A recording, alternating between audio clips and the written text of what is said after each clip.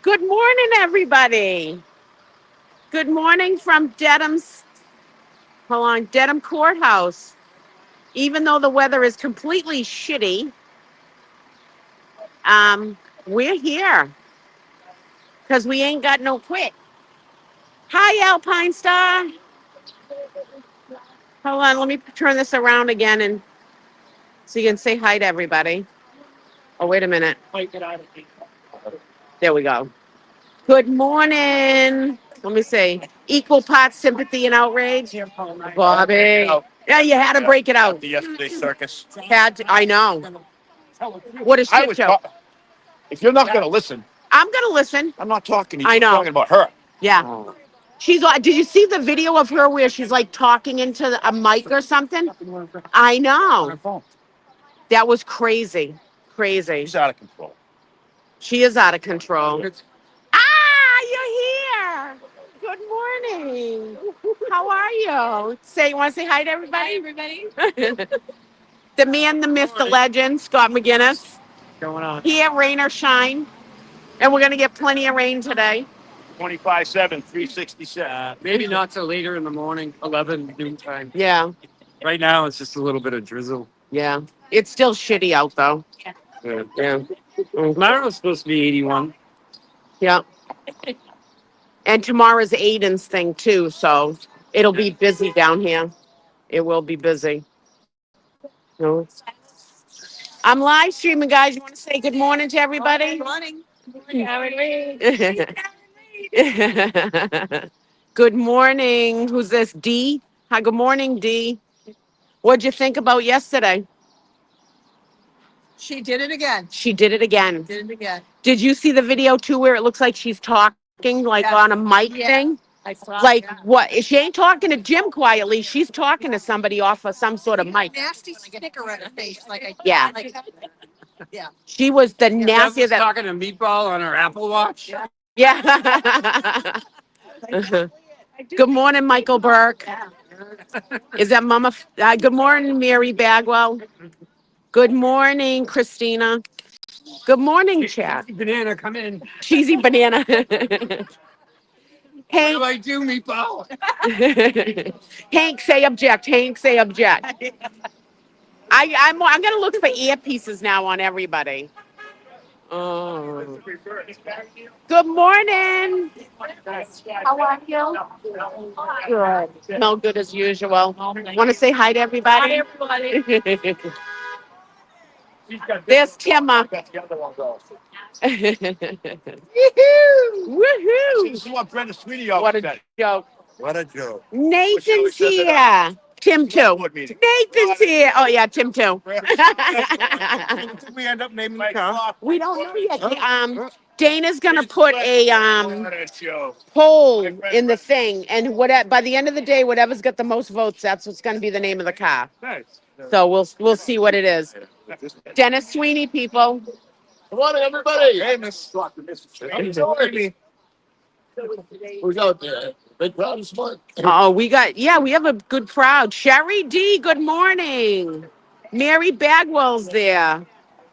Magools is there. I'm killing it. You're not out of bed. Nope, not yet. Coming soon. There's Neil. Neil, I didn't even hug Neil this morning. It's all right. I was going in to go pee. You was busy. Say good morning to everybody. Good morning. Yeah, there we go. Hi, who's this? Wendy, good morning. Our queen. And Marilyn's here. I haven't seen you in a while. I'm good. I'm good. Cheryl's here. She just arrived. Cheryl just left her husband at home in the dust. No, he's in the hospital. Oh, I thought he came home. Yes. No, he's still in. Maybe tomorrow. Maybe tomorrow. He better get An home. extension cord. I bought him an electric blanket yesterday. Did you get a gold? Yeah. Oh, I've had it forever. Gold? And they said, oh, Good morning, Edward Scissors Hands. season in his blood. Like, oh my gosh. So I bought an extension cord. That's why I'm late today. I was like shuffling through all the stuff. Don't do that. Good. How are you? Good, Sheriff. Remember? I never remember it. God, it's spitting rain. I don't like this. So everybody, it's spitting rain. It's miserable out. Like no one's gonna do their hair. No one's gonna look all pretty or anything because we're gonna get rain dumped upon us today. It's not gonna be good. Good morning, Terry Martins. Good morning, Sherry Day. Good morning, Kimmy. Yeah, we're here. I didn't even bother. I went to the gym this morning. I woke up early, so I went to the Dedham Planet Fitness, which is a beautiful Planet Fitness. So, did a workout. Oh, thank you, Edward. It's not broadcasting from inside the closet. I know. At least I'm not in the closet. I came out of the closet today. Oh God. Good morning, Erin. So yeah, what a good morning, little C.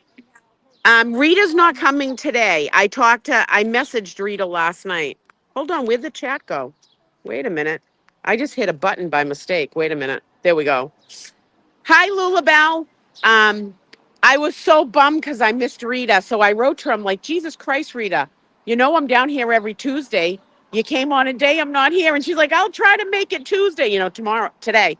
And I'm like, no, don't rush. She's going to be down here days this week. And I'll see her next week no matter what, depending on how everything goes here. So I can't wait to see Rita. We messaged back and forth last night. What are you guys congratulating Lulabelle on? What happened? Hold on. Dina, can you imagine had AJ pulled this stunt? Bev would have went ape shit. Dina, let me get that morning. Hell yeah. Spanky. Hell yeah. Good morning. I don't know what happened with Lulabelle, so congratulations, Lulabelle, for whatever. Oh, there it is. Good morning, beautiful people. My daughter just delivered a beautiful. Oh, congratulations on the baby boy. Yay. Thank you for putting that up, Dylan. Dina, Rita said she'll be here tomorrow. I don't know if I'm going to be there tomorrow. I can't go a week without a paycheck, but it all depends on what happens on these things. Because once they deliberate, I'm down here. I'm not leaving. So no matter what, I'll be here next Tuesday. I think it's going to go over to Monday. When Karen gets found, who's this? Yeah, you're gone. Goodbye. Yeah, ban him. No negative stuff. You're an ass. That Why can't I ban him? It's not disappearing. One of the mods get him out of here. It's gone. Okay, good. Because by the laws of our state, you were found not guilty with reasonable doubt. There's reasonable doubt has been proven. There's no way. The Commonwealth did not prove their case. Oh, thank you, Sherry D. Like I said, no negativity at all. No way. I don't even know what they were just yelling about. I didn't see that good thing. We need to keep good thought. Exactly. Those are just the trolls. The trolls are out in force. Big time. Fuck them trolls. Hi, good morning. Hey. How are you? Oh. Another new hat. We're going to have to call you the hat lady. There's a new hat each day. Yeah. Did you buy it with all the nut? Oh, okay. I love all the pink. So we asked them. What? What went on just a few minutes ago? I heard you guys rustling about. Did what's his name drive by? Antique Oh. Road? No. No. Timmy's buddy used to work there. Didn't beat the horn out of him. Didn't throw him a buzz off. Lulabelle's daughter just gave birth to a baby boy. All right, Lulabelle. Name it Timmer. Name it Timma. After the icon. There we go. Yeah. And then the stadies came over. Stop down. I speak. If this crap was going on here, she would not be sitting on the fact. They should remove her. I mean, there's no way her counterpart of other enforcement people, judges aren't looking at this going, what the hell? Like the way she's acting, it's horrendous. Let me put this around. The way she's acting and what she's doing, it's not right. We know it's not right, but it's getting worse. Like I think the Commonwealth is just scrambling to do anything at all to um, frame Karen. I mean, it's brutal, totally brutal. Oh, we're not going anywhere because we got this. We got Sandra Birchmore too, and some of the same players are in these two cases. So, but I'm just disgusted by Bev Canoni. It's just a disgrace. And the world's watching all this, and um, she is just showing the world um, how biased she is. I mean, the world's watching this. It's got to be. I'm surprised no one has stepped in yet because it's just so blatantly bad. I don't get it. I don't get it at all. So I was really hoping John DePietro was here, but he'll probably be here next week, just to fuck with him a little bit. Yeah, the judge should be banned. Good morning. Morning. That's one of the newscasters. Um, my favorite newscaster who I respect is Penny. I like Penny. Penny's cool. Good morning, beautiful warriors. After yesterday's shenanigans, I believe the jury sees. Oh, this jury sees it. This is a young jury. I've seen them. They're mainly young, and there's a gentleman, a woman, and a gentleman that are up in age. I want to say 60 and above. Let's just say, and they both really pay attention to everything, and I think I I mean, to pay attention, to be of sound mind and listen to everything, there's reasonable doubt. So you can't convict her. You just can't. Oh, hi. Let's see. Hi, Leah. Yeah, equally disgusted from Australia. Oh, it's bad. I think they should have been done. She's wanting credit over this case. Yeah. She's gonna go down as the worst judge in history. Yeah, the jurors I don't think are fed up. They're fed up with her and her shenanigans. That's what I think. Um, and the Commonwealth is just losing. The jurors see what's going on. I mean, you can't hide it with Brennan. He's so corrupt. And then for Brennan to get up and say he made a mistake. No, Brennan, you didn't make a mistake. You did that fucking totally on purpose. You fucking did that totally on purpose to try to sway that jury. That was not a mistake. That was done accidentally on purpose. That's what we call it. You fucking shady rat. Um, that should have been a not guilty with a mistrial with prejudice so that they can't retry her, you know. Good morning, all John Karen supporters. Good morning, future Mayor Tina. Hi, Eric. Hi, hiding in Bev's bangs. I think she's got a mic piece in her bang somewhere. We see one ear, but we don't see the other. I'm telling you, she was talking like this. She didn't say God bless you. Hank is horrible. Hank is horrible. Hank is a dirty, dirty, rotten fucking snake motherfucking bastard is what he is. No respect. No respect. Like I said, whoever bright idea that sat around a table at Morrissey's office, I'm sure, and said, we're in a case for corruption. Let's fucking make it worse by hiring Whitey Bulger's lawyer. Disgusting. Oh, she's communicating with someone, definitely. Definitely she is. Oh, Saj is here. Peter Murphy's here. We love Saj. Oh, that's too far away. There we go. Yeah. Good morning. Is this Yaya? No, yeah, Yaya Trucker. Good morning. Oh, Robin G's in the house. Robin G's here. Brennan was doing something with his phone. He went up to the podium to apologize. Yeah. That apology meant shit from Brennan. Shit. He's a fucking rat bastard. He got caught. Again. Yeah, again. It's,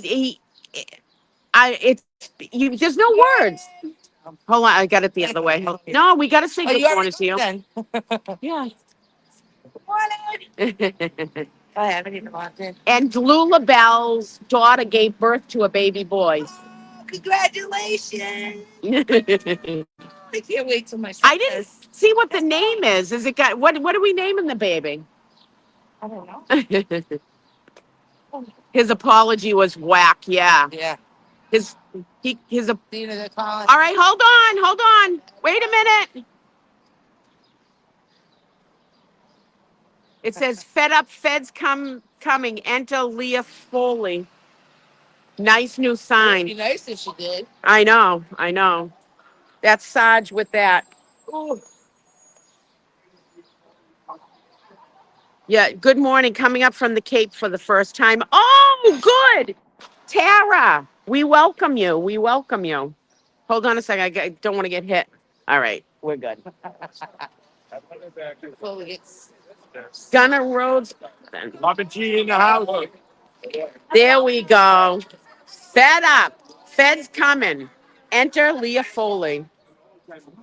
I am so pissed off today after the bullshit we saw yesterday that I want to tell the world. I can't believe it. I worked in this system for 30 plus years and risked my life every day. And this is the bullshit they pull. And we have to put up with it. Why aren't the feds walking up that court step right now and putting people in handcuffs? Exactly. I feel the same way, Peter. I really do. Yesterday's display, Hank Brennan doing that shady fucking little thing, and he doesn't even get a slap on the hand for it. She's so fucking corrupt. It's disgusting. I have said for 6 months that when I want to get a 1-day bus permit, drive a license, and drive the bus to Uncle Joe's. And I've mentioned names, which I won't put on the air right now, that I wanted to sit beside me so I could hear their heart race when they went to Uncle Joe's. I've changed seats. That person that I designated as the person beside me shotgun, she's going to move back a seat. Auntie Bev's got the front seat so I can hear her heart go dum, dum, dum, dum, dum, dum, dum. Yep. Yeah. Bullshit. There's no way other judges aren't looking down on this and just in pure disgust at her. It's the whole country. Yeah. It's disgusting. We need people down here. We need more noise. Like, why is this even happening? We need big standouts at district attorney's offices, Beacon Hill. Yep. We need people to come from, and they're showing up here now. You're seeing it. Yep. People from all over the country are coming here saying enough's enough. Yeah, enough's enough. It's insane. And people, just so you know, hold on a second, let me turn this around so I can see you guys. So Thursday at 2:00 is a standout at Morrissey's office. It's a Together We're Stronger standout. It's with Mizzy and Jen Ruda putting it together, and we need everybody to come down to this. Mizzy put her heart and soul into this, and we're all gathering together. And we're going to be at Morrissey's office Thursday at 2:00. It's on Shawmut Ave, 45 Shawmut Ave in Canton. People, take the day out of work, get out early, whatever you got to do. We need a huge showing down at Morrissey's office. We've had enough of this shit. Seriously, yesterday was just disgusting. It's just disgusting, you know. There's no words. There's no words. I don't understand why the feds are not coming. Hey, feds, are you listening? You guys watch all this because you think we're all wacko. You're watching the judge do all this shit. You're watching some of these police officers, these troopers do all this shit. Where the hell are you? What more do you need to step in and end this fiasco? It's crazy, guys. It's insane. It's what more do the people of Massachusetts need to do to draw your attention? You know, it's we're waiting on you, feds. How much more do you have to investigate? You're still investigating with Sandra Birchmore. You're still have investigation into this. Release everything. Hand stuff over. Get in your fucking buses and get over here and start arresting the people in this, the judges. It's disgusting. Bev was on camera talking to somebody. How are you not here, federal government? I don't understand. I have grave concerns too about Bev Canoni. I have asked myself, I know. This isn't going away. I don't think they understand that.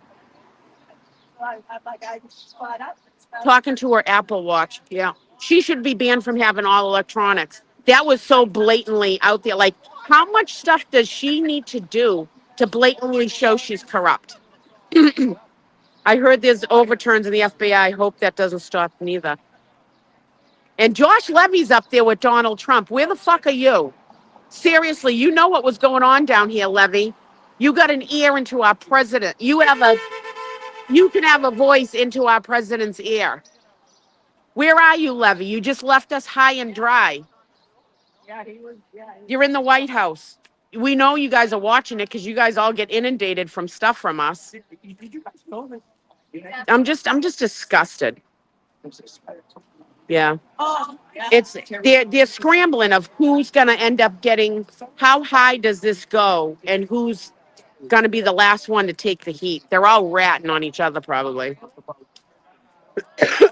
I'd like to know when this is all over, because Canoni said the jurors are fed up. Yeah, they're probably fed up with her shit.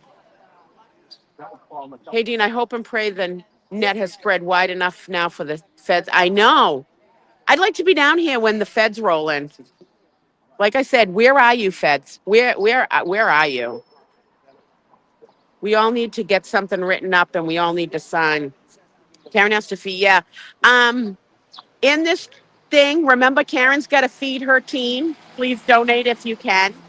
And visit everybody's channels, like we always say. Please, they'll end up through the day putting in other people's channels to, hit the like button and stuff, because we're all in this together. We need to be as loud as we possibly can.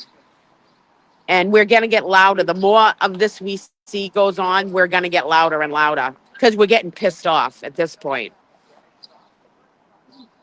Yeah. Morning prayer. Hold on a second. Let me turn this around. Morning prayer. Morning prayer.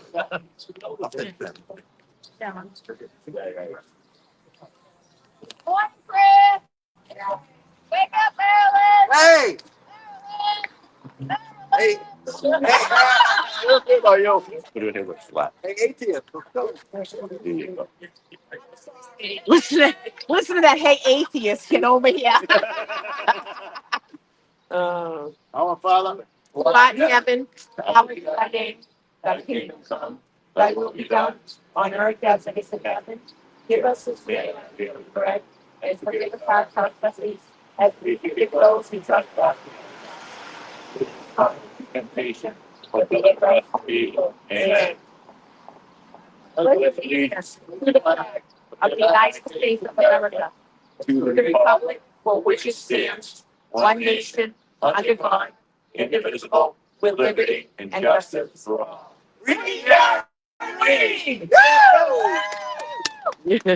Open the window, Phil. Open those doors and the feds get your asses here. bullshit today.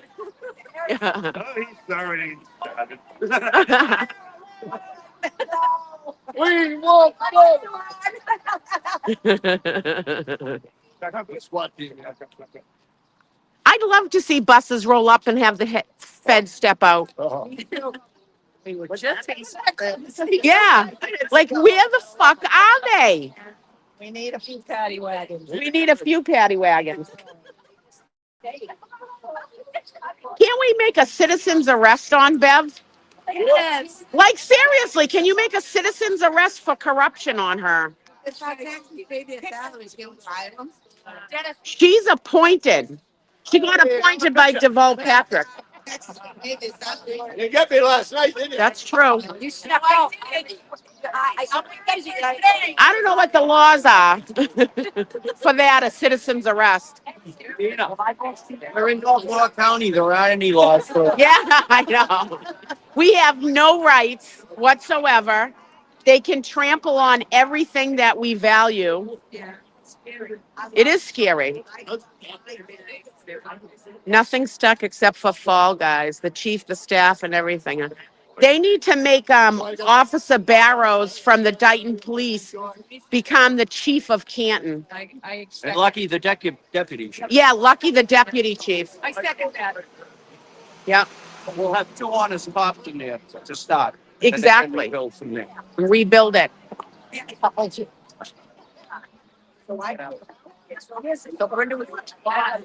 I take a hundred?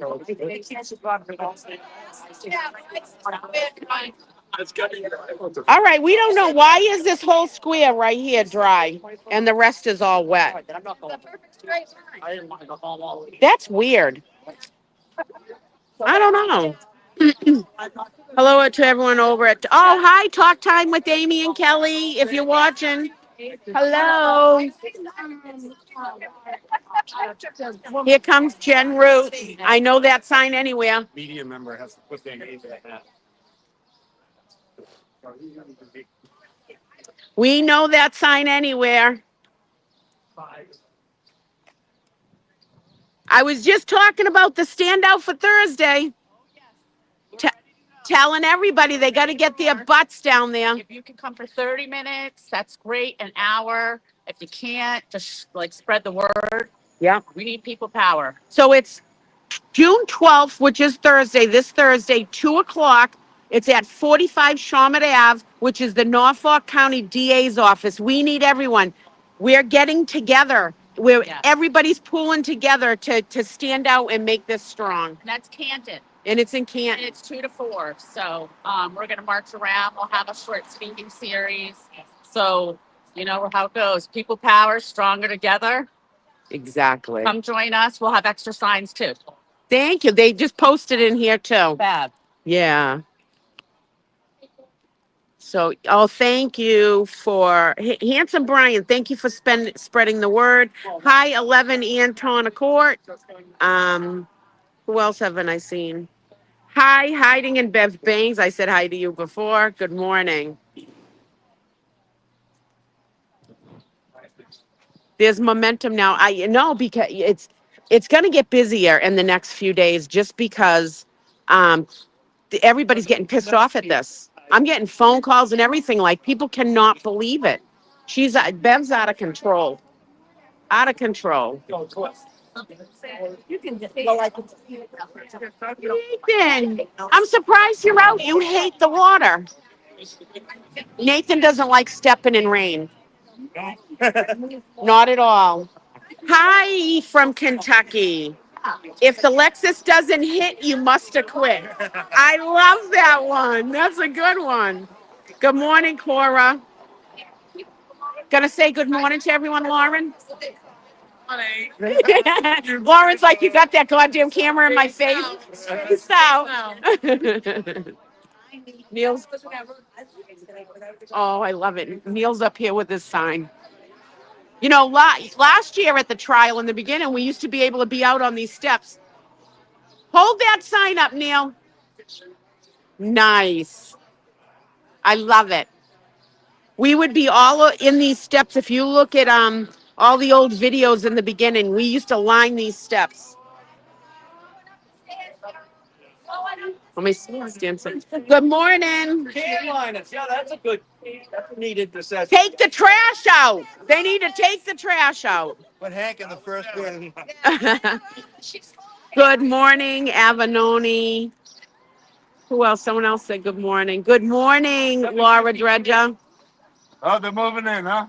Maybe we can take 8:05 and see what happens. Yeah, really push the buttons today.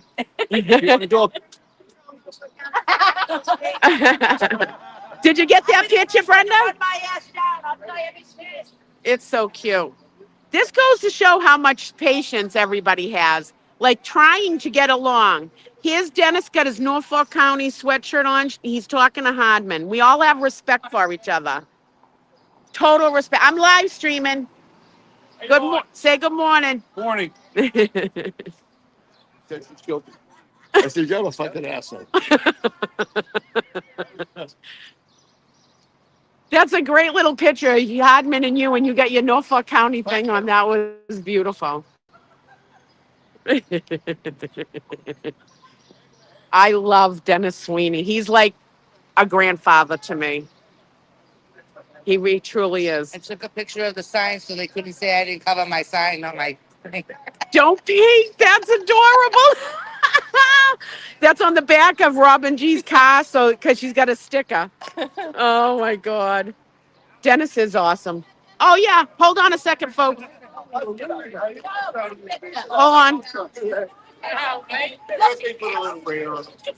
They love to get in my face. Hold on. Hold on.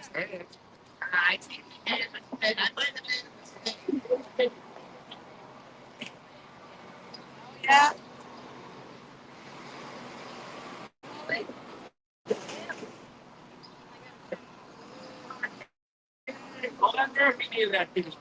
Everybody look mad because we're mad. 5, 4, 3, 2, 1. Free Carrie Reed. Can we do a fuck you, Bev Canoli? I think we just did. Come on, one more, Brenda, with the middle finger for Bev Canoli. No, get a finger. We're stupid then. We're stupid. Smart jumping down the sidewalk. Bring on the fence and then we'll hang up that way. 7:55. We got 5 minutes.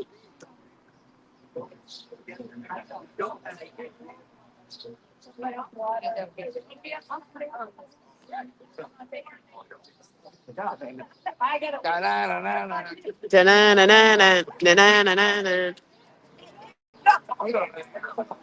All my stuff like that. Danny. Hold on a second. I got to do this the right way. I'm trying to make him magically appear down here. If I say his name 3 times. Danny from True Crime Social. Good morning. Poof. Nope, he's not here. It didn't work. She is the worst judge ever. Ever. Her peers must be disgusted with her. So I decided to do that. Yeah, we got like a few more minutes left before we gotta walk up. They're starting to walk up now. I'm going to my car for a second.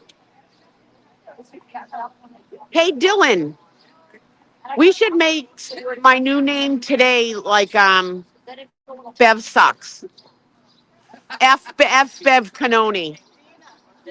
No, someone probably it was been here since this morning. It's someone's trash. I'll throw it out because I got to walk down to my car for a minute. Thank you. Thank you. I'd rather throw the trash away. All right, we're gonna cross. We're gonna go down to the car, and then we'll come back up. There we go. Yeah, we also collect trash because we don't want people littering around here. Really? That was so.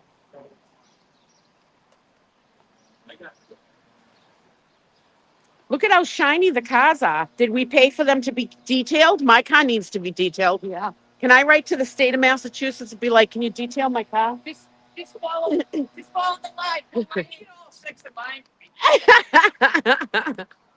Dina keeps it clean except language. Yeah, I do have a trucker's mouth, folks. I do. It's there's nothing I can do about it. I do have a. There's Cheryl. Say hi to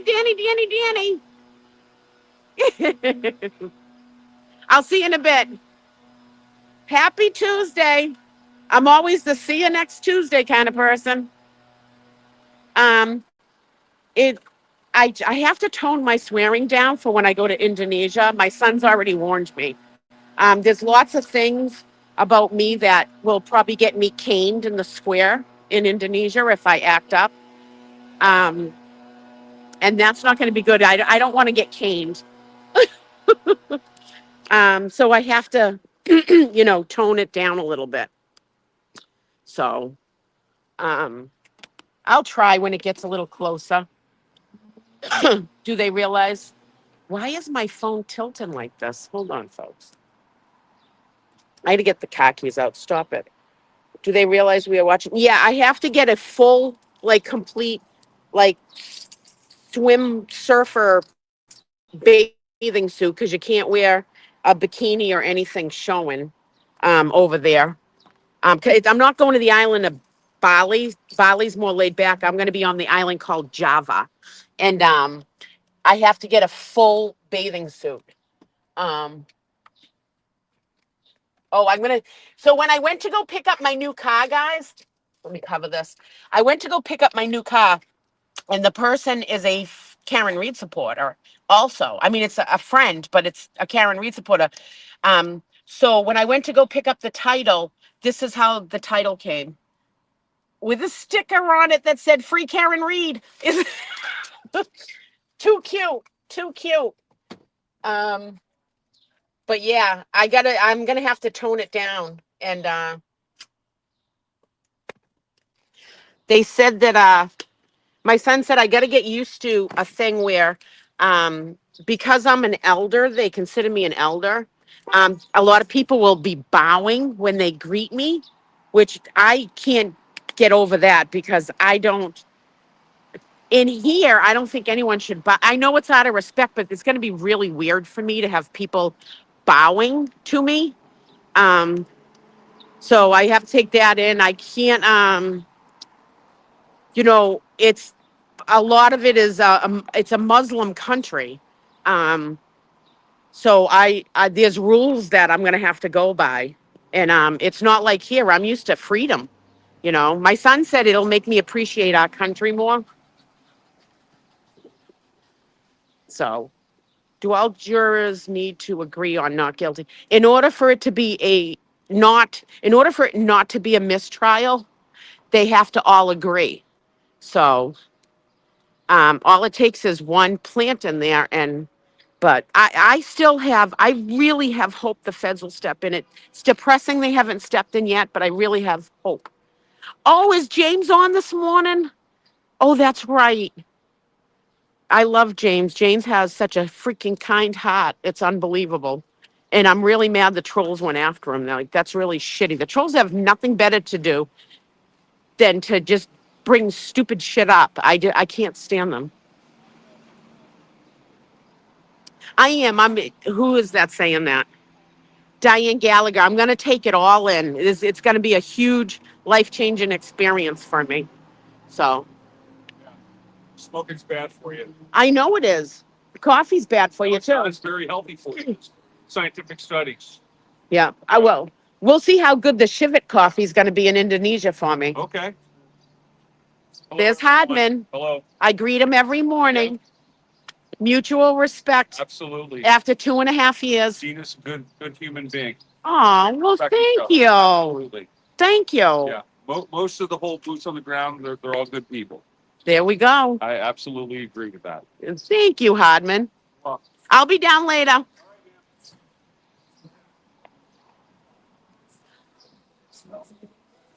Yep. So, I have a good rapport with Hardman. We both can disagree on stuff, and that's fine. That's how adults should be. Good morning. And that's that. I'm good. How are you? Doing good. Good. I'm live streaming, just so you know. Did you see someone spread purple flowers, big flowers on the? No. Steps. It's pretty cool. Oh, I didn't even notice that. People, I've been standing over here for 2 hours. Hold on. They did. They put pink flowers down on the steps. Ha! There was a band outside last year for jury jubilee. I didn't. No, I honestly, folks, all right, let's get this real. We're all adults here. We try to be adults. Sometimes we're not. But I've always tried to show mutual respect. Last year, there was things that happened last year that I didn't like, but I got along with the police down here to get Karen in safely, along with the other boots on the ground. And that changed, by the end of the trial. And we all got to know some of the cops down here. The Dedham cops have been nothing but wonderful. But I still, no matter what, I don't agree with stuff, and Hardman doesn't agree with stuff with me, but we have a mutual respect for one another. And if I go to him and something's going wrong down here, I go right to him and he'll take care of it. If someone's out of line here, like when JLR was here, we warned him about it. When that other idiot, oh my God, what was that other idiot's name? um, Dolly something. When he came down, I was not putting up with Dolly shit. No, don't come down here and stir shit up. It's just wrong. Really? I don't. And yeah, we got to have a little talk down when we get down here about Oh, yeah. the buffer zone, because we're ending up having to be babysitters down here. And it sucks. Yeah. Oh, someone's hoop earring. It's not real gold. It's fake gold. Anyways, Yeah. we can walk. Very good side. So yeah, Dolly Vision was an idiot, and he was already trying to stir shit. We're not putting up with that stuff. We want to, we want to be able to protest peacefully out here. It doesn't actually work all the time. Oh, you're from California? Yeah. Hi, San Francisco, right? Yeah. Penny was wondering if you were coming down here today. Late. She's over. Oh no, that's Penny? not Penny. Oh. No, Penny. Penny might still be down having breakfast. Oh, it's gonna be Yeah, she's like, is the lady from San Francisco gonna be here? really. That's so sweet. She must have felt bad because she couldn't talk to me yesterday. Oh. Because I was like, hi, and she couldn't talk. Right there, too. So let's talk about the buffer zone, people. When you come down, I'm people think I'm a bitch, but I'm trying to not have you get arrested. You cannot yell stuff out to Peg O'Keefe. You cannot yell stuff out to Spanky. You can't yell stuff out to anybody that has to do with the court system in there. You can catch a federal charge. It's not a state charge. It's a federal charge. You just can't do it. And people were doing that. Peg O'Keefe like almost fell yesterday, and someone yelled out, oh, have another drink or something. It makes you look trashy. It honestly does. um, you can't yell that stuff out. The cops are not going to put up with that shit. They're not. Keep it. You say what you want, but say it like you're just talking to your person next to you. Don't yell it out across the street. You don't want a federal charge. You seriously don't. And if you meet up, if someone that's been around here the whole time, like tries to say something to you about what not to do, hold on.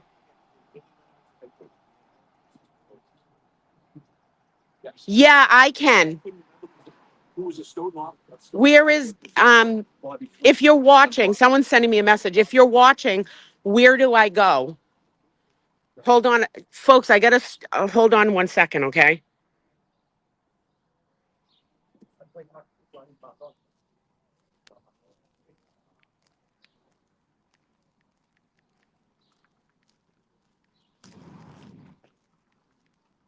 Hold on, folks.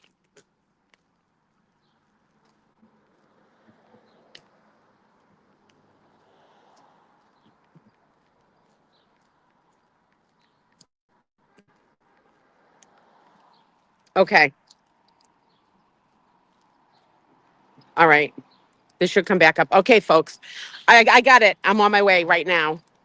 Um, okay, I'm back. We're going to the courthouse steps. Um, Yep, I'm going. Um,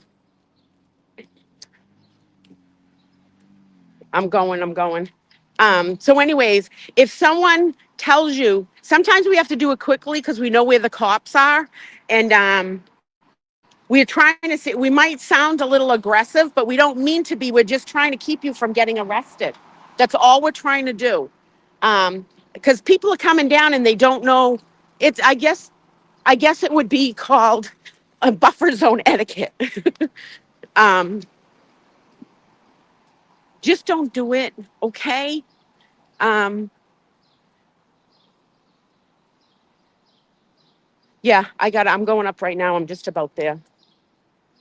Um, they're getting a little bit more lax on um, who on the corners, like where you can stand on the corner and stuff like that. They're easing up on it, and we want to keep it. We don't want to.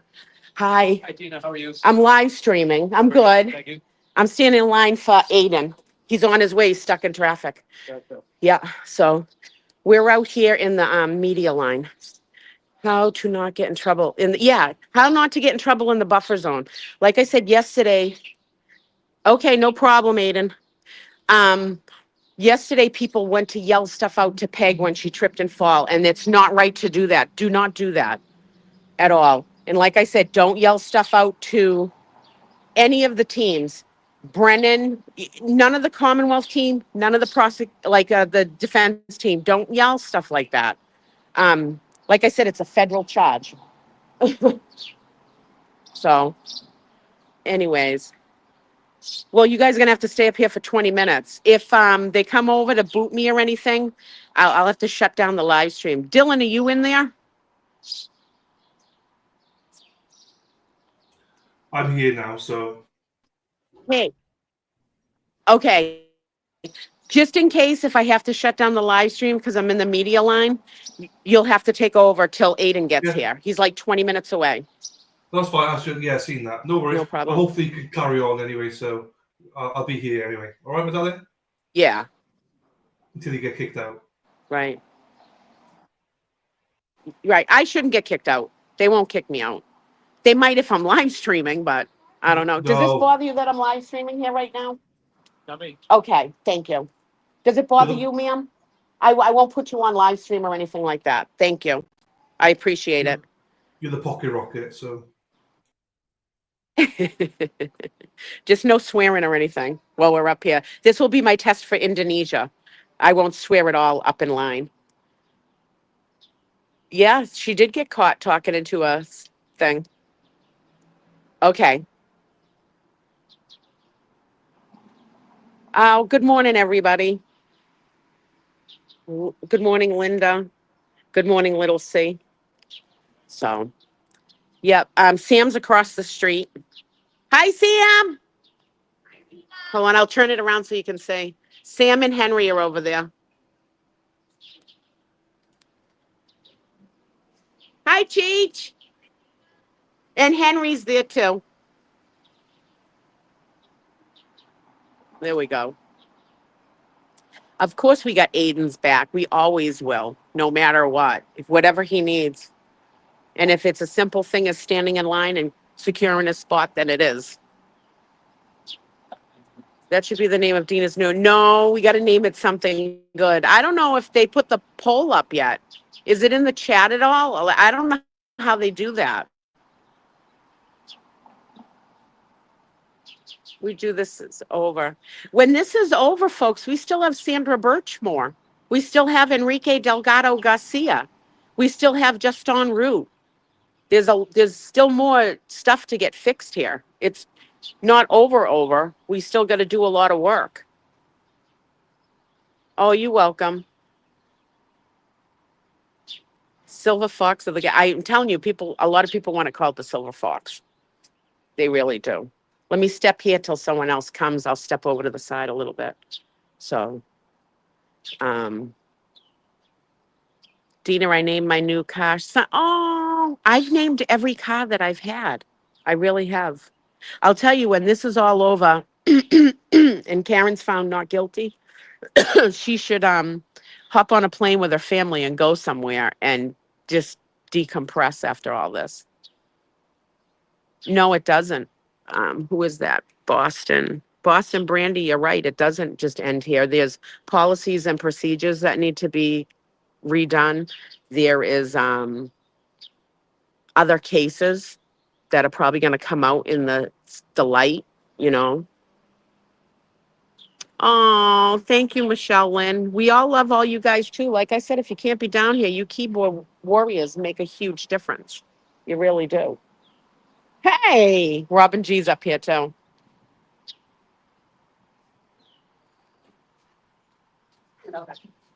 I don't think you can. Can you have that up here? God save the. I don't know if I'll there's just put it anything black. in this media line.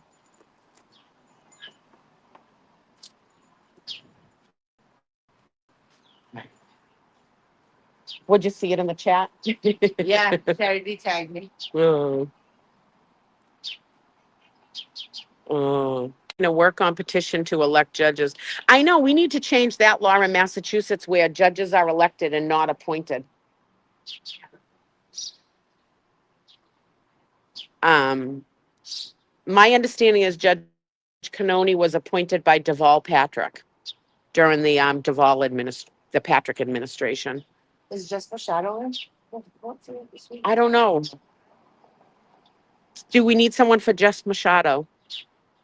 I don't know if Aiden's still in the chat or not. I don't know if she's in. Hold on a second. Wait a minute, folks. Hold on. Not Jed. Jess Machado. Hold on, folks. I think she's in this week, so she might not need one. Hold on a second. All right. I just texted Aiden. This is all set, you said. Okay, good. Dina, I have plenty to say about. Oh, I have plenty to say about Patrick too. That piece of shit. I'm not a fan of Deval Patrick at all. Oh, good, she's on the list. Oh, she's sick today. Well, get better, Jess Machado. Yeah.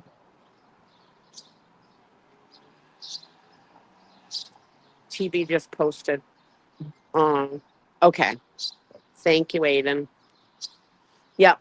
So, anyways, yeah, there's no John DePietro here this week. I was really hoping, but I have time to make a new sign. And it's probably going to be something to do with his weave to hold behind him. I feel strongly as a not, hold on, I didn't read that. As a not guilty, focusing on the science and physics. Yeah. I mean, there's reasonable doubt, folks. I don't know what it's not hard. There's definitely reasonable doubt. Dina Duvall is part of why Canoni is away. Oh, exactly. We know. We know. We know. Jess's third alternate. Okay. Oh, wait till Grant finds out that Jess isn't coming. He'll probably show up. John de piece of shit. Oh, yeah. Yep. I figured. That way if one will go down with, because the video, No, he's gonna. Well, depending on when it we'll see how it goes. You know, if I get booted or whatever. I don't think they can boot me. I'm holding his. Well, He'll no, get I here. didn't know if you wanted to go down Oh, there. down there. and Oh, record. we'll be able to get the shot. You know, I know all the whispering, huh, folks? Oh, I don't know. Good, Dina. You made me laugh so hard last week with that fool. Oh my God, that was so good. And he made it seem on his stream like I was swearing at him. So I'm so glad Dana put those two things together so you could see I was saying, that's my God-given right to be up here. So he's such a liar. Listen, Turtle Rider. Listen, Turtle Rider.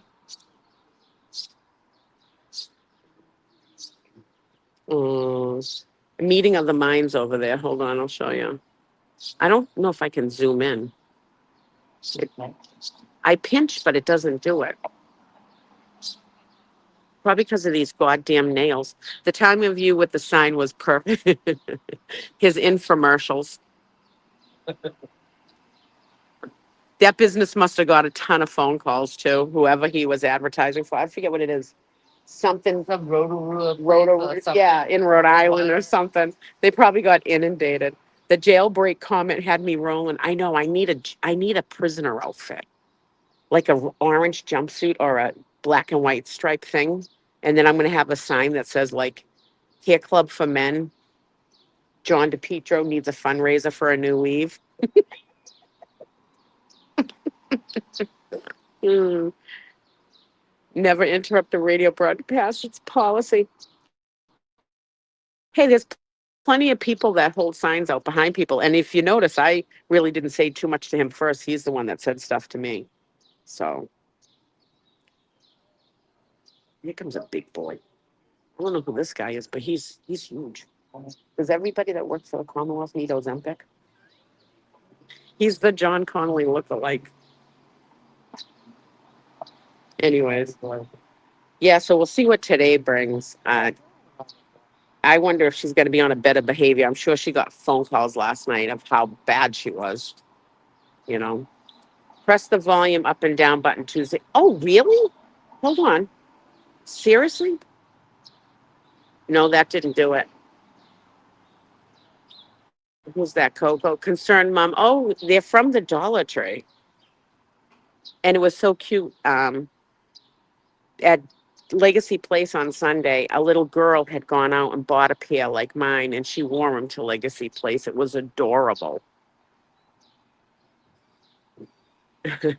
Yeah, she was horrific. I'm sure her peers, they got to be saying something behind the scenes. They really do.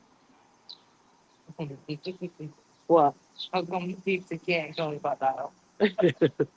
Yeah, during this trial, did any of you guys turn around and sit and try to do a butt dial? Like it's impossible. Do a butt swipe. Yeah, we can do butt swipes, but to butt dial, I don't know. Julie Grant not talking about Hank's lie yesterday. Of course she's not. Does anyone respect Julie Grant? Like, they're disgusting, disgusting. And I still haven't finished with Beth from the Boston Globe. I mean, nothing got done about it, but I guess I have to pick and choose my battles. And that was just a battle I just don't have time for. And I was so excited that Rita came down here yesterday, you know. And so the doctor yesterday from Rhode Island, Dr. Scott. That's the ad. Scott. Scott. Scapito. Yeah, some. Tim, do you know what that doctor from yesterday, what her last name was? Scott. Flew out of my head. I know it flew out of mine too. I know it's what's Portobello, but that's not it. No, but it was something long. Hold on, someone in here. Lapazito from Rhode Island. So only part of her testimony things can come in. Bev's putting the hammer down on everybody. I can butt dial. I voluntarily use no security related features. Yeah, you can probably. Dr. Lapazzato. Yeah, so Bev really put a noose around everything that she can do. It's disgusting. I have grave concerns. I really do. It's like we're at the end and Bev's just like raining so much stuff. She's putting the hammer on everything. It's disgusting. Totally disgusting. So it was awesome to see Rita, and I was so happy. I messaged her. I'm like, I missed the day you came down here. We need her. And I was telling her, I said, you know how many times I said to Rita last night, you know how many times I get called Rita? It happens a lot down here.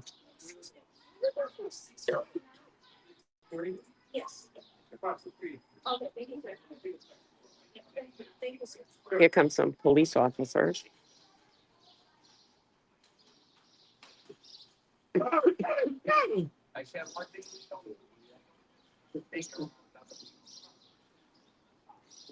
Okay, Turtle.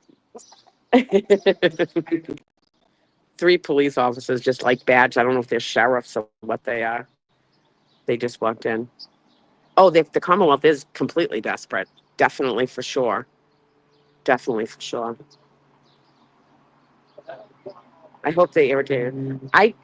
Be safe, Turtle Boy Live. Dina's got you. TB says 5 minutes. Okay. Yeah. Don't get, take your time, TB. We got it. We got it. We got two of us up here. That's why I just said, okay, turtle. Is Okay, turtle. he in the chat? Yeah. Oh, there he is. Oh, good. Yeah. Robin came up to back up just in case one of us got booted or something. So we got it. If you wanted to run down and get stopped, there, anything. And don't forget, folks, Wednesday, tomorrow, Aiden's case is back in court again. I wish I could be here. I got to go to work to pay the bills, but there'll be plenty of people down here. See Bev talking about her app. Yeah, I did see Bev talking into something. We don't know what it was, but it looks like a watch or something. And she definitely is talking with someone, which is mind blowing. I love the one where the Madam Court reporter smelt her armpits. Like, how many of us have done that? When you're in the court, you forget there's cameras in there, and you get like you don't know when the cameras are on you and stuff. And for her to lift her arm and smell her armpit, I was dying. I was just dying. It was so funny. Yeah, it's the slime. It's all be something Yeah. like that. Very much. So, Aiden, you're going to be number 3 in line, 3rd in line. There's Tim, there's another lady, and then there'll be you. There you go. Then. Sorry, I was only teasing. You like if Dina, who has a clip of it? It's on, if you go into Resistant to Silence on Facebook, it's posted in there, the video of her doing it. So, yeah, Boston Brandy's in the chat. You come in here? I don't think she's coming today. Her daughter has some sort of something. Good morning. It's not a court, it's a cert. All right. So back to Turtle Boy's hearing. We'll go again tomorrow. At court. Is it at what time is it at? Wow. Turtle Boy's 11 and 1. 11 at 11 o'clock. And I heard it filled up in there because we were all behind Turtle Boy. So it filled up. So if you plan on getting into court, I would suggest you get earlier. You're not getting in. Go either way to have an appeal. So anyways, please show your support if you can get down here. It's like everybody takes turns when they can come down and stuff like that. And it's important. I don't know who just sent me that. It's a weird phone number. And because you'll have Karen and Turtle Boy's hearings going on at the same time. So you can divide it up from being outside with everybody or getting into Turtles. And please dress nice, no pajamas. Read Danny's comment. Lady armpits. Oh, that's funny. But yeah, dress up nice. When you go into court, don't wear your pajamas and stuff and, look nice. You're representing down there. Pajamas. Yeah, because people do wear pajama bottoms. He said it on his live. Yeah, that's what I mean. Aiden said it on his live. So do the guy a solid and, pull out something very nice out of your closet. And yeah, no free, you can't wear free Turtle Boy gear. Look decent, dress up for the day. You guys see me here all the time. I'm in yoga pants and a tank top because I'm comfortable. But for court, I had to pull out, something nice to wear. It's just respectful. So just don't wear pajama bottoms. Anyways, I have a turtle. You can't wear a turtle suit, unfortunately. I think that'll be Oh my God, that would be hilarious. frowned upon. But it would be hilarious. Yeah. So, oh, there you go. Nice spring green dress. You can wear the color green, you know. That's fine. Yeah, there's people starting to arrive down here little by little. It's gonna downpour though later. Mhm. Yeah. So, anyways, folks, as I said before, they just posted about Karen Reed's defense team. She's the donation place. You please donate. She's still got to feed and house all these experts coming in and stuff, and going like everybody's channel. We're all pooling together. So I'm not going to start listing the names of them because I leave somebody out, and then I feel really bad. And I did it for a while with Young Jerks. I felt really bad because I left them out. So some of the mods in here, some of the the members will post links, and please just go over and check them out. We're all in this together. We need everybody to pull together for this. We have to be the loudest and strongest we ever were right now. We're right at the end. We're almost to the goalpost. So, and don't forget June 12th, which is Thursday, at 2 o'clock, 45 Shawmut Ave in Canton at Morrissey's office. We're having a Stronger Together standout, and we want to see tons of people down there. We parade around the building and everything. We play music, we parade around, you bring all your signs and everything. I want to see it be a blowout. She's got to send the new Robin G, please tell Dina she got to send the new page. Sub. Oh, sub. Yeah. It does. All right, typo. Yep. So going in. Oh my God. I was standing in line for Aiden. He's got stuck in traffic. He'll be here in 5 minutes. Can I go in and just stand in line for him? Can I go in for him just? He was third in line. Aiden, how close are you? They just let people in. Just tell him there's only courtroom 8. He hasn't missed any. All right. It's courtroom for 8. is. Oh, thank God. You were third in line. All right. You're welcome. Good timing. All right.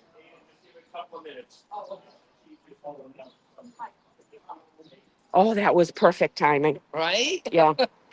I gotta pee. Can you do this? Sure. Come on over here with me and then I'll run down and pee. Good morning, all. Morning. Oh my God. And the court officer looked like he wanted to let me in, to be honest with you. Did you see? He did. I was like, oh And my then somebody God. inside said it. Yeah. So would have had a fish. I gotta pee. I'll be back over in a second. Here, you want to hold that out here? I'll be right back. Sure. As long as I'm not in the screen.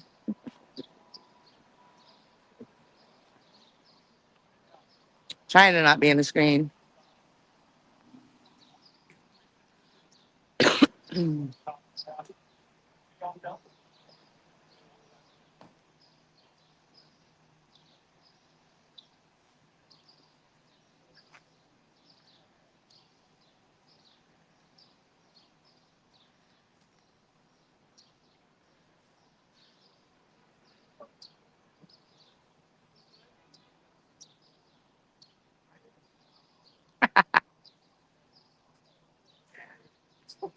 Hi, everybody.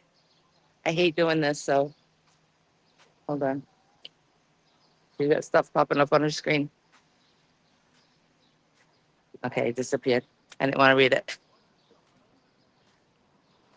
Yes, it's me. Very awkward, me. Look, you can see Dina's car way back there. I can't zoom, but it's back there. Here she comes. She's gonna save me from my awkwardness. All right, I'm gonna shoot across the street. Good. I'm gonna go pee. All right. Shoot across the street, folks. Hold on, I gotta get in the crosswalk. Huh? Yeah.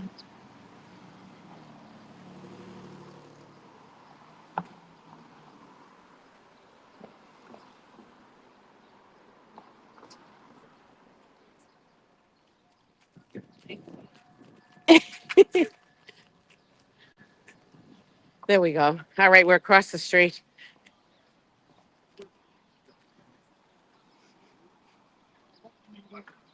No, I mean, I'm not going to be. Good morning. How are you? I haven't seen you in a while. And I had to work. I know. This thing called work sucks. Ah, thank you. It's my new baby.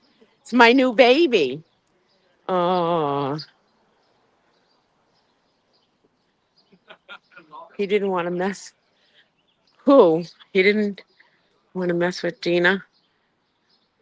Is James on Jammin' 95? I thought this was a one-way now. Or is that Spanky? No, that's Lally. Lally doing a thing up the one-way street.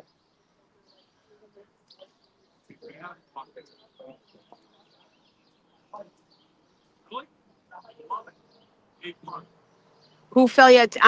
Mrs. O'Keefe, she tripped and she almost fell. And then Chrissy Mello said to her, "Are you okay?" You know, how caring are the supporters that they were to do that? You know what I mean? So, can you stream too so I can wave from the office? I missed half the chat because I was in the bathroom. Is Lally? He's not ripping butts. He might be because he got out of his car, but he's sort of where I can't see him, and we're not allowed to walk past here. You know what I mean? Yeah, another woman tripped too. Hey, when you bring your dogs down, you got to be careful with the leashes too. You know, when your dog dots out, it's not the first time someone's almost tripped or the dog. The leashes have wrapped around people's um, feet.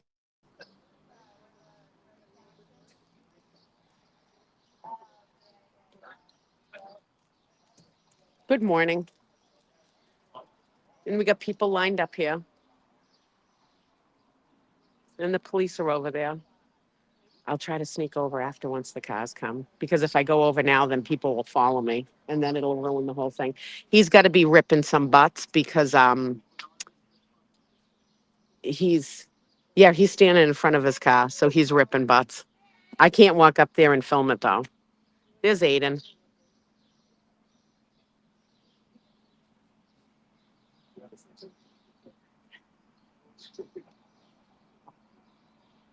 Yeah, she looked like she took a hard fall. I'm sure her knees are skinned, honestly. I almost thought that was Richie from Microdots, but it's not. He's a big tall dude walking up. Like, oh, is that Richie? But Richie dresses a lot better than that. This car coming up is Hank Brennan's. He's backing up in his Jeep. He's coming down the road backwards. I wonder if he can do 24 miles an hour backwards. It's a lot harder, isn't it? Look at him trying to do it 24 miles an hour. He's going like 2 miles an hour. It's not easy, is it?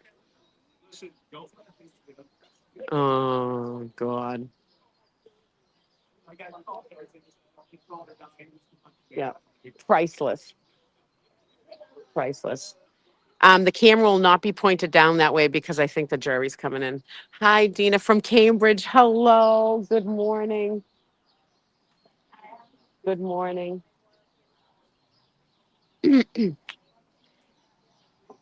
Yep, it's not cool to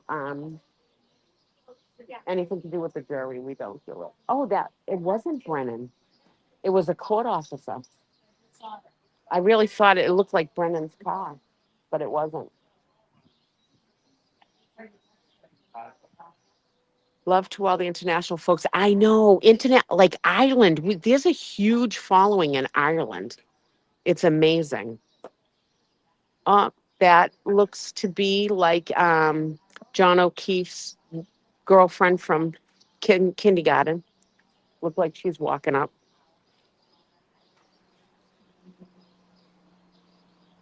Tara. I think her name's Tara.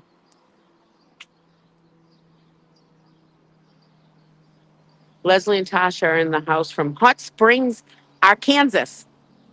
From Arkansas.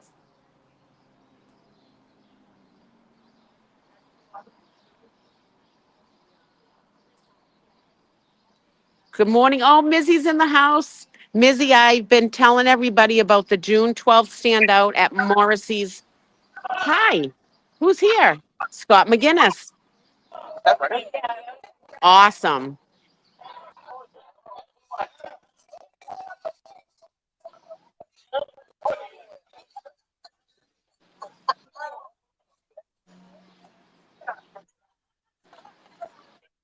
Hi, Scott. Hello. Hanky I Panky Brennan just drove by, I think. Oh, did he? I thought he Yeah. pulled in at once, but I think this is him right now. No, that's not him. I thought he had pulled in, but It wasn't Well, him. everybody here It was was some. yelling at somebody. I think it was Brennan. Oh, really? Oh Yeah. God. I was trying to take the link, so I wasn't paying attention exactly who that was driving Yeah. by. I didn't stay down there because Aiden had sent a message about standing in line for him. So that's why I was up here the whole time. Oh no, I was watching. I saw that. Oh, all right. No, if you wanted to stay down there, that's fine. That's why I wanted to take a link so Yeah, we I'll can just get stay down here Karen at driving this by, and then point. everybody runs down to the court. Right, right.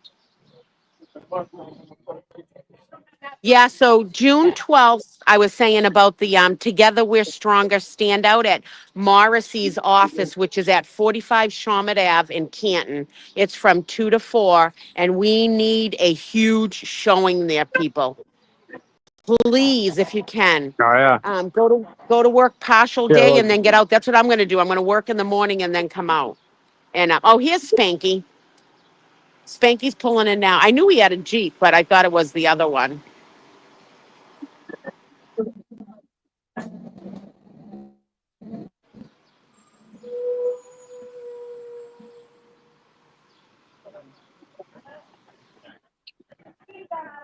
He has Jen his own Root is here. spotted. She's down this end.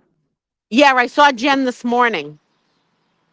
Yeah. I saw Jen this morning and had her do it too. So we really want everyone to show up because I don't think they're going to go into deliberations here till next week, either Friday or Monday. So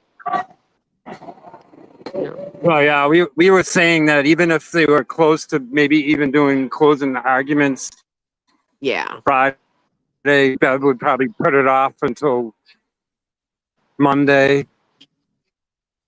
yeah. That's what I think. That's why I'm So not taking any the jury's not time going out to of be work. into deliberations.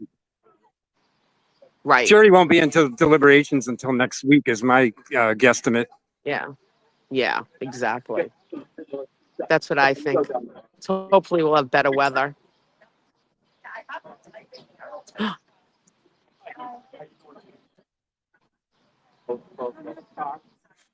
She must be needy or something.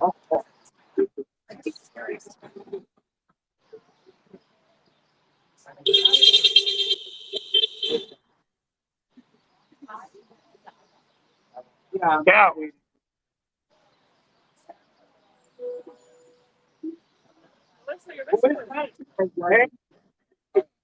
And the boy sitting in front of us.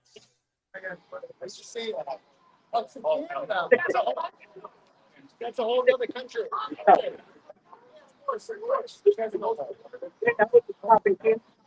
I'm just staying quiet just so we can catch wind of it.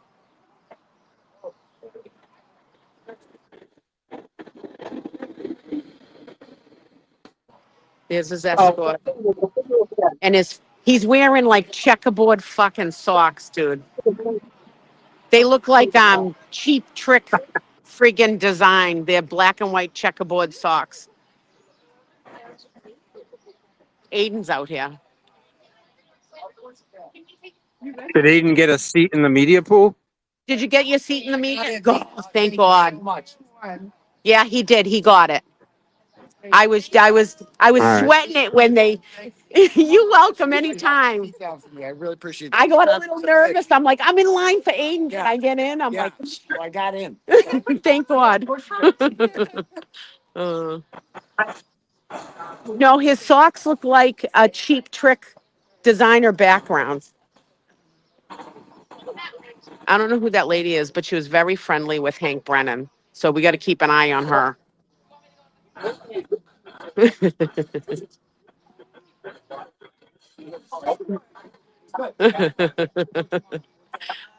Yeah, if there's people coming, there's Mr. Reed. I'll stay over here. He's coming over here to say hi to everybody. People are saying, TB, we love you. Oh, thank you, Resistance to Silence. Can I call you Resistance to Syphilis? It's kind of funny. It's kind of funny. No, Well, guys. And people can have say it, laughed right? about it. You As long can as it's like a say term it, but of you, endearment, it's in like turn, when yeah. Yeah, when you say the N-word, some people say it. You know what I mean? Right, It's right. like a sign of love. It's a Yeah. sign of affection. As long as you like the channel, that's all Like, I that don't actually think matters. you have syphilis. Come on now. It's kind of a good thing. If you're resistant to syphilis, it means you can't get it, right? Right. So Well, that's a good thing. but you do like the channel now. Come on. Of course I like it. All I was right. watching it this morning on my way in. How do you think I got asked? I actually laughed when it, Yeah. afterwards I said, yeah, we're all on antibiotics now. Oh, that's good. That's good. Yeah. How are you? Starstruck right now. Dina, I said good morning to you. I'm Shara, Tim's friend. Oh, hi. Nice to meet you. Yes, you can. Of course. Let me go down and say hi to Mr. Reed. Aww. You sure you Good morning, Mr. Reed. touch up those photos? I'm live streaming. Hold on, you got lint on your jacket. You're so filter. I need the filter. You don't need the filter. I know, me too. Dina, move that. I got you. I'm sure photobombing it. Oh, Lally just ripped about $6 Dina, butts. you take a picture too. I'm Yeah. sorry. Hold on a second. Where's Timma? Hold on a Car second. just pulls up. See who that is. There. We'll find out in a second. Hold on a second. There's two of them. On the Thank you sidewalk. so much. Do you know where Timma is? He's down the other end. Tim is down this end. Yeah, Tim is down the other end. You can't cross. Get out of the road. The car's coming in. Yeah. Yeah, we get some backup, which is good. Right? There's Alan. Sharp. Good to see you too, Alan. Excellent. Hey, how are you? Hi, Liza. No, it's good. It's nice out here. Go, Yannetti. Yannetti, you blew me a kiss last week. Love you. Oh my God. Yannetti, blow me another one. Jackson got my fabulous favorite shoes on. Oh, it's just for you. I love it. Those looking sharp.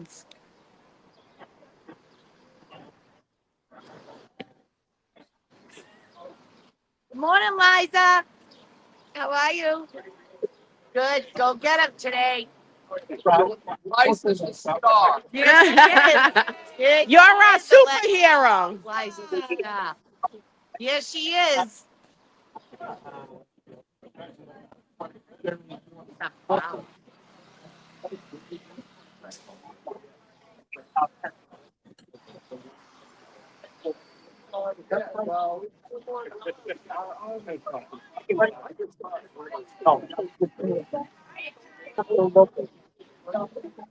Of course we don't. Hi. Hi, good morning, Karen. Yeah, no, she is. That's the dream team, folks. Go get them. Thank you. Go get them. Thank you. Yannetti. No fist pump today. There we go. There we go. There they go, folks. Yeah, I don't think.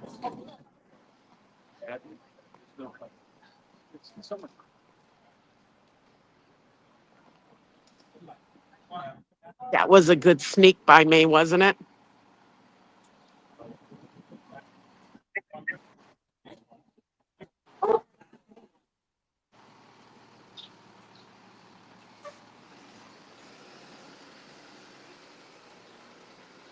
Good morning. I'm good. I worked out this morning, did you? This morning. Oh, I hit the gym here in Dedham at Planet Fitness at like 4:45. Where is it? Right on the main road on Route 1. Yeah, there's a Planet Fitness there. Time? 4:45, I pulled in, hit the treadmill at 5, 30 minutes on it, then did abs and chest this morning. It was an ab and chest that morning. We got abs. I got abs, arms, and chest today. Oh dear. So tomorrow I'll do legs and back. That's rattle back. Yeah. Shoulders, chest, arms, abs. I almost do abs every day. But it does. And I upped all the weights on all the stuff. So I'm up to 110 I'm up to 75 pounds with the ab machine. I started off at 25. I'm up to 75. Yeah. good. I'm a big girl. I was hugely out of shape, so I'm kicking ass. Yeah, it's good to feel. Yeah. I First time love for it. summer too, and you get like addicted to it. Not only physically, but mentally. Mentally. I love the mental end of the gym. So, all right, I got to go down there. I will be around all day. All right, folks. So, how was that sneaking? Uh, anyways, no, there's court today. Definitely the chat. You don't belong here. Why? Boot them out. You can if they're not being nice, boot them up. We're not putting up with any shit anymore with anybody. I'm just not. Boot them out. You got permission to do it. Hi. Good morning. Good morning. I'm live streaming. They're still up the other end. They'll be coming down. So, Dylan, are you behind the scenes there? Yeah. So if you pull up a thing of Cheap Trick, the band Cheap Trick, like images, they have like a checkerboard stuff they always put all over everything. It's like a checkerboard. And that's what fucking Hank Brennan's socks look like. He looks like a fucking idiot. I don't know what's so impressive about wearing those stupid fucking socks that he has. I think he looks like a dink. What was it called? Cheap what? Cheap Trick. And look at images, and they got like a checkerboard kind of stuff that they always design everything on. Oh yeah, got it. All right. That, if you show that, that is the image of freaking Spanky socks today. Good morning.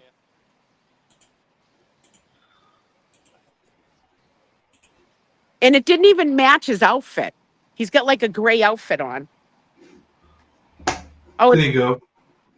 well, that's not really like it, but it's okay. No problem. Well, right, I got a call. I'll be back then. Okay, bye.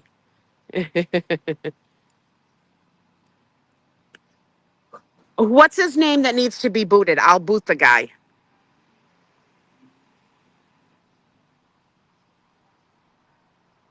Anyways, but that's what his socks look like. He looks stupid. If he was wearing a black outfit, a black suit, it would have been a little bit better. But that stupid gray suit he was wearing, that's unkempt for someone that's posing as a mob boss. I spotted those socks across the street. It was like a neon sign light went off, big time. People are walking down here right now. I got to get a coffee after two. As soon as this starts, I'm going to get a coffee. A coffee at my favorite bagel place. Are you leaving or are you staying? You walked right by me. Did I? I even got commented. I'm missing half the comment. Dina, he has a different opinion. He's not. Oh, if he's not being mean and he's not being an ass, he can stay. Opinions, I don't mind at all. It's when they're assholes. I thought he was being an ass. So no, don't boot him if he's being just in a different opinion. But when I see other people, when I miss part of the chat and I see other people saying shit, that's when I mean it. And everyone can have an opinion. It's just we're not going to put up with anyone being an asshole. So Being bad. I guess so. I only caught part of it. So I don't know. I don't know. How did you like that sneak in though, huh? And I got 2 fist pumps, one from Yannetti. So I do look out for the chat. I don't want anyone getting picked on or anything, but I miss a lot of the chat too. I've tried the coffee at Blue Bunny before. They're really good too. I just never think of it. That bagel shop, the thing about it is that bagel shop has supported us from day one. So that's why I go to their business all the time. One, the coffee is good, but they have, in the beginning of this trial, they let us use the bathrooms no matter what. Sometimes they would let us in early before they were even open. And for a business down here to do that and be kind to us, I support them. I don't know if Blue Bunny would or not. I really did. The bagel shop's been really good to us. Wait a minute, Kim Jacobs, morning from outside of Detroit. Woohoo! I loved Mom's spaghetti. There was nothing special about it, but I had to eat there because it was M&M's thing. And I've been to the what is it, the Fox Theater, and although all the band places there. I can't name them off the top of my head right now. Thank God it's still inside. I know. I still don't.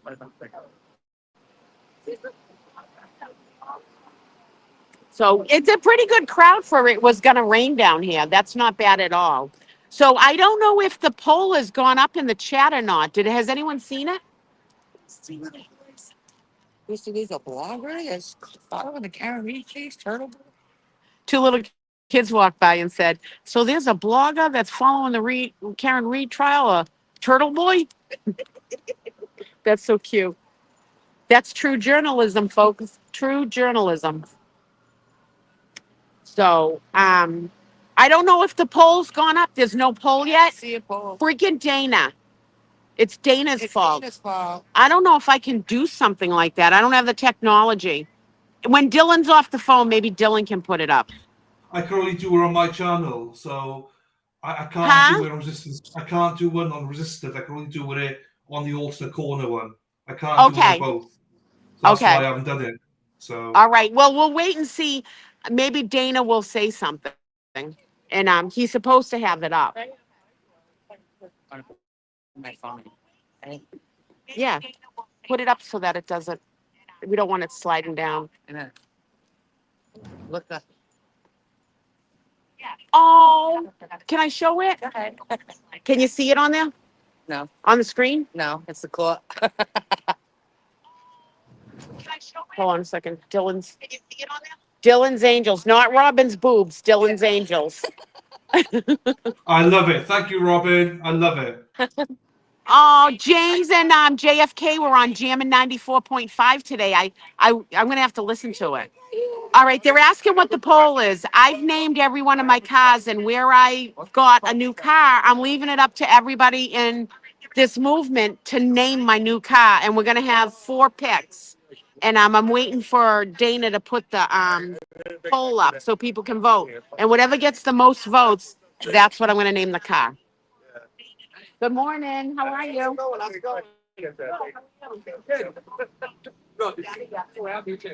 good morning. Good morning. How are you? What are you doing? Still live streaming. We're down the other end there. No. Going a different direction today. Oh, she didn't go in that way? No. And then The news guy told us, another news lady told him that she already went in and we're all down there waiting for her. Oh, Jesus. I was I live had streaming texted it. you when I was running to my car to fix my sign. And Nathan and And not this- Nathan. And his Mr. father, Reed. I saw the mother and father come by. yeah, They parked in the back of the registry. 'cause they Yeah. came Yeah. out. He was with Nick. Oh. I'm like, I'm keeping her over there if she's already in. No? They're probably waiting for the Yeah, they OPs to are. come in. Oh, maybe, yeah. Yeah. Yeah, that's true. I didn't go down there. Here's meaning. I didn't go down there because Turtle Boy needed the spot, so Robin came down with me to hold Aiden's spot. Oh, this morning? Yeah. Yeah, we were all down there waiting and we I got was the across word the she already street. in. She looked good, folks. She looked I was good. trying to- They saw it. Maybe it was due to traffic too. Yeah, it could The have been. truck Yeah, got there my was a lot of way. I was traffic trying to this get morning. Dina see Dina was over there. What? A lot of traffic this morning. She snuck in with all the media, but the truck came just as I hit. I Oh, was trying to get you with all the media. I snuck in That's with the all Dina the doing media Dina today. things. Oh, they're Mr. and Mrs. Reed. I took a picture. You walking towards me, and I said, "Dina doing Dina things," and then you walked right by. Literally just walked right by me. Oh, I'm sorry, I Robin. don't care. I was smoking. I love Robin. Robin's got my back all the time in this chat. Oh, we're going in. I missed my spot. This No, we're not going Yeah. in. I'm just setting it up. I am. Oh, We're you're not just going setting in. up? Okay. Yeah. Mimi missed her spot this morning. I did the Mimi move though today. I heard. I did the Mimi move. I got it now. What did you do? What do you put a little you, and then back in? No, I just went in through everyone like I was a wallflower. Got ya. It probably won't happen again now. It's still beyond to me, but I did get 2 fist pumps, so Yannetti fist pumped me. Good morning. I need a coffee. Oh, Waiting ended for by break. vehicle. I need a coffee. It's already That's like a Rhode Island way, coffee. So I says to her, that's Rhode Island. Hey, Maria, have a great. Oh, Dina, did you see the girl dressed up like Blue Man? No, I didn't. You know, sometimes when you're down here, you miss stuff when you stay in one spot. I didn't get to see it either. I didn't either. I'm sure. I wonder if she's still around. I'm still laughing at this. Somebody wanted to come down with a turtle costume. I know. I need a snake costume, people. I need a. Well, I got to get prepared for next week for friggin' John DePietro. I got to get a jail outfit. Well, I know my car's naked, folks. Look at. Hold on a second. No, we're not markering my car. This is my back of my car. Yeah. Did you name it yet? No, it's going to be in the poll in the chat. Oh, I got one for you. Well, we already got the 4 highest ones. Rusty. No, we're not named it Rusty. Silver Fox, That's my vote. Will of the Glera, Boots, and Lucky. Those are like the Silver fox. Silver fox. Everyone's saying Silver Fox. Dina, I need to know your nail color. Black. Complete black. And I need a manicure and a pedicure. I gotta wait till payday. But I got my. I brought my. Oh, did you get a new car? Yes, I got. Someone gifted me this car. Someone that I work with. He got gifted a car, and then he had this car, and he's like, couldn't think of anyone else that I needed because you're driving around that piece of shit. What? Is that one of theirs? I don't, might be. Hold on a second. The other side. And he gifted me the car because I've been driving around a piece of shit. So this first time in 6 years I've had air conditioning. I am beyond. So I gifted my car, Frank the Tank, to somebody too that is mechanically inclined that can fix all the things that are wrong with it. How do you take yours? They can do that. I know everybody's saying Silver Fox. Silver Fox was down here yesterday too. All right, we're going back over here because I don't know what's going on. I'm going to turn you guys around. People are still hanging out here. Try to make it so you guys don't miss anything. There's the lady dressed all in blue. Hold on, we got to go up to her. I'm so glad they're still here. Hold on a second.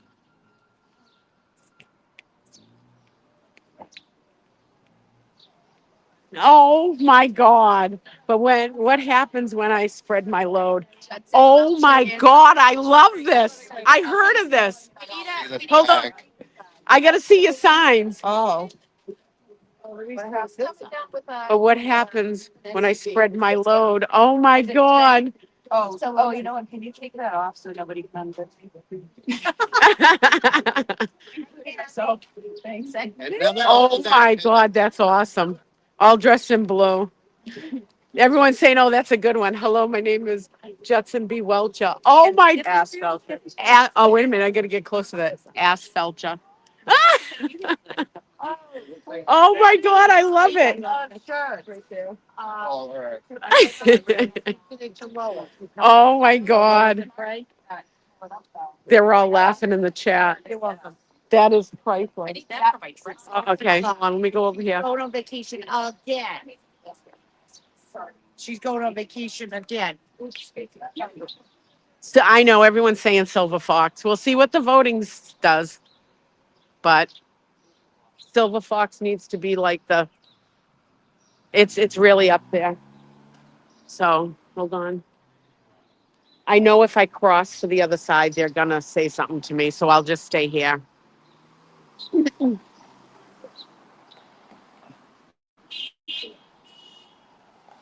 I know, isn't he here? Who's writing that?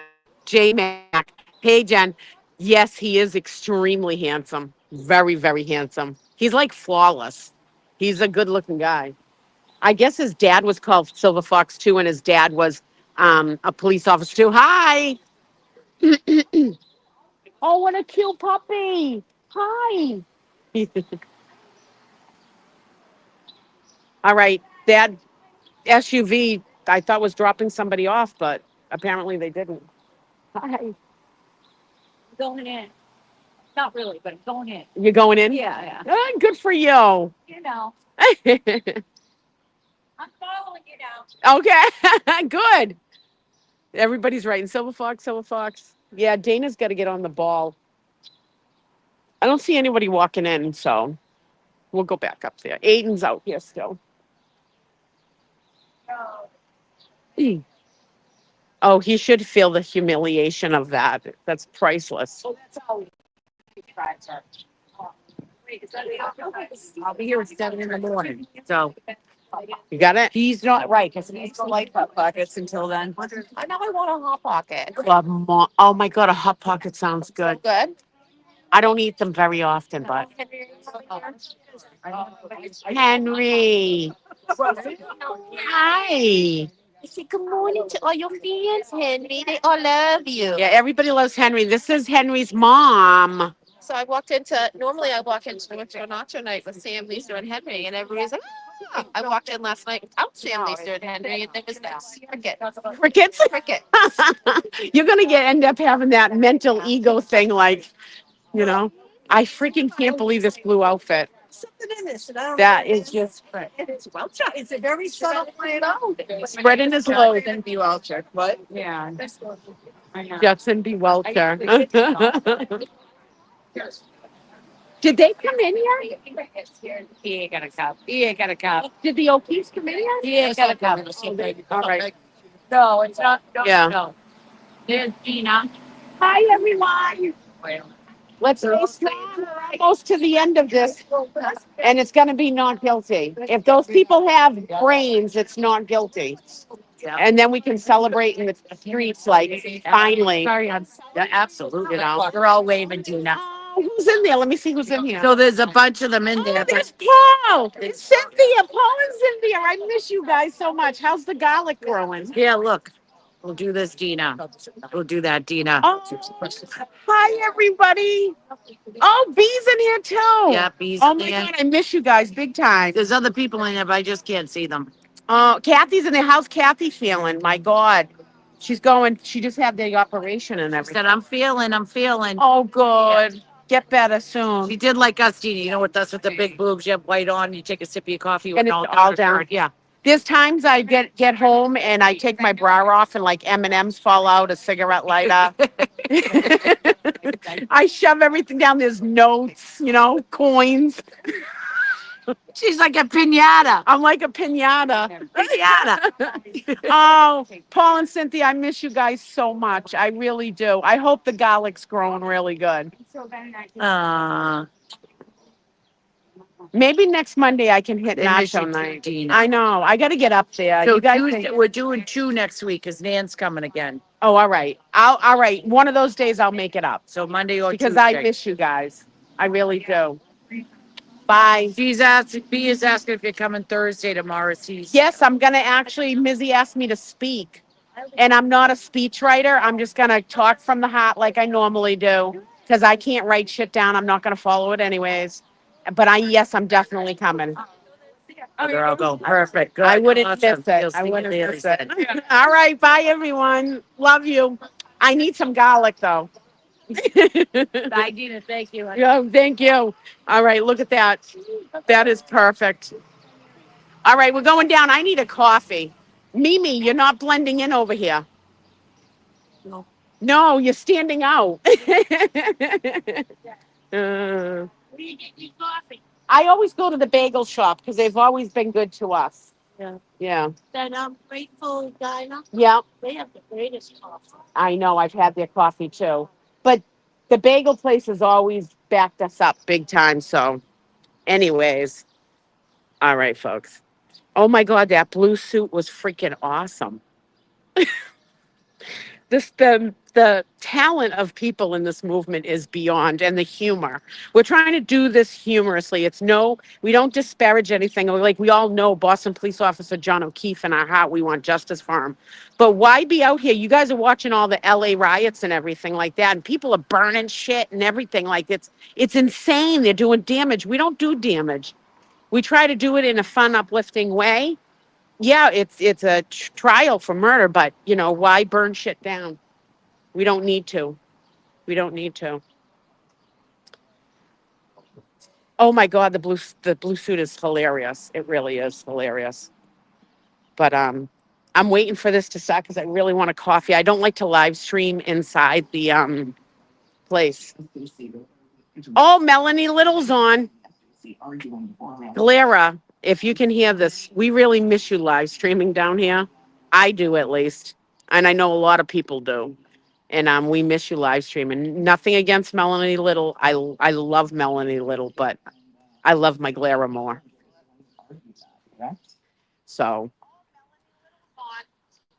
a little delay.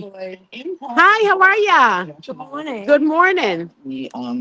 Yes, Scott McGinnis has got it on the truck right there. Is Melanie? Yeah, Claire's not live again. I know. Bolstering objection is made. I mean, I love Melanie Little, but I just said the same thing. I love Melanie Little, but I love the Glara more. Credibility, having been attacked He's or my challenged man. in the first place.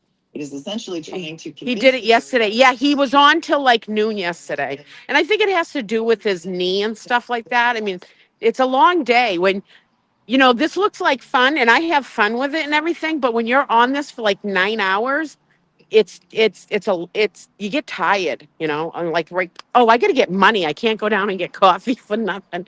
Hold on. We got to go to my car and get some money. I'm walking down and get coffee and I didn't even grab my money to go down and get it. No, I got money. I just didn't grab it.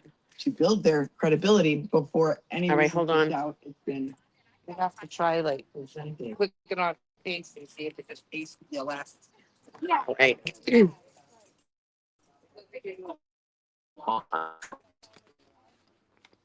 Hold on, folks.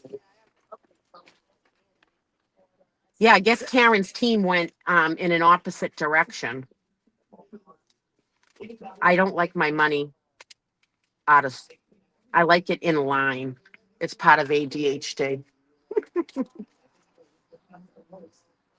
There we go. It's cold, so my fingers aren't working right. We'll take this with us.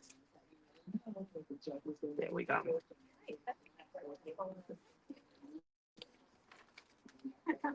All right.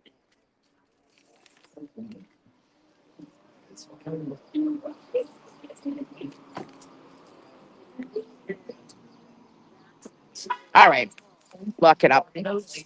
All right, we're going on a journey. Yeah, I said one day we blow bubbles, not blow up cars. And the the lady for the island centennial was like, "Can I use that as a quote?" And I'm like, "Absolutely, you can." And she took a picture of me blowing bubbles. I never saw the article. It should be out by now. There was the island. It was either Ireland centennial or the Irish centennial, something like that. Dina, my ex used to iron his money. Oh my God. I've never ironed my money. I have thrown it in the dryer to dry it out when it's gotten really wet, but hold on. She's on her phone. Just drove right through on her phone. Hi guys. Good morning. How are you? Good, thanks. That's all the workers for the city of Dedham that work at the courthouse. They always go for their morning coffee at this time. Who's Bubbles? That was another good name for the car would be Bubbles, but at least it's clearing up a little bit. It was drizzly raining. I can't stand that.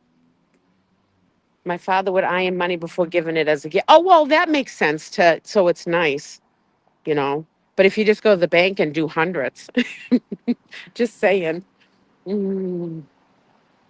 When I get into the bakery, I'm going to put you on silence to the bagel shop because I don't want to wiretap anybody live stream. Oh my God, there looks like there's a line.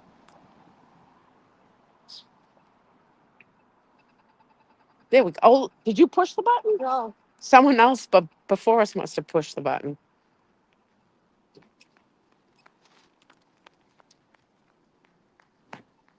Okay, hold on, folks. I'm going in, so I gotta turn this.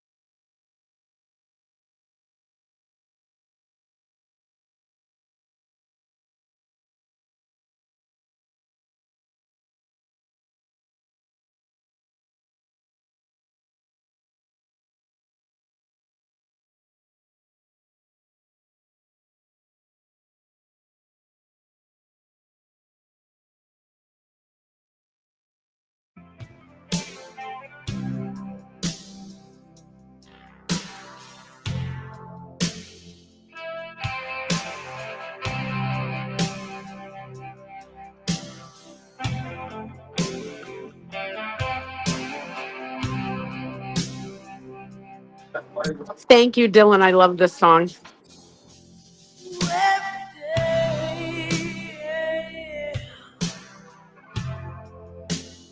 Wait till the morning light.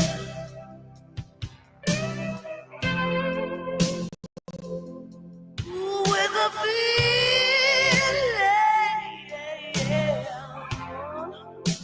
something here ain't right. Ooh, when I think about it now, oh baby, ooh, when I think about all the good times we had, knew there was something wrong. There was no chance on me and you.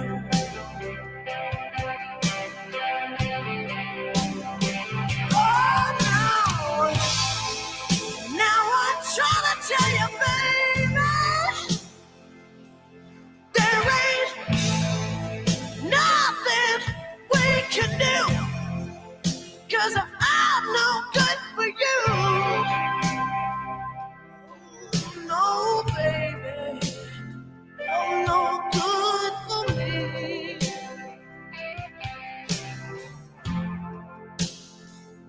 Now it's been so long, since the last time I see your face. I tell you, there ain't nobody, baby, in this whole world who could ever take your place.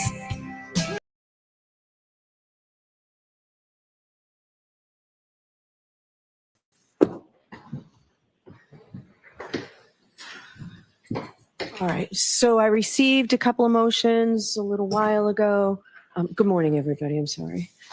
And there are some things we need to talk about from yesterday. Are the jurors here?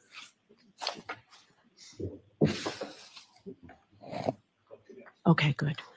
All right, so the order I'd like to do is, Mr. Jackson, yesterday you were going to take a look at any photographs you intend to put in with Dr. La Posada?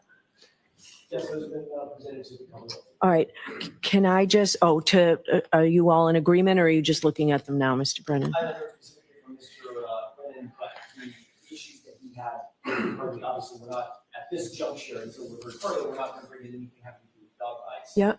Claws, dogs and tissue, any of that information. But we are going to bring in exactly what we indicated yesterday. If there's an issue with, for instance, the ecchymosis, we've got a clean copy of the photograph without any of the narrative next to it, which is explanatory. The only one I think that does have narrative is the one with the Lucas machine, which Mr. Brennan indicated yesterday. He did not have an issue. All right. That's the position we would probably agree. So I need to know just for instructions to the jury about, I'm concerned about the photograph on page 5, figure 3. The brainstem? Yes. Now, that's going to be, we intend to show that. That shows the. So what I would like you to do, if you could, is just crop the center that shows what appears to be blood cells or the red. I assume that that's the part you want to get into? Sure. If you can crop that, I'll let it in, and I still want to give an instruction. So I need to know what you're going to do with that. I was going to exclude it, but I understand. So if you can crop, yes, if you can do that, I think it takes away some of the sting on the gruesome photographs. All right, so you'll do just the brainstem on that, Mr. Jackson? All right. And so I'm concerned more about the ones that I think may cause the jurors some concern. So the photograph, figure 5, the Wisniewski spots, I thought that was in evidence. I don't know for sure if it's in evidence. We went back and forth yesterday, and I don't believe that it's actually evidence. It is not. Okay, so it's not in evidence. Okay. Yesterday we all assumed it was. Yes. I'll put it in evidence All right, they've already seen it, so it's less likely to have an impact on them for purposes of the gruesome photographs. And then on page 8, figure 6, the stomach lining. Correct, that's already in evidence. Okay, that's what I thought, Tori, you told me yesterday, the number, right? So those are in. So are you using them again? I'm going to use them again comparatively and probably side by side. Okay. All right, I don't have a problem with that. Does the Commonwealth? I don't. Okay. All right. Those are the ones I was concerned about for purposes of an instruction. If there's objections to hearsay or something, I'll give Mr. Brennan an opportunity to take a look at whatever he's got. Understood. Okay. All right. So with that, that's helpful. Thank you. So there is a new motion this morning suggesting that the Commonwealth open the door with their questioning of Dr. Russell to allow Dr. LaPosada to talk about bite wounds. So I've read that. Correct, I'd like to be heard on that briefly. Okay, sure. Thank you.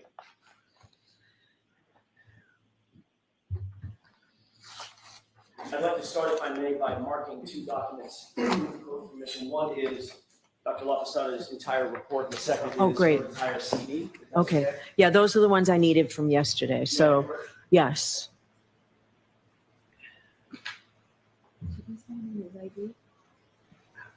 Yes.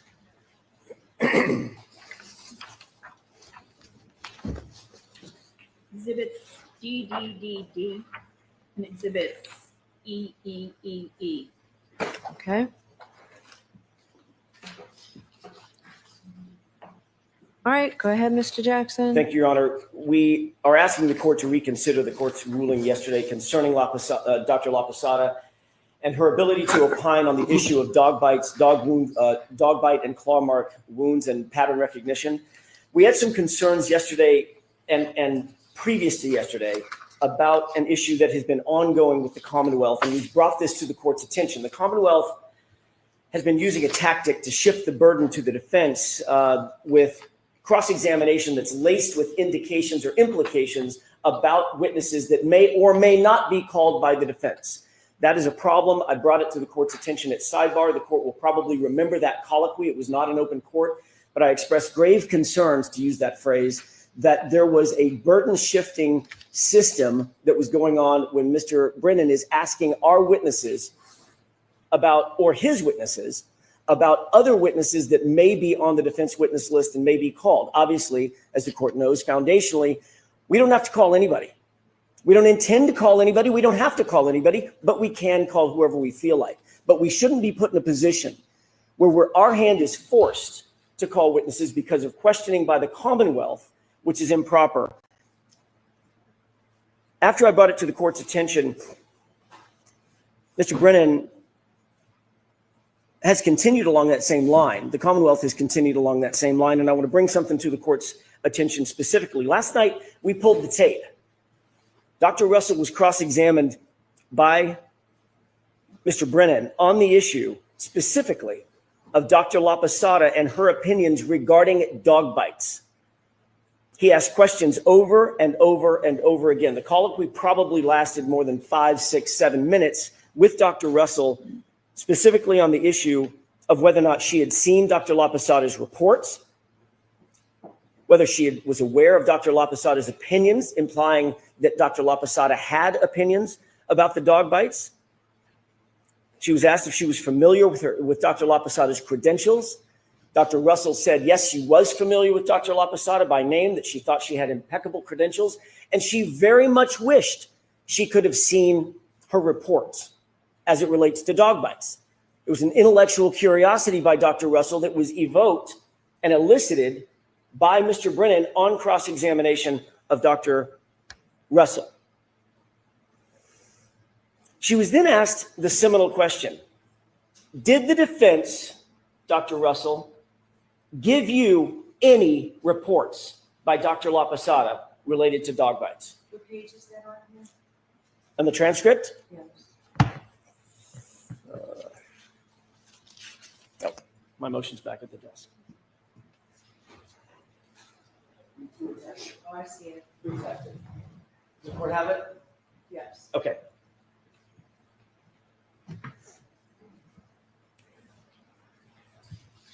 I'll just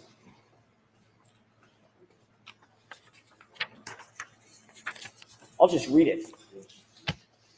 Question by Mr. Brennan to Dr. Russell. And so you think of all those forensic pathologists, medical examiners, you think that qualification and experience itself is not enough to qualify someone to give an opinion on a photograph about the genesis of a wound related to dog bites? Answer. Well, if a forensic pathologist autopsied 1 or 2 cases of dog bite wounds versus my experience with over 500 to 1,000 cases of dog bite wounds, I'm not sure that person would be a very good expert in that kind of case. Question by Mr. Brennan. Have you ever heard of a doctor named La Posada? So are you going to read all 3 pages? No. So I've read it, Mr. Jackson. I'd like to So, read it into the record, Your Honor. it's in the record. I will put this transcript into the record. I'm not going to let you read 3 pages here. It's not 3 pages, Your Honor. It's about another 5 lines. The It just part goes to that the you top of the brought next to page. my attention is on page 15, not where you're reading. The colloquy between between Dr. Russell and Mr. Brennan was specific to dog bite wounds. It was specific to Dr. Russell's understanding of whether or not Dr. La Posada had been retained by the defense, whether she was a defense expert, whether she had written a report, and whether she opined about dog bites and dog bite wounds. And after she was asked if it had been provided any reports by the defense attorneys specifically, from Dr. La Posada related to dog bite wounds, Dr. Russell said, no, I haven't been. And to summarize her statements, which the court has in front of it, Dr. Russell went on and said, I really wanted to see what Dr. La Posada had to say about these dog bite wounds. I really wanted to read her report, but no, I was never provided her report or reports by the defense. And of course, Your Honor, as the court knows, that is standard operating procedure. I don't trade reports between and among experts because obviously I want independent analysis. I don't want to cross-contaminate any opinions, et cetera, and be accused of doing so. So of course we didn't provide a report from Dr. La Posada to Dr. Russell. But Dr. Russell's intellectual curiosity was then extracted from the witness stand and the jurors heard all of that. So then days later, not weeks, not months, 3 days later, after eliciting testimony from Dr. Russell about Dr. La Posada having a report, being hired by the defense on the issue of dog bites and not providing that report to Dr. Russell, the Commonwealth then moves to exclude the very testimony that he was eliciting from Dr. Russell, leaving the jurors with a very, very deep and irremediable misimpression. They used it tactically as a sword and a shield, and that's burden shifting. That leaves the jury with the impression that Dr. La Posada was consulted by the defense, number 1, that she wrote a report, number 2, that the report was about dog bites, number 3, that she didn't provide that report to other experts, number 4, and the reason she didn't, obviously, is because her opinion, Dr. La Posada's opinion, would be harmful to the defense. That's the only reasonable interpretation of those facts. And the Commonwealth has taken advantage of that. The Commonwealth's questioning of Dr. Russell about Dr. La Posada and her report and her opinions about dog bite wounds specifically was deliberate, and it left the jury with an open question. We know they consulted her. We know it was about dog bites. This is how the jurors are thinking about it now. We know they consulted her. We know it was about dog bites. They hid the report from Dr. Russell because they didn't want her to know about it. Ergo, must be harmful to defense. Now we've got Dr. La Posada on the stand. Her credentials are peerless, absolutely peerless. They've got possibly the most qualified medical examiner in the country, certainly on the Eastern Seaboard, right in front of them, about 6 feet away, and the defense is not going to ask a single question about her opinions concerning dog bites when she reviewed the entire autopsy. How is the jury going to conceive that? How is that going to land with them? The answer is they're going to think, they have no choice but to think, the only reasonable explanation is if Dr. La Posada's opinion helped the defense, they would ask her. If they don't ask her, it's because whatever Dr. La Posada says about that right arm and those wounds, it's got to be harmful to the defense. They would absolutely ask the question. So the Commonwealth got to have it both ways. They got to ask Dr. Russell about Dr. La Posada and imply that Dr. La Posada had opinions about dog bite wounds. And then they have it the other way, which is, let's ask the court if she will exclude Dr. La Posada from testifying about the very issue that they brought up in front of Dr. Russell. That cannot stand. That ensures, it reasonably ensures that the jury will misrepresent or misunderstand the import of why we're not asking Dr. La Posada about her expert opinion, especially as it specifically pertains to dog bite wounds. I want to talk for just a second, and that has, by the way, that has constitutional implications. Ms. Reed is entitled to a fair trial, not a fair trial that the Commonwealth designs, not a fair trial that the Commonwealth curates, but a fair trial. Regarding Dr. La Posada's credentials, we went back through, specific to the court's questions yesterday, her resume. There are no fewer than 13 classes, 13, that she has taught specific to wound pattern recognition that have included dog bite recognition. On page 7, she was the course director for medical legal death investigation. That was in 2013. She taught about dog bite recognition in that case, or in that course. She was a thesis advisor for Master of Science Graduate Medical School, Boston University School of Medicine, taught about dog bites. Staying with page 7, forensic pathology, course director in pathology, course 205, taught about dog bites. Member of Quality Assurance Committee, Training Division of Trauma and Surgical Critical Care, teaching on the issue of wound recognition, animal bites, and specific to dog bites. Pediatric forensic pathology, Texas Homicide Symposium. She was a presenter in 1989. She taught about the issue of dog bites as it relates to pediatrics, children, dog bites in children. Forensic aspects of physical child abuse as related to being left with dogs that can injure a child, dog bites, dog bite recognition. These are all classes taught by Dr. La Posada on the issue of dog bites to other medical professionals. The one that stands out, however, and I'm not going to go through the other 9 or 10 or 11, the one that stands out is 2015 and 2016, 2 courses. The name of the course, Emergency Room Forensics, Evidence and Patterned Injuries, New England chapter of the International Association of Forensic Nurses, taught in Norwood, Massachusetts, both times, specific to dog bites and the issue of dog bites as seen by emergency room physicians, how they should handle them, what they should do with them, how they should view them, what to look for in terms of pattern recognition. She's eminently qualified. I will leave the court with one thought. The court indicated when qualifying Dr. Russell, one of the preeminent things that the court mentioned in qualifying Dr. Russell is that Dr. Russell utilized a methodology that the court sanctioned and quoted and said the methodology that she used of wound pattern recognition, dealing with differential diagnosis, utilizing and interpreting dog bites by the method of exactly what Dr. Russell did. Differential diagnosis is something that the court said was exactly why the court sanctioned Dr. Russell and blessed Dr. Russell as a qualified expert. And that's exactly what Dr. La Posada testified yesterday she utilized and utilizes in coming to her opinions and conclusions. Going back to the open door issue, obviously she's eminently qualified, but Your Honor, this cannot stand.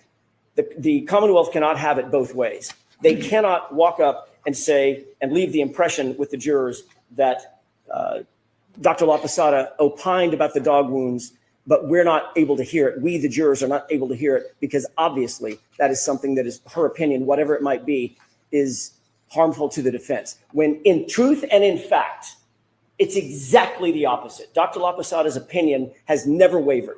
Those injuries on John O'Keefe's arm are from a dog, period, full stop. Anything less than presenting that to the jury at this point would be to perpetrate an intentional fraud on this jury. Ms. Reed is entitled to more. She's entitled to better. She's entitled to the evidence. All right, thank you. Mr. Brennan?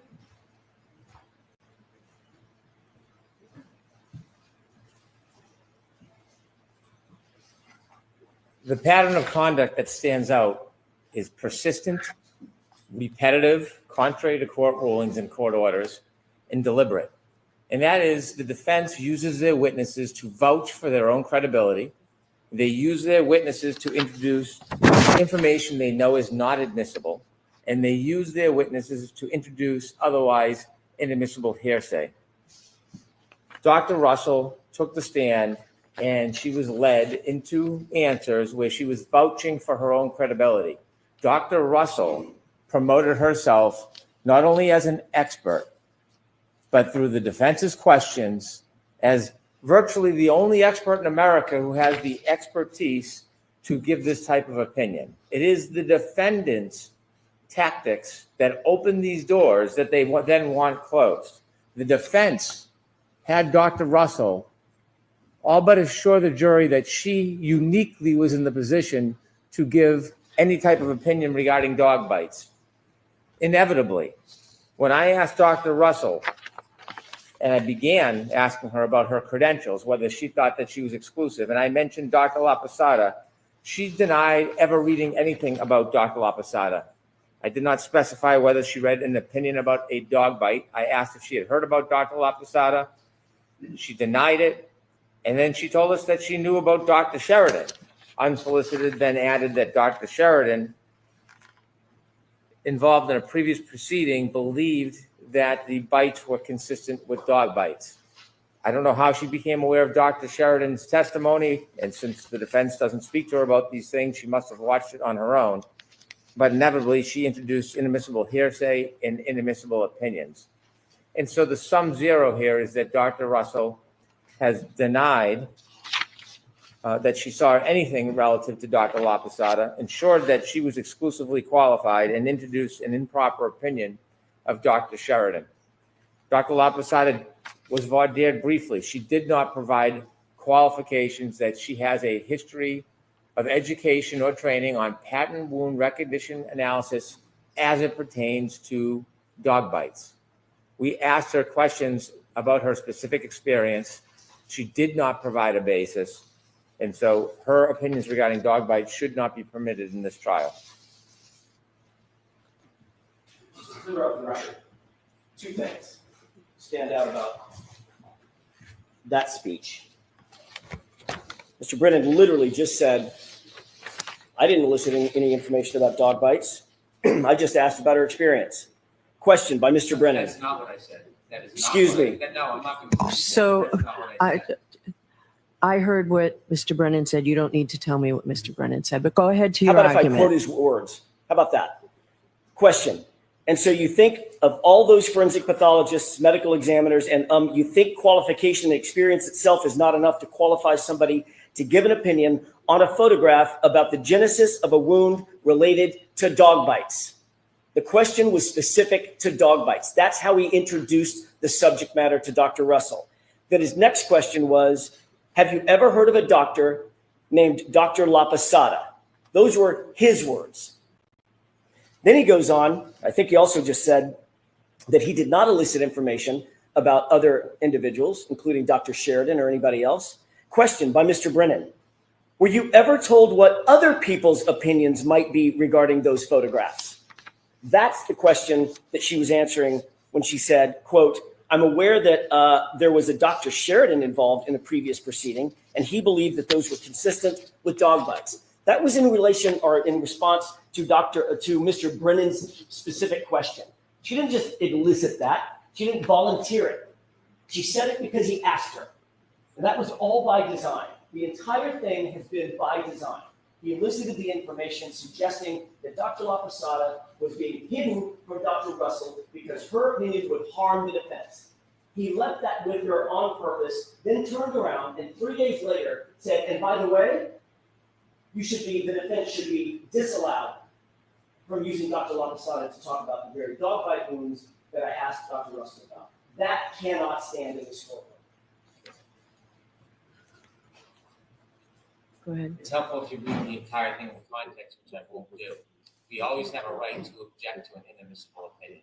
So the suggestion that somehow an ambush here is not only misplaced, it's strategic by the defense to try to create a narrative. It's improper. All right. I'll be out in 10 minutes on this and we'll get started right away with Dr. La Posada. All right, the court, please. So, hang on, let me make this. What a piece of shit fucking Hank Brennan and that fucking weasel piece of shit rat fucking snake fuck. So I the hate only him. I hate him so bad. Huh? the only remedy now is that she has to testify about dog bites. She has to. Anything less than that, it's just wrong. It's disheartening. So we'll see what she rules. She's in a corner right now. She's in a bad corner right now. She's another trapped fucking rat in a corner in a cage with Hank Brennan. He knew it yesterday. I have never hated a fucking Cheap Trick fucking sock wearing piece of shit. He's giving Cheap Trick a bad name with that fucking pattern on his socks. They should ban him. Anyways. Don't egg her on. Oh my God. It's so freaking disgraceful what he does. He's screwed because he brought up her name himself, just like AJ said. AJ's heated. I love when spicy AJ. I know. But the main point here is the Dr. La Posada should have been able to testify anyway for all these things. She's more than qualified. She's Dr. Russell qualified compared to his own witnesses. This is one of them. So we shouldn't even be here. She should be allowed to testify. I don't know if you can. Oh, definitely. And like I said, Bev, they just back themselves in a corner. They screw. You know, when you do dirty things like they do, it comes back to bite you eventually. And it is. It's gonna get in. There's no way she can't. If she does, they'll probably ask for a mistrial by prejudice because this is prejudicial. Yeah, but she'll deny. They won't do it for that one. What'll happen is if Karen is found guilty, then they would go to the Supreme Court or somewhere and say, but Bev was biased, you know, and they will align all this to see if they can overturn it, you know. So they're doing a great job, the defense.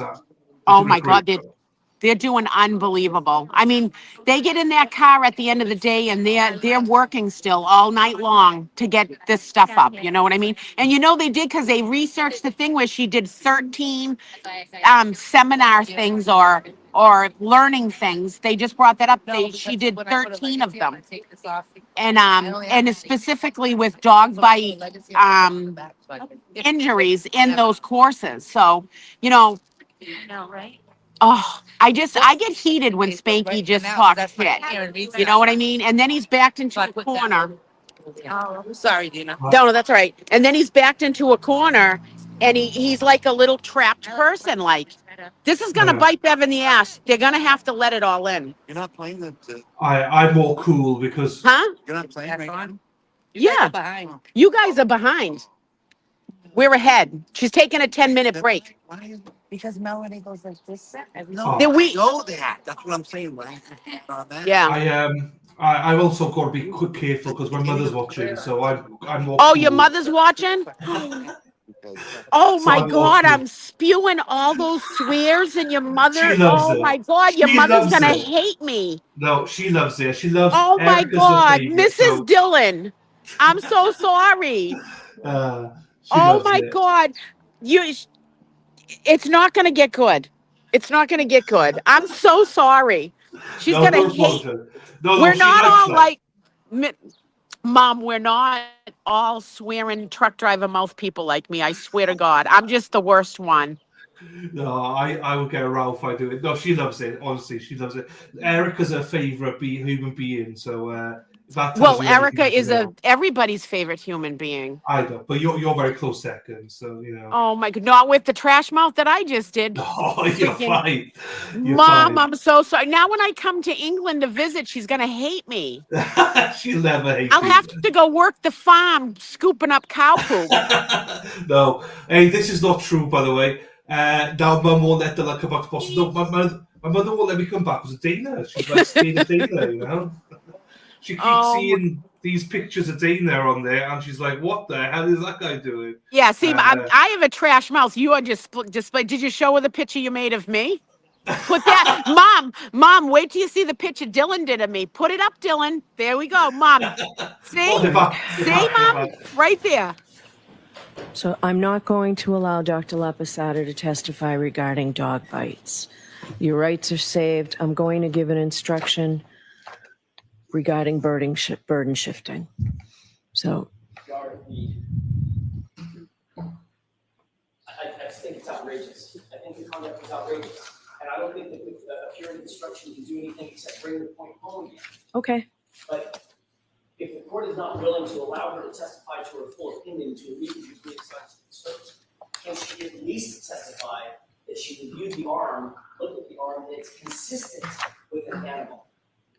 Can we at least split the baby? I will do that. I'll allow that. Yes. Over the Commonwealth's objection. And I look to have the cross-examiner, because if you want to allow consistent opinion with the dog. No, Mr. Jackson said animal. I'll leave it at animal if that's what I can get. I'll take what I can get. In her experience, Mr. Jackson, you have to lay a foundation. In her experience, seeing animal bites, this is consistent with what she has seen in an animal bite. And that will include, I'll come to sidebar before I display anything. That will include a representation of what an animal jaw looks like. No. No, it will not. Why is that? That's my ruling, Mr. Jackson. So no visuals. No visuals, just that one sentence that's consistent with what she has seen is an animal bite.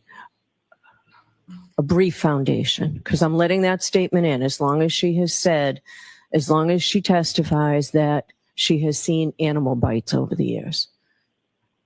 That's it, Mr. Brennan. That's what I'm doing. So you don't want an instruction, Mr. Jackson? Okay. All right. So there are two other quick matters, but the jury's been here, and I don't think we'll get past the break without this anyway. I may have left it in I left it in my office anyway. So let's just bring the jurors in and move forward with this. All right, Paul, I'm just going to. All right, please.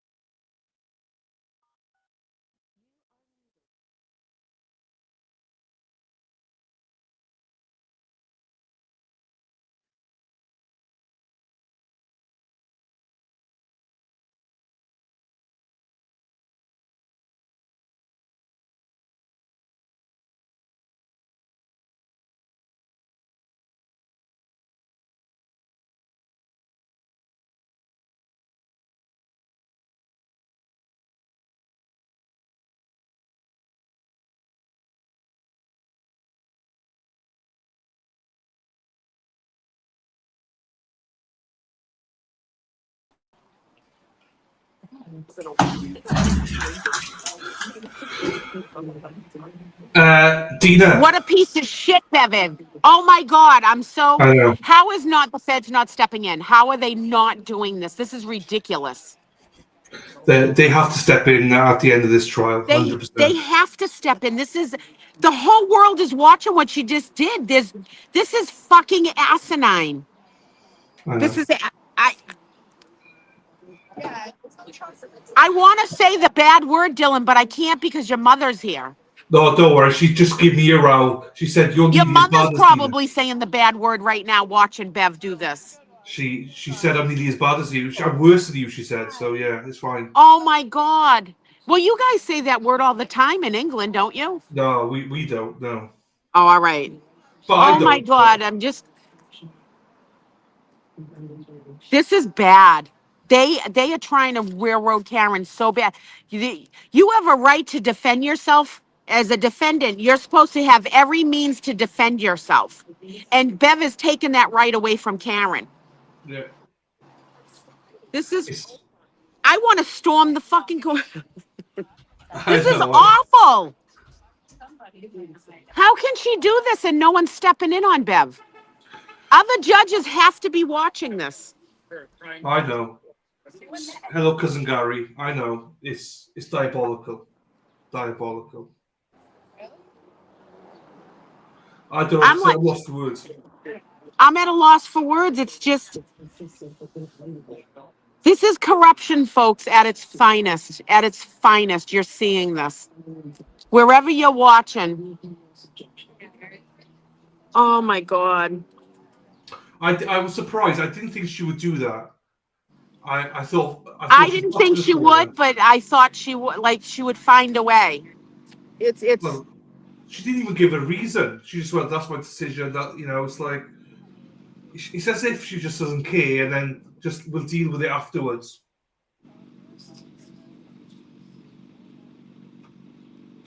this is So bad. I'll be back in 2 seconds. I'll be back, Dina. Okay.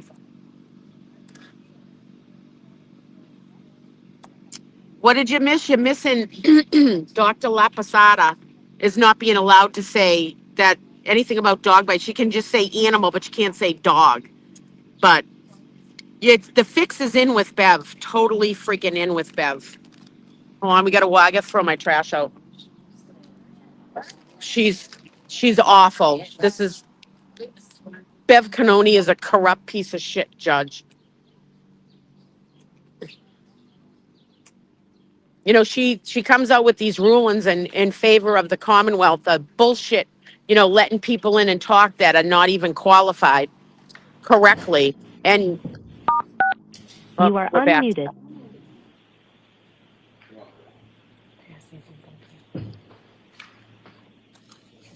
Prize for the jury.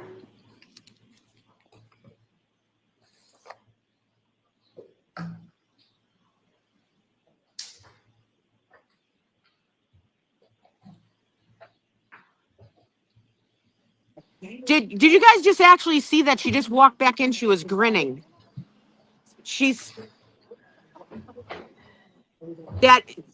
Her smile on her face is so fucking smug.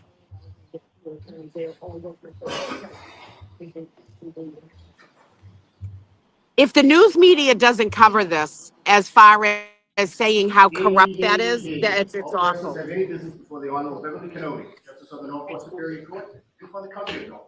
Draw near, give your attendance, and you shall be heard. I say the Commonwealth of Massachusetts, court is now open. You may be seated.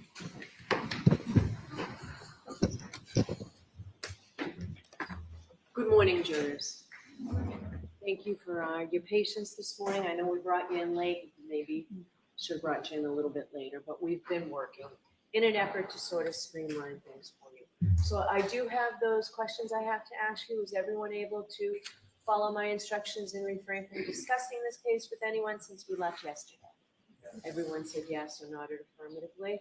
Were you also able to follow the instructions and refrain from doing any independent research or investigation into this case? Everyone said yes or nodded affirmatively. Did anyone happen to see, hear, or read anything about this case since we left yesterday? Everyone said no or should. All right, can we have Dr. Laposada back, please?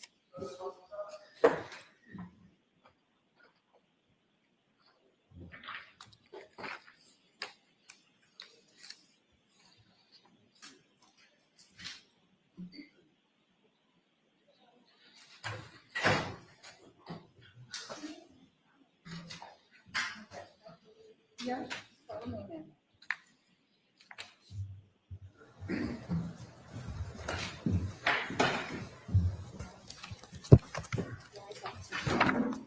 Doctor, I'll remind you, you're still under oath. Thank you. Thank you. I will. Good morning, Doctor. Morning, Your Honor.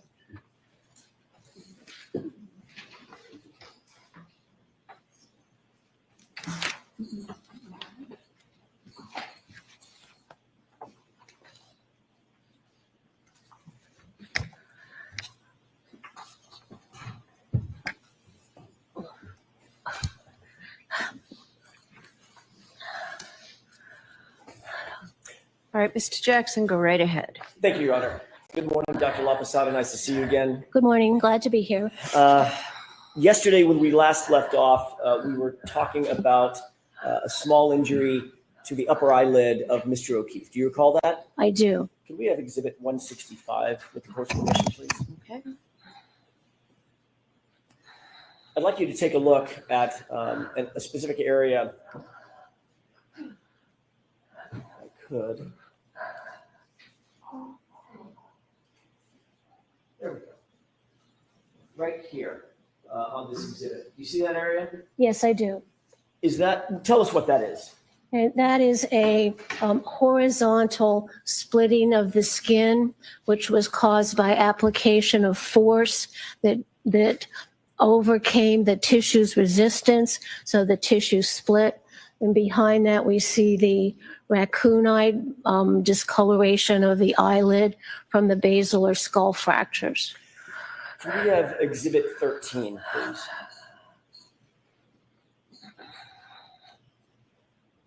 I want to draw your attention to this area of the vehicle. First of all, do you recognize this photograph? Yes, I do. How do you recognize that photograph? I recognize it from looking at it in my materials reviewed, that it's the rear of Miss Reed's SUV. Taking a look at the area that I'm highlighting, right about there. Yes. Could we zoom in on that area? Do you see that overhang over the window? Yes, I do.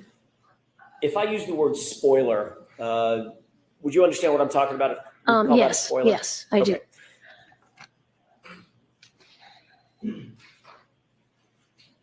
Is the laceration to Mr. O'Keefe's upper eyelid that we just looked at, is that consistent in your opinion with a strike from that area of the vehicle if that vehicle were traveling in reverse at, say, 20 plus miles per hour? No, that rounded thick area would not cause that skin defect in his upper eyelid. If in fact a person were hit at, say, 20 plus miles an hour in the face with that rounded edge, what kind of what kind of injury would you expect to see on that person's face? I would expect to see a ribbon of bruise that would correspond to the height of that spoiler, and then it would go across the eyeball, it would hit the nose. So I would expect to see some horizontal ribbon of bruise. Did you see anything consistent with that, with Mr. O'Keefe's injuries? No, nothing. Thank you. We can take that down. We talked yesterday about this phenomenon known as coup contra coup injury to the brain, correct? Yes. What happens to the brain after a coup contra coup, a significant coup contra coup injury? Yes, this was quite a severe brain injury. Was injured on the back of the brain and also the front of the brain. The falling back and impacting the back of the head made the skull fracture radiate along the base of the brain on the right and left sides. It also radiated around on the side of the skull, and that indicates a tremendous transfer of force and energy to the skull and then to the brain, and the brain is rattled around, therefore, within the cerebral spinal fluid in the skull. So what that does is that it breaks the connections between the neurons in the brain and causes small little hemorrhages, and it causes the brain to swell.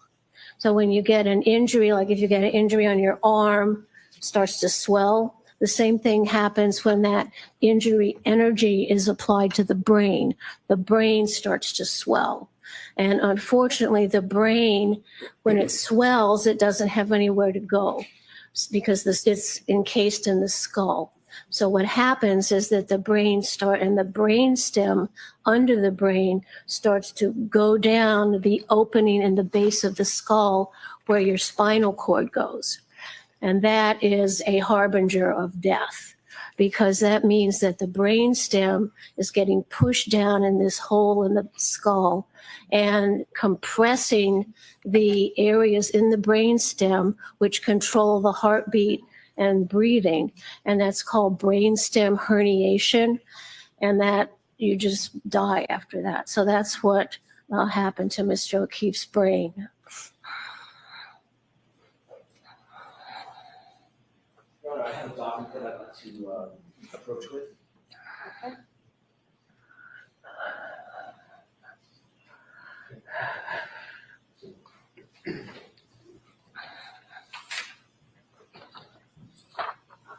Yes. Doctor, can you take a look at that document that I've just handed you and tell me if you recognize it?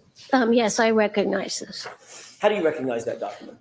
From looking at the autopsy photos of Mr. O'Keefe's brain. And what portion of the brain are you looking at? This shows a photograph looking up under the brain, and it shows a cross section of the brainstem that went down in the hole in the base of the skull, and we see there's hemorrhage in it, and those have a special name. They're called Duret hemorrhages. How do you spell that? Duret with there's a little accent somewhere there. Caret over the E? Yes. And this shows that the brainstem is going down into the hole where the spinal cord goes. It's stretching the blood vessels and causes little hemorrhage and compresses the neurons in the brainstem, which control your heart rate and your respiration. It's called brainstem herniation, and that's a harbinger of immediate death. Your Honor, with that, I would ask for the admission of that document is next in order subject to the appropriate redactions. Okay. So we'll take that into evidence. Yes.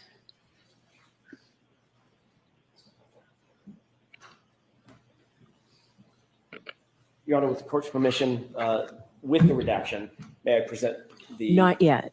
1 minute. Jurors, I told you before that there were photographs that have been introduced into evidence that aren't pleasant. And you may find that these photographs are graphic. And I'm instructing you again that your verdict must not in any way be influenced by the fact that these photographs, you'll see some more today, I believe, that have already been introduced into evidence. So your verdict must not in any way be influenced by the fact that these photographs may be unpleasant or graphic. The defendant's entitled to a verdict based solely on the evidence and not one based on pity or sympathy for the deceased, which might be occasioned by the photographs. Importantly, consider the photographs only as they may draw your attention to a clinical medical status or to the nature of Mr. O'Keefe's injuries themselves. So again, these will be presented to you in the deliberation room in an envelope.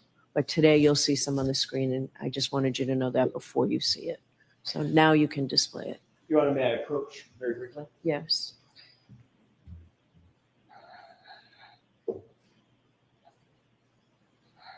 If you wouldn't mind taking a look at that document. Oh, Is that yes. a redacted version or a version of just the brainstem? Yes, this photograph shows the cross section going this way of the brainstem with the hemorrhages caused by the brainstem going down into the foramen magnum. With that, Your Honor, actually, I think with the court's permission, I would trade that as the next in order rather than the unredacted version. All right. Is there any objection to switching the exhibits like that? No. Okay. Oh, and the arrows point to that on there. So this is going to be the next exhibit? That'll be it. Exhibit 225, Mark. Thank you. This is- The other one will be for identification, the first one. Thank you, Your Honor. And that'll be FFF for ID.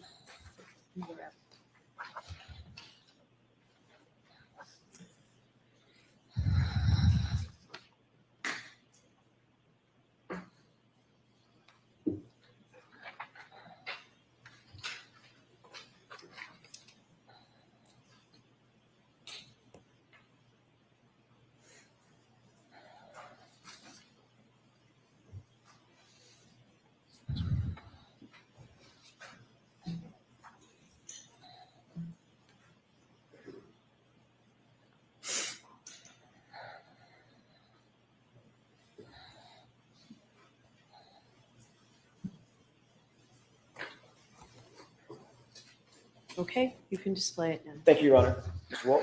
Do you see what's displayed on the screen above your head? Yes. What is that? Excuse me, that's a cross section across the brainstem of Mr. O'Keefe. And it shows where the blue arrows I've put in there show the red areas, which are areas of bleeding, which is the sign of brainstem herniation. All the background is white material, and that's part of the appearance of neurons in the brain.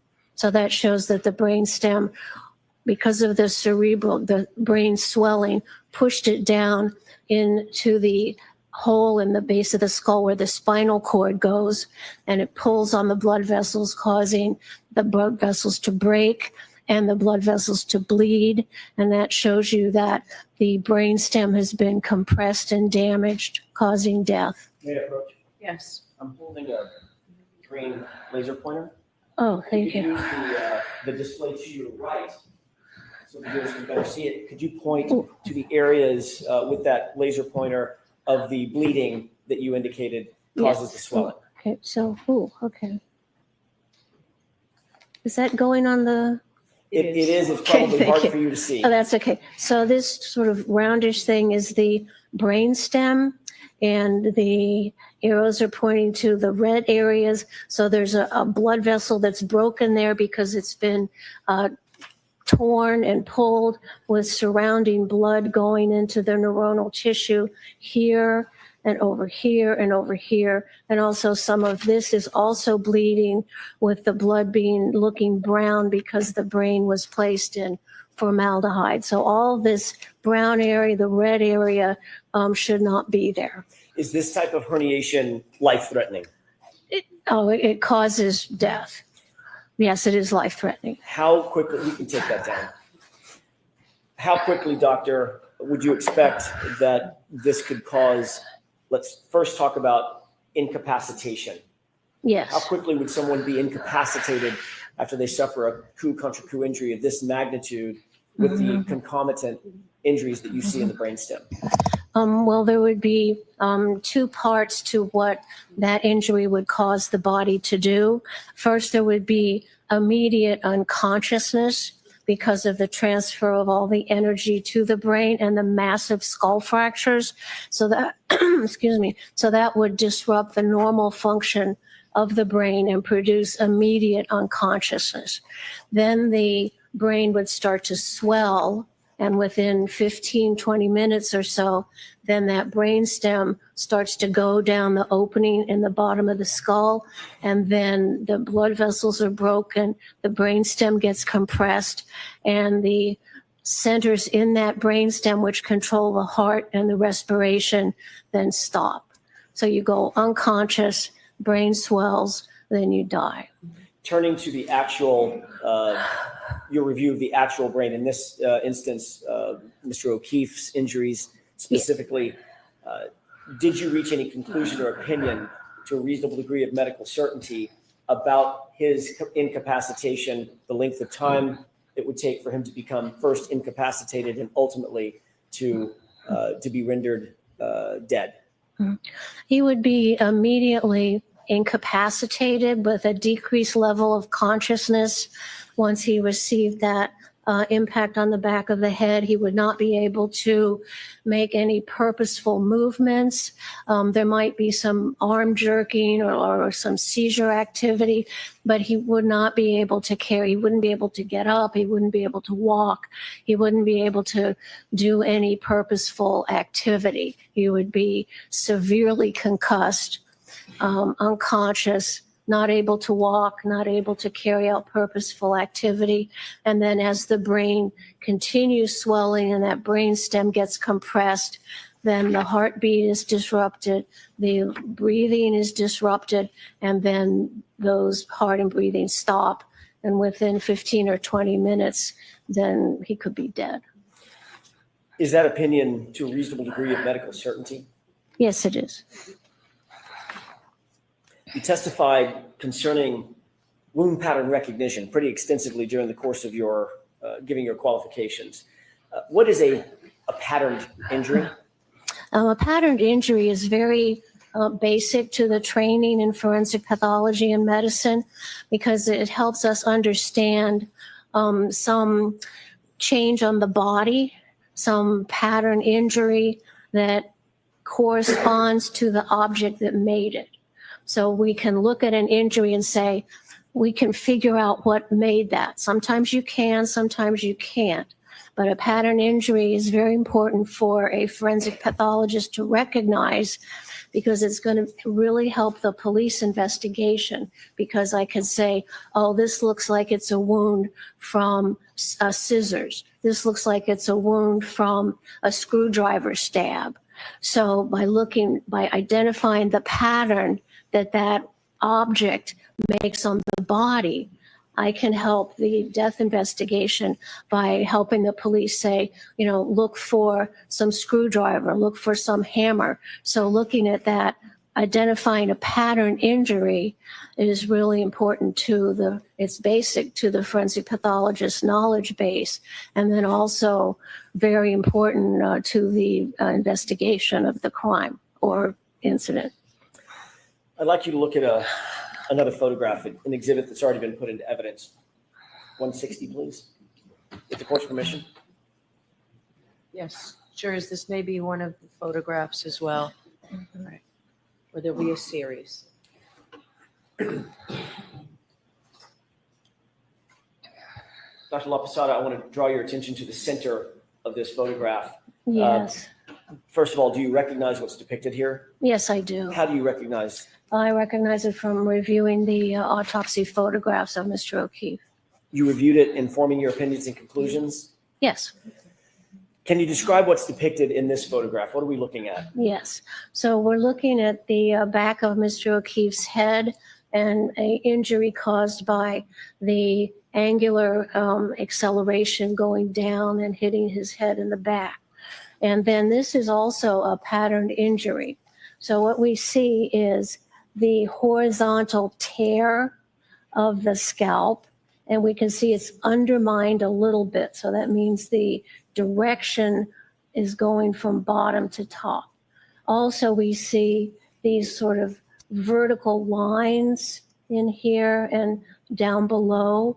So what that tells me is that the back of his head hit something that had a fine granular pattern to it to cause those individual little marks, and then also something that had a linear or ridged pattern that he went back on that broke the scalp there. So we have two parts really to this pattern injury. We have the horizontal tear of the scalp made by impact with some sort of ridged surface. And then we have these vertical scraping of the skin above and also below. They're obscured a little bit by the ruler there, which says that whatever he hit had some little like granularity to it, with each little sort of granule making those vertical marks, and then the ridged pattern having the major point of impact. What is the significance of the pattern when you say ridged pattern? And there's two things we're looking at: the laceration or the abrasion versus the defect above and below that laceration. Yeah. So what this injury tells me, and what I would tell the investigators, is that Mr. O'Keefe went back onto some object that had some sort of ridge to it to make that horizontal tear in the skin, but that ridge also it wasn't smooth. It had some little grainy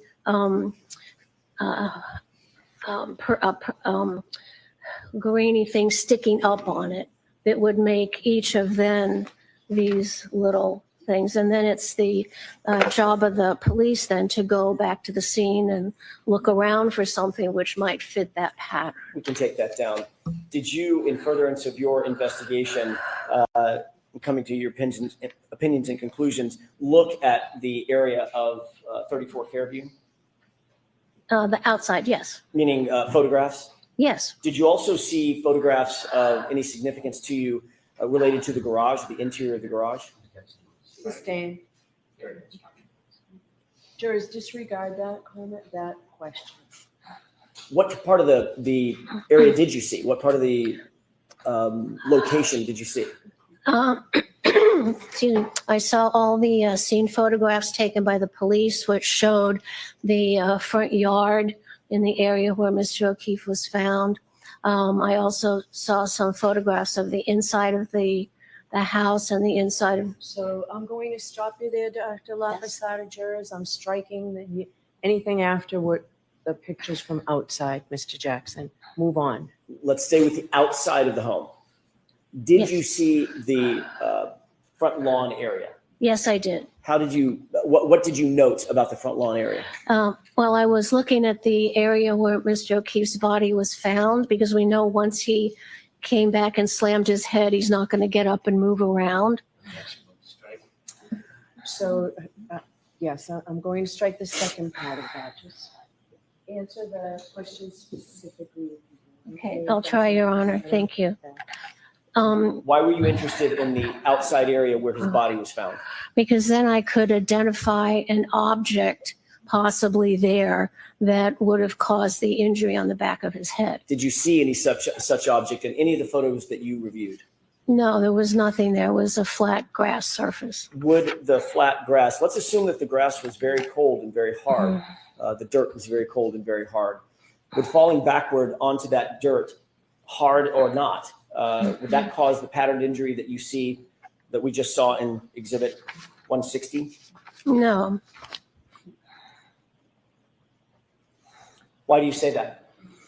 Because if you fall back on a flat surface, you get many times the tear you get in the scalp can be more like a star, because you've just hit one part and then the tears go in kind of a star pattern. And also because you would not have those discrete vertical scraping of the skin. You would tend to, if you fell back on grass, you would tend to see, you might see grass in the wound, or you would tend to see an irregular kind of crisscross pattern of the flattened grass. And that's not what we have here on Mr. O'Keefe. Do you have any training or experience in diagnosing hypothermia in individuals? Oh, yes. Have you conducted autopsies of individuals who've suffered from or died from hypothermia? Yes, many. How many? 100 or more. And then I've supervised my assistants who've also diagnosed the same death from decrease in body temperature. Have you ever engaged in any death investigation, aside from the actual autopsies, death investigations in which the cause of death was deemed to be hypothermia? Yes. How many times would you say you've undertaken that type of investigation? At least 100. Have you ever reviewed any peer-reviewed medical literature associated with or discussing hypothermia and something known as Wisniewski spots? Yes, that's in the medical literature and also in our forensic textbooks. Did you review the medical examiner's file, Dr. Scortibello's file, as it related to, in connection with this case, you reviewed the entire file, correct? I did. Did you conduct a differential diagnosis as it relates to the potential for hypothermia? Yes, I did.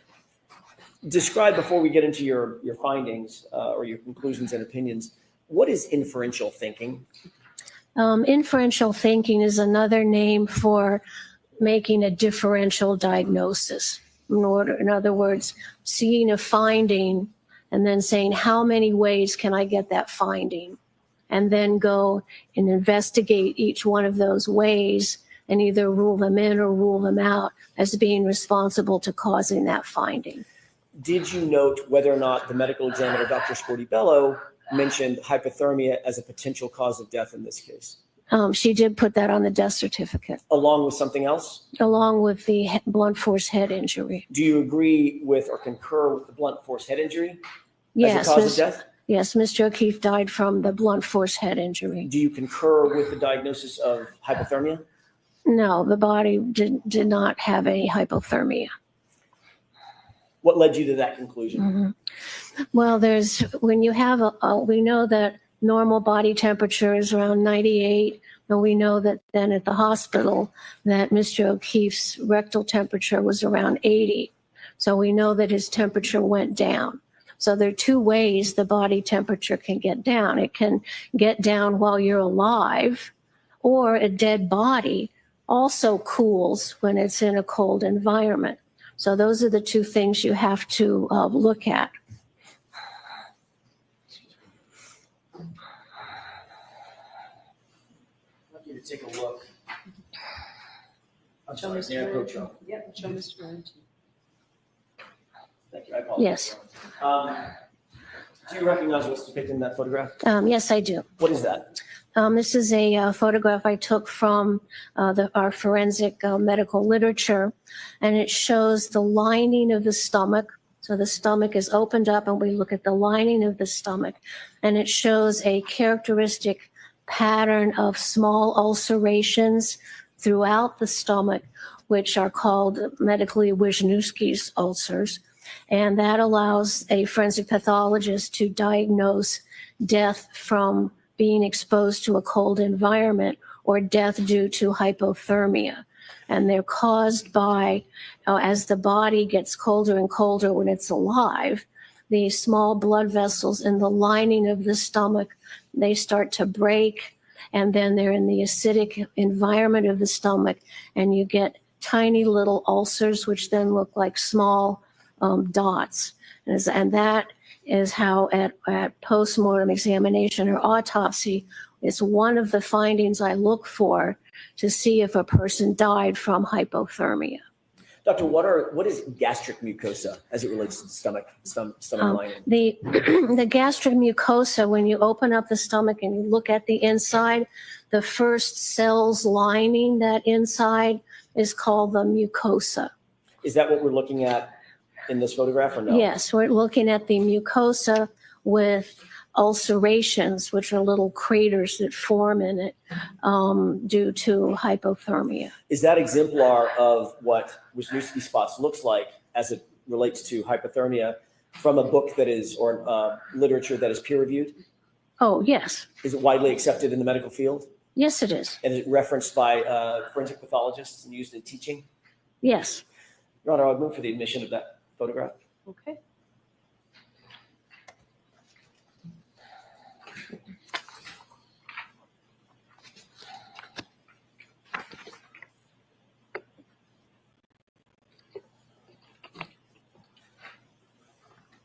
So 226.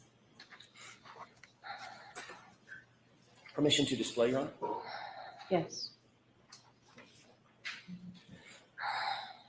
Is this a fair representation of what you were just looking at? Yes. Describe what we're looking at. Okay, so this, I took this photograph from our forensic medical literature, and this was from a person who died due to exposure to a cold environment. And this is the stomach has been opened, and we're looking at the inside of the stomach. And the normal appearance is kind of pinky white. That's how it should look like. And what's abnormal here is all these black dots, which are the Wisniewski's ulcers, which are diagnostic of death due to exposure to the cold. So these areas are little tiny craters, and they fill up with blood. And we see that in over 90% of the cases of people who die from exposure to the cold. Doctor, did you also look at Mr. O'Keefe's stomach lining? Yes, I did. If we could have, with the court's permission, Exhibit 164 put up as well. Okay.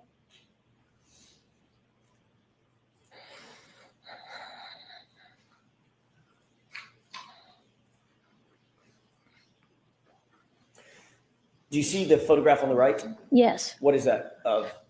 This is the Mr. O'Keefe's stomach, which has been opened up, and we're looking at the inside. We see that the mucosa is a little bit red, and there's a little bit of increased blood flow here. And this is the normal pattern of the inside of the stomach. It's kind of ridged. that's called rugae. That's the normal folds inside the stomach, but there's no ulcerations here. So the diagnosis of death due to hypothermia is not appropriate in his case. Did you see, or do you see any classic Wisniewski spots in Mr. O'Keefe's stomach lining or gastric mucosa? No. Do you observe any ulcers specific to Mr. O'Keefe's stomach lining? No, there are no ulcers. It's a normal appearance of what we would call a gross specimen. When you open the stomach at autopsy, you can see some redness of the normal lining of the stomach. Let me ask this first. Do you have an opinion as to a reasonable degree of scientific certainty based on the totality of your review and examination of the autopsy and its associated file, an opinion as to whether or not Mr. O'Keefe died of hypothermia or complications related to hypothermia? I do have an opinion. And what is that opinion? He did not die of hypothermia. And is that opinion to a reasonable degree of medical certainty? Yes. Taking a look at the darker red areas in the stomach lining of Mr. O'Keefe on the photograph to the right. Yes. That's Exhibit 164. Can you describe what those are? What are those darker areas? Here we see a little bit of bleeding. The darker areas are the areas of the lining that are at the bottom of the normal rugae, because the inside surface of the stomach sort of looks like it's covered with little mountains. And so we can get the redness in between what the rugae in the stomach. And there's a little bit of increased redness here, but no ulceration. Do you have an opinion, or were you able to form an opinion as to what the increased redness might be or is associated with? Yes. Did you note anything of significance in the rest of your examination of the file, the autopsy file, the medical examiner's file, that was related to what you see in the photograph 164? Yes. All right, I see it sidebar for just a minute here. We can take that down.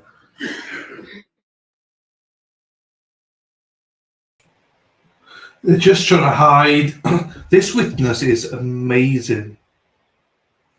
This witness is amazing. I'm learning a lot more from her. I think she's doing it more simple, if you can. She's simplifying it a lot more. I don't know how better to express it, but I feel like I am learning a lot more than I have with other witnesses. I love Dr. Russell and stuff, but like her intelligence was sky high. I just love this witness.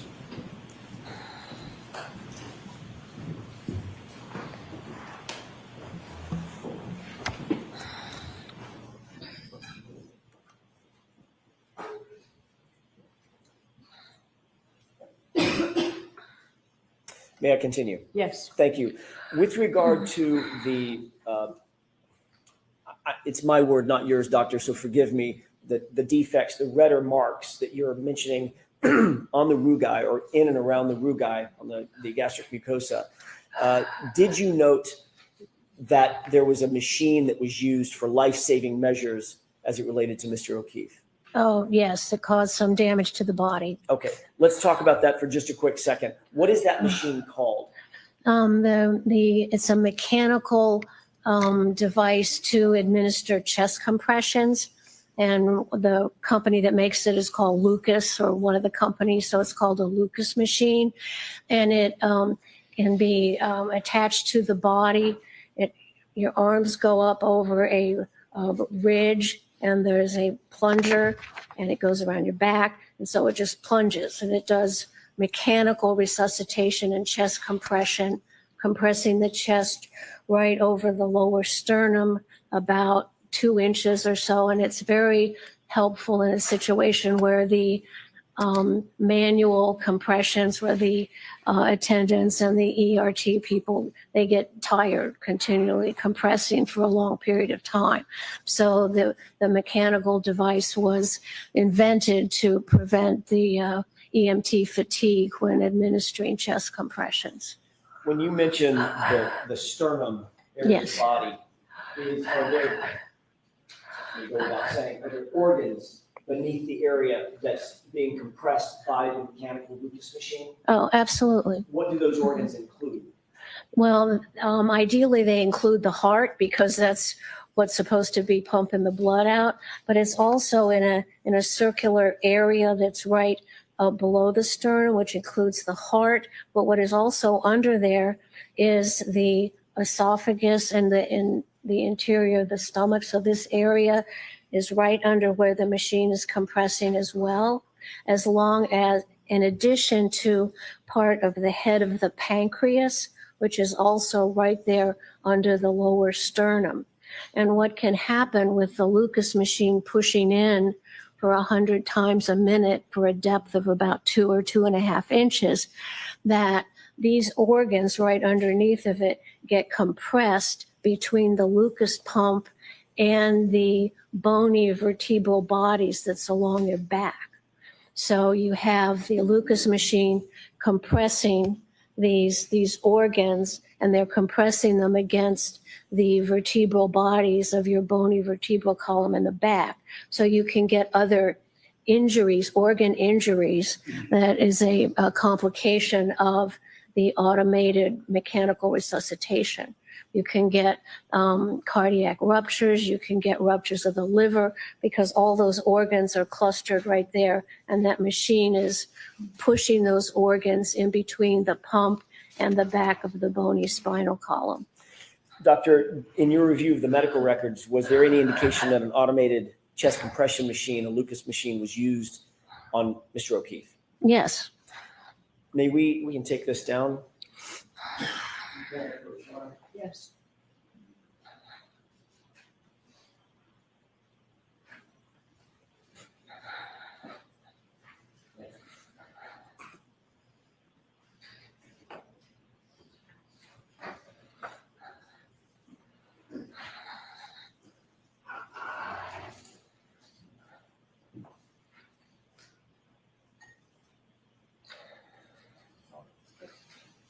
There's two documents that I'd like to show you. First, Yes. that document, and then after you're finished, familiarizing yourself with the first one and the second one.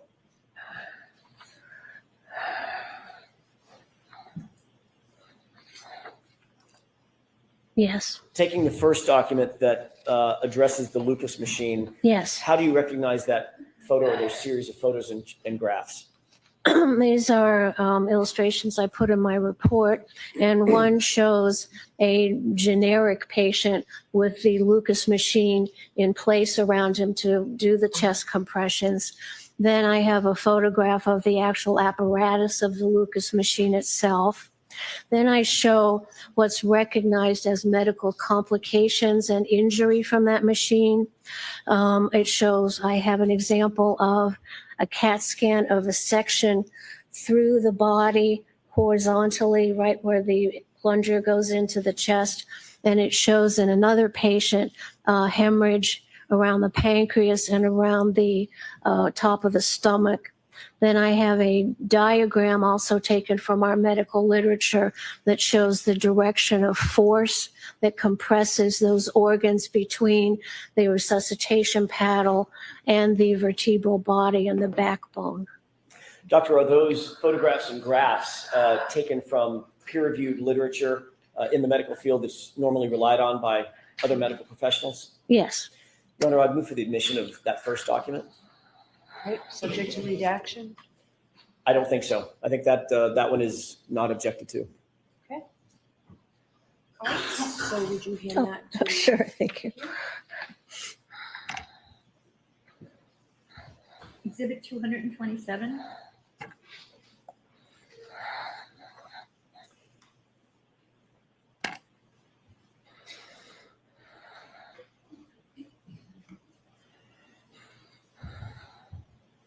Permission to display, Your Honor? Yes. Doctor, I know that's a little bit small and far away. We'll enlarge it as you need. Okay. It's not an eye test. Can you tell me what we're looking at? Yeah, let's take the top half of the Yeah. document.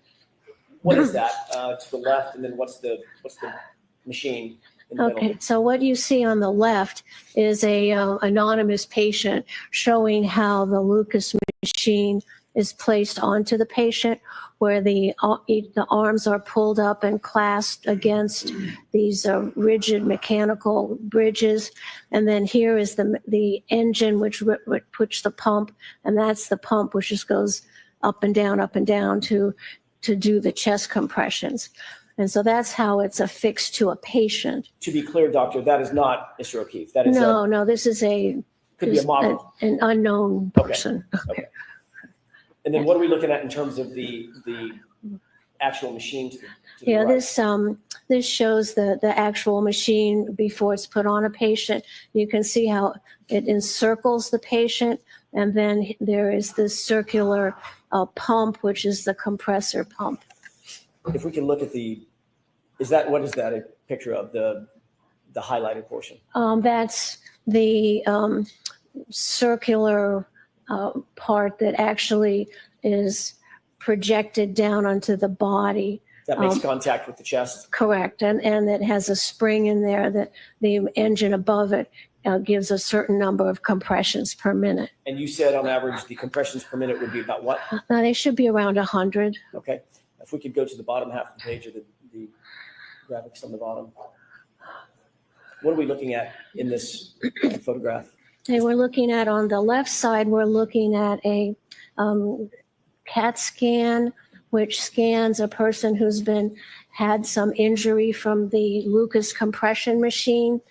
And it's a cross section. So the arrow here is pointing to the head of the pancreas and the area of the esophagus. And then the machine would compress down onto that. And the important part is that, I don't know if that's working on there, the little thing that looks like at the very bottom, that's circular and then has a little, looks like a little steer head. That's the vertebral column, and that's bone. And so the pump is pushing in that area where the arrow is pushing those organs against the bony vertebral column. Excuse me. And that's an actual patient that had that. Then on the right, it shows the schematic of the blue arrows indicating the force coming down. Then we see the organs, and the red arrows show how the pancreas can get hemorrhage, and also some of the esophagus that goes into the top part of the stomach. And we see that's, I can't really see where that, I think it stopped. May I approach you? Yes.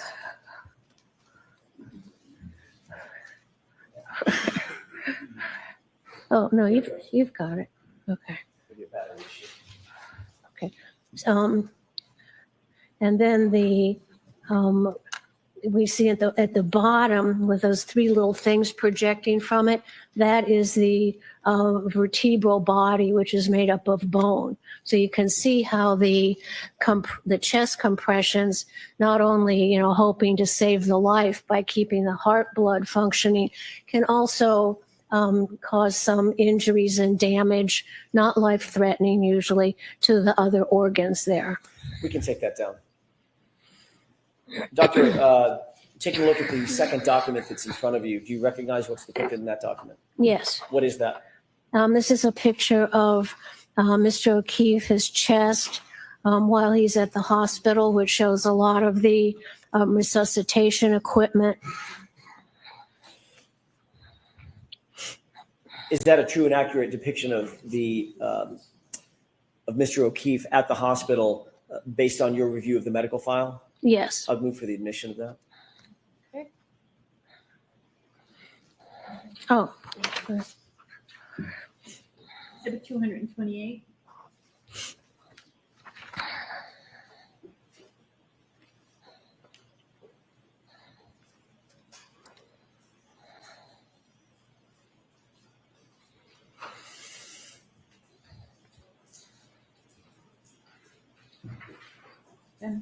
Permission to display briefly. Okay. Taking a look at the photographs to the left and to the right, do you see any indication on Mr. O'Keefe's body that is suggestive that where the Lucas machine was situated?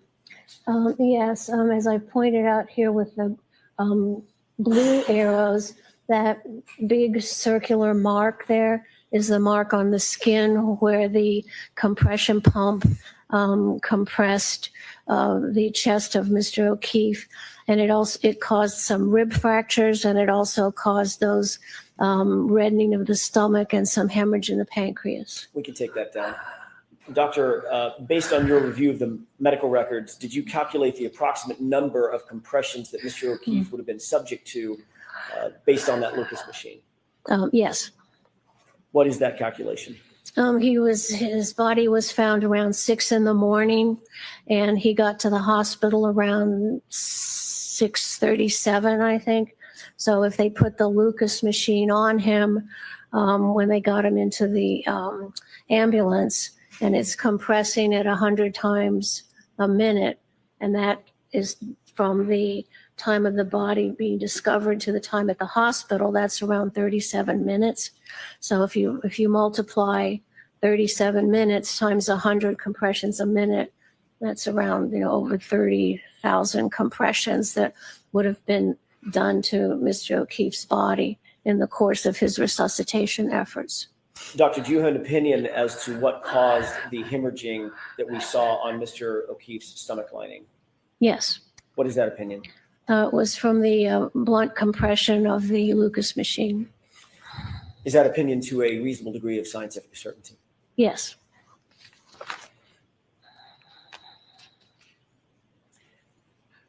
You indicated earlier that there is a difference between someone dying of hypothermia, or complications associated with hypothermia, and a body that's already passed away just cooling, correct?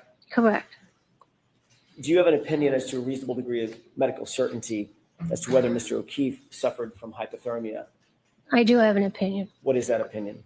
He did not experience hypothermia. Did you observe any signs of frostbite? No. Did that have any weight concerning your opinion, overall opinion, as to whether or not Mr. O'Keefe died with complications associated with hypothermia? Well, if someone dies due to exposure to low temperatures, you expect to see not only the Wisniewski's ulcers, but you expect to see some frostbite changes in the extremities. Based on your overall review of the medical records associated with Mr. O'Keefe, were you able to reach an opinion and conclusion as to the cause of death of Mr. O'Keefe? Yes. What is that opinion? He died of brain injuries and skull fractures due to blunt force trauma of the head. Do you hold that opinion for Mr. O'Keefe's cause of death to a reasonable degree of medical certainty? Yes. I want to shift gears for a minute, Dr. La Posada, and talk about patterned injuries elsewhere on Mr. O'Keefe's body.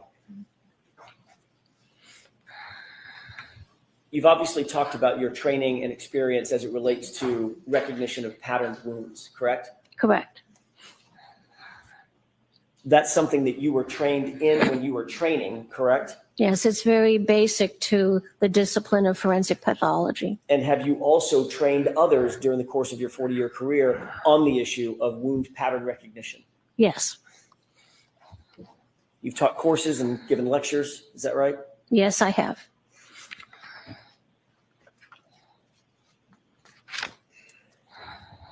I'd like to show you Exhibit 167 with the court's permission. Okay.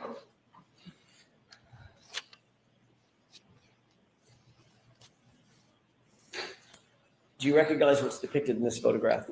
Yes. How do you recognize it? Is a photograph of the right arm of Mr. O'Keefe. Did you review and consider this photograph and others in coming or forming your opinions, coming to your conclusions and opinions in this case? Yes.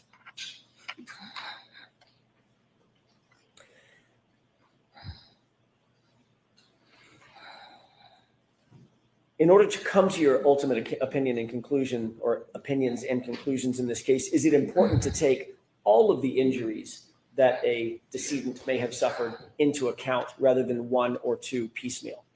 Now you have to look at the whole picture to understand what happened to the body. Why is that? What's the importance of that? It may be obvious, but explain that for the jurors, please.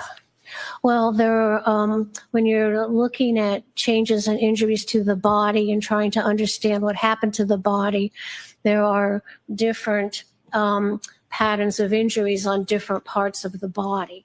And by trying to separate those and understand what patterns were caused by certain things, then you're able to put together a sequence of events that happened to the body prior to death.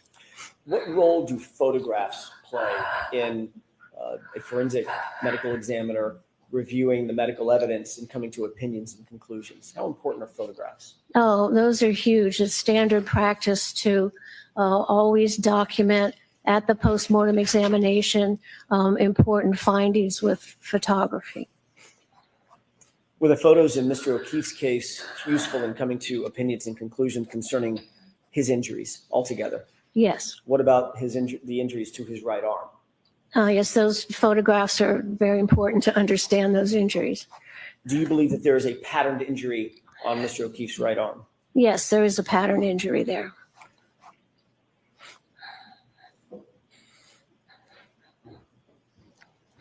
Have you ever seen, in your experience, either being taught or teaching, patterned injuries as they relate to animal wounds generally? Oh, absolutely. Very common. Do animal wounds include both claws and teeth, dentin?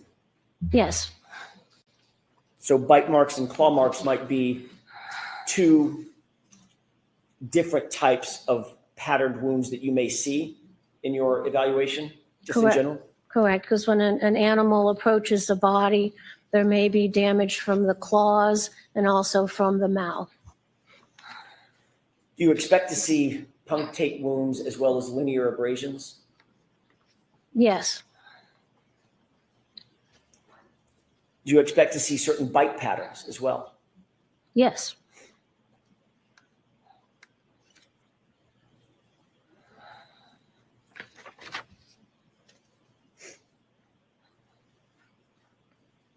What types of injuries, let's talk about animals in general, what types of injuries do animals produce on the skin of human beings? Well, animals can produce, if you're talking about, mammals, can produce injuries from their claws, where you get parallel scrapes of the skin from the claws applied to the skin, or you can see a pattern from the jaw configuration of the animal. And most animals that attack or get in contact with the body have canines. So there's two canines on either side that make paired marks, and that would be called a pattern injury. So it makes parallel sort of gouges, and as the canines move in a horizontal pattern or a vertical pattern, the space between them can change. The other thing you see in a animal bite is you see not only the canines that come out, but depending on how the jaw is applied to the body, you can have little dot-like imprints in sort of a U-shaped pattern, which are from the incisors, the little incisors of the animal. So you look for punctures, you look for paired gouges, which would be the canines, and then you look for arced patterns of little dots, which can be the application of the incisors of an animal bite. What is an incised wound? An incised wound is a wound due to cutting from a sharp object. Would you expect to see incised wounds from an animal bite or claw marks? No, they don't cause, they're not like knife wounds. They cause more of a scraping injury. Do you see the injuries that you're looking at in Exhibit 167, are these more consistent with incised wounds or the scraping abrasions that you just talked about? Sustained. Were you able to determine from your review of the medical records whether the injuries that you see on Mr. O'Keefe's right arm were pre-mortem or post-mortem?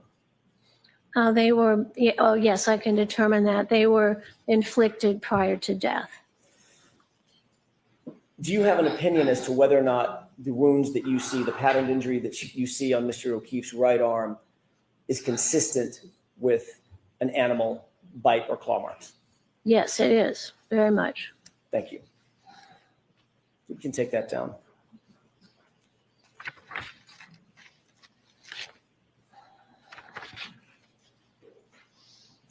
May I have just a moment, Your Honor? Actually, Your Honor, may we approach very briefly? Okay. That was great. I mean, wow. This is great. Jackson's a master. All of this has been great testimony. Just great testimony. I mean, look, let's be honest, Hank is going to come back on and try and discredit her and do what he does, but wow. It's beyond belief that she's not allowed to go into what type of animal and stuff. You know, it's all good, Robin. Tell her not to worry. We're not a break or anything, so we don't need Dina on anyway, so it's fine. Get Dina on for break time, hopefully.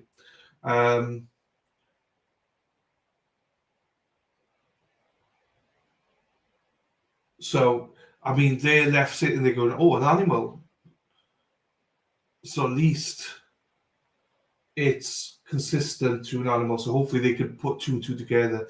But I would be wondering, why can't you just go into and say dog? More in depth with it, do you know what I mean? She did say Kate Annie right, Kate, DJ, but I wish we could have got into it a lot more. Oof, here we go.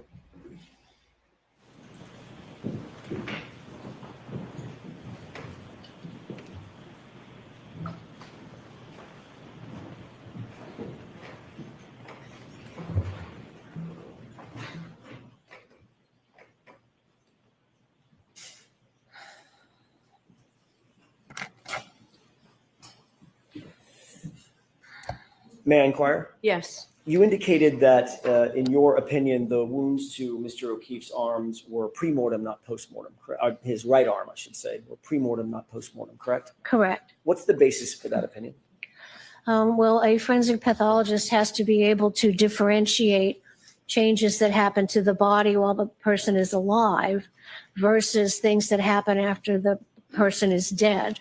For instance, there is something called post-mortem predation, where if the body is out in the woods and dead, then wolves and such can come and make, quote, injuries to the body. But we're able to tell from our training and experience that those were made after death.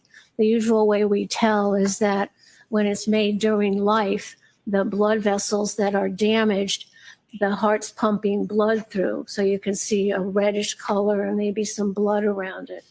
Whereas if the body is damaged after death, the changes to that body and those, quote, injuries look more yellowish and kind of brown because the blood is not flowing.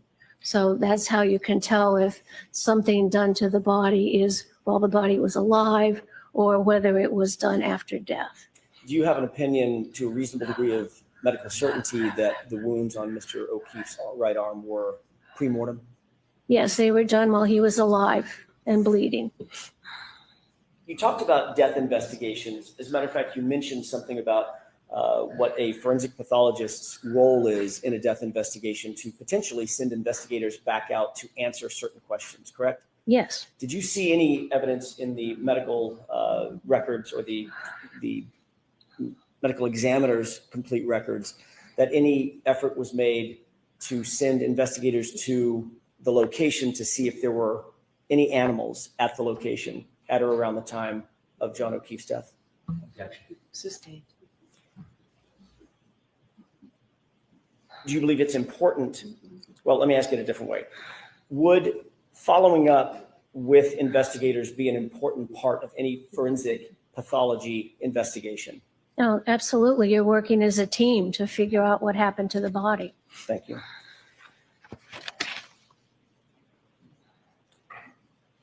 We talked about the theme and theory of differential diagnosis, correct? Yes. How does engaging in the process of differential diagnoses avoid bias in an investigation? By after you have your findings and you sit back and think, well, how many ways could I get this finding? And so bias sometimes means, oh, well, I think it's this, and then you just stop. So that's a sort of a bias where you make a decision too quickly and you don't then stop to consider what other things could cause this same finding.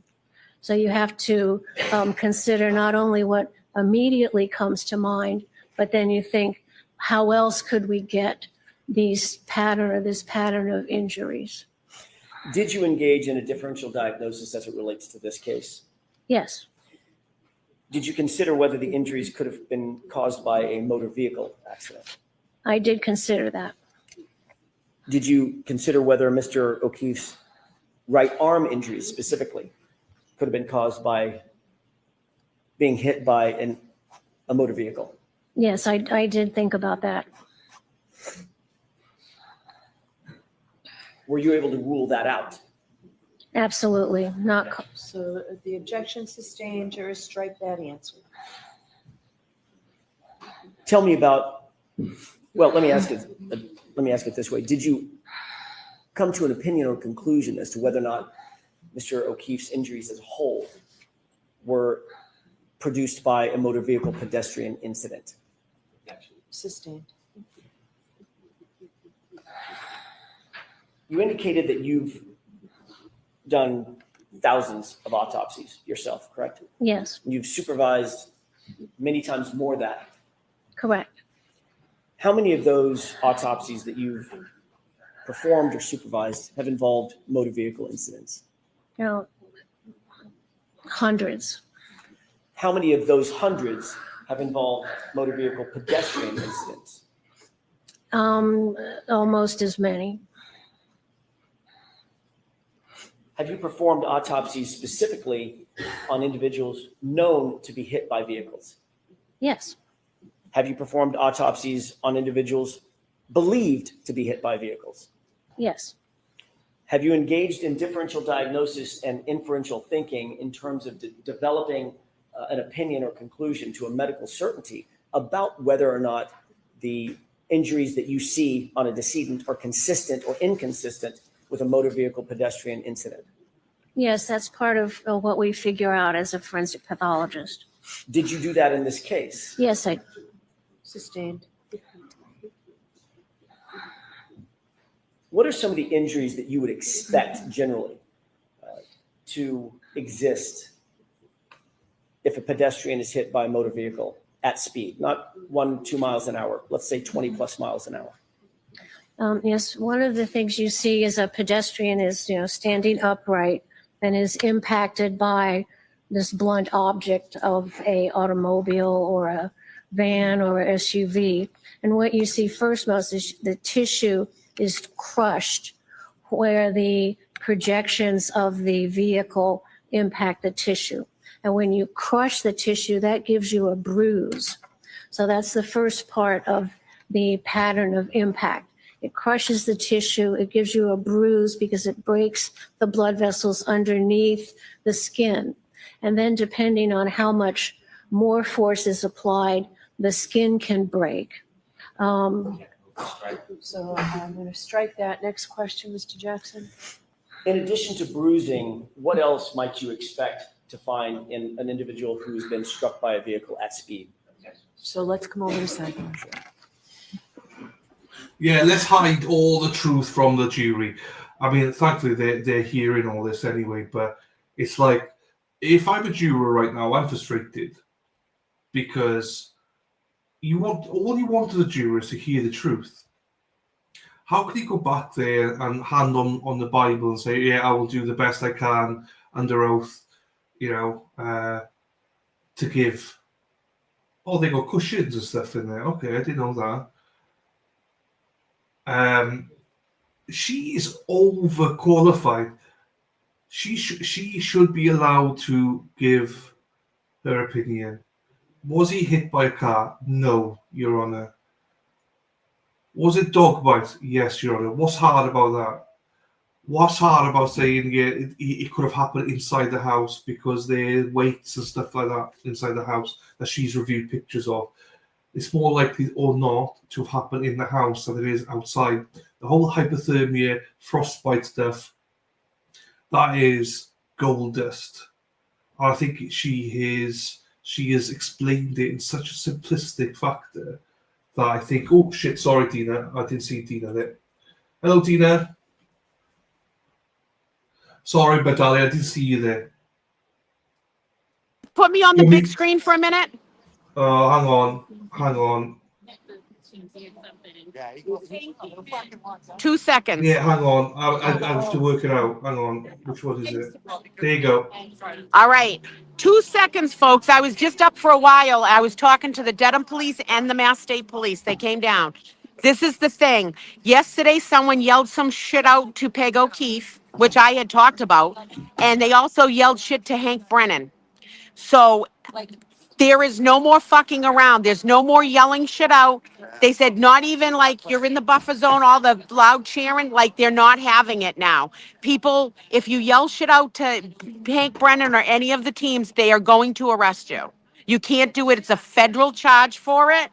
So he's just like, I told him all I could do was tell people, because I've been telling people that they're not listening, and it's getting, they're worried about the more people that are coming in that don't know like the things down here. So don't yell to don't yell to them. Don't say anything negative or threatening or anything to like Spanky or anything. Just let it be. Don't do that. You're going to get a federal charge. Hello, Coco. Behind you, Coco, by the way. Coco's, they're saying hi to you. Oh, hi. Hi, Coco, my darling. Dylan. Hi, Dylan, I sent you an email. Oh, okay. Check it later. Yeah, Okay. I'll check it later. Hi, hun. Have a good day, hun. Thank you, my darling. There you go. Thank you, Dina, for that. Yep. They just came down. I was talking to them for quite some time. And they're like, all you regulars have been really good and everything, but there's new people that don't know really about it, and they get excited and then they yell shit out. And he's like, there's no more leniency for that. Everybody can't do it. You said it now. There's no more you can do, Dina. Like Tracy No, says there it. isn't. I don't want to It's all see yours. anybody get arrested, but you're going to. So Yeah, if you're stupid enough to yell something out to Hank Brennan, then you're going to go to jail. I didn't even see him. We all think he sucks, but the Timmer. We all think he sucks, but don't yell it. I call him Spanky all the time. All right, bye.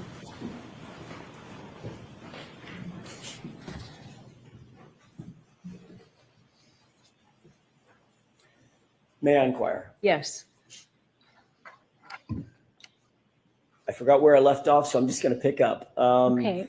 as best my memory can serve me. It has been suggested that Mr. O'Keefe's right arm, doctor, was injured by contact with the right rear taillight of Miss Reed's 2021 Lexus LX 570. No, I'm allowing that in. Thank you.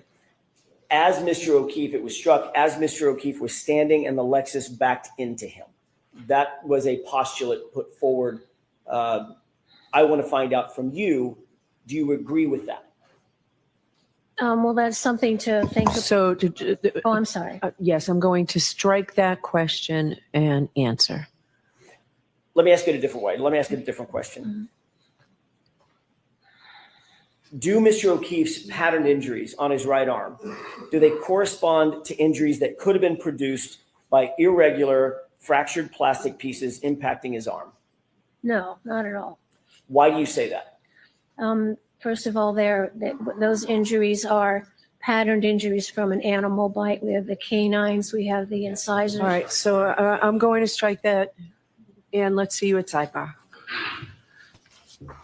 They can't handle the truth. I mean, I'm frustrated for the jury right now because they are being asked to make a decision on someone's life right now, and you want to hide this information from them? I'm pissed for the jury right now. they can't make they're told you gotta, I don't know, but it's just like, how can he not be angry?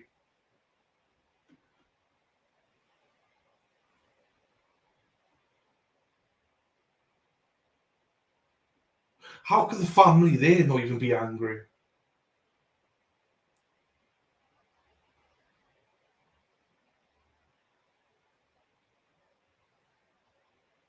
Those two there, I mean, Tracy said it the other night. Tracy, we love Tracy.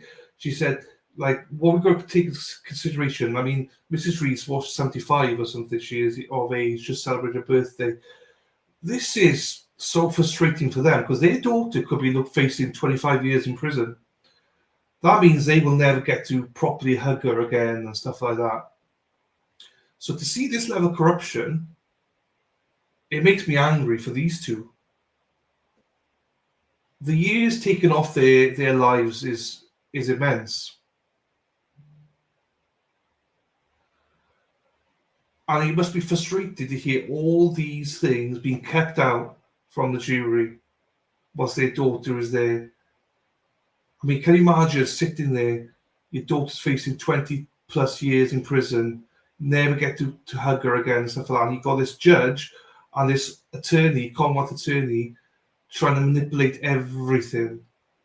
Basically trying to get a circle toy and put it into a square peg. It's just not right.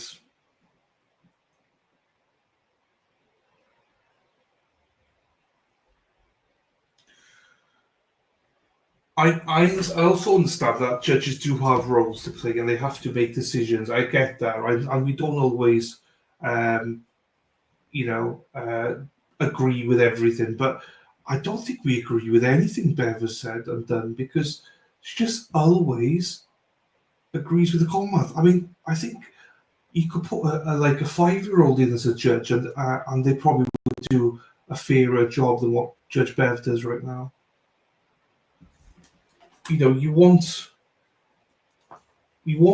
both sides to have, a fair try of it, but you can't sit here and say that after all this testimony that you believe John O'Keefe was killed by a car.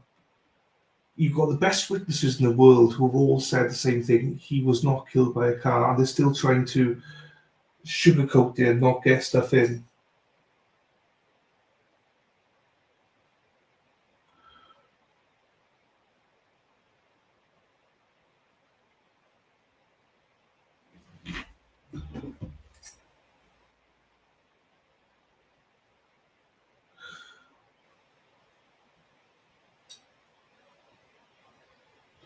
But as we said earlier on, with Brennan, he keeps asking questions that get stricken as well, and they will stick with the jury.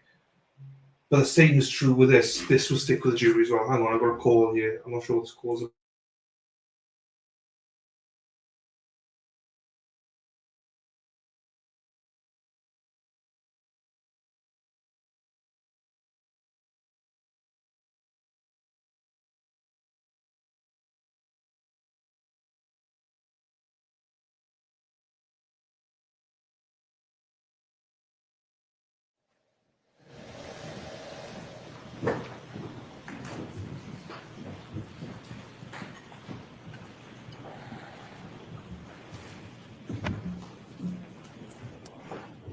May I, Your Honor? Yes. In your report, Doctor, you indicated that Mr. O'Keefe's patterned injuries on his right arm do not correspond to injuries that could have been produced by irregular fractured plastic pieces impacting his arm. Do you recall putting that in your report? Yes, I wrote that. Do you stand by that? Yes, that's my conclusion. And you also wrote his arm had no tissue bruising from impact injury. Do you remember writing that? Yes, Do you stand by that? I do. You also wrote, neither did his skin show any array of irregular, unpredictable, randomly scattered cuts and scrapes at various angles and depths. Do you remember writing that? I did. And do you stand by that? I do. You also wrote that you noted Mr. O'Keefe had no bruising on his arms or torso. Is that right? Correct. And you also wrote, in particular, Mr. O'Keefe did not have bruises on his legs, correct? Yes, correct. And you indicated that that was shown by dissection of the leg tissue and muscle at autopsy. Is that right? Yes, there was a special leg dissection done to look for bumper impacts.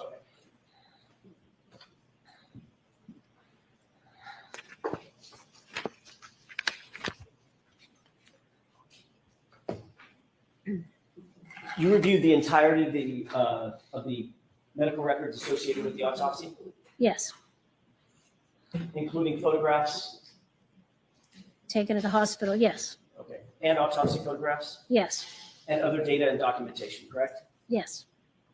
Are x-rays an important part of an autopsy generally? Oh, yes, usually there are x-rays taken of the body prior to the examination. What do x-rays show? Why are those important? They're important because they show foreign material in the body, like a bullet. They also image the skeleton, so we can look for fractures of the bones.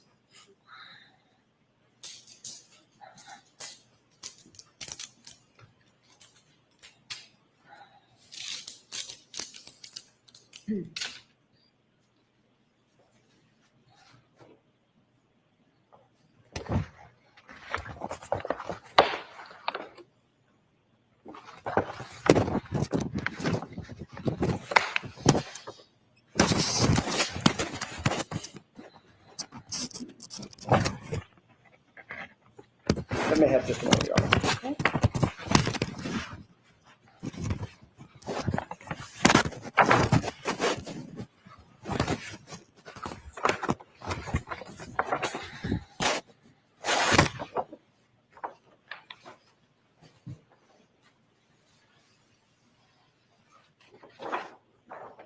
May I approach?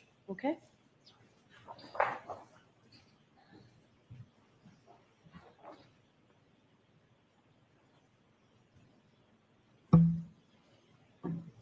Yes.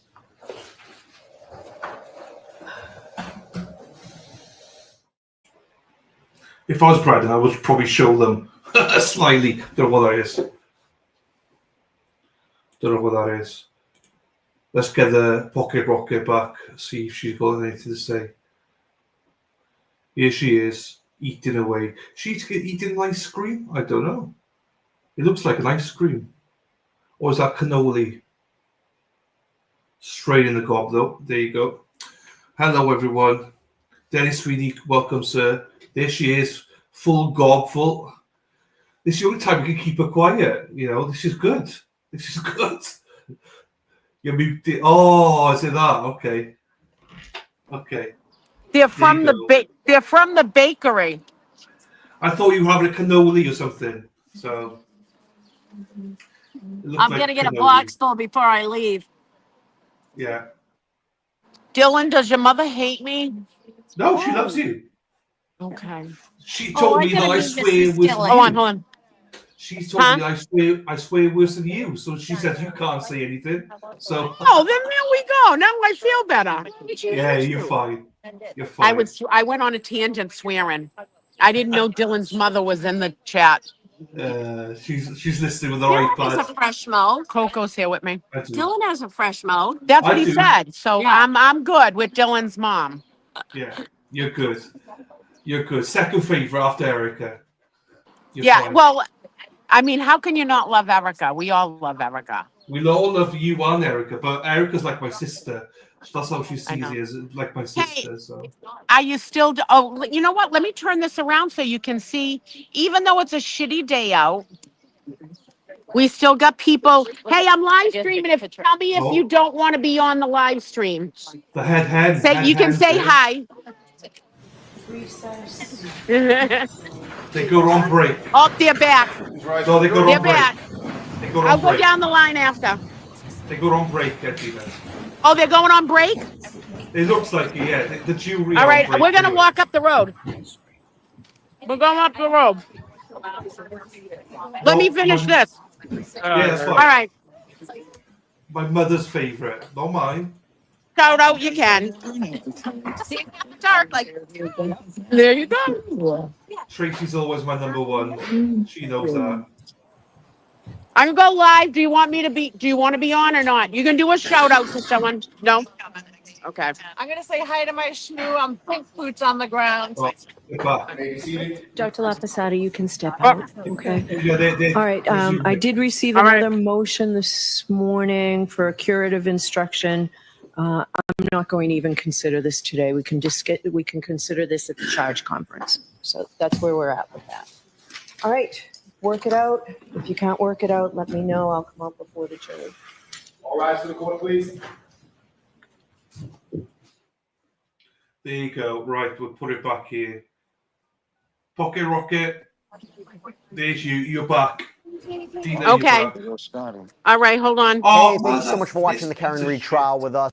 Right, we're back. How come that guy keeps on popping up when you go on? I don't know. He does it every time. He pisses me off. Did they say how long the break is? No, I didn't hear it. Yeah, they might be behind too. So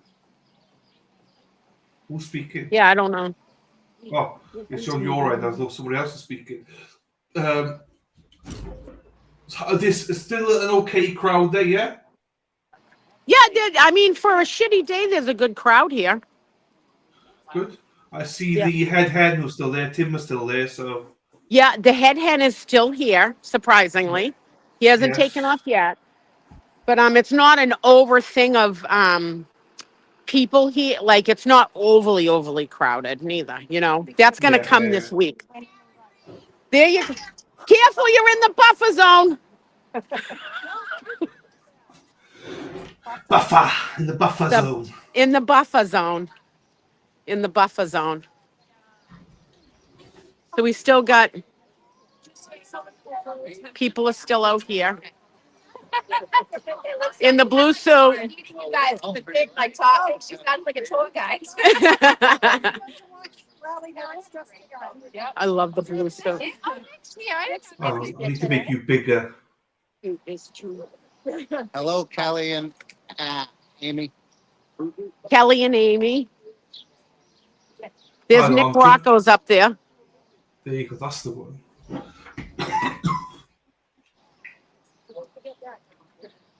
I wonder if I'm allowed over here. All right, Dina, I'm going to make a quick coffee then once you're on here, all right? Go ahead. Go get a quick coffee. Thank you, darling. Peter Murphy, enough is enough. I know. Thank you, Peter. We love you, Mr. Murphy. Hey, Nick. They want you to wave hi. It's a resistant to silence. How's it going in there? Hank doesn't like anything, but I know. we'll see what happens. We were all dying out here. It was like watching her. She's awful. Yeah, it's not fair.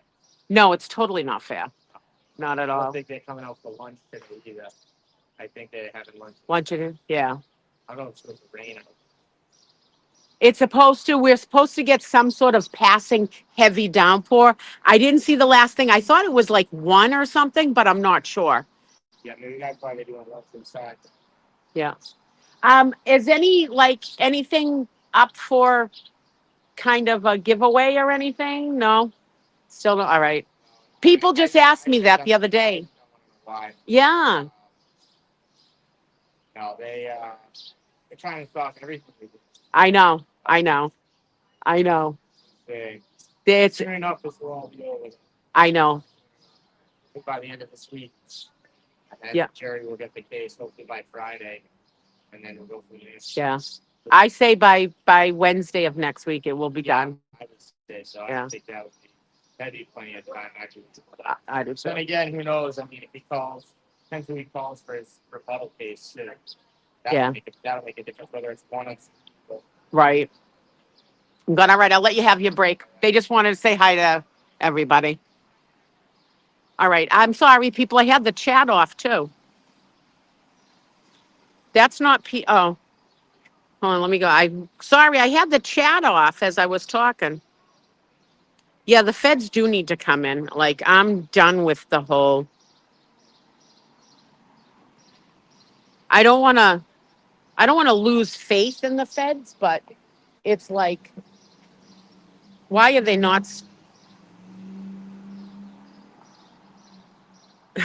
You didn't swear that much. I've got a mouth. I tend to swear. Hi, Tim. I'm good.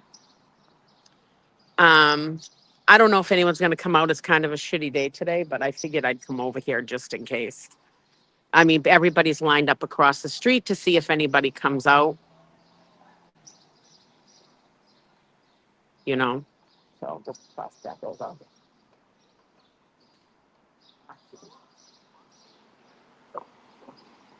Be driving like a banshee.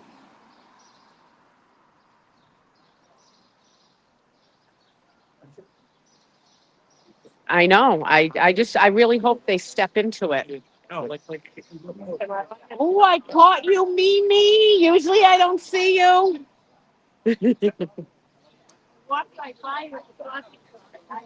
You left what? Oh, School, like he's now on the streets. I never see. oh really? Oh. Yeah, everybody's up here because sometimes they come out during lunch break. I mean, the break. Oh, thank you, Kama Dahama. We scared him away. No, It's all Dina's fault. it's all my fault. No, it's Dana's fault. Everything is Dana's fault. No matter what it is, even if he's not down here, it's Dana's fault. Okay, all right.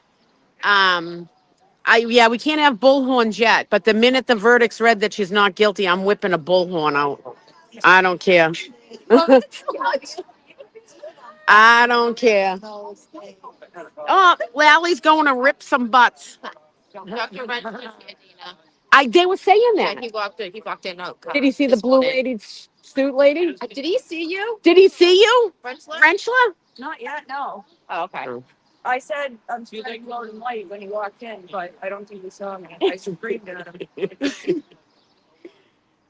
For anyone that's coming in late, look at this. It's just awesome. Oh my God.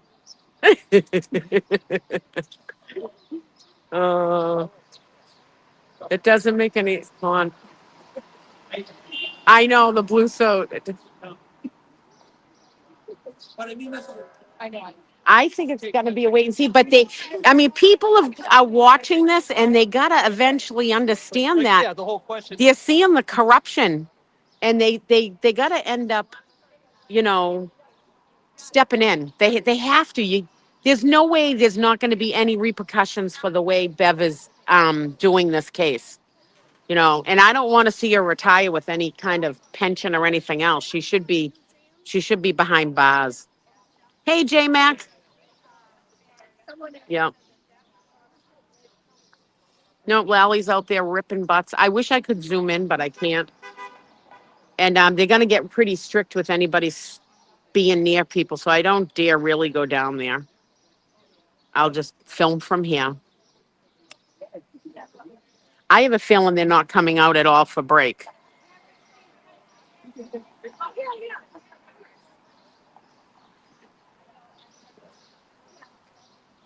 So everybody's lined up.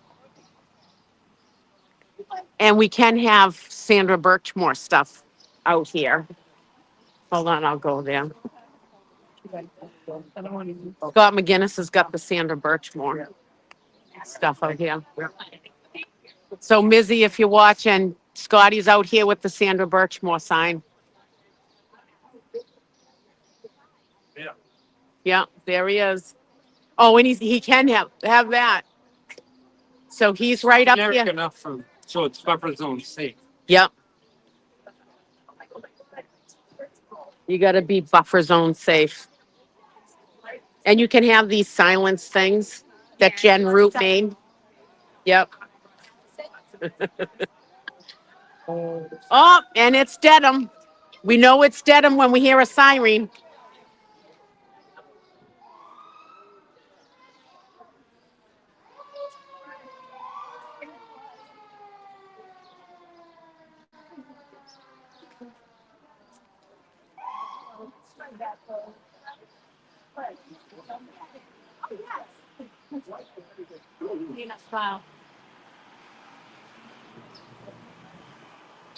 Oh, come up here with the blue suit. You got to come up here with the blue suit. Spreading. I saw you. I go to. That is so good. Unfortunately, the case law is such that judges are protected from, mistakes limit to protected immunity for police. We need Alexis. Well, the thing is, I almost got hit by one of the CBO's. Oh my, we need to go buy one. There's got to be a Lexus somewhere around here.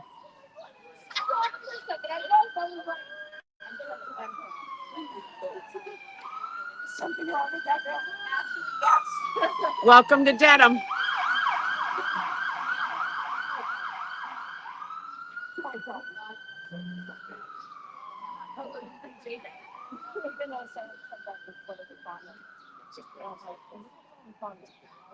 Yeah, because it's not something. Well, she probably couldn't. I don't know. They're letting her up here now, but I mean, I don't know. I really don't know. I can't give an answer to it if I don't know it. You know, everyone's just hanging out, hoping that somebody comes out for, their break. But I don't think it's going to happen. It's starting to spit rain a little bit, and it's kind of chilly. So.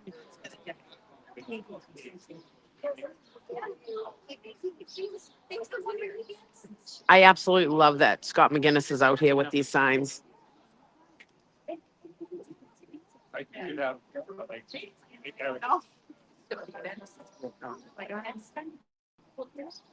But if it said eating once.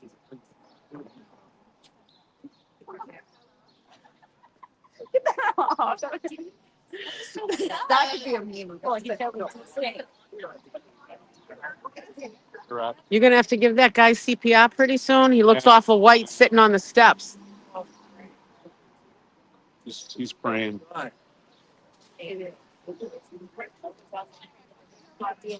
That's what I said. I don't know.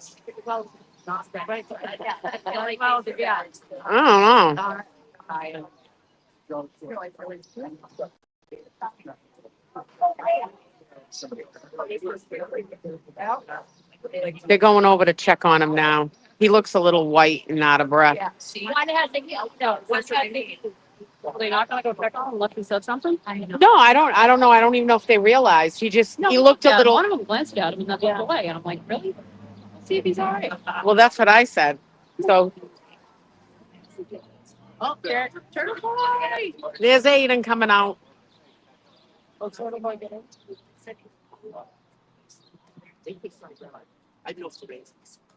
They could find some little. All you need is to.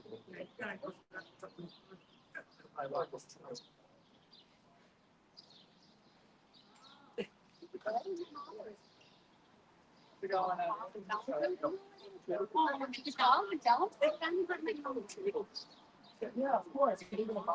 How are you? What's up with that guy? And I came down to his side. I'm like, did you get your picture taken with Aiden yet? Oh, Aiden. No, you gotta. Maybe you should go check on him. Aiden, you gotta stand by us. He dressed up all in blue like freaking. I know. Oh, I got a picture of it before. Oh, all right, good. Yeah, she's got a lot of today, huh? You got to get him behind a tree. He's really upset today. He's not liking this witness. He can always get his way. Yeah, of course.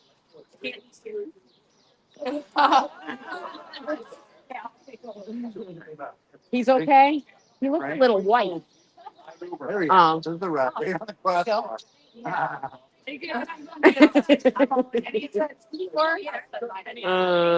Kristen Anderson did that. We gotta look at.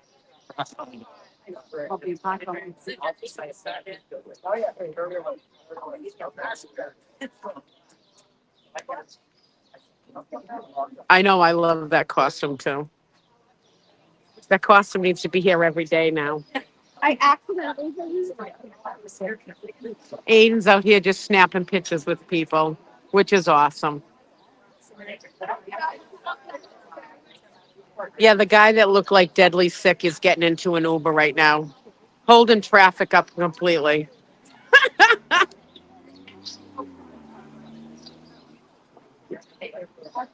His wife didn't look too happy. They said an Uber, but that lady looked like it would be old enough for his wife. Love it. It's starting to spit rain. Did everybody left down? Is anybody down at the end? I don't think so. Yeah, my car's unlocked. My car's It's like unlocked. 95 pounds, and I was like, Allison, how many of your dogs down? Crazy again. I know, but my car's unlocked down there. Oh, Is anyone down there? yeah, Robin G is down there. Thank God. I was like, oh, my car's unlocked. Robin. Robin G. Long hair. She's one of our mods in here. You know what? I'll point her out. Yeah. I'll point her out. Henry! Mine's clearance. What a dog's life. Job hot enough. You just dropped your earpiece. Why are you so cute? Oh, I love it. I took 573 pictures. Did you name your car today? No, they're gonna do a poll in Resistant to Silence, and whatever is the biggest name for it, that's what I'll name it. But Silver Fox is the one that's really going to town. So, and then I had Glera and Lucky. I don't think he's going to. I think his knee's that bad. I don't know. It doesn't sound it. He said, so when I asked before, he said something about he probably won't be back soon. And it was something worded like that, like he'll make the party when they have the big, party. That's really sad. I feel like he should be. I know, because he's been with us since the beginning. See, Allison even thinks of that. Sad now. Yeah. Glare if you're watching, even on rewatch. Yeah. We think we'll wheel you around here. We'll get a wheelchair. Tennessee, 16 hours. We'll leave right now. I'll stop at my mom's. Jess has a minivan. You can have plenty of space to stretch that leg out in the back. Yeah. I got a new car, Glare. I'll just throw you in the back seat. It's big. We'll pick up Corinne on the way. Yeah. It's a Mercury Montego. So it's 4 doors now. I have AC now. I haven't had AC in 6 years. Huh? I just was only fixed. It was only 2 doors. I had a hole in the floor. The AC didn't work. Oh, she was like doing a French twist. And it had 287,000 miles on it. Good for you. How many? So now this one has 142,000. It's got new struts, new brakes, new like everything. AC, leather seats, air conditioning. Oh, yeah. Yeah, I'm like, I feel like a princess. A guy gave it to me. Oh, nice. Good. Yeah, and I didn't have to do anything for it. That's perfect. That was even better. Exactly. He did it out of the kindness of his heart. I work with him. Oh, perfect. And they knew I was driving around a piece of shit. So What year is that? 2005. And my Honda Civic was a 2001. I'm happy. I'm really happy. So. If you bought it brand new, you got more than money's worth out of it. Yeah.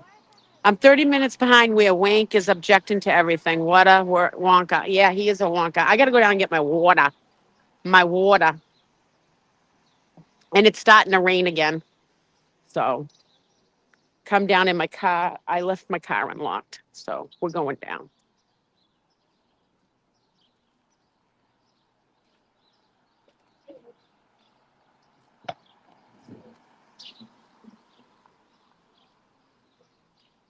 All right. Where you going? Get my umbrella. Oh, the car's unlocked. I'll pop in to sit. It's starting to spit a little bit. Yeah, so. it looks like it's gonna be for like the next hour or so. Next hour or so, we might get some rain. We might be live streaming from inside my car. But the sad part is sometimes I lose connection. I have the Verizon, and for some reason, it messes with Verizon down here. It sucks. Totally sucks. Watch, I walk down here and 10 to 1, they'll freaking come out. What does that say? No, it's not lunch break. It's just a morning break. Streaming again? Yep, I'm on here because we're not really doing anything. I can eat the rest of my cookie.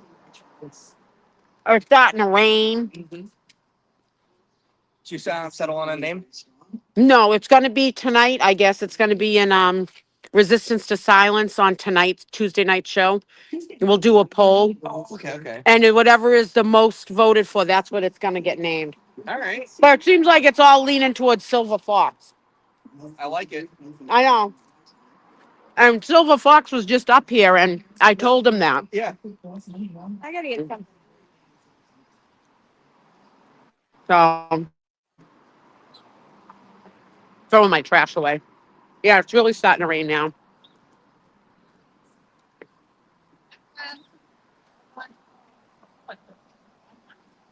Yeah, I guess for the next hour, it's going to be crappy out.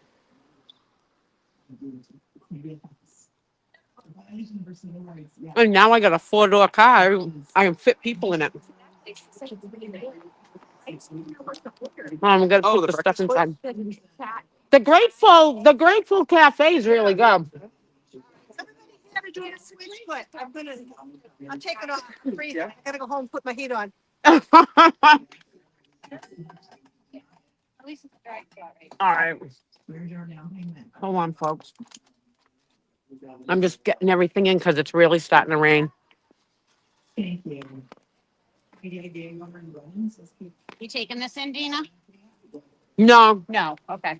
I'm going to leave it out, but I might have to take this off wherever Cheryl is because it blocks the aluminum, I think blocks the signal.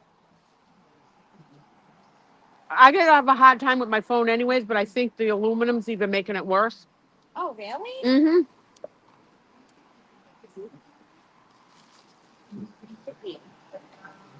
So I'll just take it down right now. I want to leave that out so people know it doesn't matter if it's raining. We're out here. That's nice. It is nice. Like right here? The air conditioner and everything, huh? Maybe on the back. Okay. We can do that. Yeah. Remember last year when Patty, my girlfriend Patty and her husband came down here for the first day. I said to them, you need to look for Dina. And she goes, we found your friend Dina. She goes, yeah, we helped her pick up all the trash and put the trash in her car before we left. She had like really pretty girl. She has white blonde hair. She's always dressed to the nines. And she goes, yeah. Oh, Lisa? Everything. No, her name's Patty. Patty. She was only here that once. She's like, I can't believe Lisa goes. People are terrible with trash here. I watched you get Crappy and it's like, who yeah. trash out? They were just dumping water, like just dropping them. Yeah. Crappy in Baltimore today, too. Good morning, fine people in Massachusetts. Especially hello to Dina. Oh, hi. Let me see who you are. Cynthia Caldwell. Hi. It's pouring in Canton right now. You have one in there? I would have picked one up for you. Oh, Dennis Sweeney said it's pouring in Canton. It's pouring here right now. We're gonna have to go with my car. If by some chance I lose you guys, Dylan will have to take over for a while because sometimes the reception is real fucking crappy down here. Something with Verizon phones and stuff. So, we've been out in worse weather, but I don't feel like being wet all day. I don't. All right. I wish I had a better setup in my car. Are people still leaving rubbish down Hi, there? Dylan. Yeah, are Hi, they still Dylan. leaving? Hello, Tina. Hi, love. they- If I lose you, you might have to take over a little bit because of the thing. It's fine. I corrected it. Why? I'm here. Don't Everyone worry. said, Read Karen Reed. So this Oh. one's for you. Oh gave my Erica God, hers thank yesterday. you. Look. They're Hang at on. break. Yes, I know. Oh, that's she nice, made yeah. me one. There you go. Oh my God, I love it. I love it. So anyways, yeah, I might lose connection. It's getting really ugly here. It's really it's going to start coming down. And Dennis Sweeney just said it's pouring in Canton. I know. Not good. Mm-mm. It's fine though. And It's fine. I was talking to Nick Rocco, and he said that they're not even leaving for lunch today. Oh, they're not. Whoa. It must be a short lunch break then. Yeah. Yep. So I've missed the last few parts of it. So I don't know what's going on, but it's getting shitty. If you guys need to sit in the car, you can. You can smoke. I have a doctor's appointment. All right. 5 minutes I gotta go on video with. Okay. Either way, people are sort of like taking shelter because it's really starting to come down. Oh, here it comes. That's fair. Yeah, hold on a second. If you need to sit in the car, you can. Make sure you park the car. Yeah, it's supposed to be in the car. In the car. Dina's car. Yeah. Silver Fox. Silver Fox was down here. I talked to him for a while again today. And I told him about the poll. So I think we're going to probably be doing it on Dana's channel tonight. That's better. And yeah, that's fair. So if you go to Resistant to Silence now and just type in what you want and, what you think the name should be, because if it wavers, then we'll change it. You know what I mean? But you can put it in here what you actually, you know what? Everyone, type in right in here what you'd like to see it. I want to see all the names. Anything you want. Oh, it's really coming down now. J Mac, I just messaged you, J Mac. Message me back. Yeah, Yep. Silver Fox seems to be the favourite by far. I know. And it's not deterring from my love of the Glera, but No. I don't think to name it the Glera or Will. Coco, you can sit inside if you want. Yeah, but just remember, if you did anything to do with the Glera, one day you're going to have to change the car. So you're going to have to get rid of the Glera one day. You don't want to do that, do you? See, everybody's writing Silver Fox. Oh, it's coming down now. It's pouring. I don't know if you guys can see. It's pouring. Bye. I just I'll probably hold on a minute, Dylan. I'll probably might stop in after work. Okay. Unless there's deliberations, which I doubt or close an argument, but I'll be at work. Are you going Thursday to North? Yes. Okay. Definitely I'm speaking at it. All right. So yeah, Thursday is Morrissey's office from 2 to 4. We're having a huge standout. Jen Root and Mizzy put it together. It's the Together Stronger. And they're going to have a few speakers. I'll be one of them. We know I don't write speeches, so God only knows what'll come out of my mouth. Two things. First of all, thank you to J Mac for the coffee. She just bought me a coffee. Thank you, J Mac, for the coffee. Yeah, I know. Thank you, She's Clarissa, a as well. sweetheart. I love J Mac. She's a sweetheart. Clarissa and Anne for the memberships as well. I tell Coco I WhatsApped her as well. She's right behind you. I did WhatsApp her. Tell her. Coco. Coco's right back there. She's in the I've back done it. seat. I messaged you. What? He messaged you. Oh, okay. Mm-hmm. On WhatsApp. Through that thing, yeah. Yeah. Yeah, do that thing. Okay. Yeah. All right. I'll look. That's fine. Yeah, wank is a wanker. But we got to remember, folks, for anybody, oh my God, it is pouring. Are you sure you don't want to come in the car? You can get in the back seat. Thank you, J Mac. Yeah, just hop right in. I didn't even see you. Come right in. Come in the driver's side if you want. All right. Come right in. It is it's pouring. Hold on a second. You get here, I'll never get out. Snap right up. Oh. Shit, it's bad. It's pouring. It's raining, it's pouring, the old one's Oh no, it's really bad. It's freaking it's pouring. Robin, get in the front seat. Drivers. Hold on, I'll hop over. The general store. I need to go on. Come in here. Hold on, I'm cupping across my seat. I said, well, maybe That was a shock. his mom. What did you just say? We just saw your tatas. No. No, he wasn't watching bad. the He Karen wasn't. Reed trial with us, but I wanted to tell you guys If about I this real lose quick. We you- talk a lot about personal safety here all the time. Get that idiot off. I have. He's off. It's gonna be loud in here. You got 4 clucking hens in here. I know. But I just said, bitch. Oh, not Robin. She said she doesn't cluck. She bitches. Yep. There you go. So this is part of boots on the ground, folks. We take shelter in the rain. How do you know who I am? Really? I just So want I to didn't forget my umbrella for my fossil lady. I just grabbed it this morning. To Kurt in the morning and stuff. Every morning. Oh God, Robin G's umbrella broke.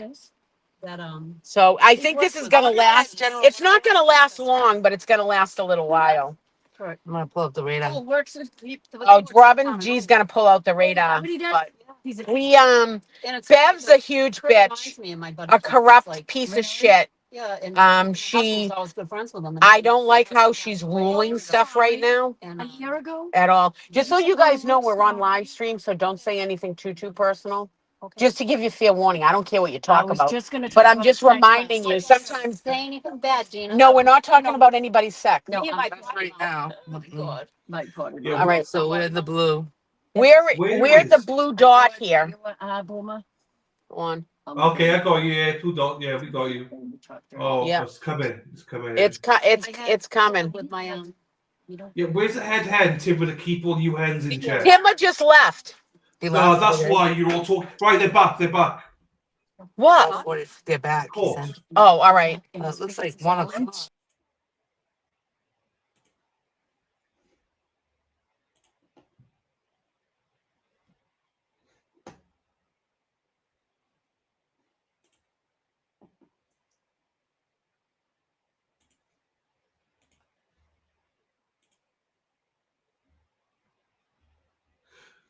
There must be a sidebar because it's all quiet. So they're back. The jury are not there, I don't believe. They're looking at the sidebar, so there must be a sidebar. Look at that, Ross, St. Ross. I love this picture. Dana, one of the best things Dana's ever done is St. Ross.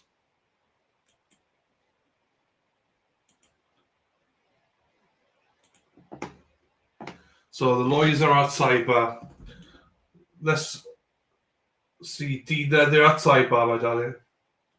So. Oh, I just lost connection. Yeah, 2 o'clock. No, Can it's you hear fine. me? I can hear you. Yeah, I can hear you. Oh, I I can got see you, you and Dale. hear you. Okay. 2 o'clock. There you go. All right. Thanks, Coco. Yeah, I'm gonna send you a message. All right. That picture is gold. Nice one on my porch. I didn't see. Oh, of me and Erica? Yeah. All right. Hold No, on a it's second. this one. This one. Nice picture yesterday, Mom. Oh, that picture. The Ross one. It's either that one or this one. It's one of the two. I never know which one's my favorite. Ah, your mother's gonna kick your ass for that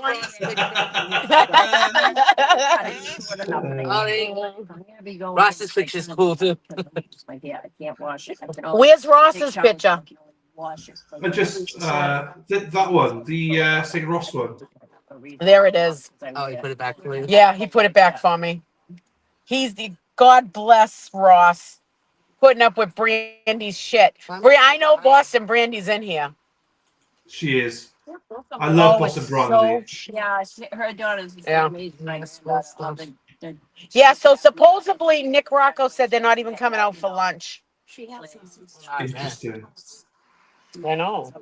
I wouldn't want to walk out in the rain like this either. And I wouldn't all either. day soaks. I don't want to. We spent many a times out in this pouring rain with ponchos on and stuff. Like, I just don't want to do it no more. Who's that? Who's that Ozempic guy sitting right there? That John Conley lookalike. I don't know. Hello to Brandy's kids, Brandy Ross's kids. They're watching. Whose So great chair is that? There's Alessia Hero. I don't know. Somebody's great chair sitting there getting soaked. So I renewed my registration. Yeah, I don't think they're going to be sitting anyways for the day.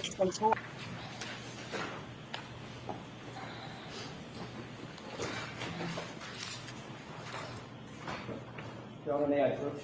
Yes. On the court's bench, there's an item that I'd like to retrieve back. Miss, we need that marked for identification. I need all 3 of them marked. Okay, and we'll do that afterwards. Just please go ahead. You see any x-rays? I did. What were the x-rays of? The x-rays were taken of Mr. O'Keefe at the medical examiner's office, and they were x-rays of his chest, his arms, and his legs. Did you specifically review x-rays of his right appendage? Hand, forearm, arm? Yes, they were included in the x-rays. Have you seen x-rays before? Oh, many times. How many times? Thousands, probably. Is part of your job to review x-rays? Oh, To make a absolutely. determination of whether or not they indicate broken bones, fractures, hairline fractures, things of that nature? Yes, it's part of the medical legal autopsy to study the x-rays of the deceased. That's done in the ordinary course of being a forensic pathologist, is that right? Yes, Are you trained on how to read x-rays?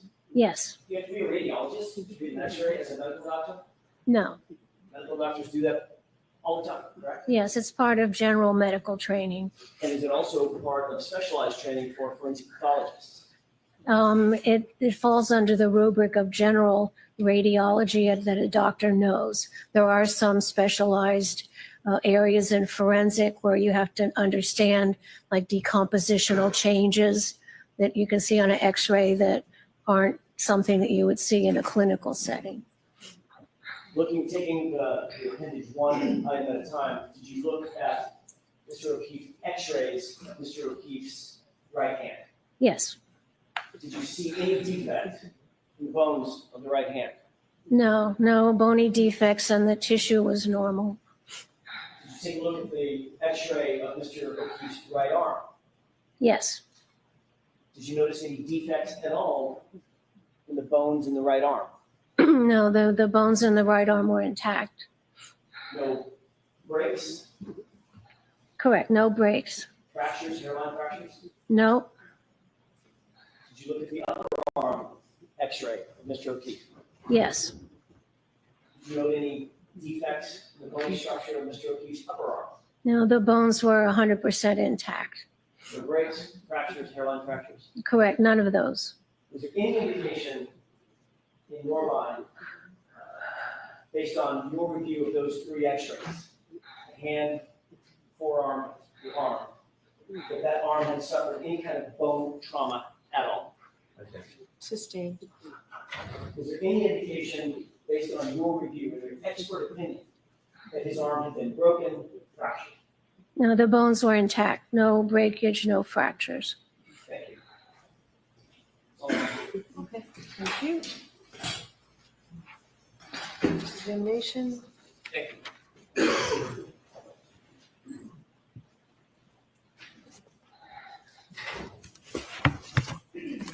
Good afternoon, Dr. La Posada. 6 minutes till the afternoon. Good afternoon. That's okay. You wrote a report in this case, doctor? Yes, I did. Do you think that based on your analysis, was Mr. O'Keefe thrust backwards? Is that what you determined looking at his head injury? That he was, I didn't understand. You had your hand in front of your mouth. Sure, I'm sorry. Yeah.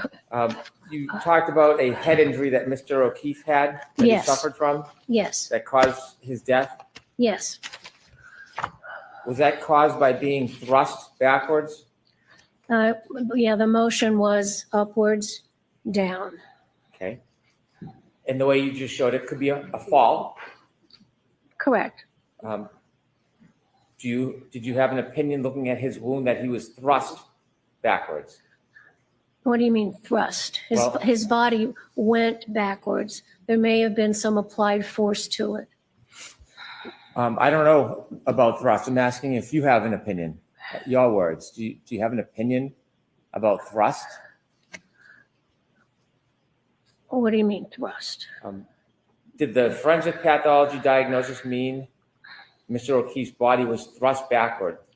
If you want to say thrust as indicating movement, that it went backwards, then you could say it was thrust. May I approach? Yes.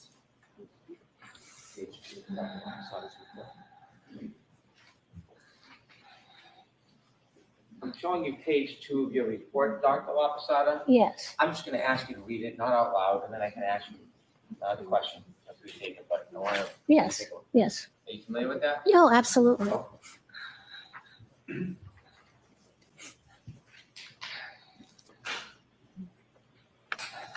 So Dr. Laposada, what did you mean when you described that Mr. O'Keefe's body was thrust backward from a standing position? I mean that he was standing upright and his body had momentum and went down and hit at the back of his head. So it was thrust backwards. You cannot tell forensically how much momentum he had, can you? No, we don't do those analysis. And you can't tell if anything caused that momentum based on the head injury, can you? What do you mean causative? It was caused by his body went backwards. Yes. And so the amount of force causing him to go backwards, that's not something you can determine from the head wound, is it? No, I can't tell you the amount of force. It was significant because he had the massive skull fractures. Did you say it would be significant? Yes, significant force.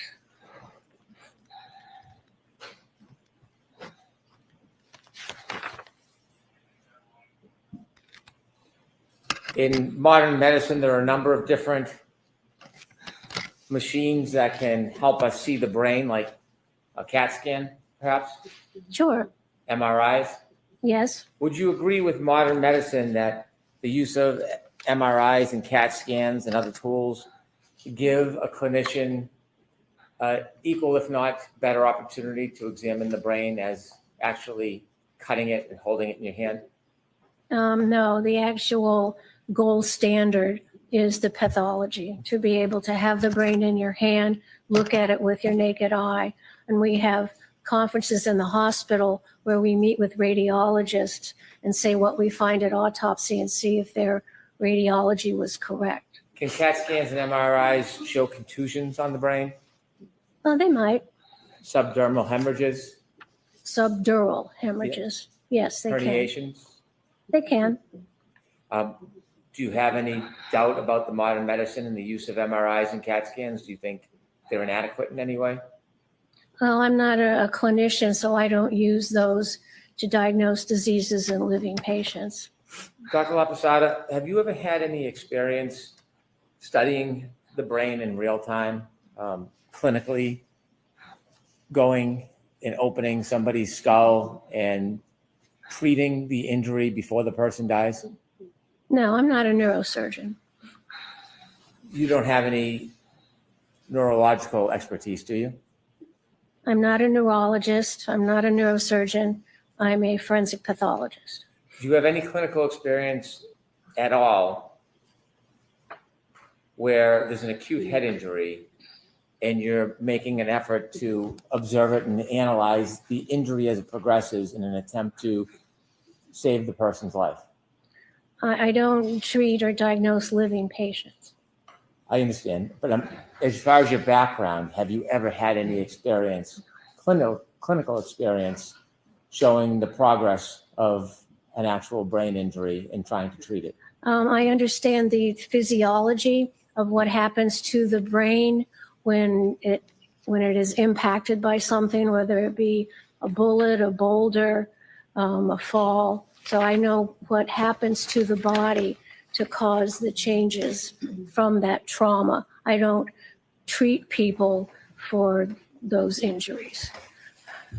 In observing a brain that's in trauma and making determinations of how long it's viable or whether the person will expire, do you know the process that a neurosurgeon would go through in order to fight to preserve the person or save the person? Do you know the step-by-step process that they would undertake? To do what? To try to operate or save somebody from a head injury, from a brain injury. I'm going to allow it because of priorities. Well, it depends on what the brain injury is. If you have head injury and you have bleeding on the brain that's pushing the brain one way or the other, it would be a subdural.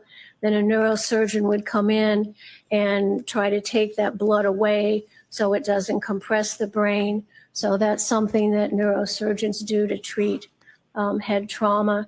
They can also put in drains into the ventricle of the brain, and that can relieve pressure in the brain because that brain swelling is a bad thing. So those are some of the things neurosurgeons do to treat brain injuries. Can they remove part of the skull to relieve pressure? Oh, yes, they can do that. It's called a craniotomy. They can take out part of the skull if they need to. So there are a number of different steps that a neurosurgeon can take when someone suffers acute brain trauma to try to save the person, isn't there? Well, the job of any doctor is to try to save a human life if you treat living patients. So certainly a neurosurgeon would evaluate the patient and decide if there's any treatment needed that could improve the patient. When you've had cases in the past as a medical examiner where there have been issues regarding brain injury, wouldn't you agree that you have sought outside consultation with people who have a higher degree of specialty in brain injury than you? Sometimes what we do is when we're examining the brain, we can call in for a conference and have a neuropathologist come in and review the brain with us. And back when you were a medical examiner, you did that on a number of occasions, didn't you? Yes, that's routine. The reason why is because there are different specialties in medicine, and some are different and separate than your specialty, correct? Of course. And a neurosurgeon or a brain surgeon, it would be a different specialty than yours. Yes. And they're focused on the brain, yes? A neurosurgeon does brain surgery. And so how many times in your career do you think that you've assisted the help of neurosurgeons to take a look at brain study to help you? I've never needed to speak with a neurosurgeon to look at a brain. Sometimes we call in neuropathologists and we have a forensic neuropathology conference where we look at brains with the interns and residents. How often would you call a neuropathologist? Maybe once a month we would have a routine conference. And again, the neuropathologist that's dealing with a person's brain after they're already died. Correct. So it's not a clinical setting or a clinical experience of actually watching the brain at work and seeing the injury as it progresses. We don't do neuropathology like that on living people. The person is deceased. You had an opinion to the jury today, and you said that you believe that Mr. O'Keefe died within 15 minutes. Yes, I think that process would start within 15 or 20 minutes. Is that to a reasonable degree of medical certainty, that opinion? Yes, based on the severity of the injury and the brain swelling. You're aware that there are numerous level 1 trauma centers around the country that deal with brain injury, right? Sure. And the idea is that people suffer all types of brain injury, and if they are given medical attention in a reasonable amount of time, there's a chance they can be saved, yes? Well, it's possible, but many are so severe that they cause death no matter how fast they can get medical attention. In fact, every day when people get the right attention or proper attention, they're brought to level 1 trauma centers around this country to try to help them or save them. Isn't that fair to say? I would hope so. Do you think? Sure. When you looked at Mr. O'Keefe's brain, obviously it's after he already expired, correct? Obviously, yes. And so you didn't have any clinical observation of the progress of his injury that night, did you? I was not observing him. I did not observe how he got his injury. When you gave an estimate or you give an opinion about how long he was alive for, are you aware that there's certain tests that are done by neurosurgeons when people are suffering brain injuries, but there's an attempt to save them? Sure. Have you ever heard of a Guzman coma score? Glasgow, you mean? You know, it is Glasgow, but you've heard of Guzman? It's called Glasgow coma score. Have you ever seen the assessment that a level 1 trauma center goes through when they're trying to save somebody with a brain injury? I'm generally familiar with the emergency procedures to save somebody's life. Have you ever read any statistical studies attempting to correlate the brain injury with the time somebody would live for? I am aware of that, and I see that in my practice of people who have survived brain injuries and die of something else. Then I can look at the brain and understand how the brain can heal or react to injuries. And many people who suffer coup will go into a brain surgeon center, and many of them pass after time, don't they? Every case is different. Right. Some might live for an hour, hours, weeks, months, or survive the injury. Isn't that fair to say? It depends on the case. In this case, you don't have any objective criteria to identify the amount of time Mr. O'Keefe would have lived if he had the appropriate help. Isn't that fair to say? I don't think it would have been effective because there were massive skull fractures to the base of the skull. And there are cases where the amount of force and energy applied to the head, causing skull fractures, breaking the neurons, causing the brain swelling, despite rapid medical treatment, those people cannot be saved. They can't effectively stop the brain swelling. Many people can't be saved. Did you know that about 1/3 of them do get saved? I don't know what you're talking about. 1/3 of everybody has different sorts of injuries. 1/3 of what? With a clivus fracture, coup contra coup. Are you aware that 1/3 of those patients survive if they get the proper treatment? It depends on the amount of force. Okay. Are you aware that a study would show, have you ever read a study by Isaac Wolf on clivus fractures? No. Have you read any studies on clivus fractures? Clivus fractures? Yes, I understand what clivus fractures are. It's a part of the base of the skull. Okay. And And it have depends. you, Okay, go ahead. please, did you want to? No, you go ahead. Oh, I'm sorry. Have you read any studies that tell you with the proper treatment, despite these potentially catastrophic injuries, that 1/3 of patients can survive? No, but that's not the case we have here. And so in this case, I asked if you had any objective criteria. You don't have any objective criteria about the progress of Mr. O'Keefe's wound that can be a basis for you to conclude that he would have died in 15 minutes. Isn't that fair to say? No, I understand what happens to the brain when it gets that sort of injury. I understand the time course and the physiology. I've seen hundreds of individuals who've had brain injuries.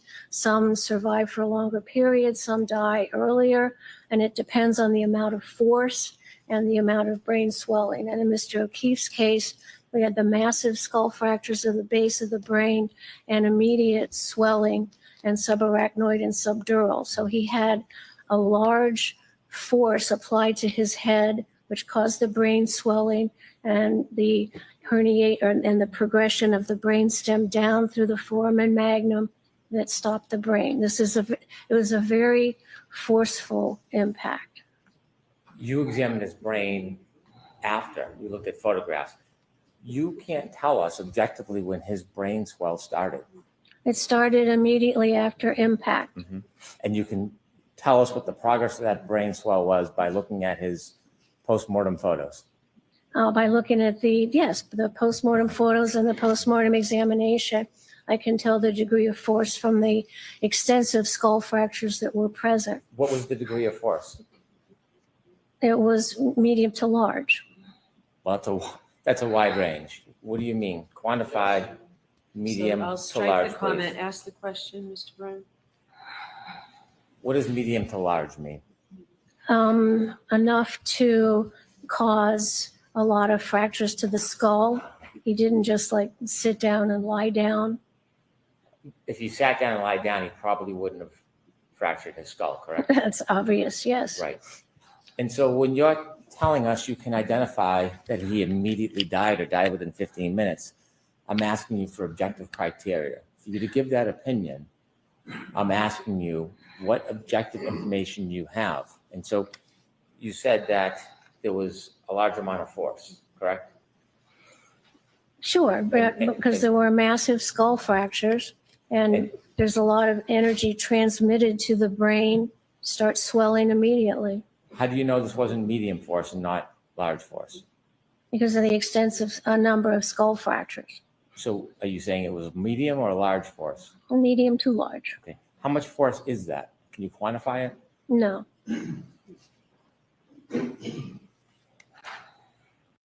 What other objective criteria do you have to support your opinion that Mr. O'Keefe died within 15 minutes? My training and experience of seeing thousands of deceased people from head injuries and knowing some of their clinical course when they get immediate medical treatment, they don't survive. But you would agree many do. Depends on the case.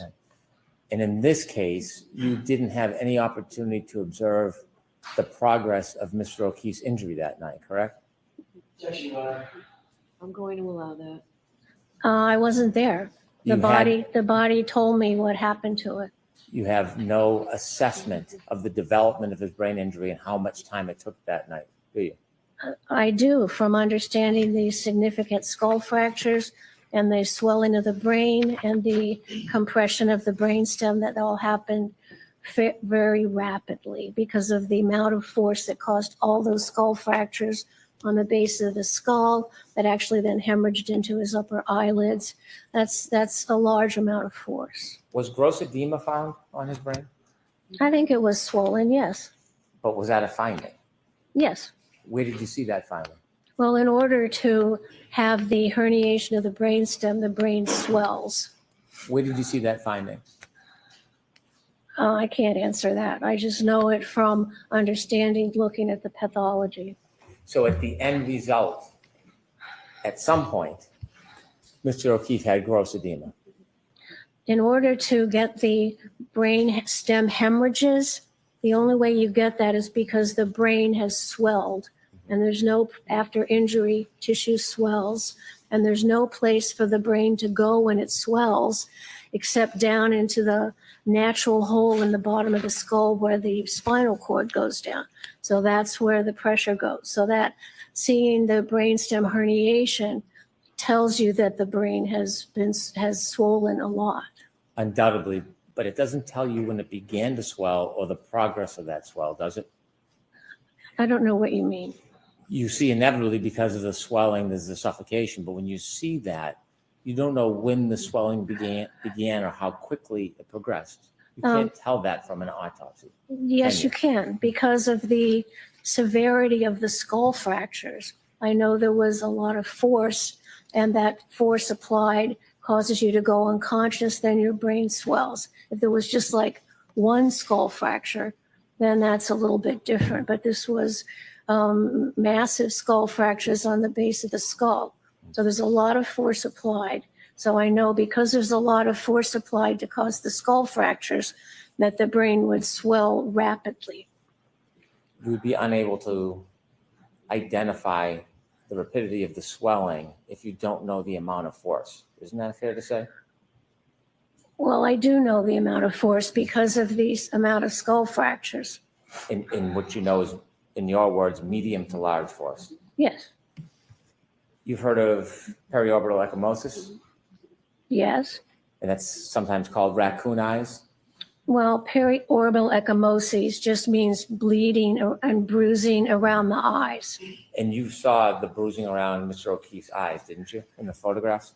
Well, it wasn't bruising caused by blunt force trauma to the eye. It was bleeding in the upper eyelid because the plates above the eye and the base of the skull were fractured by the skull, by the brain hitting it.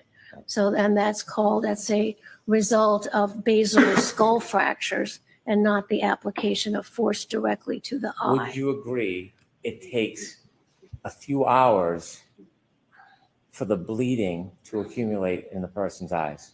No, as soon as you break the skull bones and the heart's pumping, the blood comes out of those injuries. So it starts to accumulate right away. It starts within minutes, you can see it.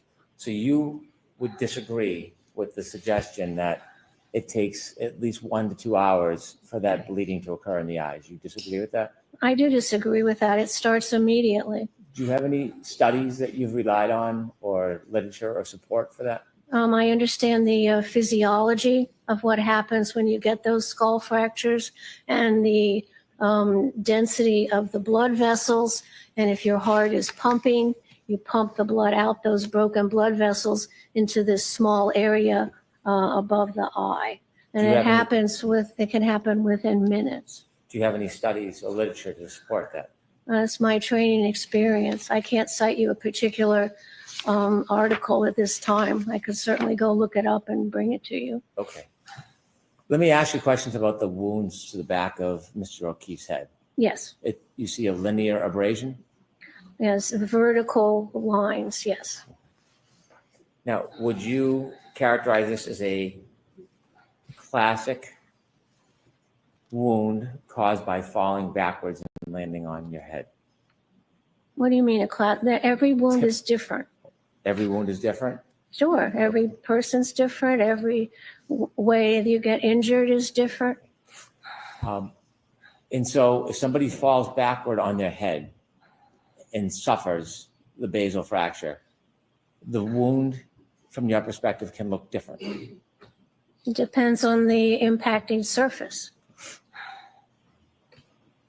Wounds on the same surface, say 2 people fell on the same surface, could they have different wounds on the back of the head if they suffered the same injury? In theory, if they fell, if they rotated their body, if you could reproduce something exactly, then you would see the same wound patterns. This wound pattern is typical of falling backwards on a hard surface, isn't it? We know it's from falling backwards and striking something hard. Can the frozen ground be hard? A frozen ground can be hard, but it doesn't fit the pattern in this injury. We'll get to that, but is it Oh, okay. hard enough to cause a basal fracture? It can cause a skull fracture. The frozen ground is different than a sheet of ice, right? It's not smooth and flat like a sheet of ice, is it? It could be, I guess. Okay. You mentioned there's some granular patterns in this wound. Yes. Didn't you? Yes. The area in front of 34 Fairview, the frozen ground, do you know if there was any impediments in the lawn that was frozen? In the what? Oh, the lawn? Yeah.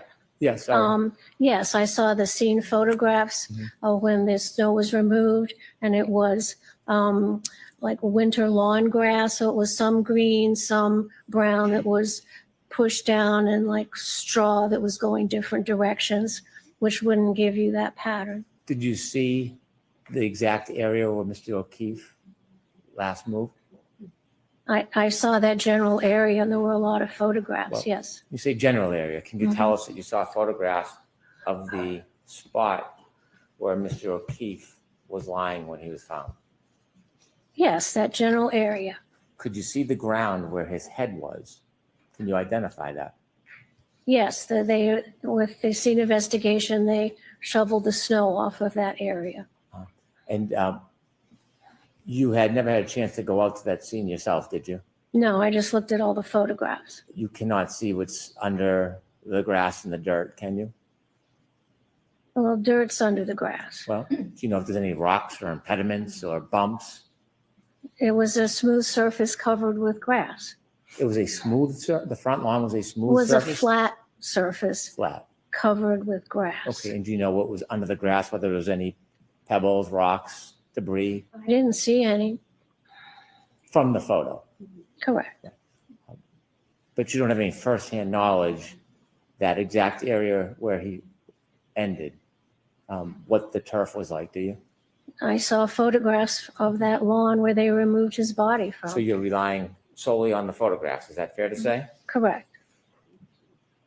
Do you know if Mr. O'Keefe was wearing anything that could cause abrasions when he landed to cause that scraping pattern in addition to the linear abrasion? He did have a baseball hat on, but that would not cause the pattern. The area of the abrasions, is that in the area of the level of where a baseball hat would be on the back of somebody's head? It could be. If somebody hits the ground, and falls backwards, can they slide?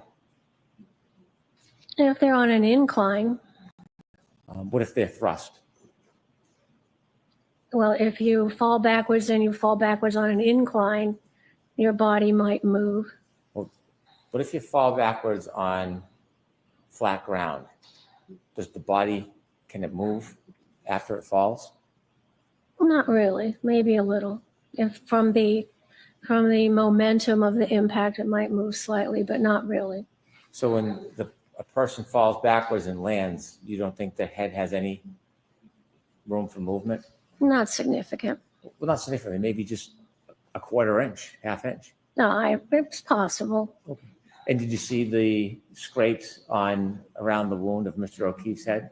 Of course I saw them, yes. Okay. And they're all within, what, about an inch? Well, what are you describing? What part? Are you describing the tearing, the laceration of the scalp, or the vertical abrasions? The vertical abrasions. There were maybe an inch, inch and a half. Inch and a half? Do you think that if someone fell backwards and landed on the head, they could move an inch and a half? Well, he landed on something that had a ridge on it to cause the laceration in the scalp. And then with a little bit of movement, those vertical scratches were caused by some kind of like pebbly-like surface. You mentioned that the orbital bones were broken and you had opined that it was caused by the brain. Do you agree that a brain is very soft, consistent with, for example, tofu? Oh, gross. What do you mean? It is soft. Is it that soft? Is that the texture of it? Well, it depends on what kind of tofu you have. Okay. Do you think that the orbital could have broken when the break on the back of the head split the skull and then would cause the orbital break instead of the brain? The orbital plate fractures, if you look at the base of the skull after you take the brain out, you can see the fractures go up from the back to the front into the orbital plate. Sometimes when you fall backwards, the brain can also slap those orbital plates and cause some damage, but I could trace the fractures from the point of impact along the base of the skull to the part of the skull over the eyes. Do you think the base of the skull break, when it separates, could have caused those orbital fractures? I don't understand your question. When Mr. O'Keefe incurred that head injury, Yes. the basal fracture, do you think that the pressure, the damage from that basal fracture, the separation, could have caused the orbital breaks in his eyes? Well, the fracture of the plates above the eye, when the blood is still pumping, there's a space there where the blood can come down into the upper eyelid. So you described the brain as causing that break. I'm asking you, could it have been from the basal fracture, from the skull fracture? Yes, the fracture that was caused by the impact to the back of the head, radiating to the front of the base of the skull. So when you told us on direct it was from the brain that caused those fractures, was that just a summary, or is that to a reasonable degree of medical certainty? Well, sometimes the brain can also, in a fall, flap and hit those. But in this case, I could also see that the skull fracture started at the back and came to the front, but it could also be contributed to by the brain hitting those delicate bones. I guess my question is, when you've provided the opinions generally of what you believe and what you've seen, are these general opinions or are they actually specific opinions based on the facts of this case? They are opinions based on my examination of this case, but all that's based on my 40 years of training and experience. Well, when you told us about the brain causing those orbital fractures, you would agree with me, at least now anyways, that it very likely could have been the basal fracture that caused those breaks. They're both. It could have been both? Sure, Okay, could it have been just the basal fracture? that's possible. When you offered the opinion to a reasonable degree of medical certainty, had you considered the basal fracture as the source of those breaks? Of course. Is there a reason you didn't share that with us and you just said it was the brain? I had no reason not to share it. Okay. Was there any depressed fracture to Mr. O'Keefe's skull? No. Can you tell us a little bit about a depressed fracture? Depressed fracture is different than what we saw with Mr. O'Keefe, isn't it? A depressed fracture is when something fractures the skull and then pushes the skull and moves the skull inward. This just had a fracture, but it didn't move the skull inward. And you've seen depressed fractures in your practice over 40 years, did you say? Of course. In those 40 years, depressed fractures can happen from sharp objects, Sure. pointed objects. Sure. If someone hit a person in the back of the head with enough force with like a hammer, for example, that could leave a depressed skull fracture, couldn't it? Certainly. You can hit somebody on the head with a hammer and cause the fracture, and then the continued force will move that fracture into the brain. There was no depressed skull fracture in this case, was there? Correct.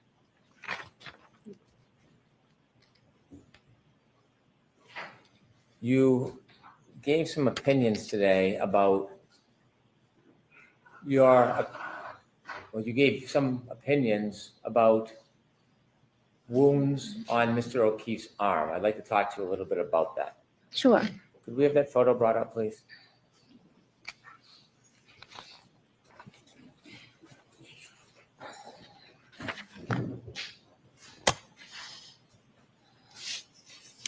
Do you see all of those superficial abrasions? Yes, I see patterned injuries. Right. Would you agree that they're superficial abrasions? Yes, they go along the skin surface. How many punctures would you identify in that photograph? Let's see, there may be some punctures like around the elbow, consistent with the teeth puncturing. Most of them are the teeth scraping along the skin. I'm not going to ask you what you believe the cause was. I'm going to ask you just about the wound. How many punctures do you see? Well, this doesn't show, there are other photographs which show more of them, but there's the little dot-like areas. You could call an area of skin puncture.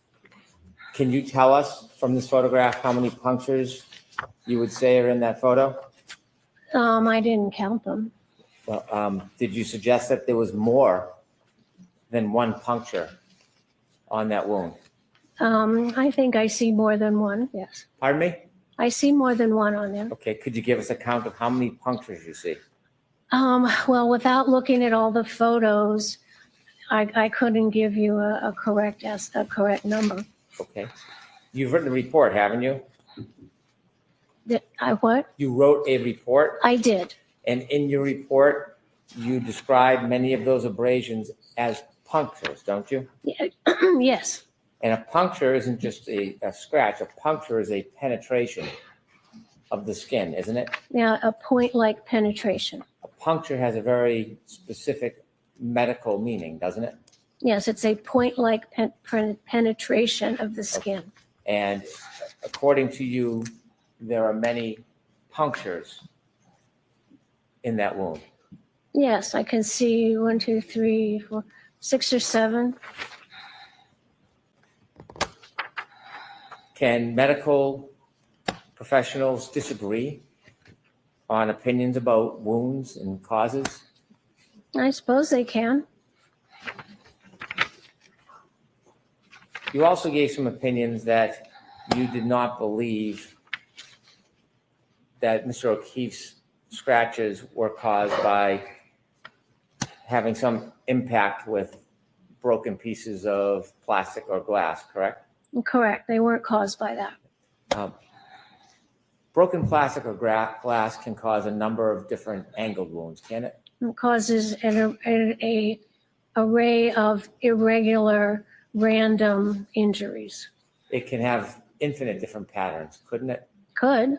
There's nothing to hold a wound from a broken shard to be north or south, east and west. It all depends on how the force is impacted on the body, true? I'm not quite clear on your Okay, question. I'll try to do better. When you're talking about shards of broken glass or broken plastic, there is no set direction that they may cut somebody, is there? Well, it would depend on the case and how those occurred. It can happen in many different forms as far as depth, yes? Well, anything's possible. How about length? What about length? Wouldn't that change? Couldn't that change depending on how the injury occurred, the length of the wound? Sure. And in this case, you talked about your opinions of injury relative to a motor vehicle, didn't you? That was something I considered. That's something you considered.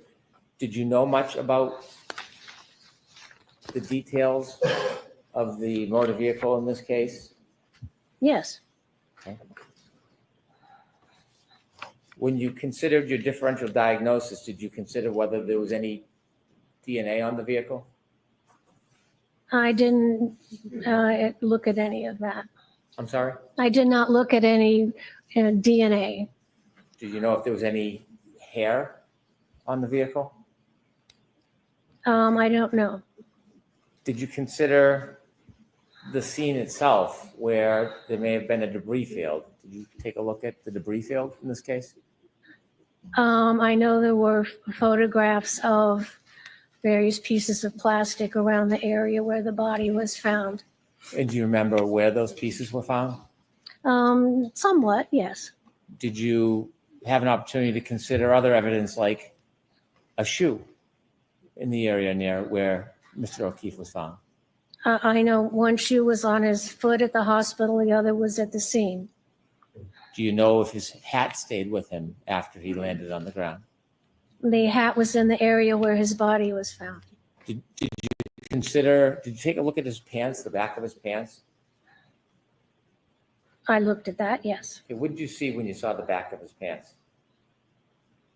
Well, because he had bled from the back of his injury and he was on a hospital gurney, some of that blood came down, so some of the blood was on the back of his pants. Did you see anything else other than blood on the back of his pants? I don't remember. I'm sorry? I don't remember if I saw anything else. Did you look, when you were doing your differential diagnosis, did you look at any evidence other than physical evidence? Did you look at any data evidence? I don't know what you mean, data. Like data you would find on a cell phone? No. Did you look at any of the data evidence from the defendant's Lexus? No, other than looking at the contours of the back to see if it had impacted Mr. O'Keefe. When you were doing differential diagnosis, did you look at any information that would tell you what the speed of that impact may have been or allegedly was? Well, it didn't hit him, so it doesn't matter. Okay. So you didn't care to know anything about the car or the data in the car because you had already formed your opinion? It did not hit him, so it was not relevant to my opinion. Is that a different way? By looking at the body, I could tell that there was no evidence of impact with a vehicle. So whether the vehicle was going slow or fast is not relevant. And so you didn't try to get any information about the speed of the vehicle? It was totally irrelevant to you? Correct. And did you also disregard, well, let me ask you, do you ever look at statements? I look at witness statements if they're available to me. Were any of the defendants' statements made available to you? I did hear some of them. Did you consider the ones that you heard? Of course. Which ones did you hear? I really can't answer that. I don't know what you'd have to give me an example. You said that when Mr. O'Keefe was first incurred his injury, you think that he was unconscious? Yes, I think that the severity of the impact made him immediately unconscious. So if hypothetically Mr. O'Keefe incurred his injury sometime around 12:32, Is it your opinion that he never moved again until he was moved physically by somebody else? Well, I don't know the exact time that he got the injury on the back of the head, but after that time, he could not carry out any purposeful activity.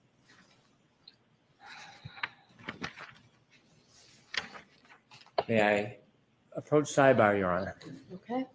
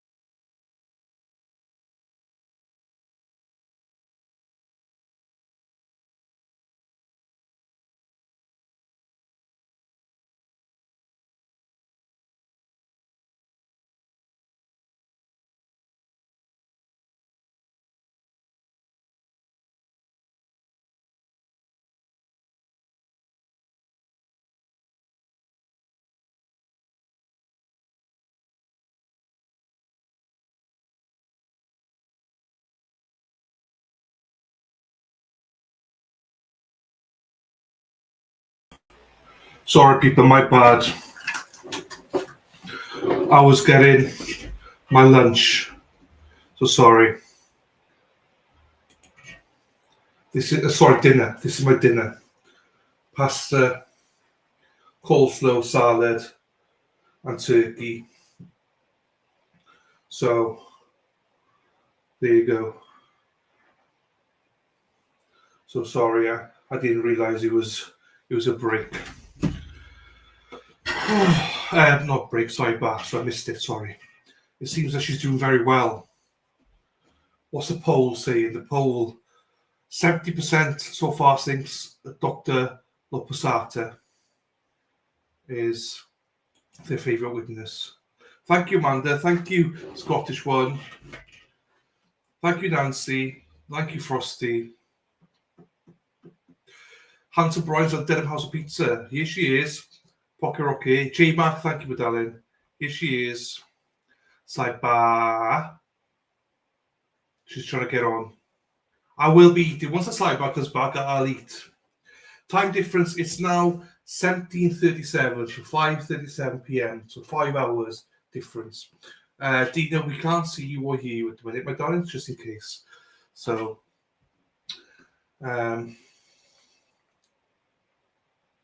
if you didn't see my statement earlier on, I think it is true that Dr. Lapasata loves AJ and tolerates Hans Brenner in the same way that we love Tracy and tolerate Dana. So it's the same. Thank you, Avinoni. Thank you, Kristen. Connie, I agree. She is amazing. This witness is amazing. I agree with you, my darling. No, don't worry. It's Robin G. It's fine. It's always it's Sidebar, so it's fine. Tell her not to stress. It's fine.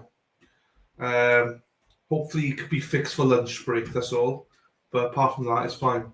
I'll try again to see if she can come on. Tell her not to stress. It's only Sidebar, so it's all good. Try again. She's a phenomenal witness. Here she is.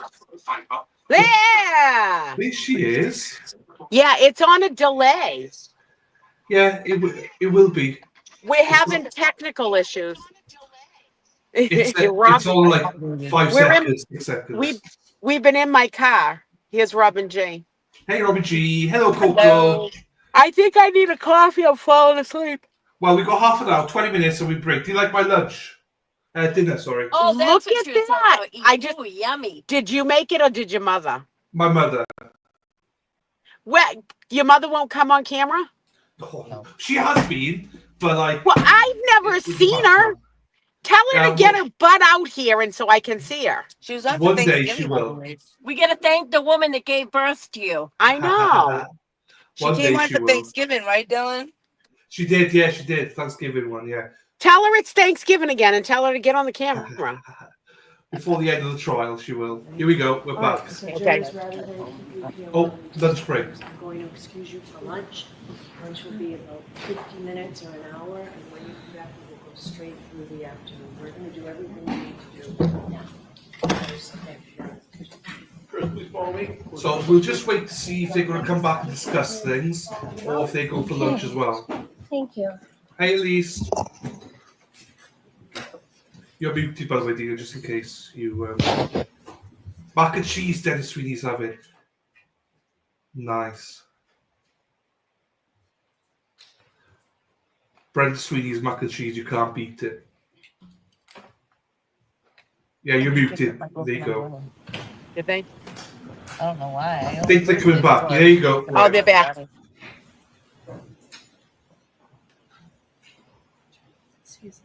May you see it?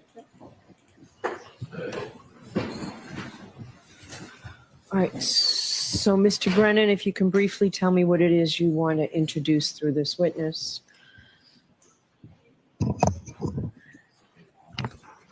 remind the court, on direct examination, the defense promoted Dr. Lapasada's credentials, including specifying her successes with the station nightclub fire and her running of her office. We have an audit from 2005, State Department of Rhode Island, Department of Health. In that audit, it paints a very different picture than was presented on direct examination. In that audit, they investigated the chief medical examiner, and they compiled a history of statistics for the medical examiner, which was Dr. Lapasada. There were no reports, incomplete reports, and unsigned reports of over 1,500 individuals between June 30th, 2000 to June 30th, 2005. So in that 5-year period, there was an extraordinary number of individuals that weren't properly attended to, showing negligence, if not malfeasance. It was recommended that the standards, policies, and practices of Dr. Lapasada's office would need to change because of the extraordinary backlog of cases regarding autopsies. In addition, it was noted that the incomplete reports confirmed that there was significant concerns with the historical management practices of the medical examiner's office shortly after Dr. Lapasada resigned. In addition, it was promoted that in the station nightclub fire, Dr. Lapasada had a heroic effort. And in her testimony, she also noted that there was a failure, or implied there was a failure because the medical examiner or somebody did not go to the scene to look at the turf in front of 34 Fairview Road.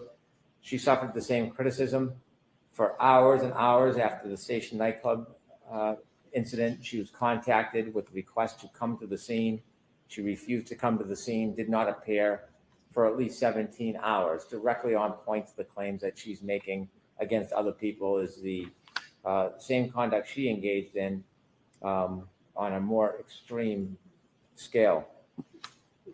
She testified in Commonwealth versus Tompkins. In Commonwealth versus Tompkins, she was listed and testified as an expert, attempted to testify as an accident reconstructionist, which was denied. Inevitably, the court made conclusions. Actually, in that case, her efforts to be an accident reconstructionist were denied. Then she testified in a case called Patino. And in Patino, after testifying, she received great scrutiny and criticism from the court. The court noted on page 1025 of the transcript, when Dr. LaPosada gave the testimony, she knew the boy wasn't like this because he fell off a bed. She knew the mother was lying. She read the text messages and knew the defendant had beat the boy. The only reason I conclude that she offered such testimony was to distance the defendant from causing those bruises, setting up an argument against malice, but instead destroyed her credibility. On cross-examination, she came across as a hired gun. Sometimes it's seemingly small things that impeach a witness's credibility. Inevitably, on the credibility determination by the court would agree. The jury gave greater weight to the testimony of Dr. Gilson and Snelling than they did Dr. LaPosada for the reasons I addressed previously. The jury was justified in discounting her testimony and concluding the other doctors testified apparently impartial. While she appeared as a paid advocate, at least on this occasion, without impugning the witness's integrity, because that witness is known to the court, but in this case, when she testified, she was not credible. That's a direct credibility determination by another tribunal about her testimony. So I would like to, and that's why I came sidebar rather than ambush, to give the court notice that I'd like to get into the criticisms regarding her run as medical director that led to resignment after she was audited and left 1,500 bodies unattended or incomplete. Also get into the criticism she received for her handling or lack of handling of the station nightclub fire, and finally get into the credibility, adverse credibility determination in the Patino case. So I'm not familiar with the Patino case. So I'll need a copy of that. Yes.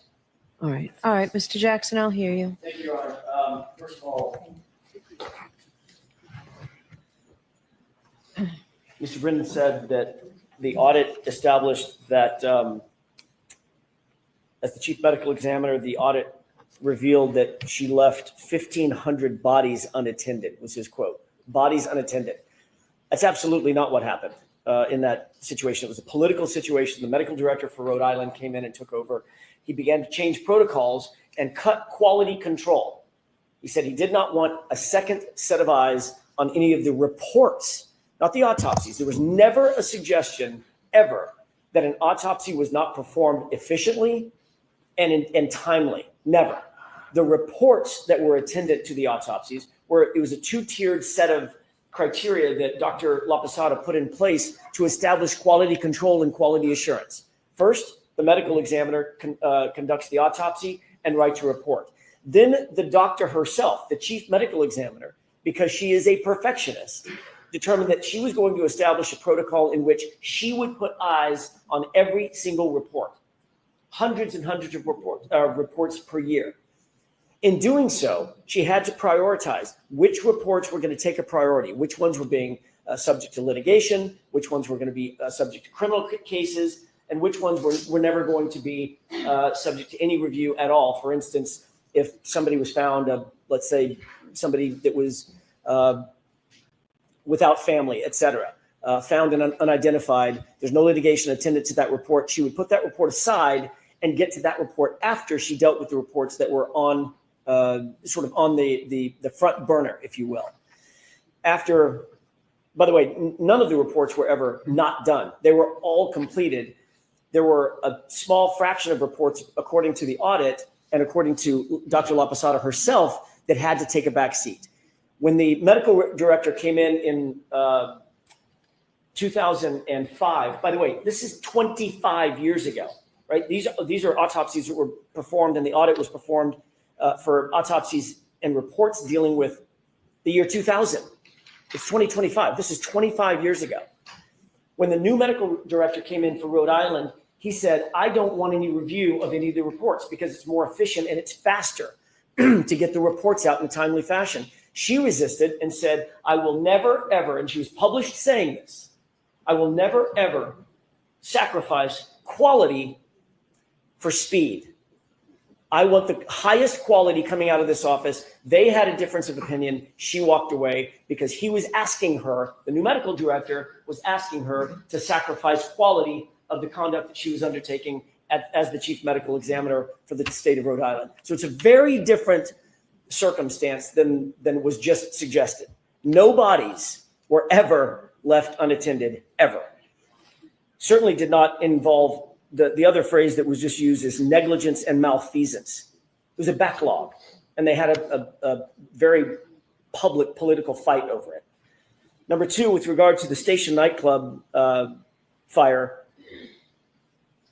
her staff was on location immediately.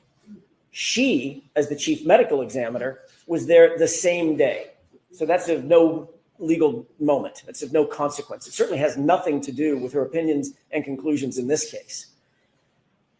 The Tompkins case, we've already talked about that in voir dire, Your Honor. The Tompkins case dealt with an issue dealing with accident reconstruction, which she's not undertaking. I'm not asking her, and she ain't saying. I've excluded that part of it based partially on the Tompkins case. Right. And I don't know anything about the Patino case. And what I would say is, given the fact, look, we don't know what the facts of that case were. We don't know what the trial was about. We don't know what the cross-examination was about. We don't know why she was called. We don't know what she looked at. We don't know why she was looking at what she did look at. We don't know why she didn't look at things that she might not have looked at. We don't know why her opinions and conclusions were ultimately rendered. We would have to have a trial within a trial, which I would be happy to undertake if someone gives me a file. Happy to do that. But I don't think we want to do that. I don't think the court wants to do that. Also, I will say, I don't think that attacking this witness's credibility is in good faith by the Commonwealth. Mr. Brennan himself has hired Dr. La Posada personally, no fewer than 4 or 5 times. Maybe it's 3 or 4 times. He knows her qualifications. He knows the quality of her work. He's actually undertaken to consult with her as a medical examiner and a consultant. So I don't believe that these last 2 issues are in good faith. I don't believe the station fire has anything to do with anything because she was late, according to Mr. Brennan, in coming to the actual location. She was there the same day, and she had an entire staff that was there immediately. And in terms of the audit, it's a 25-year-old political fight that isn't quite what Mr. Brennan made it out to be. So I don't think any of these things are relevant for cross-examination. I'll submit. All right. I just want to make a note that Attorney Jackson has a way with words to just inflate or make things up. I have not hired Dr. La Posada 4 or 5 times. And so that is just a mischaracterization of what she likes to do for the public. But the reality is I've used her a few times. And the last time I used her, I'm not going to disclose why I don't use her anymore because it would be unfair without her in the room. But the suggestion that somehow I'm endorsing the qualifications of this witness, I am not. That's what I'm going to say on the record. Okay. So the first 2, the backlog issue, if we can call it that, with the ME's office, I'm going to allow the Commonwealth to get into that through questioning. Same with the Station nightclub fire, based on the testimony already in evidence. Those 2 areas, and Mr. Jackson, without leading, you can certainly go back and rehabilitate her. But those 2 will come in. I'm not going to do anything with Tompkins because I used it for the basis of keeping out what appeared to me to be biomechanical engineering opinions of this witness, and she's not qualified to do that. So I have not read Patino. I will read it over the lunch break and see if we get anywhere with that. Okay, so I need a copy of that. I want you to give Mr. Jackson a copy as well. I will. Okay? He has a copy. Okay, so, I didn't know that. all right. The only other thing, I don't know if you want to handle it now or after lunch or later, but I want to address the issue of the 3. Okay, so let's mark those now. Sure.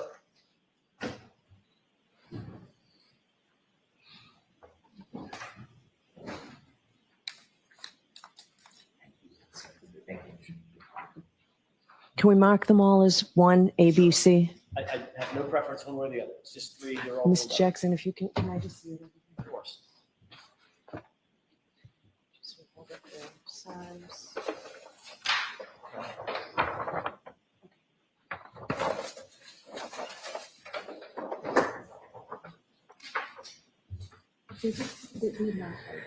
ID, yeah.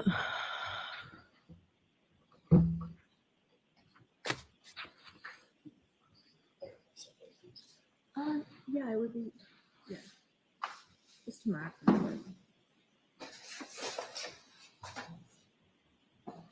You know what? Show me that one again, too, please.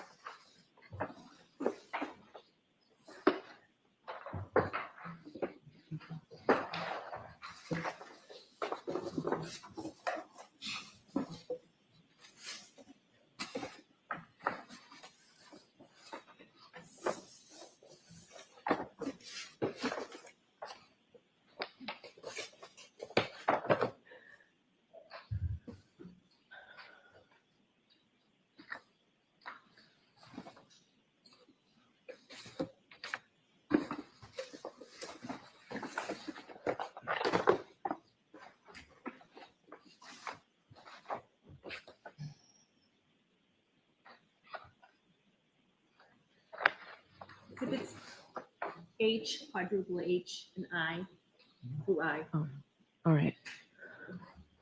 All right. Mr. Brennan, there's no objection to these coming in through another witness, so you agree that they'll be coming into evidence? I'll stipulate All right. And what's the objection to them coming in through Dr. Laposada? it's not part of the report or opinion. She's gone beyond the report, talking about the fact that she's studied x-rays and given an opinion. I think that suffices. It really, I think, is beyond the scope of her testimony to begin with. I'd be gracious with it.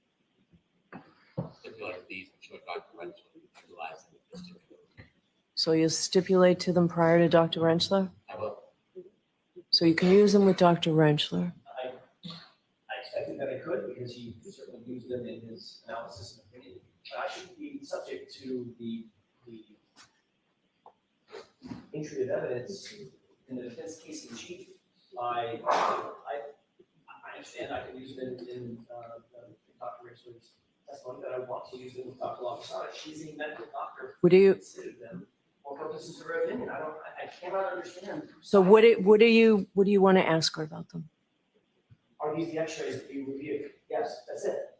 That's Okay. it. Okay. So go ahead. That's all I was going to ask. I won't have a problem. Okay. Yeah, I have no problem with that in that form. That's it. Literally, these are the x-rays that we talked about a little bit earlier. Yes. This is the right hand. Yes. That's the arm. Forearm. Yes. That's the upper arm. All right. So they're cumulative, but if they're coming in anyway, I will let you put them in. All right.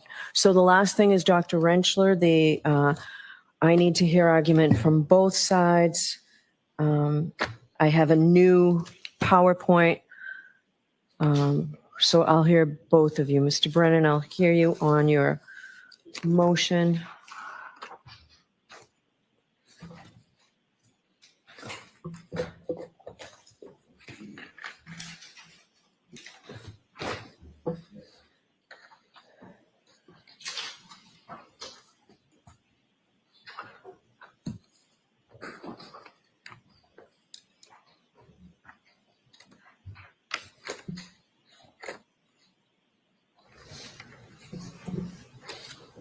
We've received the most recent update to Dr. Rentschler's PowerPoint.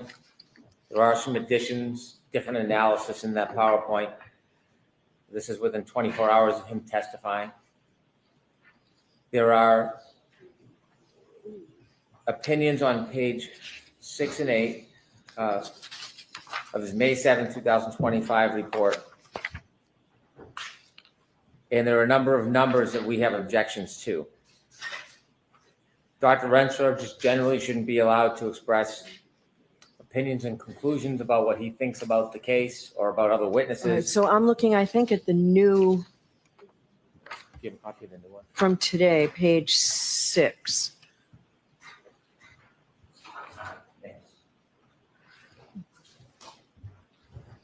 So what I have are just photos with measurements. So I don't know what the testimony that corresponds with those.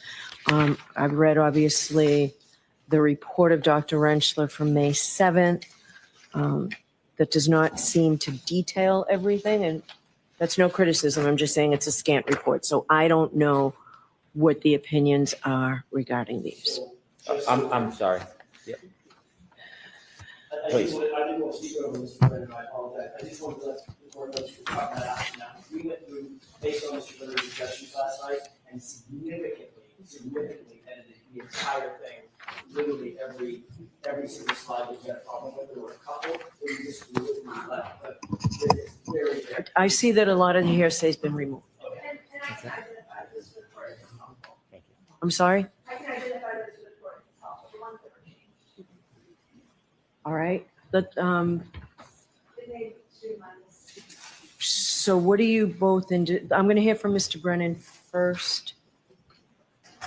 What are you objecting to as the report now stands? I have a most recent copy of the report now.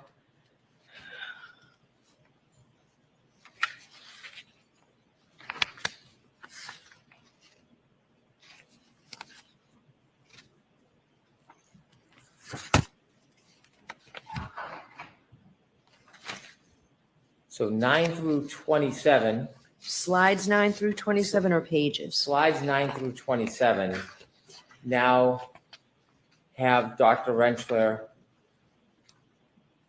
identifying and attempting to match different abrasions with different holes in Mr. O'Keefe's sweatshirt. And so basically what he is trying to do is to suggest that there are a different amount of abrasions relative to the amount of holes, or perhaps he might want to testify about that the holes in the sweatshirt were in a different place on Mr. O'Keefe's arms than the abrasions. The reason why this is concerning is because there is no background for him regarding fabrics. This is a different and new opinion that we have not prepared or obtained an expert for. We probably have very little time to get somebody to rebut this analysis regarding fabrics. I don't see anything in his CV or his history that allows him to equate the number of holes in fabric with the number of abrasions on somebody's arm. It does not consider or account that there could be multiple wounds from one hole, or there could be holes that don't create wounds. So whatever the implication is going to be by Dr. Rentschler, we're not very sure, but it obviously would require some type of expertise, which I do not think that Dr. Rentschler has a foundation for. So those are 9 through 27 generally, and then specifically, I can run through quickly the individual objections I have. Slide 6 tries to define the theory of the alleged incident. Doesn't say whose theory it is. It implies it's the government. It's an improper suggestion. Okay. Okay, so which one of 1, 2, and 3 on 6? 1 is objectionable. What's the core issue of the case? It's an ultimate issue for the jury. An expert reconstructionist or a biomechanical engineer shouldn't be defining the core issue of the case. And then 3, first event is alleged contact between the rear of the Lexus and Mr. O'Keefe's right arm. Again, that's offering an opinion that doesn't have facts and evidence, not in a position to draw that opinion. And is 2 okay? Or are you moving to the whole slide? No, on number 6, all 3 of them shouldn't be there. Asking what the core issue is in the case. Dr. Rentschler or no expert should be defining what the core issues in the case are. They should talk about their training experience, any testing, observations, evaluation, and then give their opinions, not core issue in the case. All right. Slide 9 outlines perhaps his process. The first step of the analysis to determine if the arm injuries are consistent with the physical evidence. Evaluate the abrasion to compare the evidence. I suppose this is what he's done. This is one of the less offensive ones, although unnecessary. It doesn't provide an opinion. I could live with that. The next one. So you could live with what? Number 9. Okay. Number 23.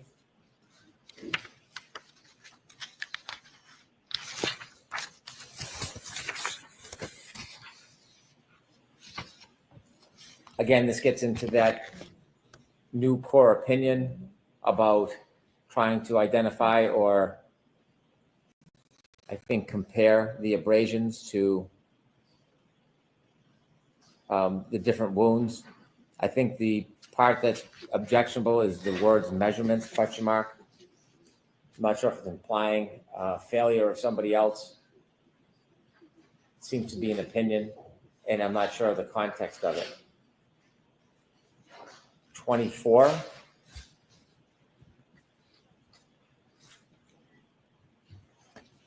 The expert is trying to define what Dr. Welcher had done.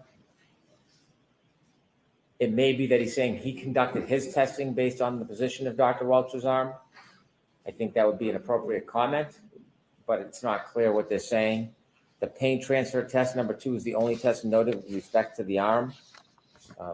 So without the text, are you objecting to this No. slide? No.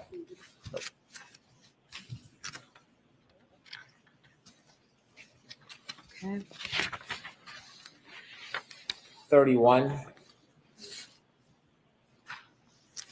posits questions regarding ultimate opinions. I think it's inappropriate. And then 32 I think is improper because it ultimately endorses or vouches for the witness's credibility. I think he certainly can give an opinion that the evidence is inconsistent with the injuries to Mr. O'Keefe's arm, but I don't think it should be on the slide bolstering his opinion. 33. Again, it's posturing the weight of the evidence. And it's resigning the government to a particular study, one study. It's really a commentary on the government's case. It goes like this. Number one, Dr. Welcher only did A, and second part, A is insufficient. So that's really what this is saying. It's commentary, it's hearsay, it's inappropriate. 34.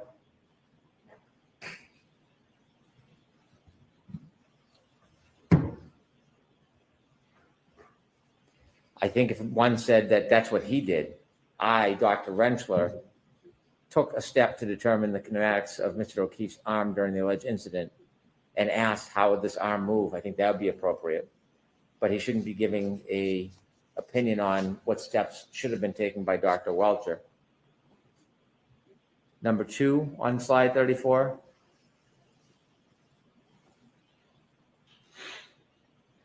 And number 3, I don't have a problem with.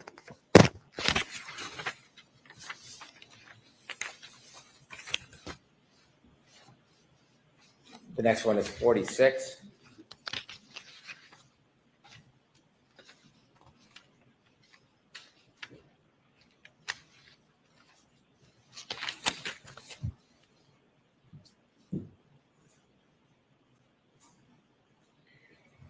Again, this is bolstering the expert's opinion by putting it in writing on a slide. I think some of these opinions are appropriate for Dr. Rentschler to share with the jury, but his final ultimate opinion shouldn't be endorsed on a slide. 47. Again, this is self-endorsement of the success of his tests and giving his opinion about his success.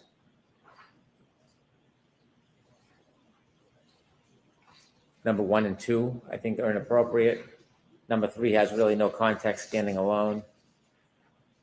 And number 4, if he notes that's his next step, I wouldn't have a problem with number 4.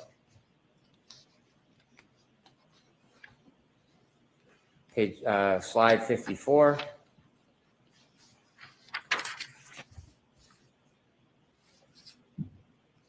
Again, number 1 gets into his opinions.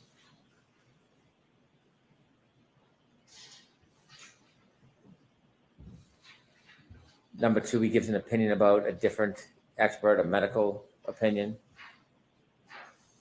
And number 3, it's again self-endorsement on his own opinions. So all these are opinions either bolstering himself or somebody else's work. I don't think it should be in a slide. 55.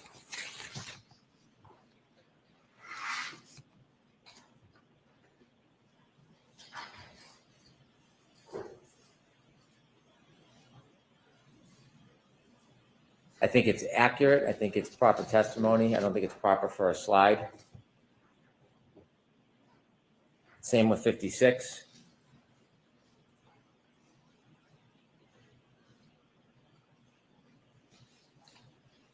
I don't know that he has the basis for number 1. Number 2, I don't have a problem with on slide 56.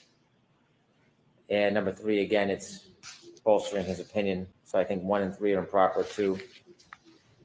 Not. Slide 58. I don't know what the basis for number 1 is. I suppose we'll have to see.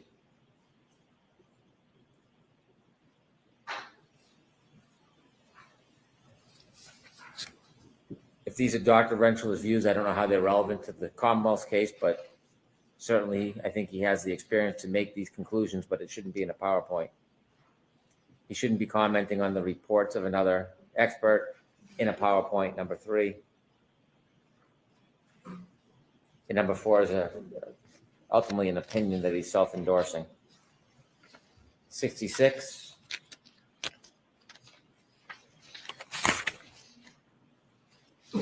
Again, it is an opinion. I don't think it's an admissible opinion, and it shouldn't be in a slide. He's trying to draw a conclusion on what the jury should conclude based on the Commonwealth's evidence. He's not in a position to do that. 67.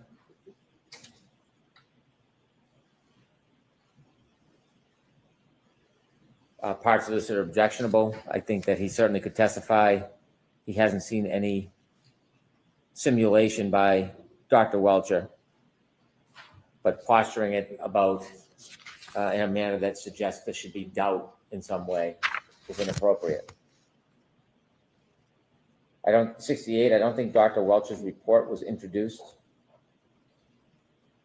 And putting in a fraction of a report, I can't appreciate the significance of it. It's hearsay. Perhaps there's a reason he'll be able to point to the report or talk about the report. I understand that, but putting in a random page from a report as hearsay should not be admissible. I don't know if there's going to be a conversation about trying to introduce the entire report, but one page will take it out of context. 72.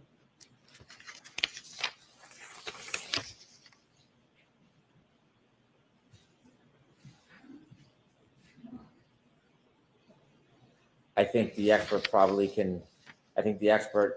has a basis for the opinion.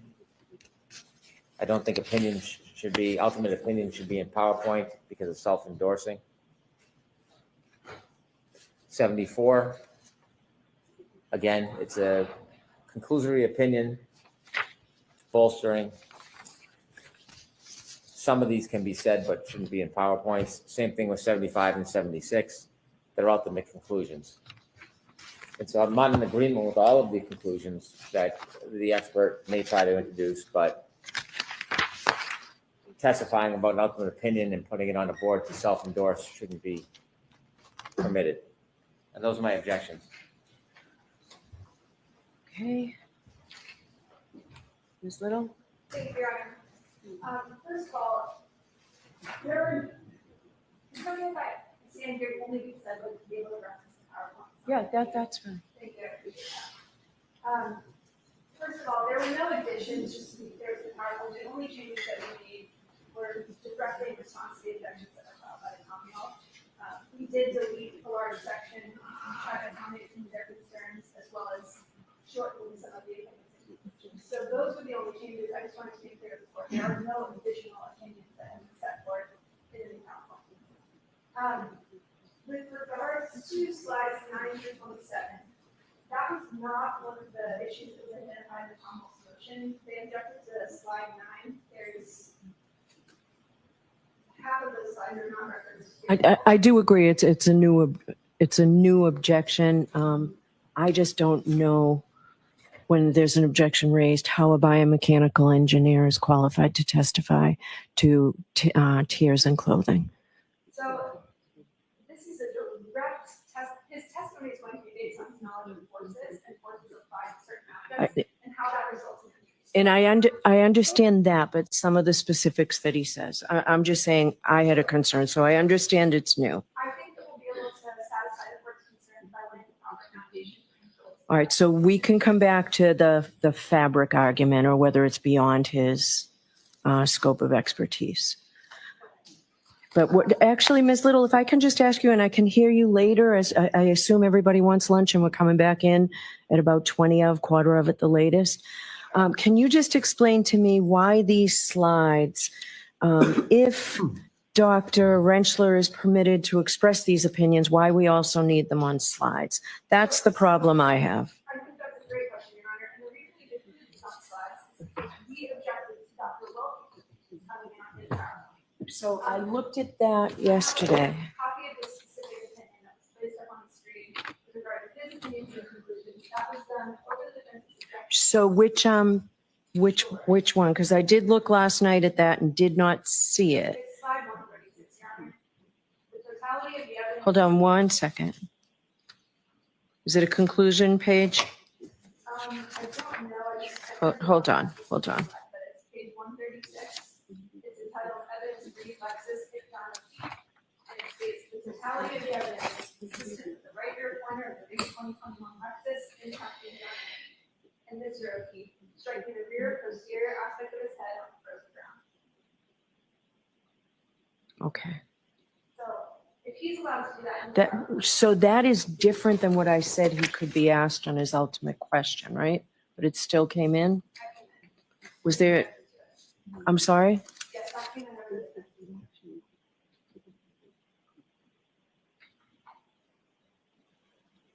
All right.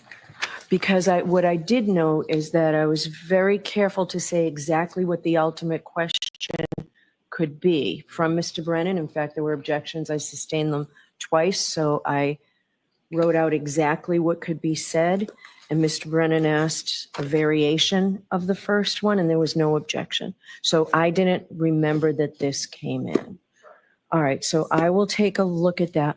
What I would like to do in the interest of time, so maybe we can talk about that in the conclusion page, but where he outlines everything else, there's so many pages with text that I may not have a problem with testimony regarding this, but why do we need testimony and text so much here? This is just this jury. It's what? This is the jury. There is a significant amount of information that needs to be relayed. Okay. It's an 80-page PowerPoint. This is solely to make sure that this goes efficiently and effectively.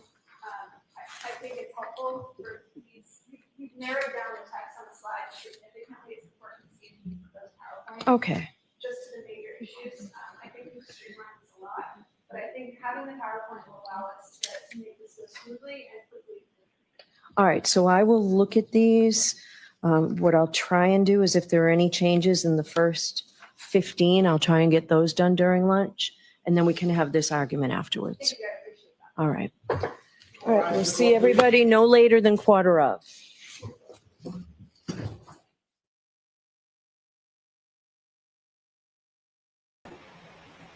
Tina!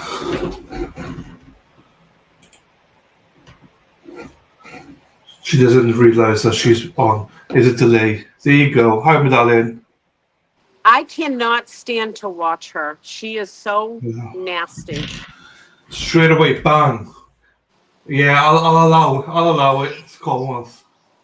Like like she's doing us a favor. Like ugh.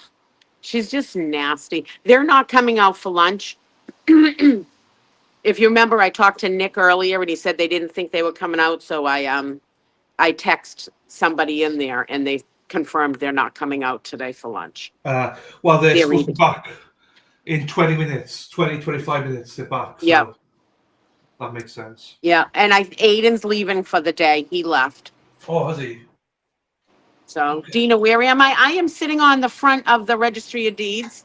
I'm in John DePietro's corner, which is Turtle Boy's corner. Look, Turtle Rider. Are you okay? Are you okay now? Can I go and finish my dinner? You okay? What time is it there? It's now 6:20 in the evening. Yeah, you got to stay on unless you put your mother on. She's not here, so I can't force her, so we'll try and get her on. So. Court TV's right across from me. Okay. Yeah. Well, I've got to make some coffee and stuff like that now. So. I know. I need coffee. I've literally started falling asleep in my car. I know. Like my head was nodding out. Like I got up really early today. So go finish your My food's go mostly finish your finished. dinner. I'm gonna sneeze. That's Christina fine. Rex is coming out. Yeah, go ahead. I'm gonna sneeze. Not like that. Get rid of the fan. Jeepers, Dylan. What the hell are you doing?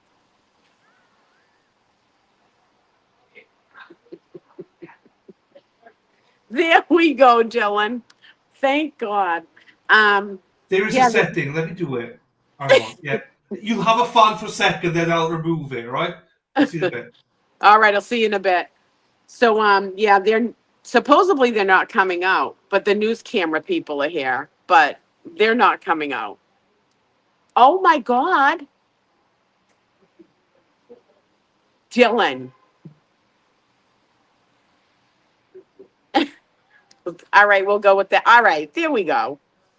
He blamed Dana. Yeah, it's all Dana's fault. It's always Dana's fault. Lauren, I thought you were leaving. Oh, all right, bye. I'm just sitting here. I'm getting out of the rain. It's gross out. Like it's the kind of weather that goes right to your bones. Is this really June? Oh, Alessi's coming out. Oh, we're going down now. Alessi's coming out. He's running. I'm running to him.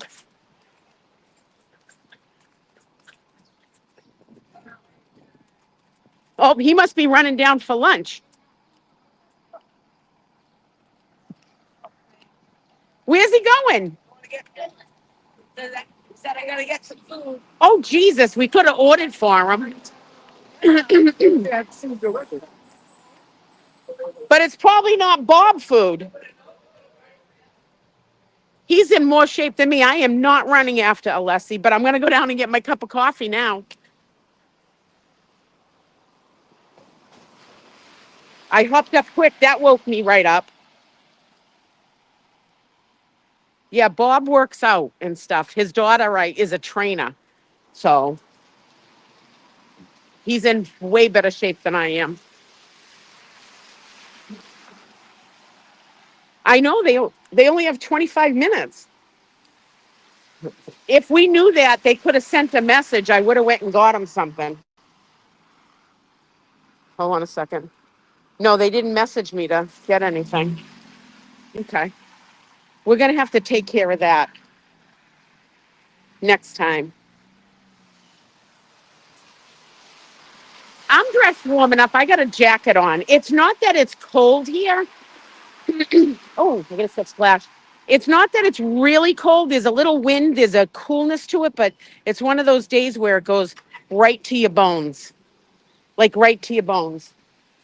So I'm going to get coffee myself. I want to see Alessi. Oh.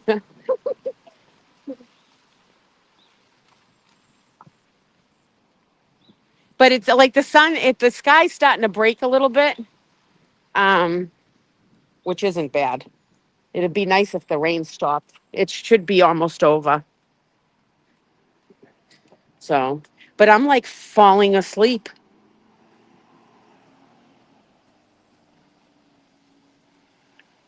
Oops. Sorry, folks. I hit the wrong button. He is jacked. Do you guys ever see the picture of him and Glara together? He's wicked jacked.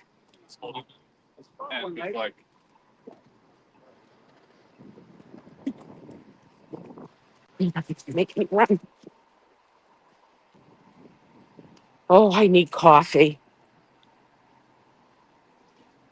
Coffee. I need coffee. 3 times, Dina. What? 3 times today. 3 times today? Oh, hold on a second. I'm live streaming. Best coffee around.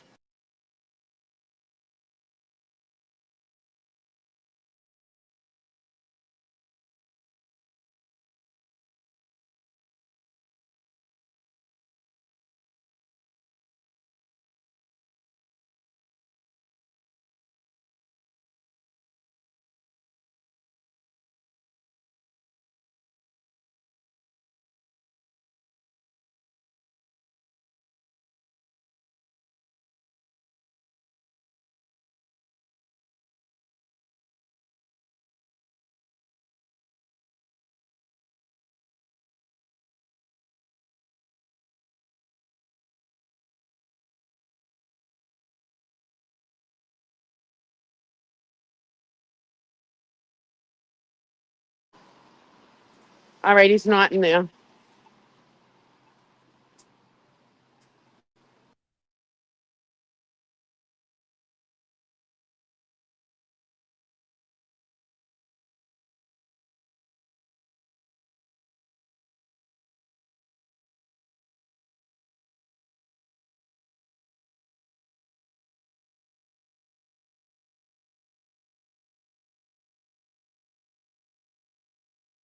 Up on the side. Yeah. Okay.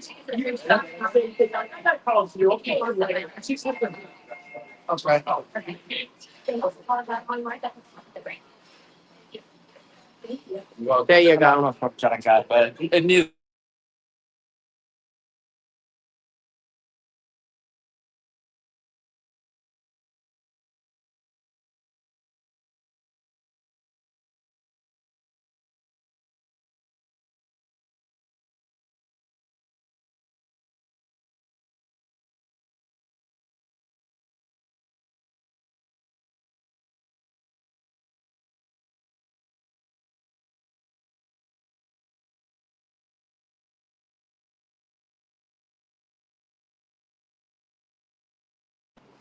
All right, folks. Not stalking like you guys think. I shut it off because he has the ability, if this happens again, that they can contact me to go get their stuff. Um, they know me well enough to pick it up. But he just said it was last minute that all this stuff happened. They were only getting this, you know, it was kind of last minute, so it's not prepared. So, but yeah, no, I'm letting them. I just went down and told him if they need something, they know how to contact me privately to go get it. And I just said to him, I'm going to let you have your lunch. So he knows where he goes. People are going to stalk him out, but that's not a problem. So, and he just said to me, he goes, you never bother me, Dina. You're fine. So, you know, there is a line of communications that can go through when that shit happens. So, anyways, I got my coffee from the best place ever. Oh, I needed this coffee. Oy, falling asleep.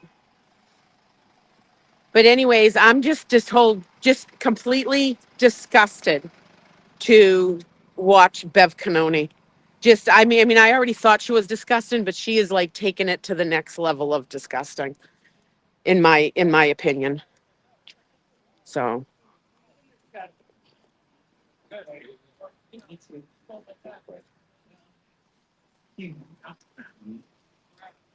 all right, let me turn this around so you can. I'm kind of half asleep. That's why I'm not so talkative. I got up early I woke up at like 2:30, so it's a little bit earlier than normal. I'm live streaming. Hey, Dina. Murphy has also been. Oh, it's turned the other way. That's all right. Interrupt Rocco was on too, and Turtle Boy as well. So, Hi, Melanie. Melanie Little's on too. Hi, how are you? How are you? You look beautiful as always. So, oh, okay. You're probably going to see a Lessie walk by there too.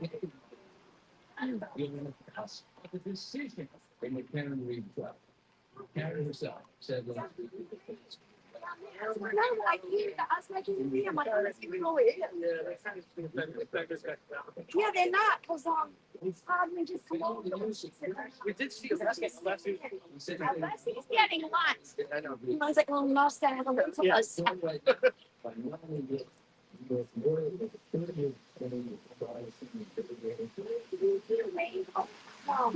No, I'm good. I got a poncho. I have one of these. Oh, thank you, but I got a poncho. I appreciate it. I got one. I bought a Someone few might, just in case. yeah, Someone just in needs case. it. That's sweet of you. Your next umbrella. You need an umbrella? No, I'm good. um, I'm not reading it. Dita, don't you eat? I had breakfast this morning. I had yogurt and granola and stuff, and I had that early this morning at like 4, and then I also have when I got here at about 9 or 10, I had a bagel from the bagel shop, so I'm good. I'm having coffee. I'll eat my supper earlier because I try not to. Where I go to bed so early, I try not to eat late at night because of my hours are kind of weird. So, Misty, you are a gem. Loves from Tennessee. Oh, thank you. Thank you.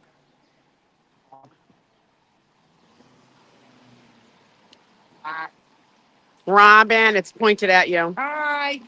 Just stopping by in a lunch saying hi. Aw, you're a good soul. I bet it's gonna be in a bag of two. Trying to hold all of this together. Want me to hold time for you? No, yeah. As long as it's not Unless he facing me. didn't call that order in head, I don't know if he'll make it back. He didn't. I talked to my phone. Yeah. So now I'm gonna leave you alone and have your lunch. Look at all the people standing in the rain. But he might not. I,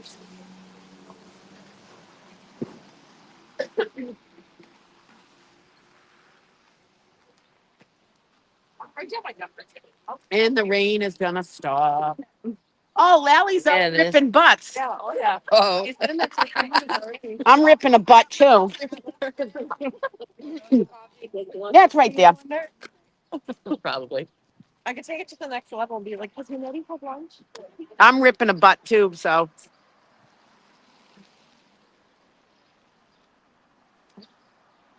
He's out right there on the thing ripping a butt.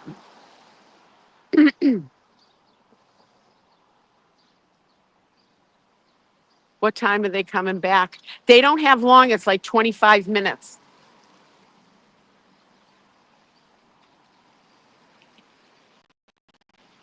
It's like 25 minutes.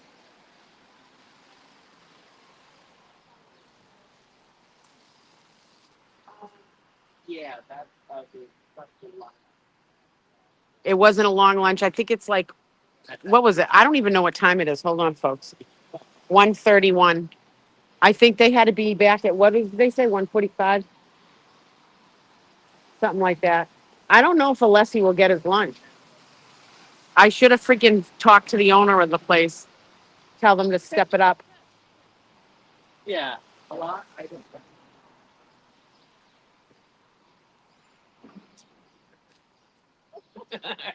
Oh, here comes Mimi. Because Spanky ate up time. No. I think it was like a 30-minute lunch or something, or a 45-minute lunch.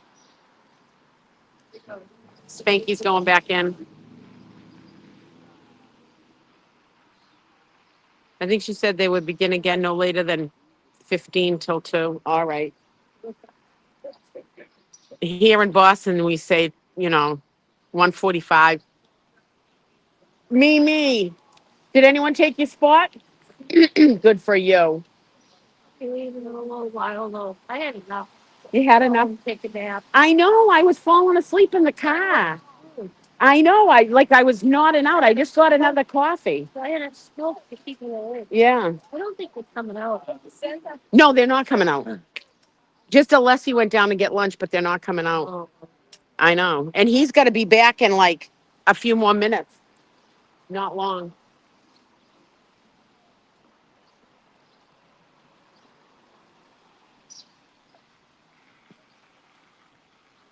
Yeah, I don't know if Spanky's gonna end up getting in there. But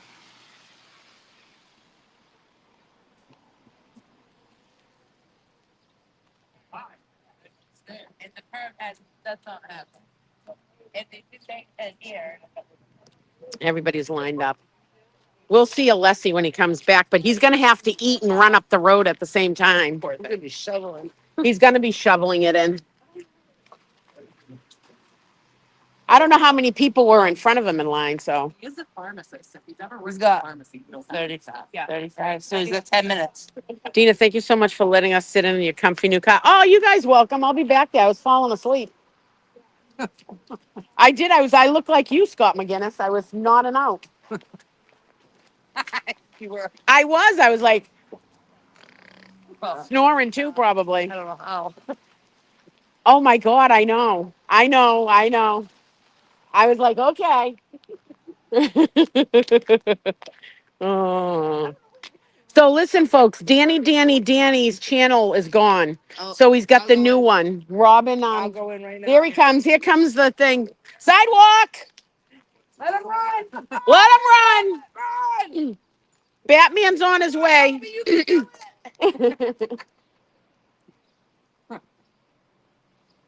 Bob, the methodology is call me next time. Jody's not out of breath at all.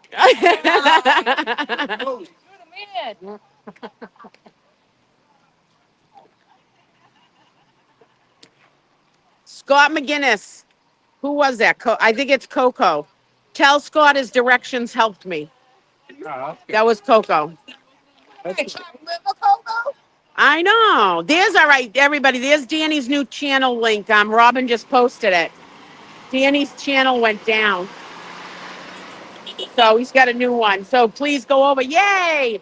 Go over to his channel and like and subscribe. He's got to start all over again, and that's a pain in the ass. So Mimi, don't hit Brennan's car. That one right in front of you. It's right there. It says reserved for district attorney. No. Oh, is it? Yeah. Uh-oh. Call the cops on. I'm live streaming. Everybody knows. No. I know. I can hold on.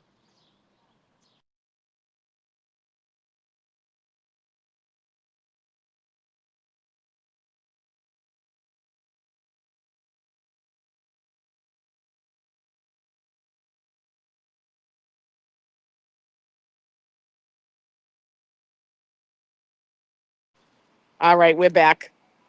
Sometimes you got to hit that mute button. Oh, Lord. I was like, wait, what? Hey. There she is. Check me out on Rat House Media, I guess what it's called.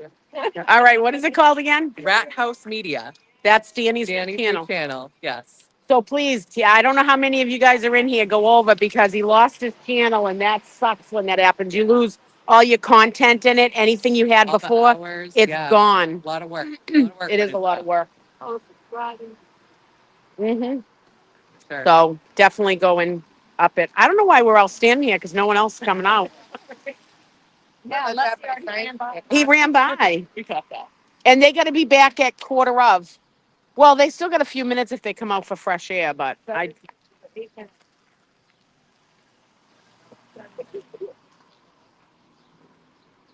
Hold on, let me. I'm surprised you didn't have such a food at school.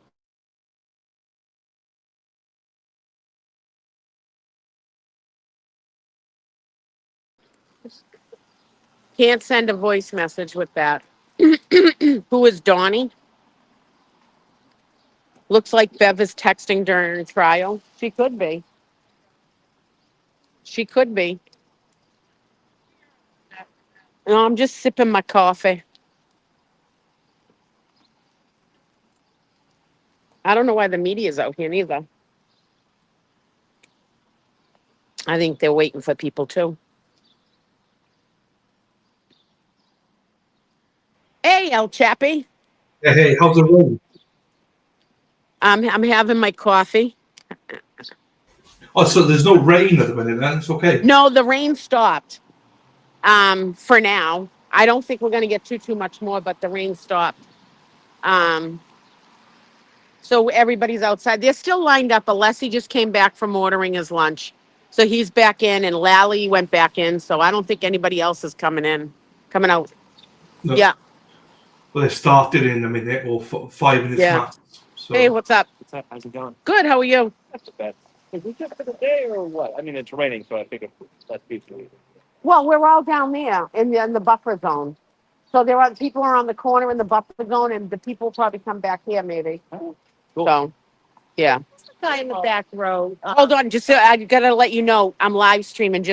No, it's fine that you talk, but I just can't. I gotta warn you so that I'm not wiretapping you. Oh. I just was wondering who was the guy that yesterday was a little next to the paralegal in the back row, like pale face, young kid. I think he's with Brennan. He is with Brennan. He's got the blonde as his paralegal and the kid with the dark hair. I don't know. I forget what his name is. But he's on the. He's with Brennan's team. Yeah. There's like a black duct tape that goes across that corners them off from that. You can't sit past it. So Okay. the bailiff usually is in the front seat and then those two paralegals are in the back seat. Paralegal. Yeah, some sort of paralegal. He's always with them. Okay. Yeah. All right, I'm back, El Chape. That's all good. I could hear you. It was fine. I just spoke to my mother briefly, and I said to her, she said, "Oh, Dina, you can hear from anywhere. She's got a loud voice. She likes your voice. Yeah, she likes it." Is that what they say? Yeah, Oh. I love it. Love Oh, it. God. It was nice, Amanda. Thank you. Well, tell her I'm sorry for all the bad swear words. So she You know. laughed. It's fine. It's fine. Yeah, She my laughed. mother doesn't. My mother doesn't even like my mouth. My mother's always like, "Do you really have to say the F word all the time?" And I'm like, aluminum fucking foil. It's just natural to me. I'm one of those people that I have a pirate's mouth and a heart of gold. I don't know Yes. what else to tell you. Definitely have a heart of gold. That's for sure. So Dedham House of Pizza is here delivering. So that must be the delivery for lunch, which if it is, none of them are gonna eat too well. No. Well, no, seriously, if you tape someone, even though it's a public walkway, you got to let people know that you're live streaming and taping. You know? 880. Good afternoon. Good afternoon. How are you? I'm good. How are you? Yeah, so I can feel a little bit of drizzle again. It's starting up again. So, But yeah, it's not as bad as he thought it was going to be, is it? no. No, I mean, it rained really heavy here for a little bit, but it's one of those days everybody's saying how tired they are. And I'm like, I'm usually full of energy and I'm just like, I'm ready for a freaking nap. I was up at 2:30 this morning. We're going to have to stop calling you the Pocket Rocket, you know? It's like, I know. Call me Slumpy Lucy or something. I don't fucking know. But you know what it is too? I woke up at 2:30 this morning and I lost a half an hour, 45 minutes of sleep. And then I was at the gym right before 5 o'clock this morning and I did a workout, which I normally don't do. So I'm a little tired. little tired. I just seen on the stream, they've changed the time to 2:15. I know. Why it was supposed to be 1:45, but now it's 2:15. So back from We say our time's different here too. I say 2:15. Oh, look at that. The police are helping them unload stuff out. Look at it. They're being nice. They're helping that lady from this business load her car up. That's good. Yeah. I know.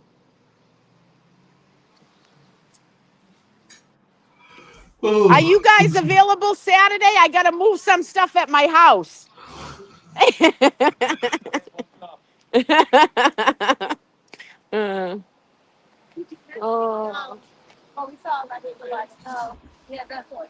So I'm just horrified over Bev. I'm just really pissed off and aggravated and angry about her. I really am. She just accepts everything the Commonwealth say and do. I know. Frustrated. Her peers, have to be looking at her with total disgust.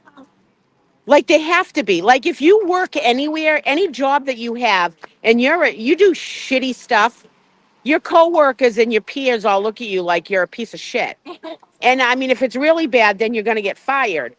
Why is nobody doing anything about her? I don't understand it. I know. I agree. I'm at a loss for words, to be honest with you. Well, that's all like you. It's like the higher ups in this state, how far does the corruption go that they're not coming down on her? I'm looking at it, whether, I 100% believe Karen's innocence. I mean, you can tell I do for what I invest, as well as other people here.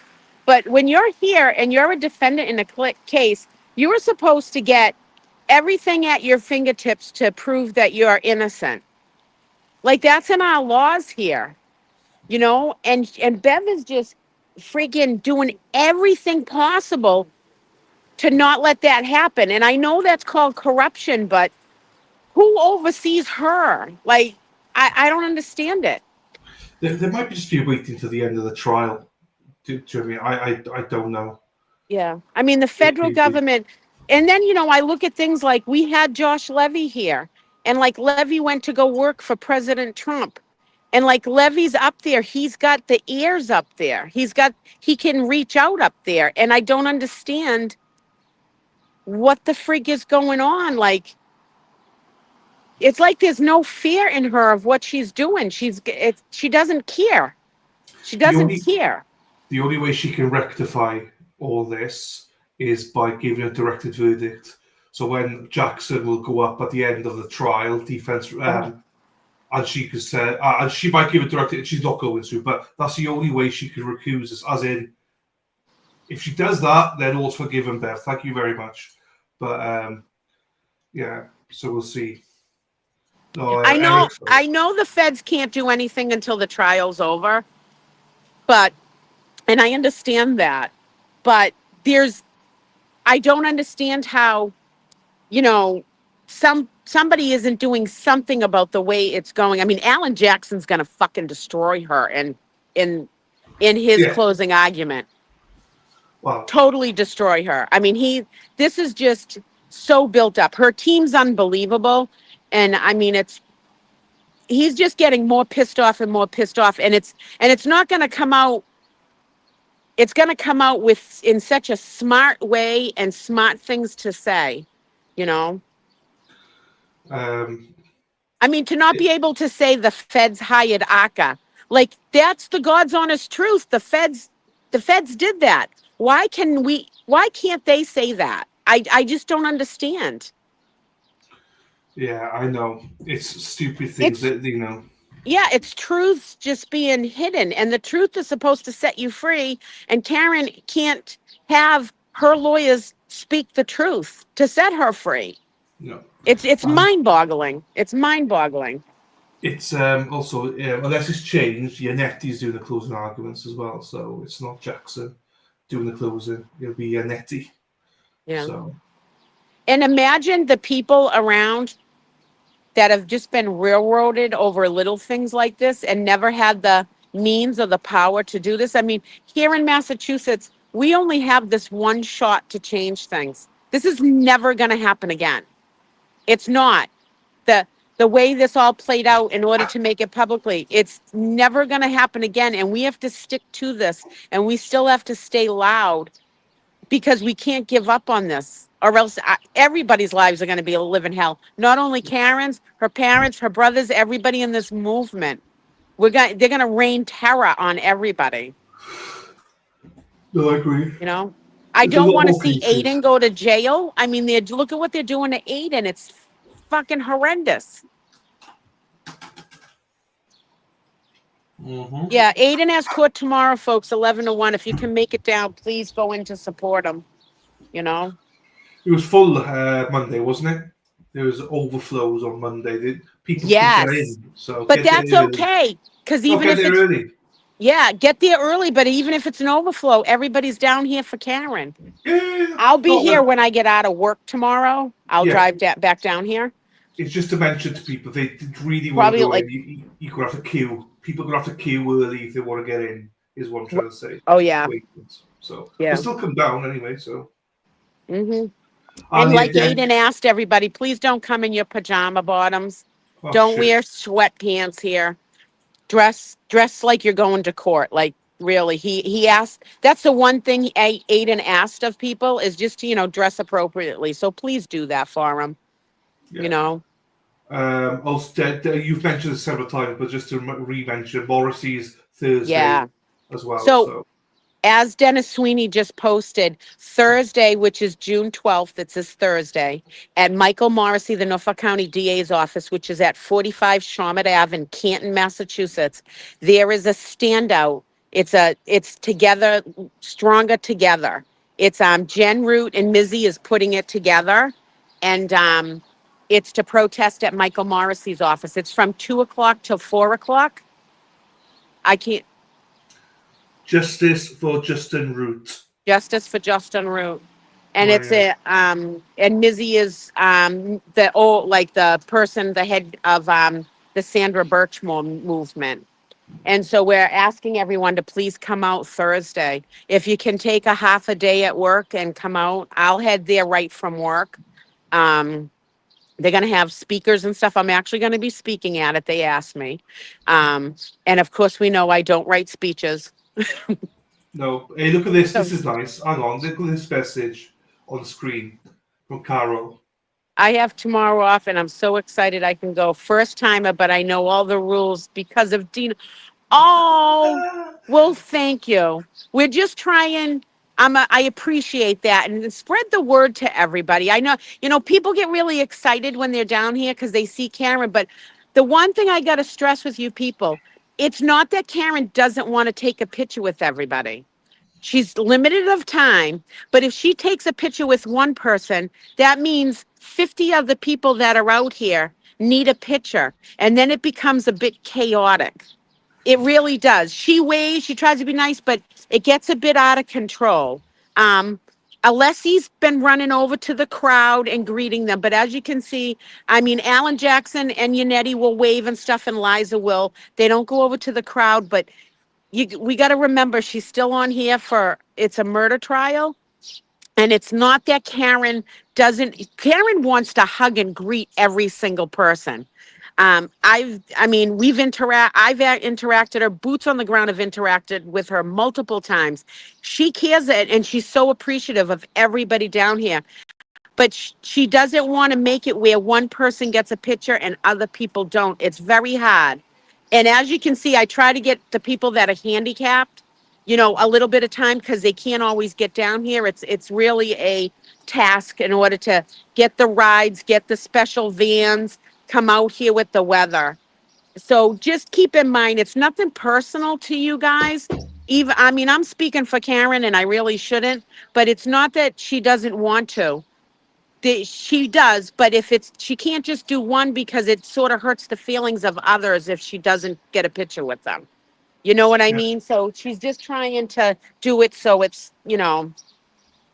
fair. They got to get her out of here too. And in the background, you don't know what kind of threats there are or whatever. They got to get her out of here. And they got a lot of work to do. I mean, even in the car, she's getting in the car, she'll wave a little bit, but they're off. They're already talking like what they got to do, whatever. We're at the end of her trial. And these are the most important days there are. And it's not that, believe me, when she is set free of these bogus charges. You are unmuted. They're back. They're back. All right. Bye, everybody. Bye, darling. It says 2:15, but they're back. Okay. Back in session, you may be seated. All right, the jury is coming over. I just wanted to tell you what I was able to do during the lunch break. So, Mr. Brennan, you argued for 4 points of admission regarding this witness. I'll allow in 1 and 2. I've had a chance to look at 4. I think I already told you I would not allow in 3 because I've already considered it. I've now looked at the 4th one, the case.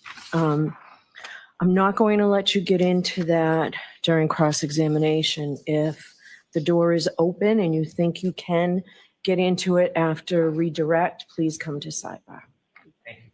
All right, and also I had a chance to look at the actual exhibit regarding what came into evidence from Dr. Welcher and Ms. Little. Contrary to what you said and what Mr. Alessi was nodding to, page 136 did not come into evidence. It's a blank page. So that PowerPoint did not come in. I had a chance to look at Dr. Rentschler's PowerPoint. And at least for now, maybe you can persuade me otherwise, any text that has hearsay on it that you say will help assist the jury, what I want to say is I think we have to give the jury some credit here, okay? They have been listening to this case intently for weeks. I don't find that anything that you've recommended here comes in to assist the jury is necessary to assist the jury. So before Dr. Rentschler testifies, those slides that were objected to that have text are out. Can I have a moment just to examine Dr. Law's PowerPoint? No, not right now. You can look at it, yes. You can look at it while we're bringing the jury in. He has 4 copies of the PowerPoint, and I know that. I'd like to be able to. 137. Mr. Alessi, please.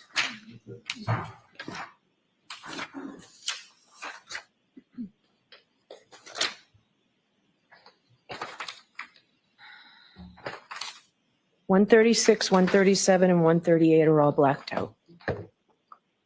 All right, the jurors on their way, right?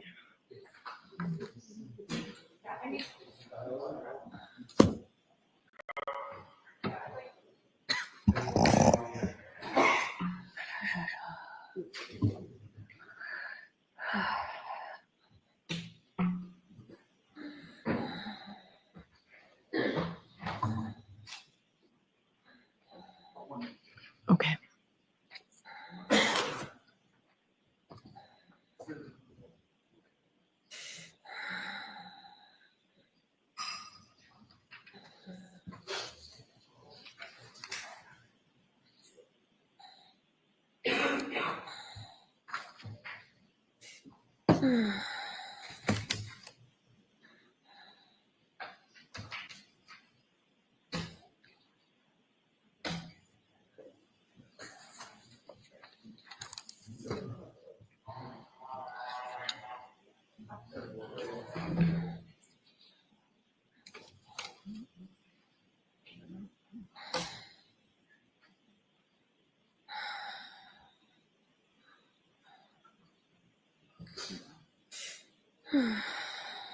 Tori?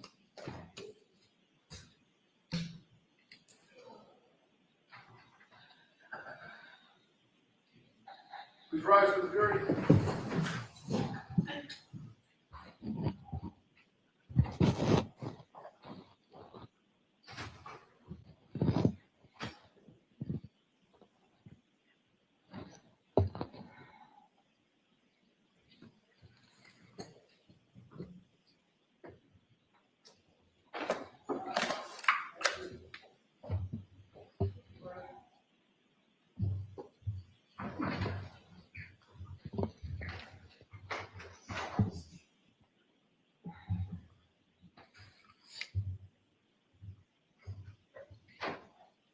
Court is in session, please be seated. All right, Mr. Brennan, whenever, I'm sorry. Good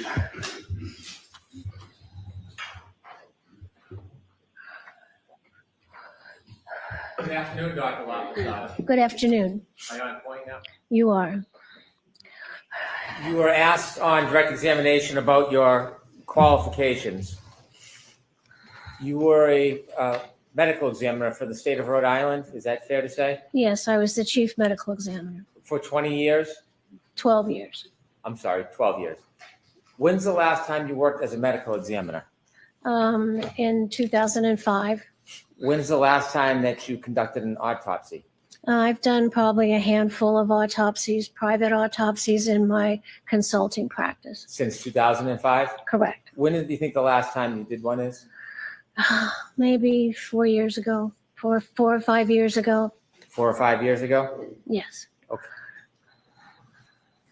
Since you left the medical examiner's office, have you had any specialized training in brain injuries?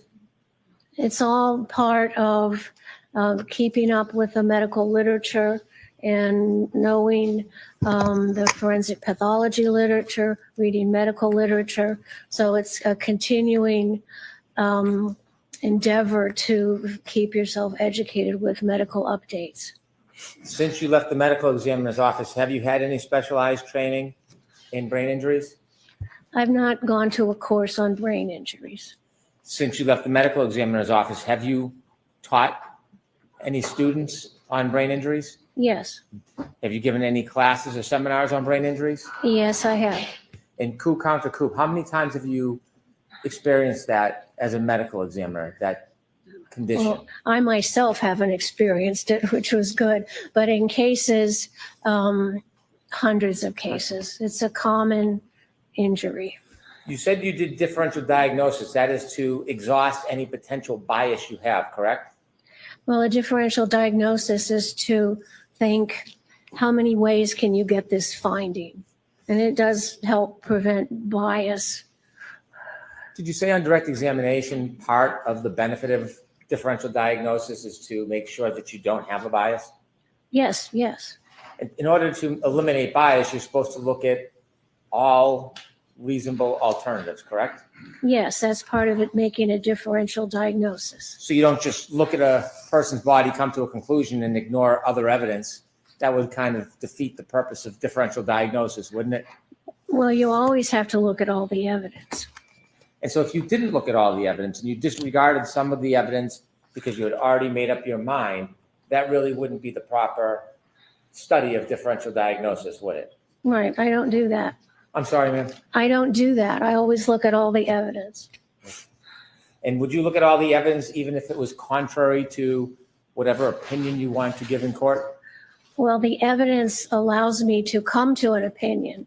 So it's not like I decide on some opinion I want to give and then look for the evidence. The evidence is going to tell me what happened to the body.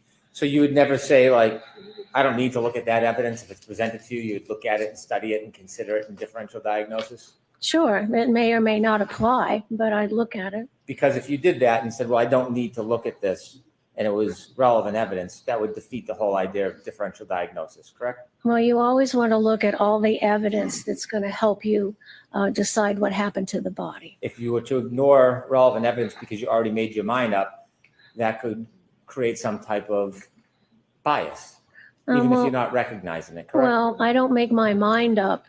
I make it up on all the evidence I have. Then if something else other evidence comes up later, I have to reevaluate everything and consider that new evidence.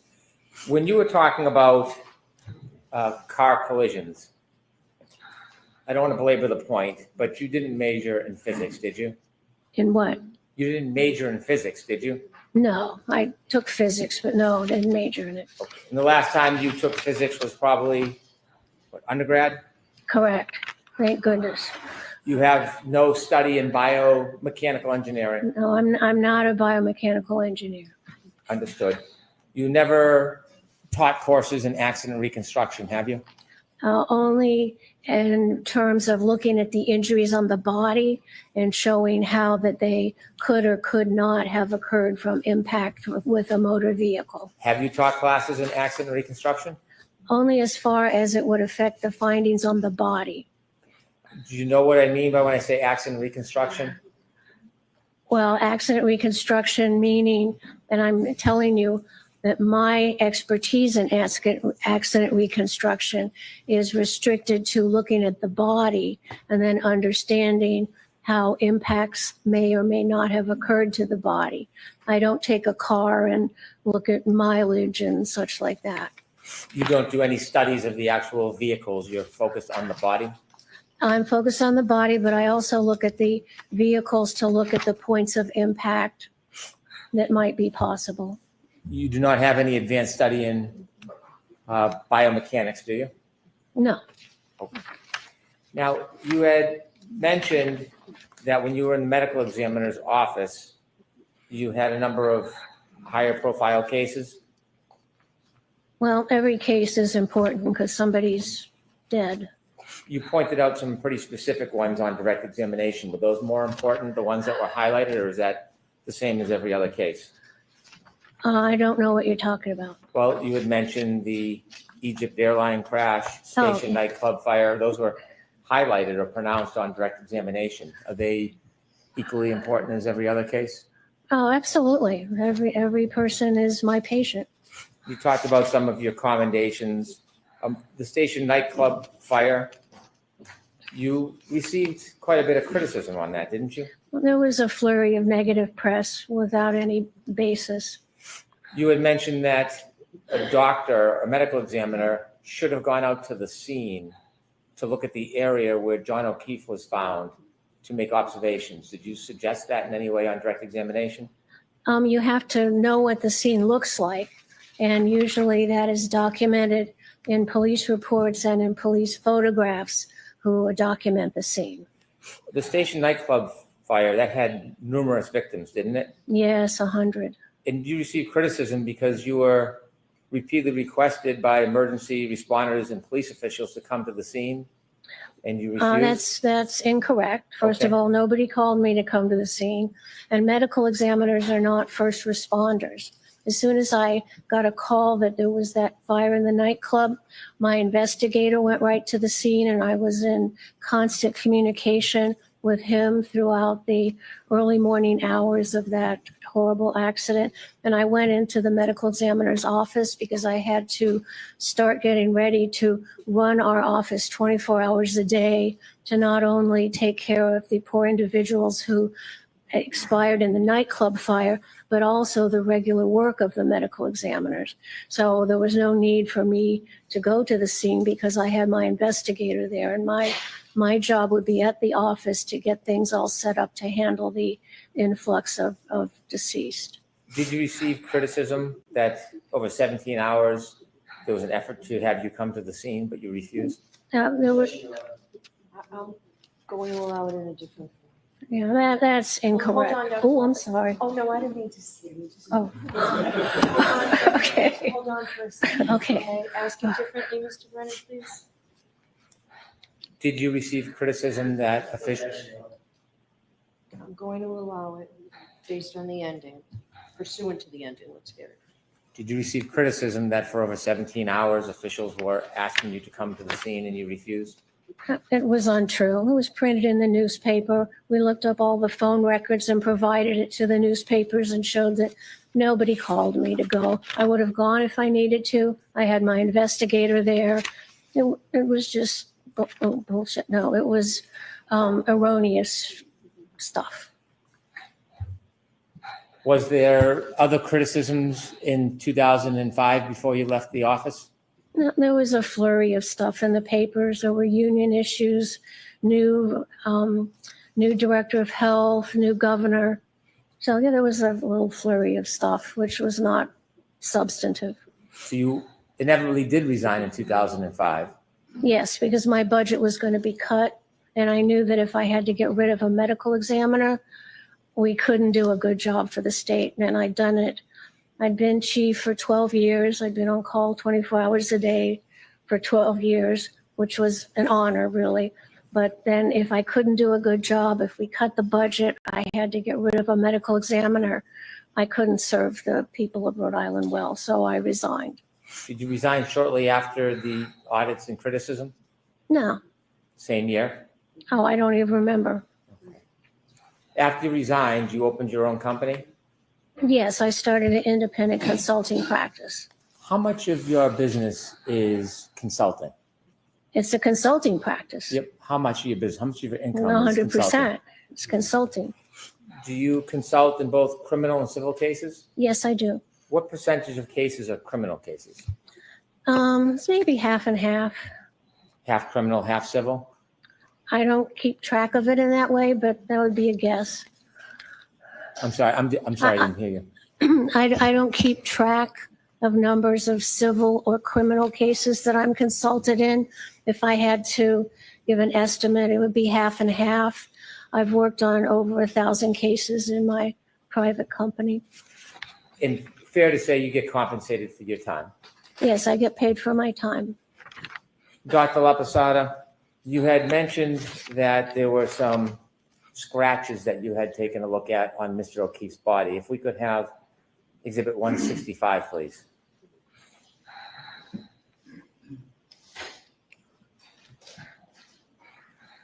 Now, would it be fair to say, Dr. LaPosada, you do not know the genesis of that cut on Mr. O'Keefe's right eye?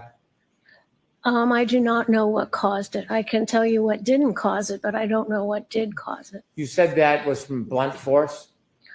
It's from application of blunt force to that little area that broke the skin. When you were asked a question about whether that was consistent with a punch, You opine that it was consistent with a punch, yes? It could be consistent with a punch. You weren't saying it was consistent with a punch to a reasonable degree of medical certainty, were you?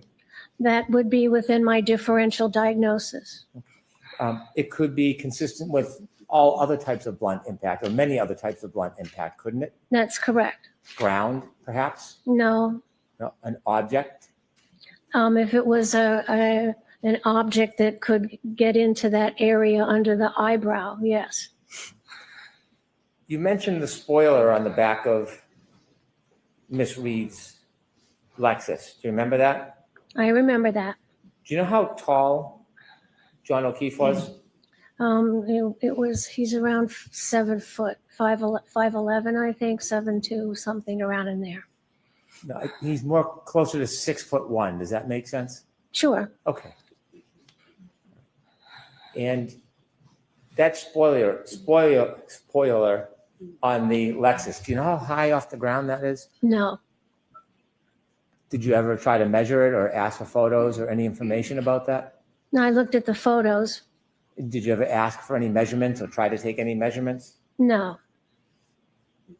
Could I have Exhibit 166, please? Did you see this cut on Mr. O'Keefe's nose? That's a scratch. It's not made by a sharp instrument. It's not a cut. It's a scratch. Is there any scratches on the left side? Do we have a photo of the left side? Please. And that you say that's a scratch, not a cut? Correct, because a cut means it's made by a sharp thing like a knife, and a scratch is made by something that's kind of rounded that has a little point on it, but it's not sharp. Do you have any information or basis to say where that scratch came from? No. Did you do any differential diagnosis on that scratch? I don't know what caused that. There could be a number of things that caused it. There was no scratch on the right side of Mr. O'Keefe's nose? I don't see it one, no. Could you zoom in, Ms. Gilman? So the only scratch was on the left side? Looks to be, that's not a good photograph because there's some blood obscuring the skin. Yes. If my memory serves me, there is a scratch on the left side of the nose and maybe a small scrape on the tip of the nose. And we can go back to the left side.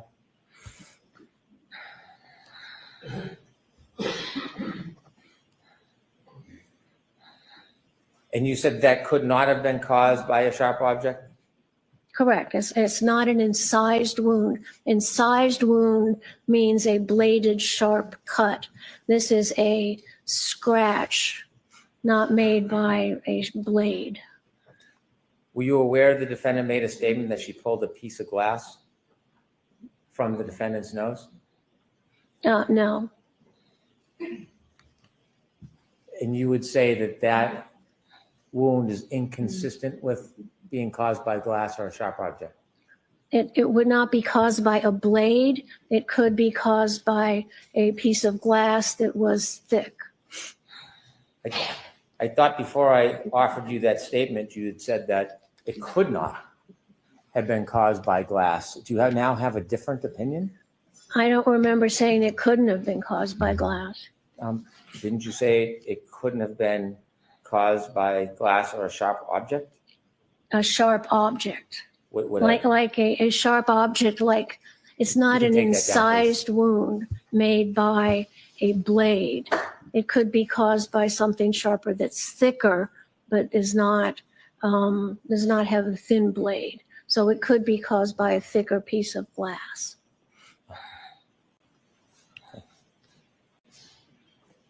If somebody is deceased, does any blood pressure from their heart still move in their body? No, they're dead. If somebody removed a sharp object like glass from somebody's face, would they spurt blood if they've died? If you're dead, there's no blood pressure. So if you're dead and you remove something, there may be some superficial blood, but it's not going to have blood flow because your heart's not pumping blood out of the cut ends of the blood vessels. So it's not going to spurt if you pull something out of a person's skin if they've passed. You wouldn't get a spurt of blood from arterial pressure. I just want to ask you a very few questions about hypothermia. Sure. You mentioned that Mr. O'Keefe's body temperature at the hospital was 80 degrees. Yes.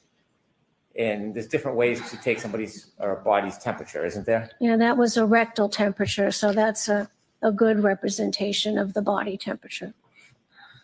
Is the variance between a common practice of taking temperature and by somebody's mouth and rectal, is it about a 3 or 4 degrees difference, or do you have a different experience?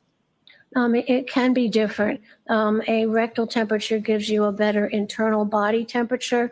The oral temperature, if you're breathing in or if you just had something cold in your mouth, may not register a proper temperature. So the rectal temperature is the preferred temperature for a medical diagnosis. 98.6 is an important temperature, isn't it? Yeah, it's our usual normal body temperature. And so is there a standard? Is 95 degrees considered hypothermic? If you have, then clinically, you would start to worry that the person might be experiencing bad effects of hypothermia. At 95 degrees? At 95, you start to worry about it. And could some of the things that happen is labored breathing? Is what? Labored breathing? What about labored breathing? Well, if someone is hypothermic, if they're 95 degrees, does it affect their breathing patterns? Not especially. Okay.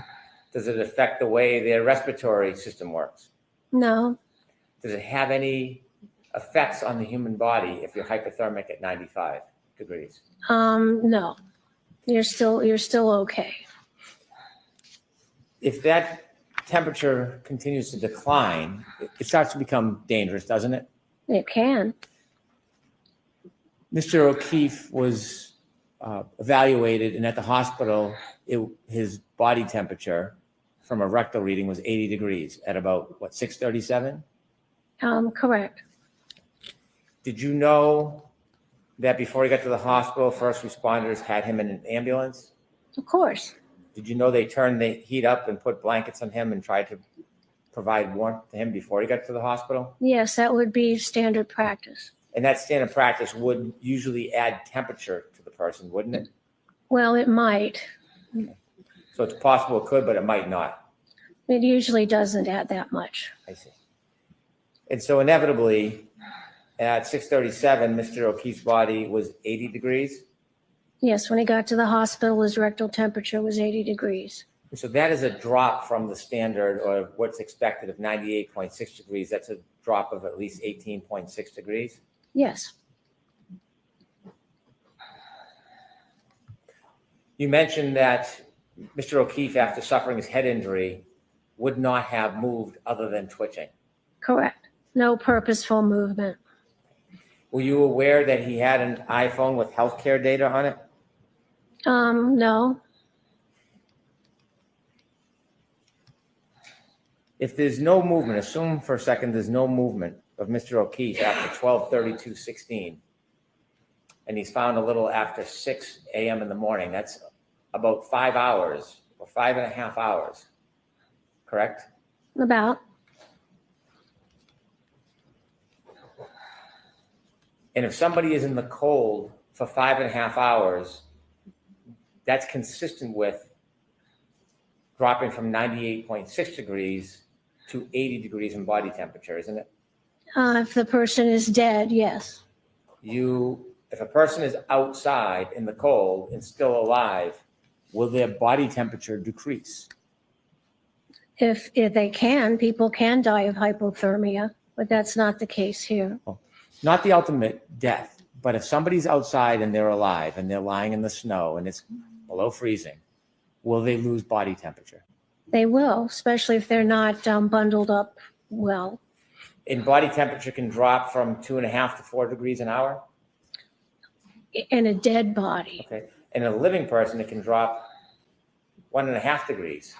No. A dead body at room temperature will usually lose body temperature at like 1.5 degrees an hour. If a dead body is in a cold environment covered with snow and avalanche environments, the dead body can cool at 4 degrees per hour. And so a person who is in cold conditions, starting to be covered by snow, less than freezing, they can lose body temperature when they're living, can't they? If you're sure, you can. People die of hypothermia, but that's not the case here. Well, someone could be alive, lose body temperature, and not die. That can happen, can't it? Yeah. So if someone is in the cold, let's assume they're not dead for a second. All They're in the right. snow, below freezing, not moving. Can that person lose body temperature if they're still alive? Sure. They just lie there. They can become hypothermic and die. Even before they become hypothermic, can they lose body temperature? Well, losing body temperature makes you hypothermic. Thermic is temperature and hypo means below. So your temperature goes down and you're hypothermic because it's going down. And people can survive from being hypothermic if they get the right care. Sure.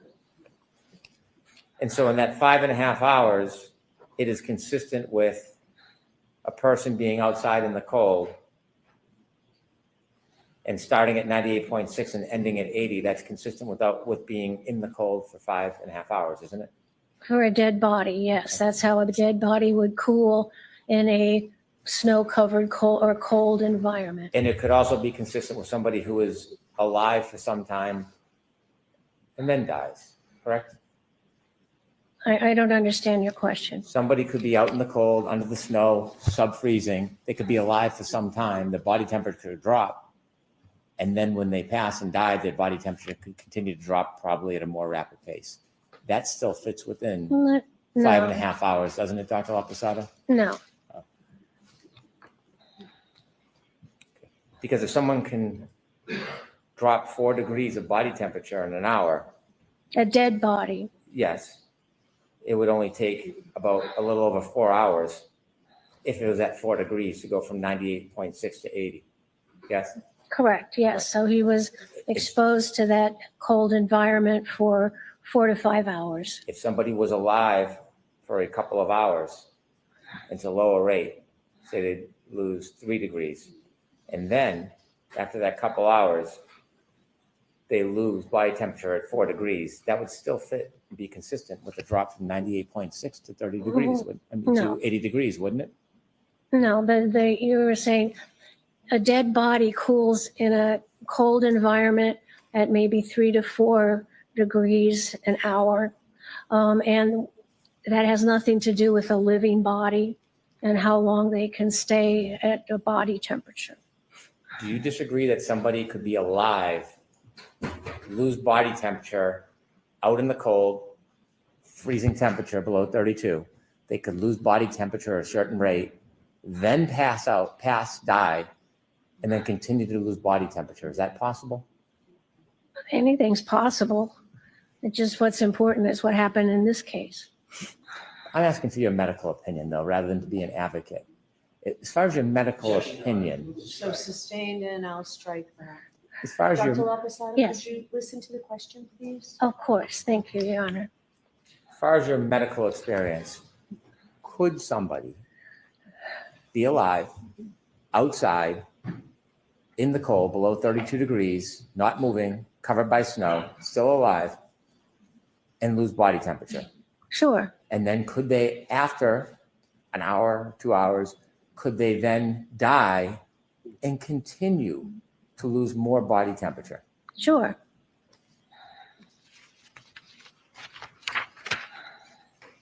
You mentioned your opinion about injury on Mr. O'Keefe. And at one point you said that his injury was inconsistent with a taillight. And you said because there was no damage from the bumper. Do you remember saying that? I don't think I said it quite that way. Okay. Do you remember how you said it? No, Do you remember discussing or raising the issue of a bumper as part of your equation, that the injury to Mr. O'Keefe was inconsistent with the injuries? he has no injuries on him that are consistent with being hit by the back of the SUV. That includes the spoiler, that includes the bumper. Okay, if we could play video E, please. I want to ask you, Dr. Laposada, have you seen this video before?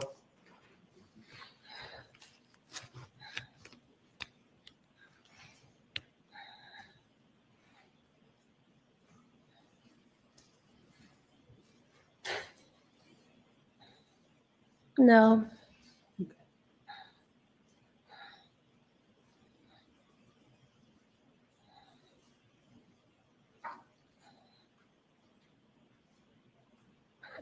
Thank you. You can take that down. Did you see anything in that video that would suggest any contact between that mannequin and the vehicle's bumper? I'm going to see you at Sidebar on this for just a minute, please.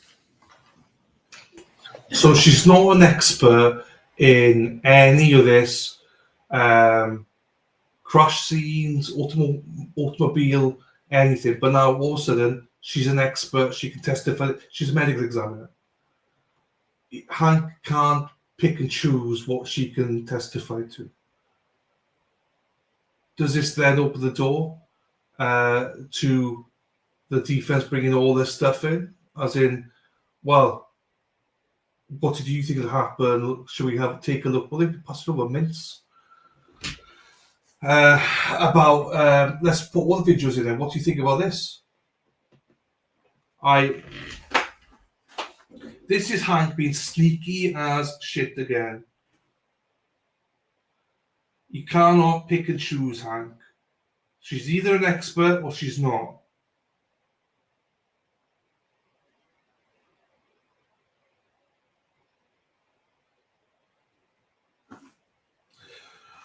Oh, my days. He is such a frustrating guy. Yes, Josie, you're right. Yesterday, Rescurante videos were bullshit. Today, he is using them. This guy, this is just a guy who doesn't care about justice, but cares about a win.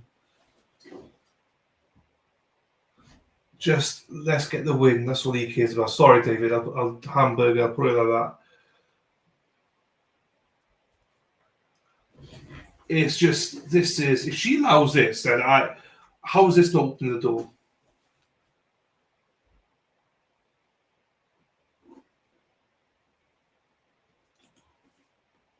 He keeps going back and forth with John being next to the vehicle with him, with just his arm behind the vehicle, and then says he was behind the vehicle and the spoilers hits his head.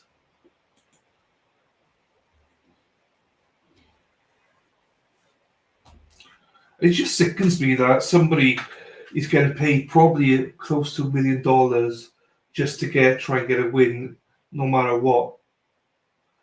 Brendan's got nothing to lose. That's why he's so shady. He's got nothing to lose. He's getting paid whatever happens. And if he wins, Morrissey loves him, and he probably becomes the next DA if he wants it. If he loses, he gets $1 million. Thank you very much. See you later.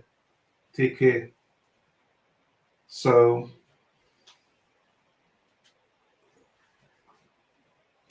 the theory keeps changing. That's the problem. The Commonwealth keep moving the goalposts.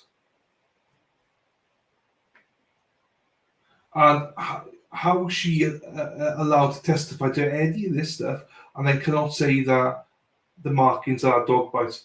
So if he was to go into the arm and say this is struck by the car and then whatever, and she says no, well, Alan Jackson could then say, well, so it wasn't that. What kind of animal was it? You can't have it both ways. I'm not sure where he lives. He lives somewhere in Boston, yes. No, I know he's not. I know he's not from Norfolk County. What I mean is he'd become a DA somewhere else, as in he could be a DA any way he wants because of the work he's done with the prosecution, potentially. I mean, I'm just throwing that out there. I'm not saying he would be the DA in Norfolk County. I'm not sure where he lives though. I know he's in Boston somewhere, but I don't know where he lives. Sold the cocoa, I sold his soul to the devil. Oh, what's the poll say? What do you guys think? I don't check the poll. 70% of you think Dr. Lopasata is being the most effective witness for the jury. I agree with that. I'm just surprised that 18% said Lucky and only 4% said Dr. Russell. Interesting. I would have gone Dr. Lopasata, then Dr. Russell, personally. But who's going to run to his door to iron? Lots of people. He'll go back as a defense attorney. And, there's no doubt that he's probably a really good defense attorney. They hired him because he's a defense attorney, because he's seen as a bit shady. He'll probably do a few freebies and then he'll be back on.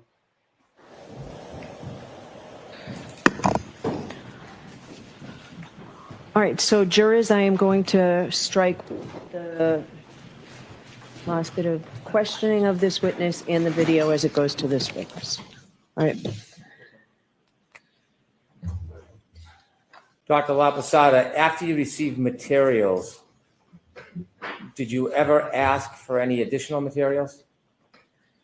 Let's see, I always make sure I have all the scene investigation, autopsy, medical records, police and witness investigate and witness statements.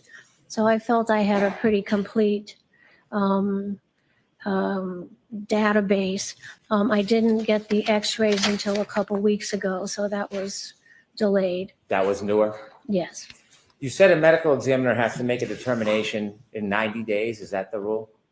When you work in a medical examiner's office, when you get a deceased in, our national standards want us to have the autopsy report completed and all the associated tests done within 90 days.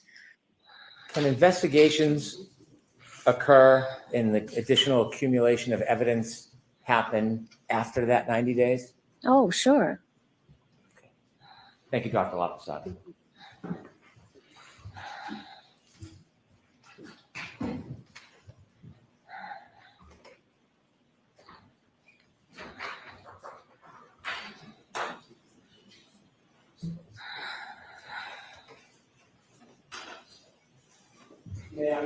Yes. I'm so sorry. It's okay. Dr. Okay, Laposada. hold on one second.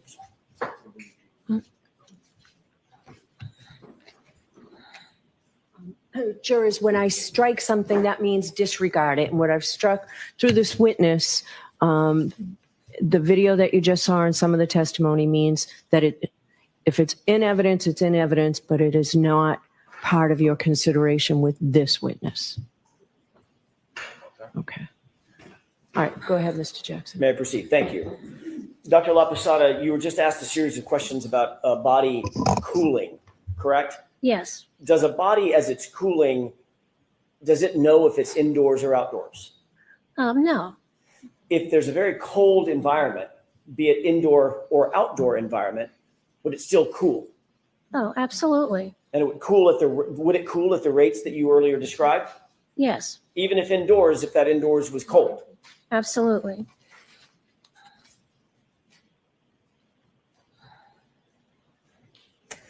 Your Honor, may we approach along with the Commonwealth very briefly? Yeah, that's a good point, Wicked. He said that Brennan's sneaky as they come. When new evidence arises, Hank, not just because you lost your argument and wanted another by the. So basically, his rebuttal experts going to put in new evidence, and he's obviously going to use this doctor now to say, well, she said that you still investigate with new evidence. He's so sneaky, he's unbelievable. She did well. I mean, she did well. I mean, I know what is straining into here, but I think the cross is probably the most important part to listen to, because that's the part that we all know Jackson's going to do great, and the same vice versa. But the cross is always the key element, because to listen to what the jury are going to hear, the negativity element of it. So if you can bear it, I try to encourage everyone to listen to it, even though it's unbearable sometimes to listen to it. But yeah, try and listen to it, because his closing is going to include a lot of his cross here. And like Wicked Side pointed out, you know, some of his questioning will lead on to why Bev will rule in their favour for certain things. So, trust me, I literally do not want to listen to Hank. And sometimes I'm like that. You know, I hate it. Oof. But yeah, if we can bear it, it's probably the best way. But yeah, I hadn't thought about that, Wicked, when you pointed that out. I hadn't thought about that. Yeah, rebuttal witness could be interesting now. So, Dr. Rentschler, sorry, not Rentschler, Dr. I forget his name, Yarka guy. He is, I'm in the press I'm here, people in the press. Is it Dr. Wrench? No, it's Dr. I forget, Arca guy. He's there in the building. So I don't know. We're probably going to be done with her the next, I don't know, by 8 o'clock my time. So that's 3 o'clock. So we might start with the Arca guy. I forget, Andrew Rentschler, I forget his name. It's Mexi Taxi. Are you here, Mexi Taxi? I got a reminder for you. Thank you, everyone. I know I'll stay here in the press box. So I think Andrew Rentschler, isn't it? Andrew Rentschler, I believe it is. He is in the building. He may start today for an hour, half an hour, and then he'll be back tomorrow. He'll probably be all day tomorrow, Wednesday. And then I imagine there needs to be a day of rebuttal witnesses, at least, which will be Thursday, maybe going to Friday. Then they need a jury conference in terms of.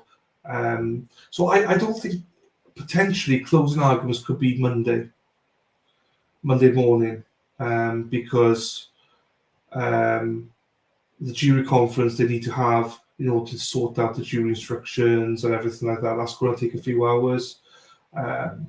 So yeah, it all depends on timing, but quite potentially we're looking at Monday for closing arguments. So no Mexi Taxi, so she's probably busy working.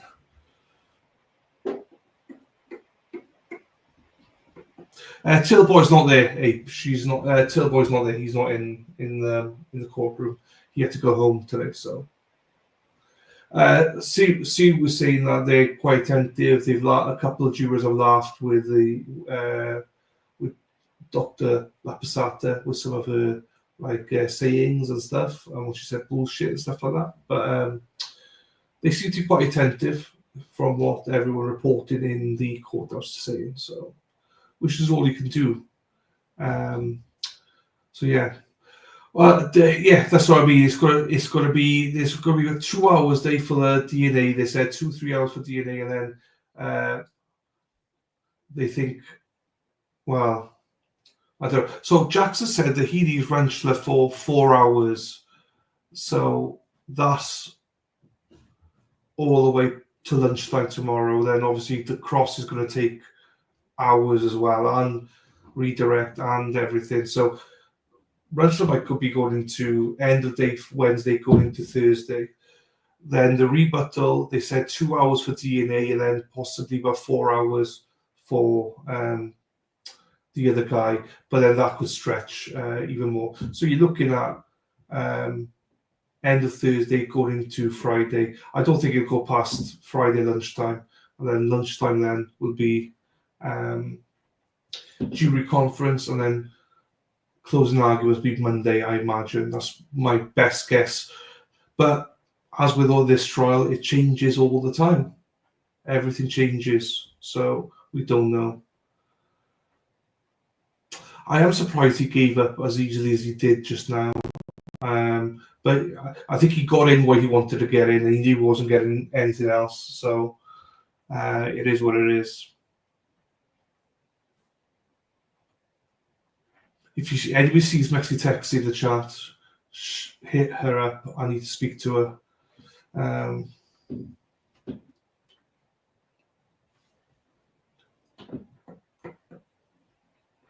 Oh, the fan is back.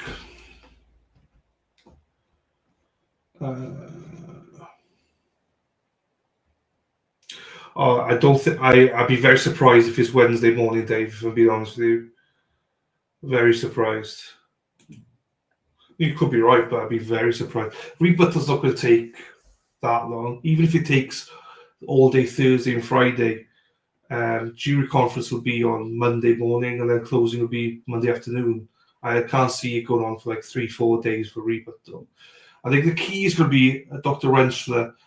When is he going to be finished? Is he going to be a day? Is he just going to be a day and a half? That's the key. After that, it'll be a maximum of 2 days. So you're looking at Monday, Tuesday at the latest, I think, before the jury get it then. And the way Bev is, she's pushing for it to happen before that. So I reckon Rupert will strengthen the defense case because it will cause more confusion. Possibly, depends what's in the PowerPoints. I don't know what this guy. I don't know what this guy's going to do. Where is he?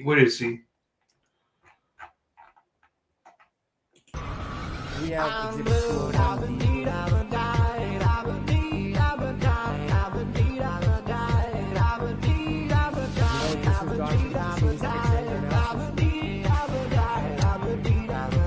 Don't know if I recall that specific photograph.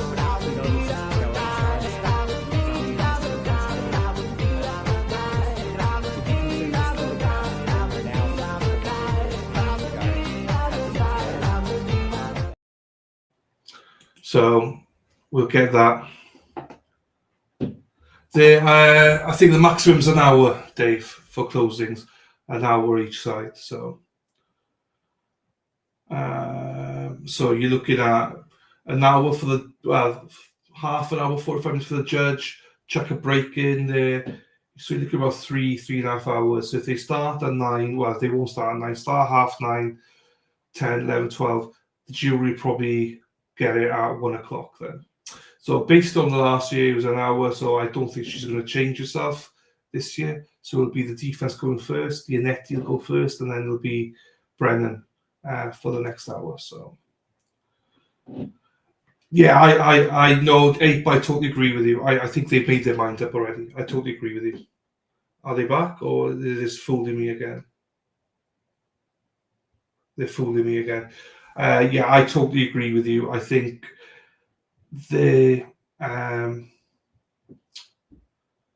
I think this doctor has cemented it. I believe, if I'm being honest. I think this doctor, Kristen, don't know. We're back. We're here. I think this doctor explained things on simple terms. I've enjoyed this doctor. I think she's explained things. I always think people explain it like you're a 5-year-old, and I think she's done that. So.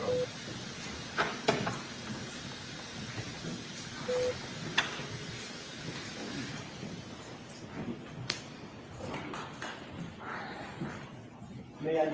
Yes. Thank you. Dr. Lacasana, stand back here for a quick second. Before I sat down the last time, I asked you a little bit about x-rays. Yes. And the effect of x-rays on an evaluation by a forensic pathologist. Do you remember that? Yes. Are x-rays important for a forensic pathologist to consider? Yes, they are. Did you find any? You reviewed the x-rays, correct? Absolutely. I'm going to relegate my question to just the right arm of John O'Keefe. Yes. Did you find any deformities, defects, breaks, fractures or hairline fractures of that kind on any of the x-rays that you reviewed? None. May I approach on? Yes, I have a question for you. When you printed these, did you print them from a flash drive? May I have one? Sure. I have some assistance with this. Because you have them up on the, We do have electronic versions of this. why don't we do that instead of the big, the large? As long as I can mark the large ones, I want those marked and move the evidence for reasons we discussed at sidebar. So those will be, and if you're objecting to this, Mr. Mayor? Okay, well, even if the Commonwealth objected, I'll allow those in, but I prefer to give the jury a flash drive with these on them instead of these big. So we will mark your flash drive, and you can just go ahead, go in evidence. We'll mark the flash drive. The flash drive will go in with the jury rather than these very cumbersome additional pieces of paper, and you can go ahead and show them. I don't want to have a whole discussion in open court. All right, jurors, we're gonna make this one really quick.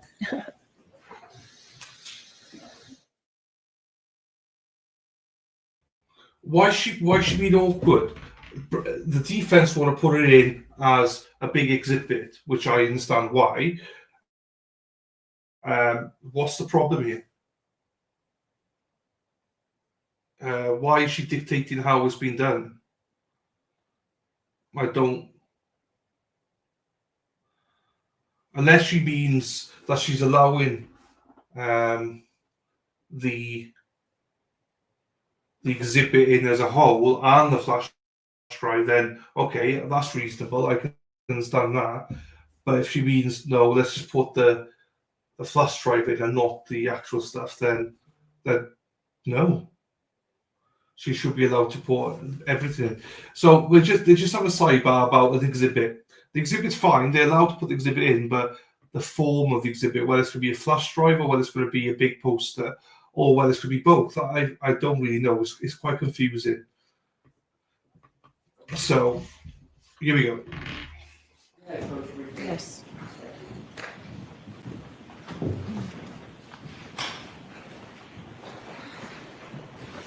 Thank you so much. Sorry.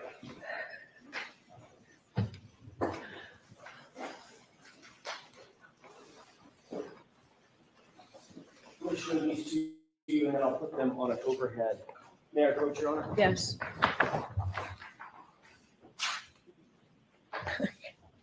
Do you recognize this document?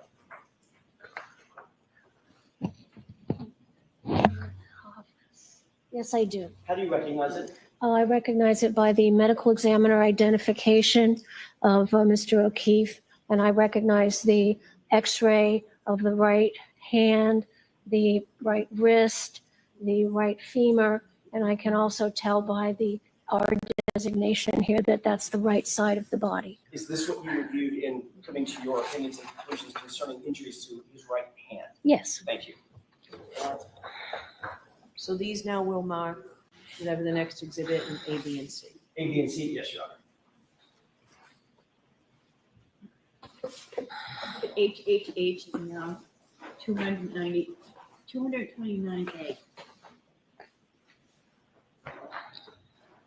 May I approach, Your Honor? Yes. I'm sorry, I need to wait.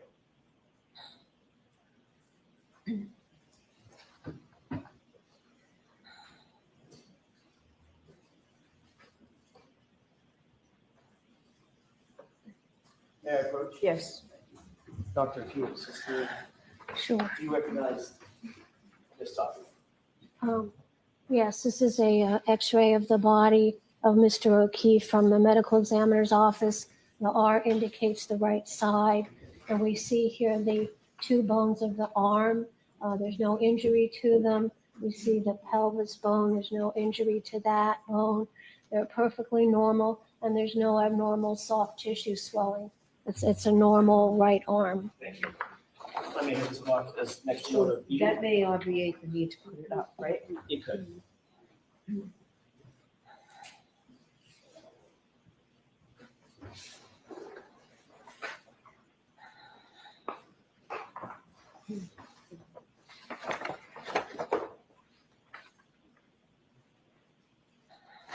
229B.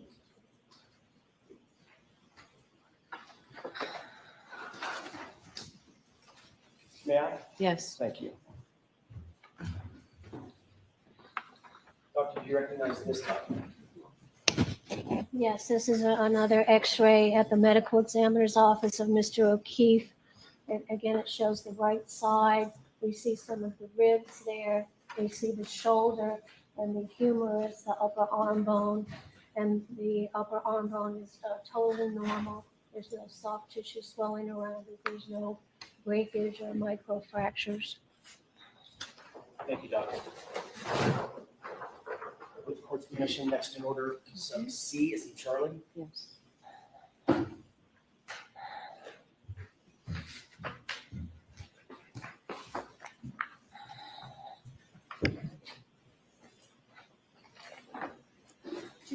C.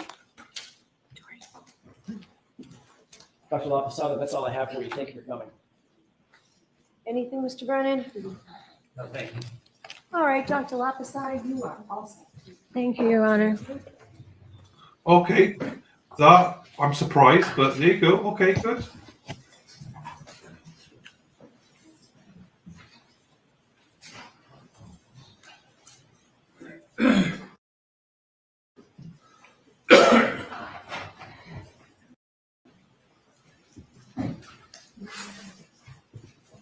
Sorry, is there anything else today? May I have a moment? Yes.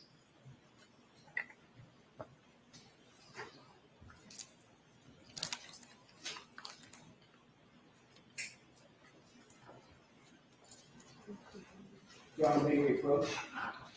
Okay, jurors, feel free to stand up and stretch.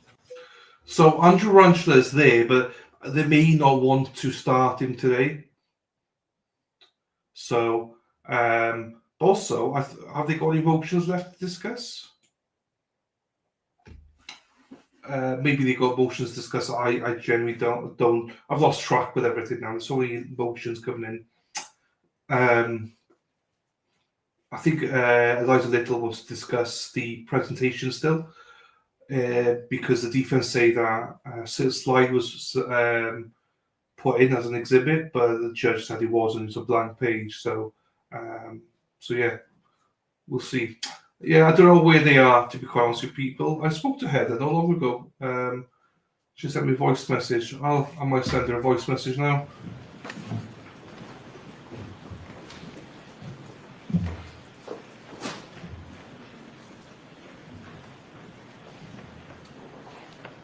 Your Honor, with the court's permission, I would ask the court to invite Dr. Andrew Ridgel to join us. Okay.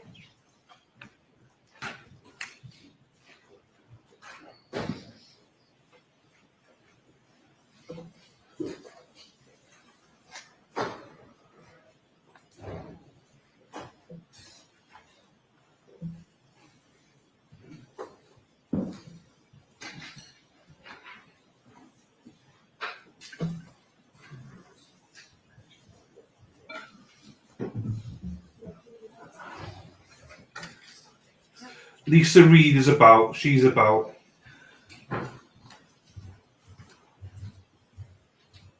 Sarah, you to step up, face the court, and raise your right hand, please. You solemnly swear the evidence. Thank you, Hypothermia. In case down here is the truth, the whole truth, and nothing but the truth, so help you God. I do. Good afternoon. It's fine. Feels good. Pull that to you. You're a little on the Gotcha. tall side. Pull that to you right up under your chin if you can. And in a nice, clear voice, tell the jurors your name and spell your last name for us, please.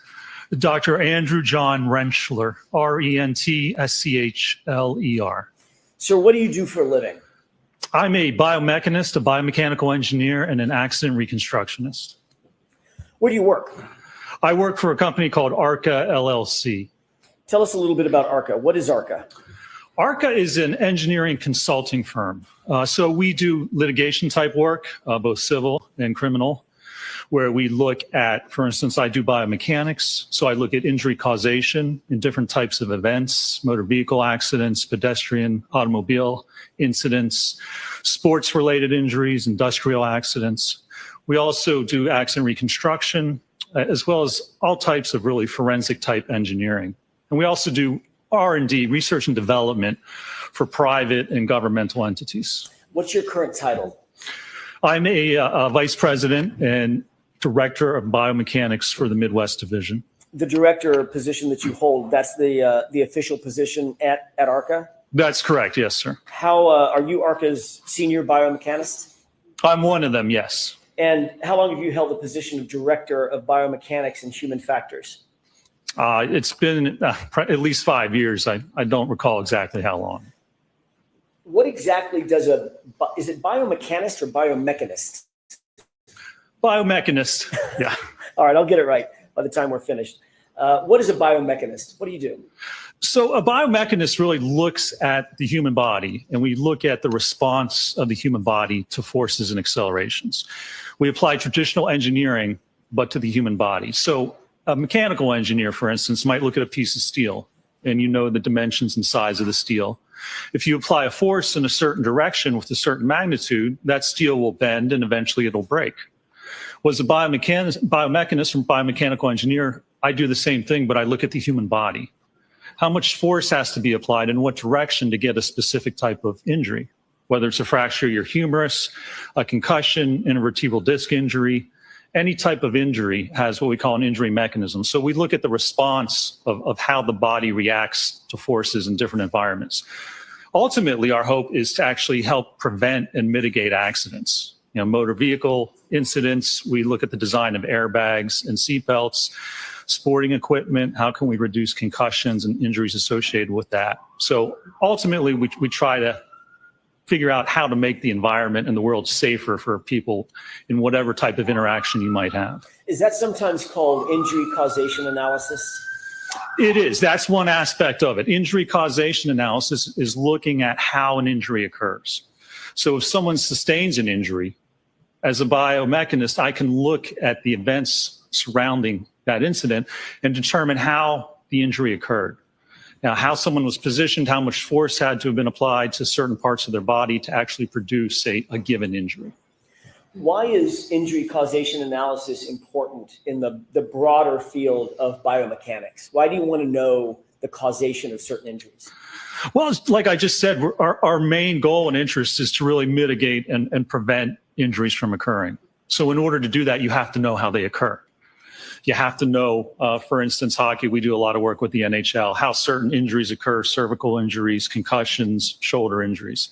So if your intent is to prevent injuries in certain settings and situations, you have to study how the body reacts, how those injuries are created, and then you can determine or attempt to determine how to prevent them from occurring in different events and situations. What sort of contracts or commissions does ARCA routinely engage in? You know, we have a number of different contracts. We've worked in the past with the United States military. I helped design what we call the energy absorbing seat for the MRAP vehicles. Hold on 1 second, Dr. Sure. Okay. For the MRAP, which are the mine resistant ambush protected armor plated vehicles that they had over in Iraq and Afghanistan. And the issue there is that when they go over an IED, an improvised explosive device, it would blow the vehicle up off the ground. So we were seeing very severe accelerations and forces going through the vehicle, through the seat, into the soldiers' spines. And we're seeing severe spinal and head injuries as a result of that. So we worked with the military to design what we call an energy absorbing seat design. As the vehicle gets blasted up off the ground, the seat's designed to absorb that energy and that force from the blast and the movement of the vehicle and help protect the soldier's spine. We also, as I said, do a lot of work with the NHL. We work with the Department of Player Safety there, the National Hockey League. We look at the equipment, we look at helmets, trying to help prevent concussions, skate guards, how to prevent cuts and injuries due to the skates. One of the big things we did was actually redesign part of the rink. It used to be at the player area. At the end of the player area was a 90-degree stanchion of plexiglass. And what was happening was players were getting checked into the boards at the player area and then slamming up against the glass. And they were sustaining head and cervical injuries. I've mentioned before, it was actually the Boston and Montreal that caused the NHL to take a look at it, the hit of Chara on Pacioretty. He sustained a concussion and a cervical fracture. So they gave us part of the rink to the Winter Classic, the outdoor contest, and we used crash test dummies, hybrid 3 50th percentile male dummies, and threw them into different configurations of glass. And ultimately, the new design that we developed is a curved piece of spring-loaded Lexan or plexiglass. So now when the players get checked into the boards, it absorbs that impact and they glance off of it. And it's helped prevent and pretty much mitigate any type of head or neck injuries as a result of player interaction at that part of the rink. Hockey players tend to be pretty big guys, right? They do, yes. You said you used the 50 percentile hybrid 3 as a crash test dummy, an ATD, to do your work in furtherance of the NHL contractor commission, correct? That's correct. Did you need to use a hybrid 3 that was the same size as these big, tall, 6'4", 230-pound hockey players? No, not at all. Why not? There's a 95th percentile male dummy, which not many people have or use. The 50th percentile male is basically the gold standard for crash test dummies. And you're probably most familiar with it if you see automotive manufacturers and the ads on TV where they put the crash test dummy in the car and run them into walls and flip them over. Well, they use the 50th percentile for all of those tests. And then they scale the actual injury assessment reference values to different size people. So they record the force off of that. And they might say, well, for the 50th percentile average person, you can sustain 180 Gs of acceleration to the head before you see a severe injury. And then they'll scale that and say, well, the hybrid 3 has to record, say, 300 Gs before someone twice that size gets hurt. So you just use one size dummy and then you scale that to whatever size person you're looking at or you want to actually investigate. Is that undertaking of mathematical scaling, is that an industry standard in biomechanics? Absolutely. And I mean, it's set forth in NHTSA, the National Highway Traffic and Safety Administration. They set, well, the government sets the Federal Motor Vehicle Safety Standards, and that's all the crash tests that vehicles have to go through. And during those tests, they have to ensure that the values on the dummy, on the head, on the neck, on the spine, on the arms are below certain values to ensure that they're safe at specific speeds. And they scale, they have a certain papers, a lot of papers actually, which talk about scaling the values for different size people. Is that an accepted methodology in the scientific community? Oh, it certainly is. Yes, sir. Dr. Rentschler, do you specialize in any particular research and analysis at ARCA to evaluate the relationships between crash injuries and crash forces? I do, yes. What about kinematics?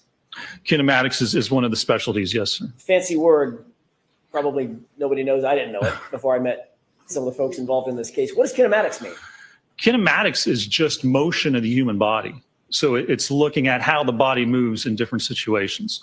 Whether you're in a vehicle and it hits a wall, how does your body move? It moves forward. Will it load into the seatbelt? Does the airbag deploy? Or if you're a pedestrian and you're struck by a car, how does the body move as a result of that interaction?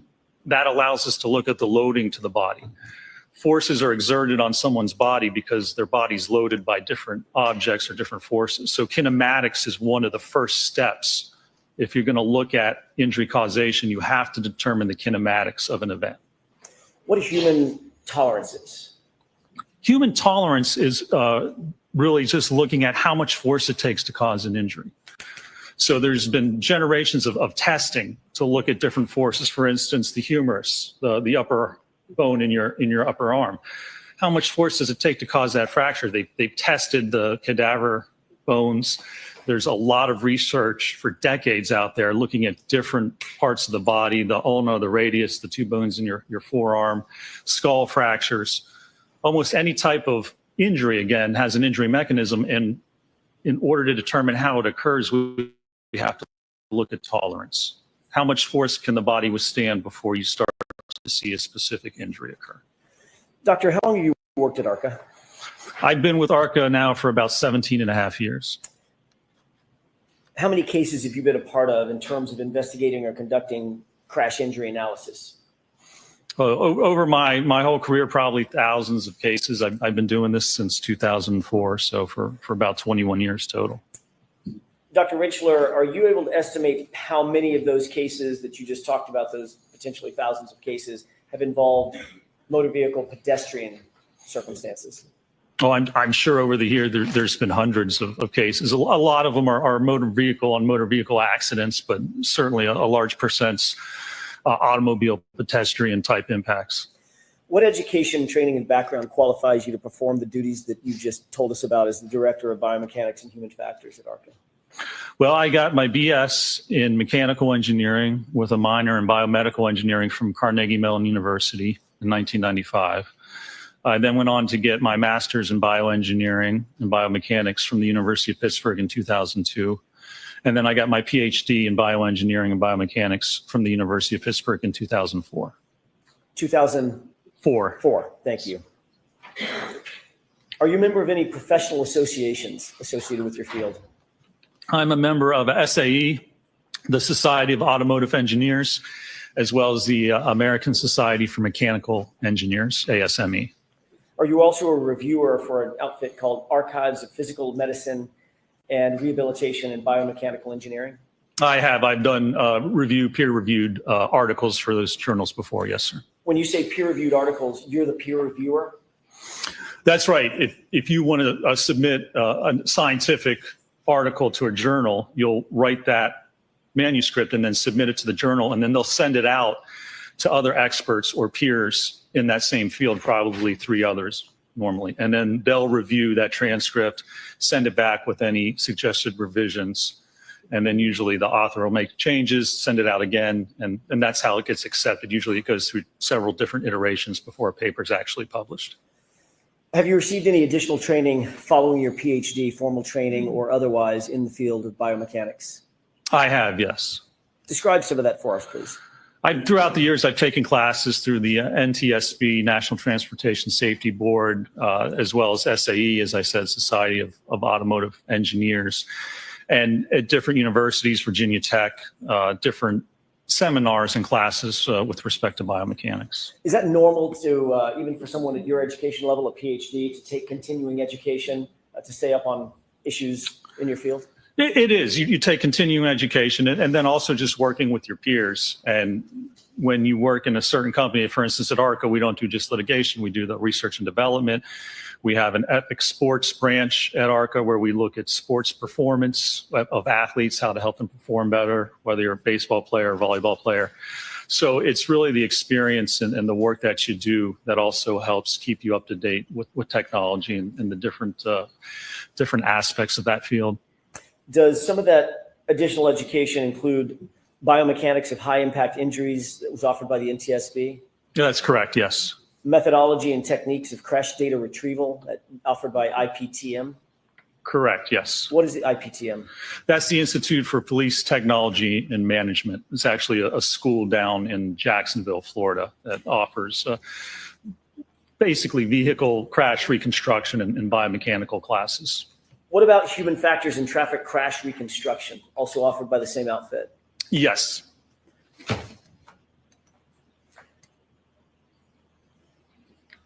Did you take a course in automobile safety and injury biomechanics from, is this the one from Virginia Tech? That's correct, yes. Okay. Did SAE offer a course in injuries, anatomy, biomechanics, and federal regulations?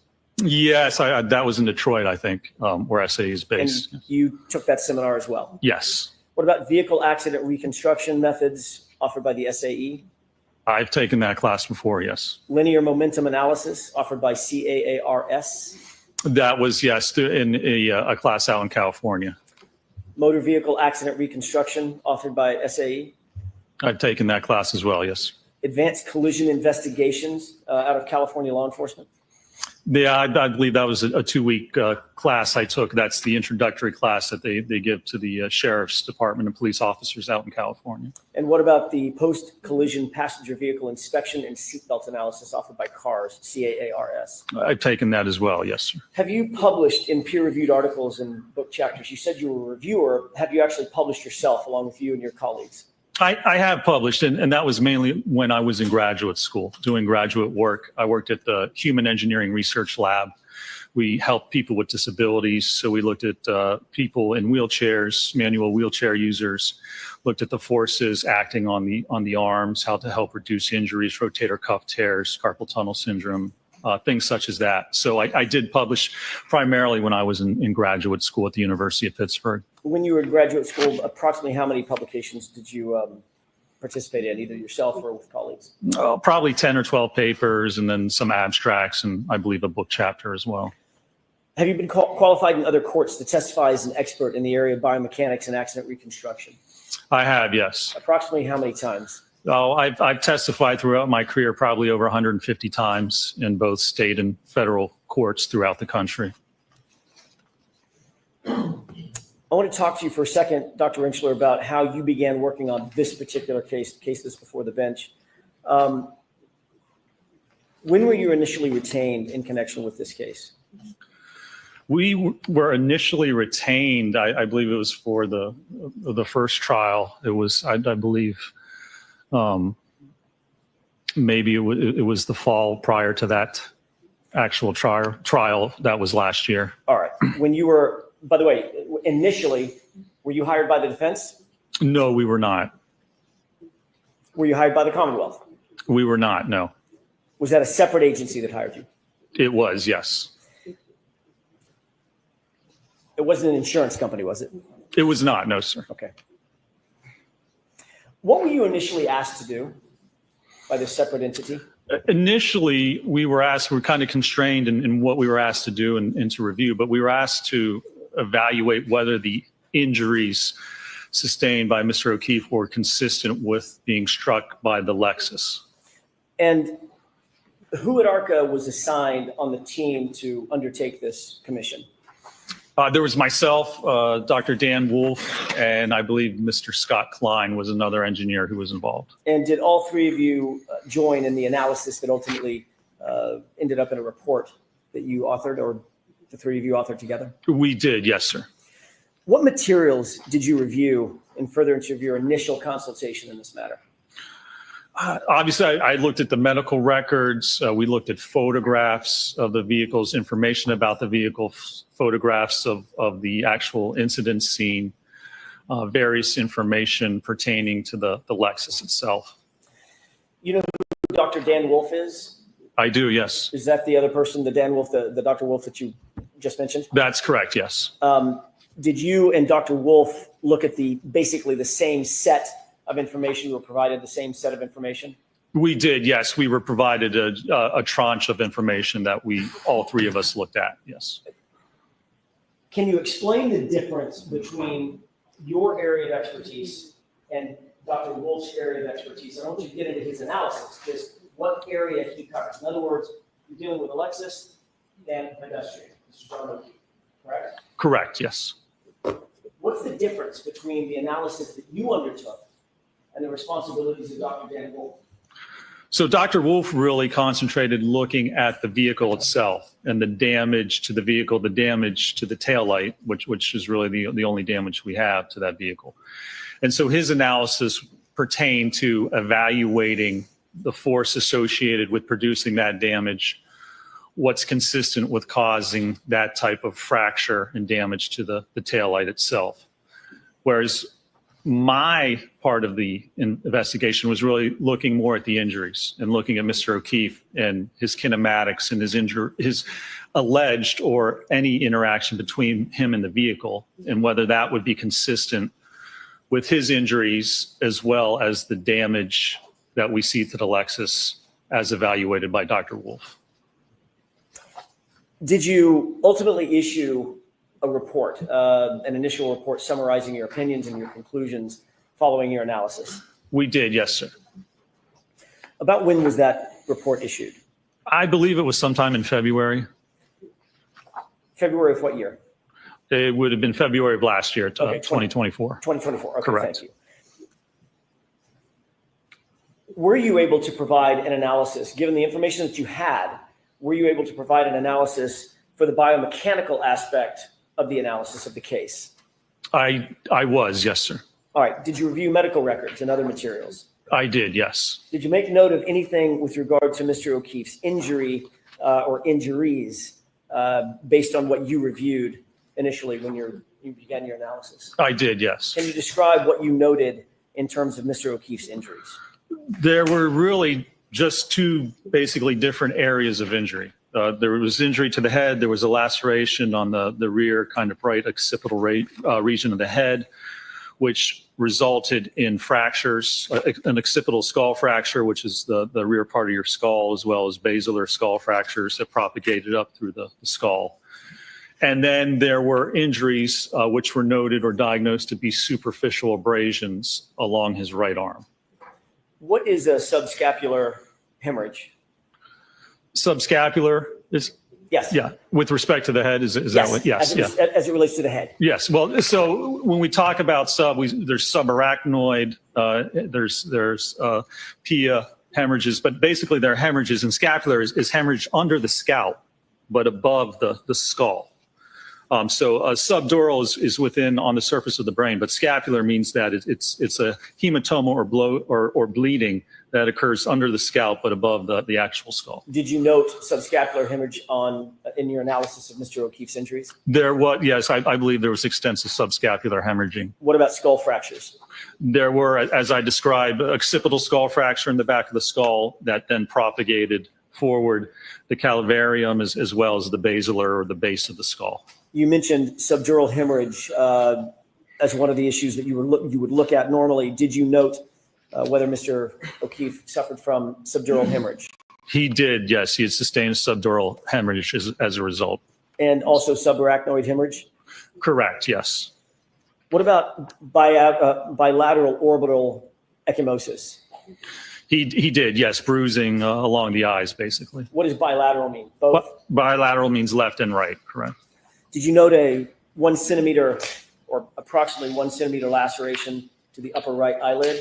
There was, yes, 1 centimeter, yeah, and so that's a little less than half an inch laceration right above the right eye. What about abrasions to the anterior and left aspect of the nose? There were some abrasions on the nose, and then I believe a few lacerations as well. Laceration on the right anterior tongue? The tongue was lacerated, yes. You noted with regard to one of Mr. O'Keefe's extremities, abrasions along that extremity. Superficial abrasions, that's correct, sir. Describe which arm we're talking about and what part of the arm. It was the right arm, and it was from the forearm up towards the top of the shoulder. And there were various abrasions what were diagnosed as superficial abrasions along that kind of posterior aspect of the arm, the elbow, forearm, and the upper arm.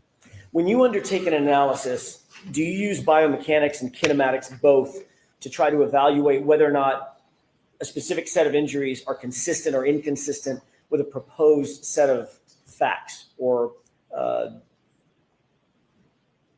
I guess I'll just leave it there, a proposed set of facts. Yeah, I mean, those are basic steps to look at how an injury occurs. I mean, first you have to identify the injury, and that's by looking at the medical records and determining what the diagnosed injuries are. And then you have to determine the kinematics and the kinetics associated with a certain event. So how did the person move? How was their body moved? Did they interact with anything? And how did that result in loading or force being applied to the body? Those are basic steps of a biomechanical injury causation analysis. How did you go about undertaking those steps in this particular case? So in this particular case, we looked at how those injuries are actually produced or created. So occipital skull fracture, you need a sufficient force. You need a force of around maybe 1,400 or 1,600 pounds applied at the back of the skull to actually cause a fracture like that. The abrasions, superficial abrasions, and an abrasion is basically rubbing or scraping or friction that kind of scrapes away the top part of your skin, the epidermis. You have the epidermis, the dermis, and then the hypodermis. An abrasion is just gets into the top epidermis and doesn't get any farther. Laceration is an actual tearing or ripping of the skin, usually down past the epidermis into the dermis. And so that takes either a blunt object or a sharp edge, depending on whether it's an incision or laceration, to actually produce that type of an injury. Did you look at patterns of injuries on Mr. O'Keefe? Yes. Did you also, the other side of that handshake, did you also look at damage to the vehicle, physical damage to the Lexus? We did, yes. Our goal or what we were tasked with was to determine whether the injuries are consistent with the damage to the car. So clearly, you look at how these injuries are created, what injury mechanism you need to produce them, and then you look at the damage to the car. Can you line up contact between where those injuries occurred and how they occurred with damage to the vehicle? What kind of materials did you review? In addition to, I'm guessing, photographs? Photographs, yes, autopsy photographs, as well as photographs of the vehicle and the damage to the Lexus. What about medical records, hospital records, things of that nature? Absolutely. That's the first step, looking at the injuries to find what the injuries are, what are the diagnosed injuries, as well as it's important to determine what injuries don't exist, because that's also helpful in determining whether certain impacts may or may not have actually occurred. Did you receive a full file from the medical examiner's office in this case? I did, yes, sir. Did you also receive police reports, follow-up reports, witness statements, things of that nature in this case? We did, yes. Did you receive any data concerning the vehicle itself, contained either in police reports or follow-up reports or expert reports? We did, yes. Mr. Jackson, I'm just going to ask you to slow down I'm the sorry. cadence of your voice a little bit. It's late in the day and I'm doing it again, aren't I? I'll slow down. I forgot where I left off, but let me ask you sort of openly, was there anything else that you considered and analyzed in at least building a database from which you would build an analysis? Well, yeah, I mean, we review all the materials that are provided to look at all the injuries, to look at all aspects of the vehicle, damage to the vehicle, information about what the vehicle may have been doing. Any other evidence that may help contribute to looking at what either caused the injuries or what may or may not have caused the damage to that vehicle. When you and your teammates undertook this analysis, did you even know who we were? Initially, we did not. No, initially, I personally didn't know anything about the case. And we were asked not to do any research. And we were asked not to do any research or to look up anything about it. We were given certain parameters, certain information, and that was it. Did you follow those instructions? I did, yes. The undertaking, the analysis that you did, was it in keeping with the accepted methodology or methodologies in your field of engineering? It was, yes. Did you ultimately reach some opinions and conclusions based on that initial investigation or analysis? I did, and we did it at ARCA, yes. Myself, Dr. Wolf, and Mr. Klein did. Did you reach any opinions or conclusions with regard to the force required to produce the occipital skull fracture that you noted with Mr. O'Keefe, his head being struck by the rear tail lamp of the subject Lexus? I did, yes. Tell me what those opinions and conclusions were. Well, again, we determined by looking at research and tolerance values that would take about 1,400 to 1,600 pounds of force to cause an occipital skull fracture.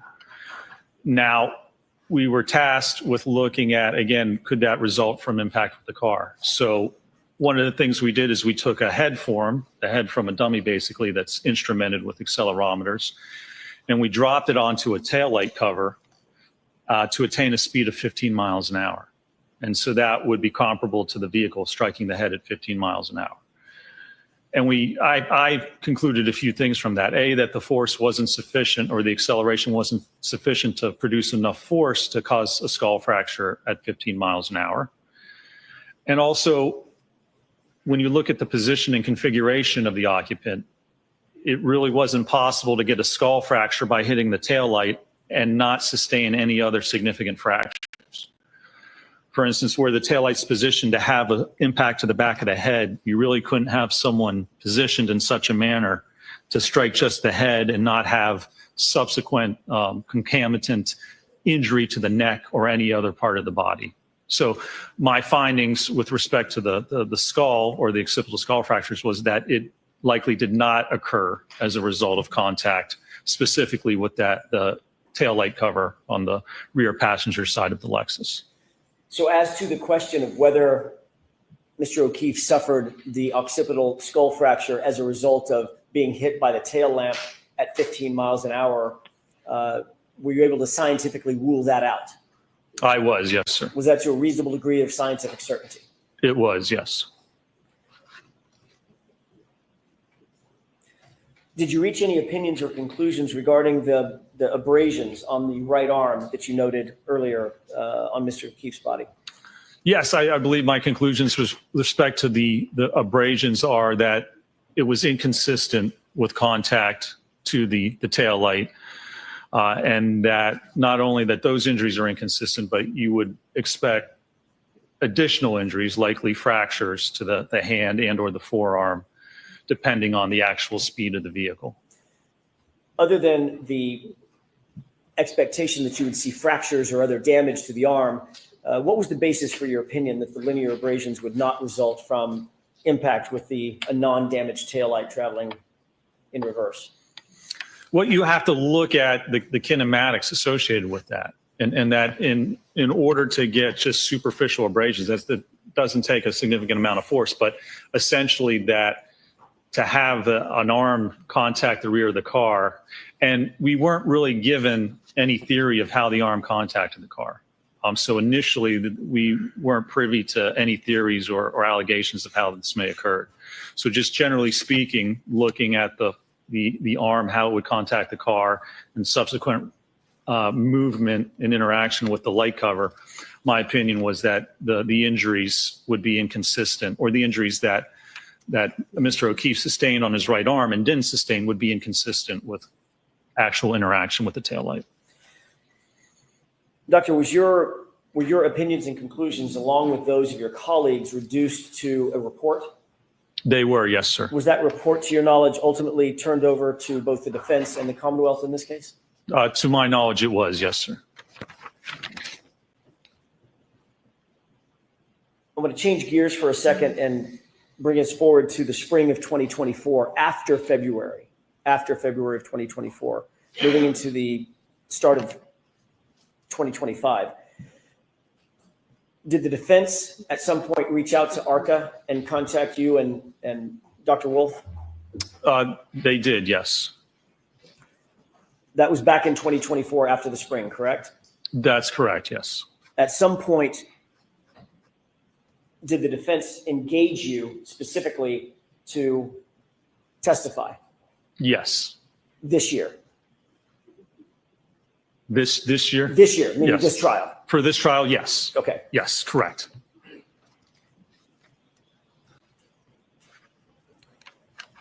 Were you asked to conduct further testing in furtherance of your potential testimony in this trial?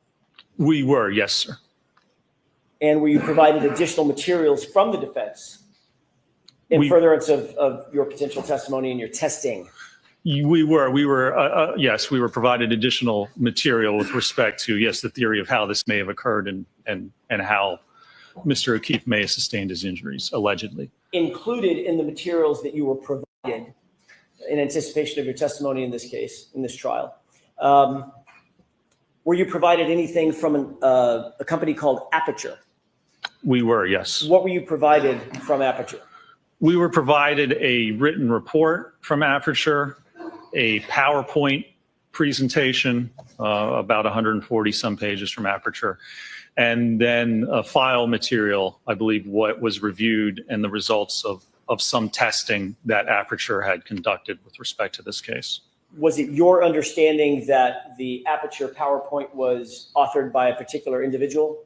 Yes, sir. Who authored that PowerPoint as far as you knew it? As far as I'm aware, it was Dr. Judson Welcher. Your Honor, may we approach briefly? Okay. So in some ways, it's good that they get this out of the way.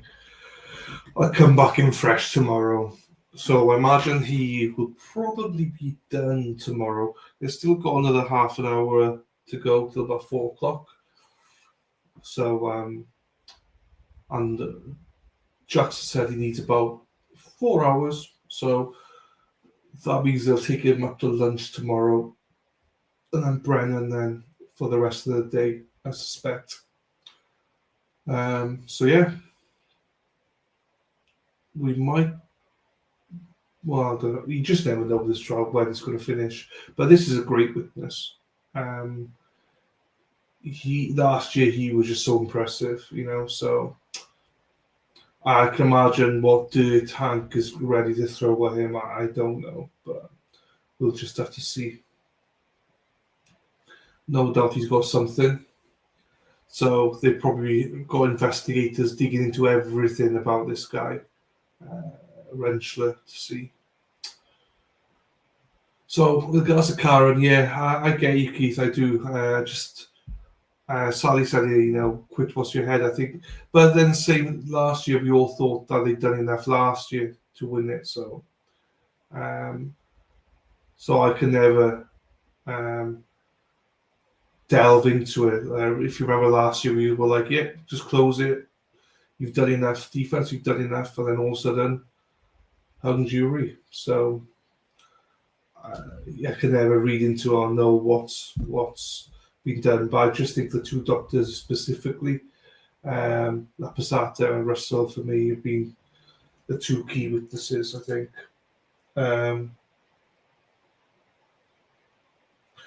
So yeah, it's just been reported that the Sidebar and the media having their passes taken away from them, as is usually.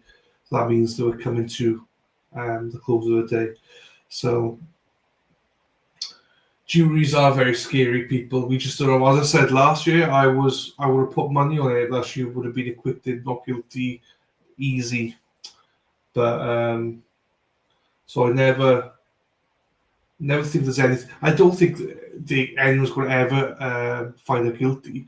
But you just don't want that one person, one holdout, because that's what it'll be. It'll just be like a one holdout.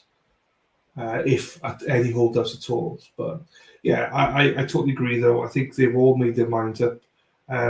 Hopefully if their minds are made up as guilty, I hope they're able to change with this, But yeah, by the end of this, I hope, well, I suppose we've got the rebuttal as well, so maybe they will change their minds again, I don't know. But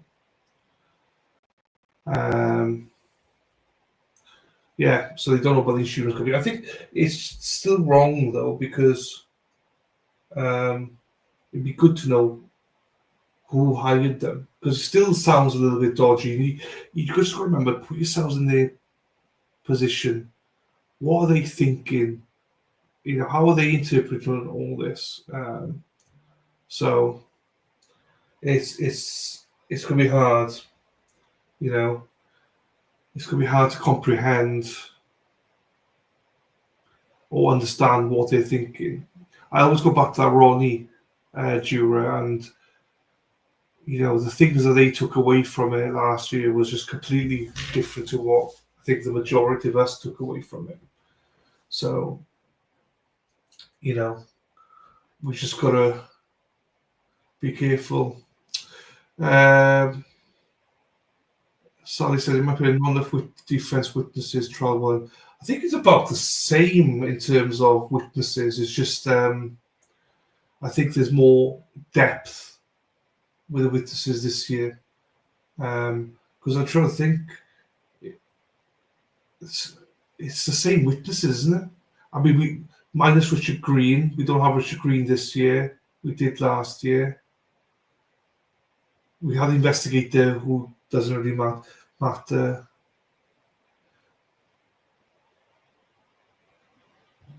I'm trying to think who the key was last year with Dr. Russell, Richard Green, two Walker guys, and Lucky, wasn't it? Was it 5? This year we've had that ex-Canton cop who's bullshit. We've had the Colour Keefis. We've had, which in my opinion didn't really add much. She was lovely, but we had Lucky. We had the investigator. We've had the 2 doctors, and we've had Arcus with 3 more. The key is Dr. Lapzata, I think. So So jurors, that was about scheduling. We Okay. didn't have a lot of time today. I think it was because we did spend less time. Yeah, less that's time doing things outside your presence. So we're back on track, and we're going to let you go for today, and we're expecting a full day tomorrow. I can tell you, the lawyers tell me that we're definitely winding down. Okay, so please, those same three cautions, do not discuss this case with anyone. Don't do any independent research or investigation into this case. If you happen to see, hear, or read anything about this case, please disregard it and let us know. And please continue to be very careful with your social media use. So we'll see you ready to start at 9 o'clock. So we had Barros as well. I forgot about Barros. But O'Keefe and Barros were on the Commonwealth last year. They were on the defense this year. And then, the Proctor's friend, which again, I don't really see what. I think they brought him in because they were going to bring Proctor in, but I think they changed their minds. I do not think Garrett Wing is going to be testifying, Dan. I don't think so. So the main players then were the two doctors. Oh, here we go. Be seated. You're all set, Dr. Ensler. I Thank should you. have told you, I'm sorry. So we'll see you tomorrow morning as well. So, okay? Thank you. All right. So first of all, anybody object if I give Ms. McLaughlin back the paperwork on the State of Rhode Island versus Michael Patino transcript or whatever she was giving me? Any objection to that? All right. Thank you. All right, so Mr. Jackson, for purposes of your edits, so the text will be removed from 5, 6, 8, 9, 23. The word measurements, I think, is perhaps the only word there. 24, 31, 32, 33, 34, 46, 47, 54, 55, 56, 58, 66, 67, 68, 69, 71, 72, 73, 74, and 75, and 76. Separately, pursuant to what will be an upcoming evidentiary ruling on whether foundation has been made, if you could separately have a way to exclude, if it becomes appropriate based on whatever ruling, based on the foundation that you're going to attempt to put, slides 9 to 23. Now, as I said to you at Sidebar, once you do this, or if you talk to the Commonwealth, if there's no objection to some of those numbered slides that I said needed to be edited, if the Commonwealth agrees that they come in, you can go ahead and put them in because I would allow them if it's by agreement. Okay? All right. So do you expect that we will finish with Dr. Rentschler tomorrow? I do, Your Honor.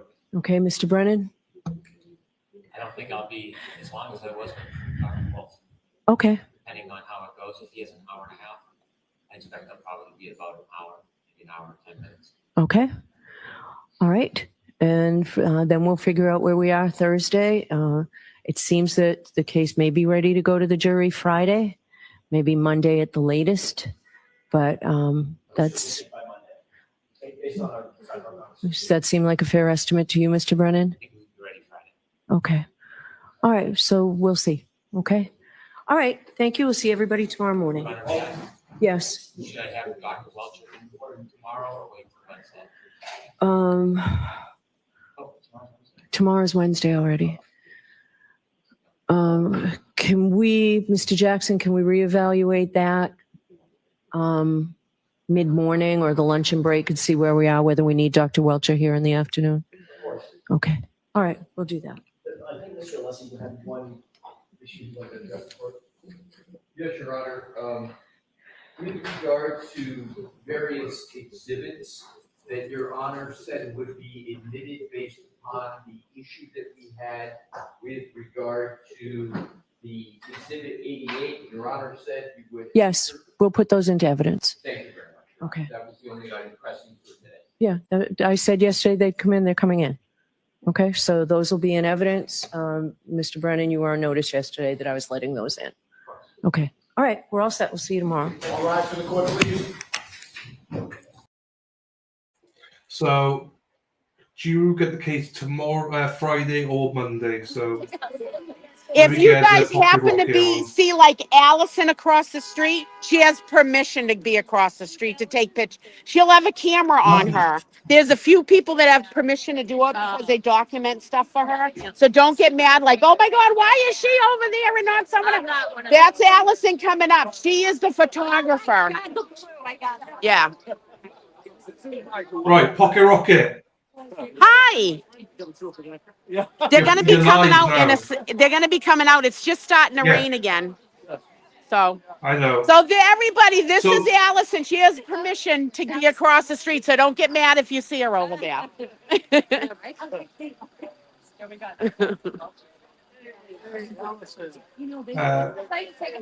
There's the blue lady.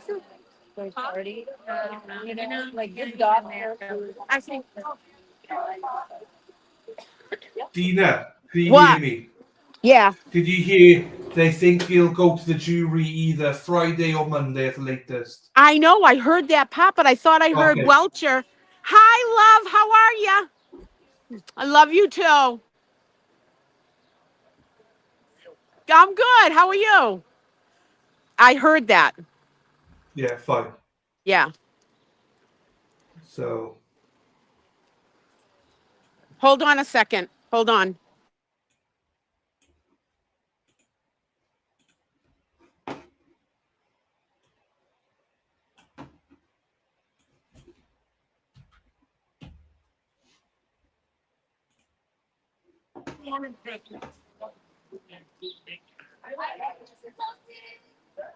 Oh, come on. A little rain never hurt anybody.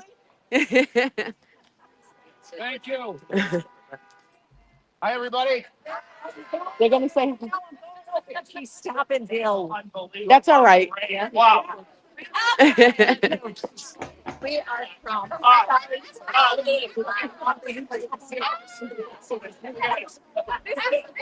Yeah. So nice to meet you. Hey, what happens to get there? It's gonna be great.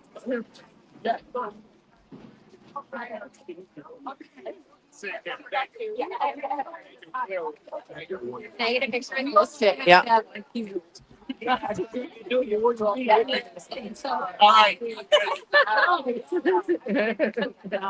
I was hoping to see Karen. Oh, yeah, she's here, but I wanted to give her my condolences. Oh, no. No, but really, yeah, they're saying we can't go across the street. You can't go across the street. Hey, clean those glasses. I only own 20 pairs of them. What are we doing? You got a cloth? Hold on a second. All right. We'll see you tomorrow. See you tomorrow. Thank you.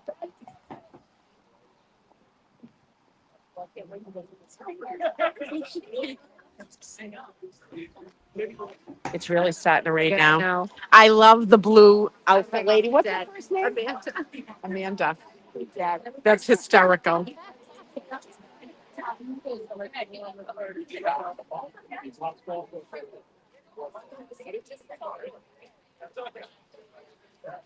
This is the best place to be. You never get wet over here. Absolutely driving out, Gina.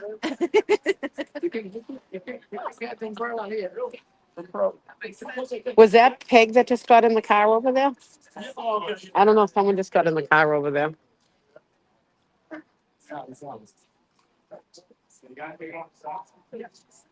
Oh, there he goes. I told you.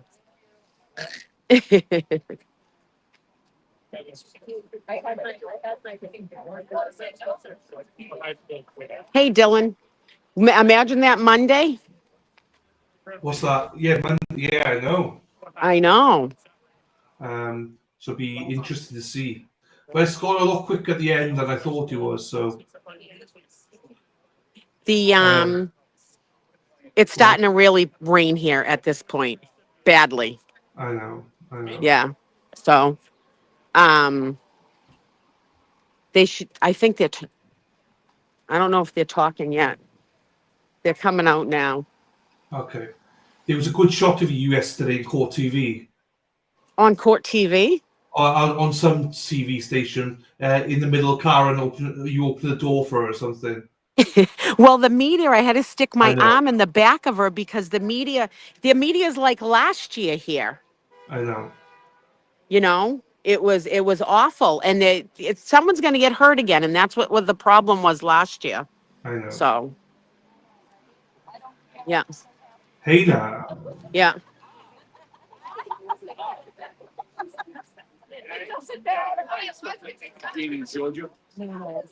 He's gonna. He can't set up on the corner like that. That's the media guy that told me to move out of the way one time. This was his corner. I was like, "Fuck you! I've been down here for 2 years. That ain't your corner." That's so stupid to set there.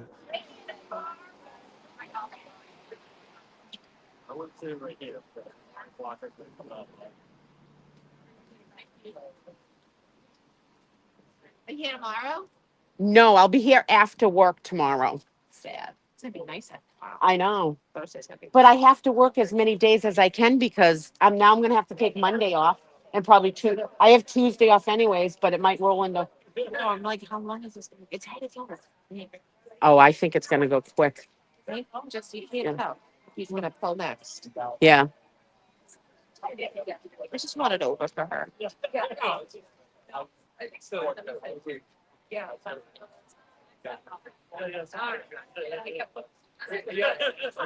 They should be coming soon. There's well, there he is. Crash Daddy number 2. Oh, there you go. There you go. Crash Daddy number 2's coming down. Yeah, he's good as well. There he is right there.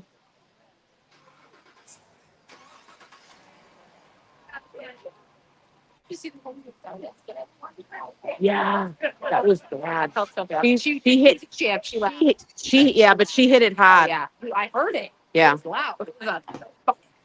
Yeah. But she was champ though. All right, Crash Daddy number 2's coming up. All right, I'm gonna go full screen, okay? So I'll Right be back. there. What? She's already doing pirouettes. Yeah. We needed an Alexis today, so we could just take. Yeah. Dr. Yeah. Yes, thank you so much. Thank you. Hello, ladies. This Crash Daddy too.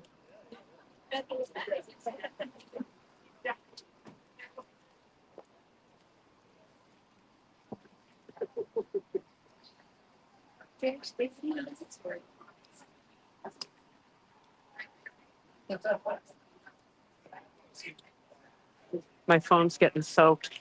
Oh, my camera's getting all wet. Make the camera. I get to put my waterproof thing in my bag. Did you like? Hold on a second.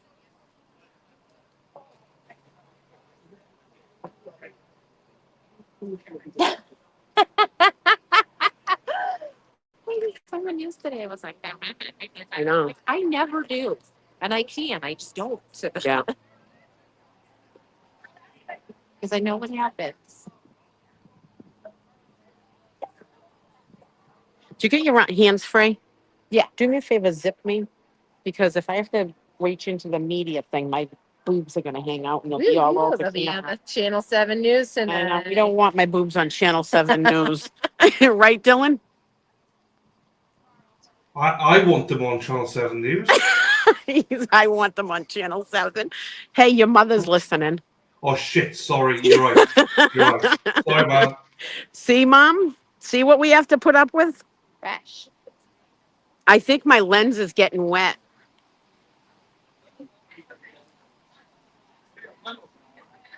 There's nothing I can do about it. It's raining. Here they come. Here they come.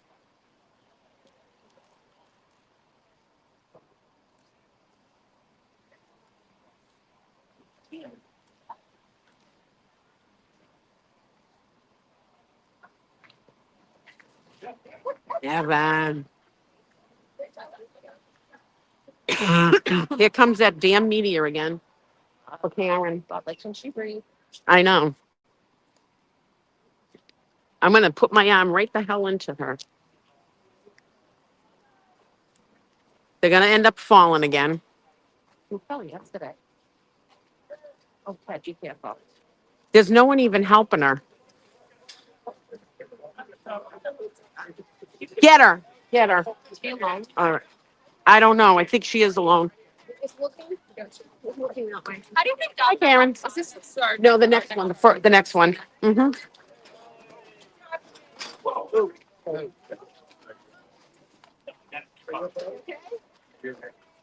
There you go. Yep. Yep. Got it. Got up. Pretty good. Hey, Yanette. All right, Tina.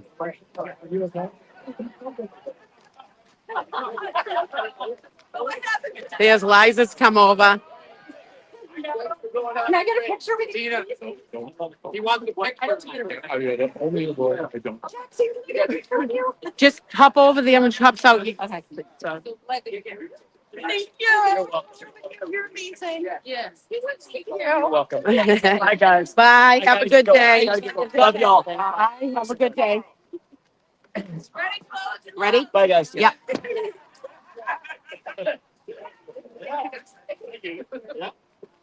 Is Yannetti already in the car?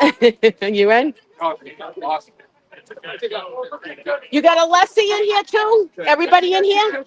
You got everybody? All right. Leslie behind. Hold on, he's not in yet. Oh, there we go. I didn't even take any pictures. When did they open? That's it, guys. That's it. All right, everybody, that is it.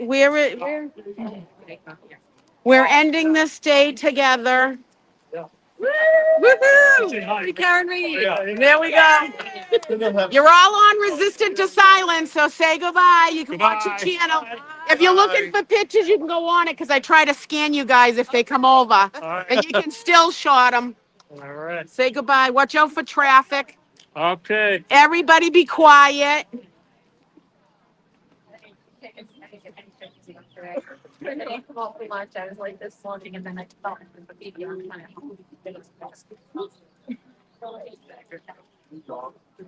Yeah. We're perfect. David, are you here? Are you here? Small. You know, I'm gonna get going. Good to see you. Good to see you too. Are you going on Thursday to? Yes. We're gonna talk. All right, I'll see you there. He said I have to get going. I got more to share. All right, What time are you guys? El Chape. Let's get on the sidewalk. They're like 8. I'm here. Okay. All right. Are you in trouble with your mother? No, I've not seen her yet, so You'll. I know. I know. Right. Hey, hold on. Why can't we see us? Hold on a second. Where? Oh, I put myself in the corner. I did. It is. I'm here. All right. Hold on a second. Let me turn this around. Scott. Hi. Nice to see you, buddy. Alan Jackson wanted a picture of the woman dressed in the blue In the blue. Zentai suit. That's That good. was, yeah, that was funny. That's freaking funny. It was freaking. Today's exiting song will be "Woman of the World" by Aerosmith. No, you know what? Okay. Scratch that one. Scratch that one. Journey, Stone in Love. Everybody will love that one. Journey, Stone in Love. Okay, I got it. Let me just get this up first. It'll be on Tuesday. Monday. We'll play one. On Monday, we're gonna play Karen's favorite song. One, So yep, we'll- one by YouTube. Yeah, we'll do Yep, that. that's awesome. That's awesome. Right, hang on there. Play a little music while the other people exit out. You know what I mean? Yeah, that's fine. Here we go. Hello. Still in there? No? Still in there? He's playing a song. Oh, still? All right. Those crazy nights I do remember in my youth. You recall. Those were the best times. Most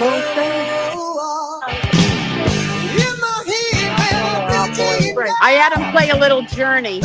Doing good. Stone in Love.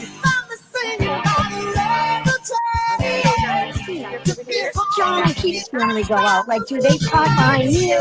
Sometimes they cross over. Peg usually exits here. Also, you It's open.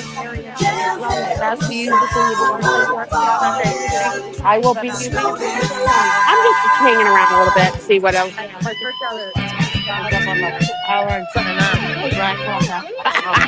gonna grab my candy. Yeah, go right in and love. Oh my God, is that Jason Grant? Oh my God, it's Jason Grant. Yeah.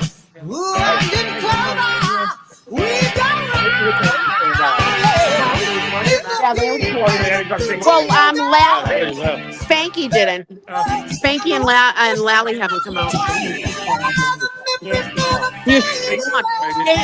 A couple of them fell on the ground again. It's as bad as last year again. I got right in the back again. I went down to the second car and grabbed her to bring her up. Yeah, see, they're leaving over there. It is again. And we're given the rules of this. They can't cross over. I've already told all of them today. Allison has permission to be over there. Unless they come over to you for a picture, no. And Karen will most likely not come over for pictures because if she takes one with one, she's got to do everybody. And she doesn't want to leave anybody out. So you got to start hammering those rules. Hutchinson said this morning they're not taking no crap, no yelling at all to Hanky, whatever. Something else. Shit. I saw yesterday. Yeah. Hey, he drove by us. I'm lying. He was over here somewhere.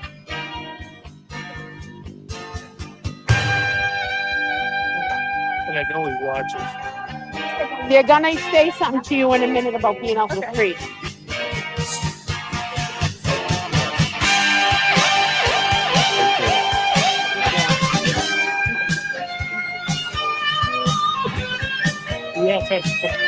Huh? Who else you want to get coming out? Well, you got Lally and Brennan. Their cars are still here. That one right here is behind Brennan's car, and the one after that is Lally's. They got Mark's face.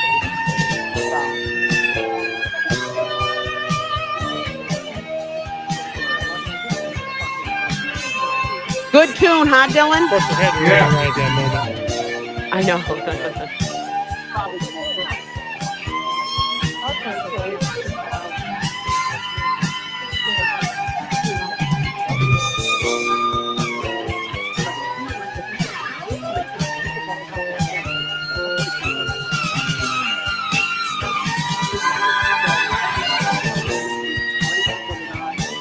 Dylan, you look so nice and relaxed.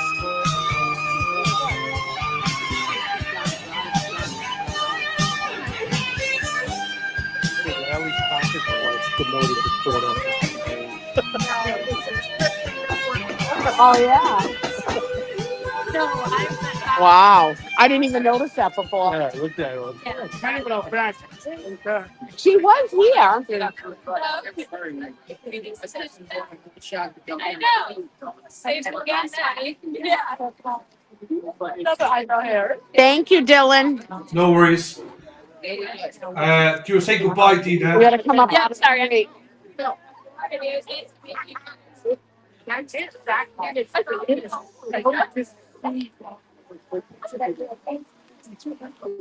Oh, Thursday, still on for 2. Yeah, and they're talking about this. Bev was just talking today about this going over to Monday for something, so it's gonna go into next week. I figured that. Yeah. So. But it's on schedule. We're ahead of ourselves, but the jurors are getting fed up. Can you imagine her saying that? The jurors are getting fed up. Yeah. Awful. Right. Do you want to say anything, Dina, before we go? Huh? Do you want to say goodbye to everyone because everyone's left now? So All right, let's end this. All right. Bye, everybody. Thank you, Dina. We love you. I love you too. Everyone have a blessed night. We'll talk to you later. Take care, darling. Ta-ra, everybody. Thank you, everybody. We'll see you tomorrow. Same time, same place. Take care. Goodbye.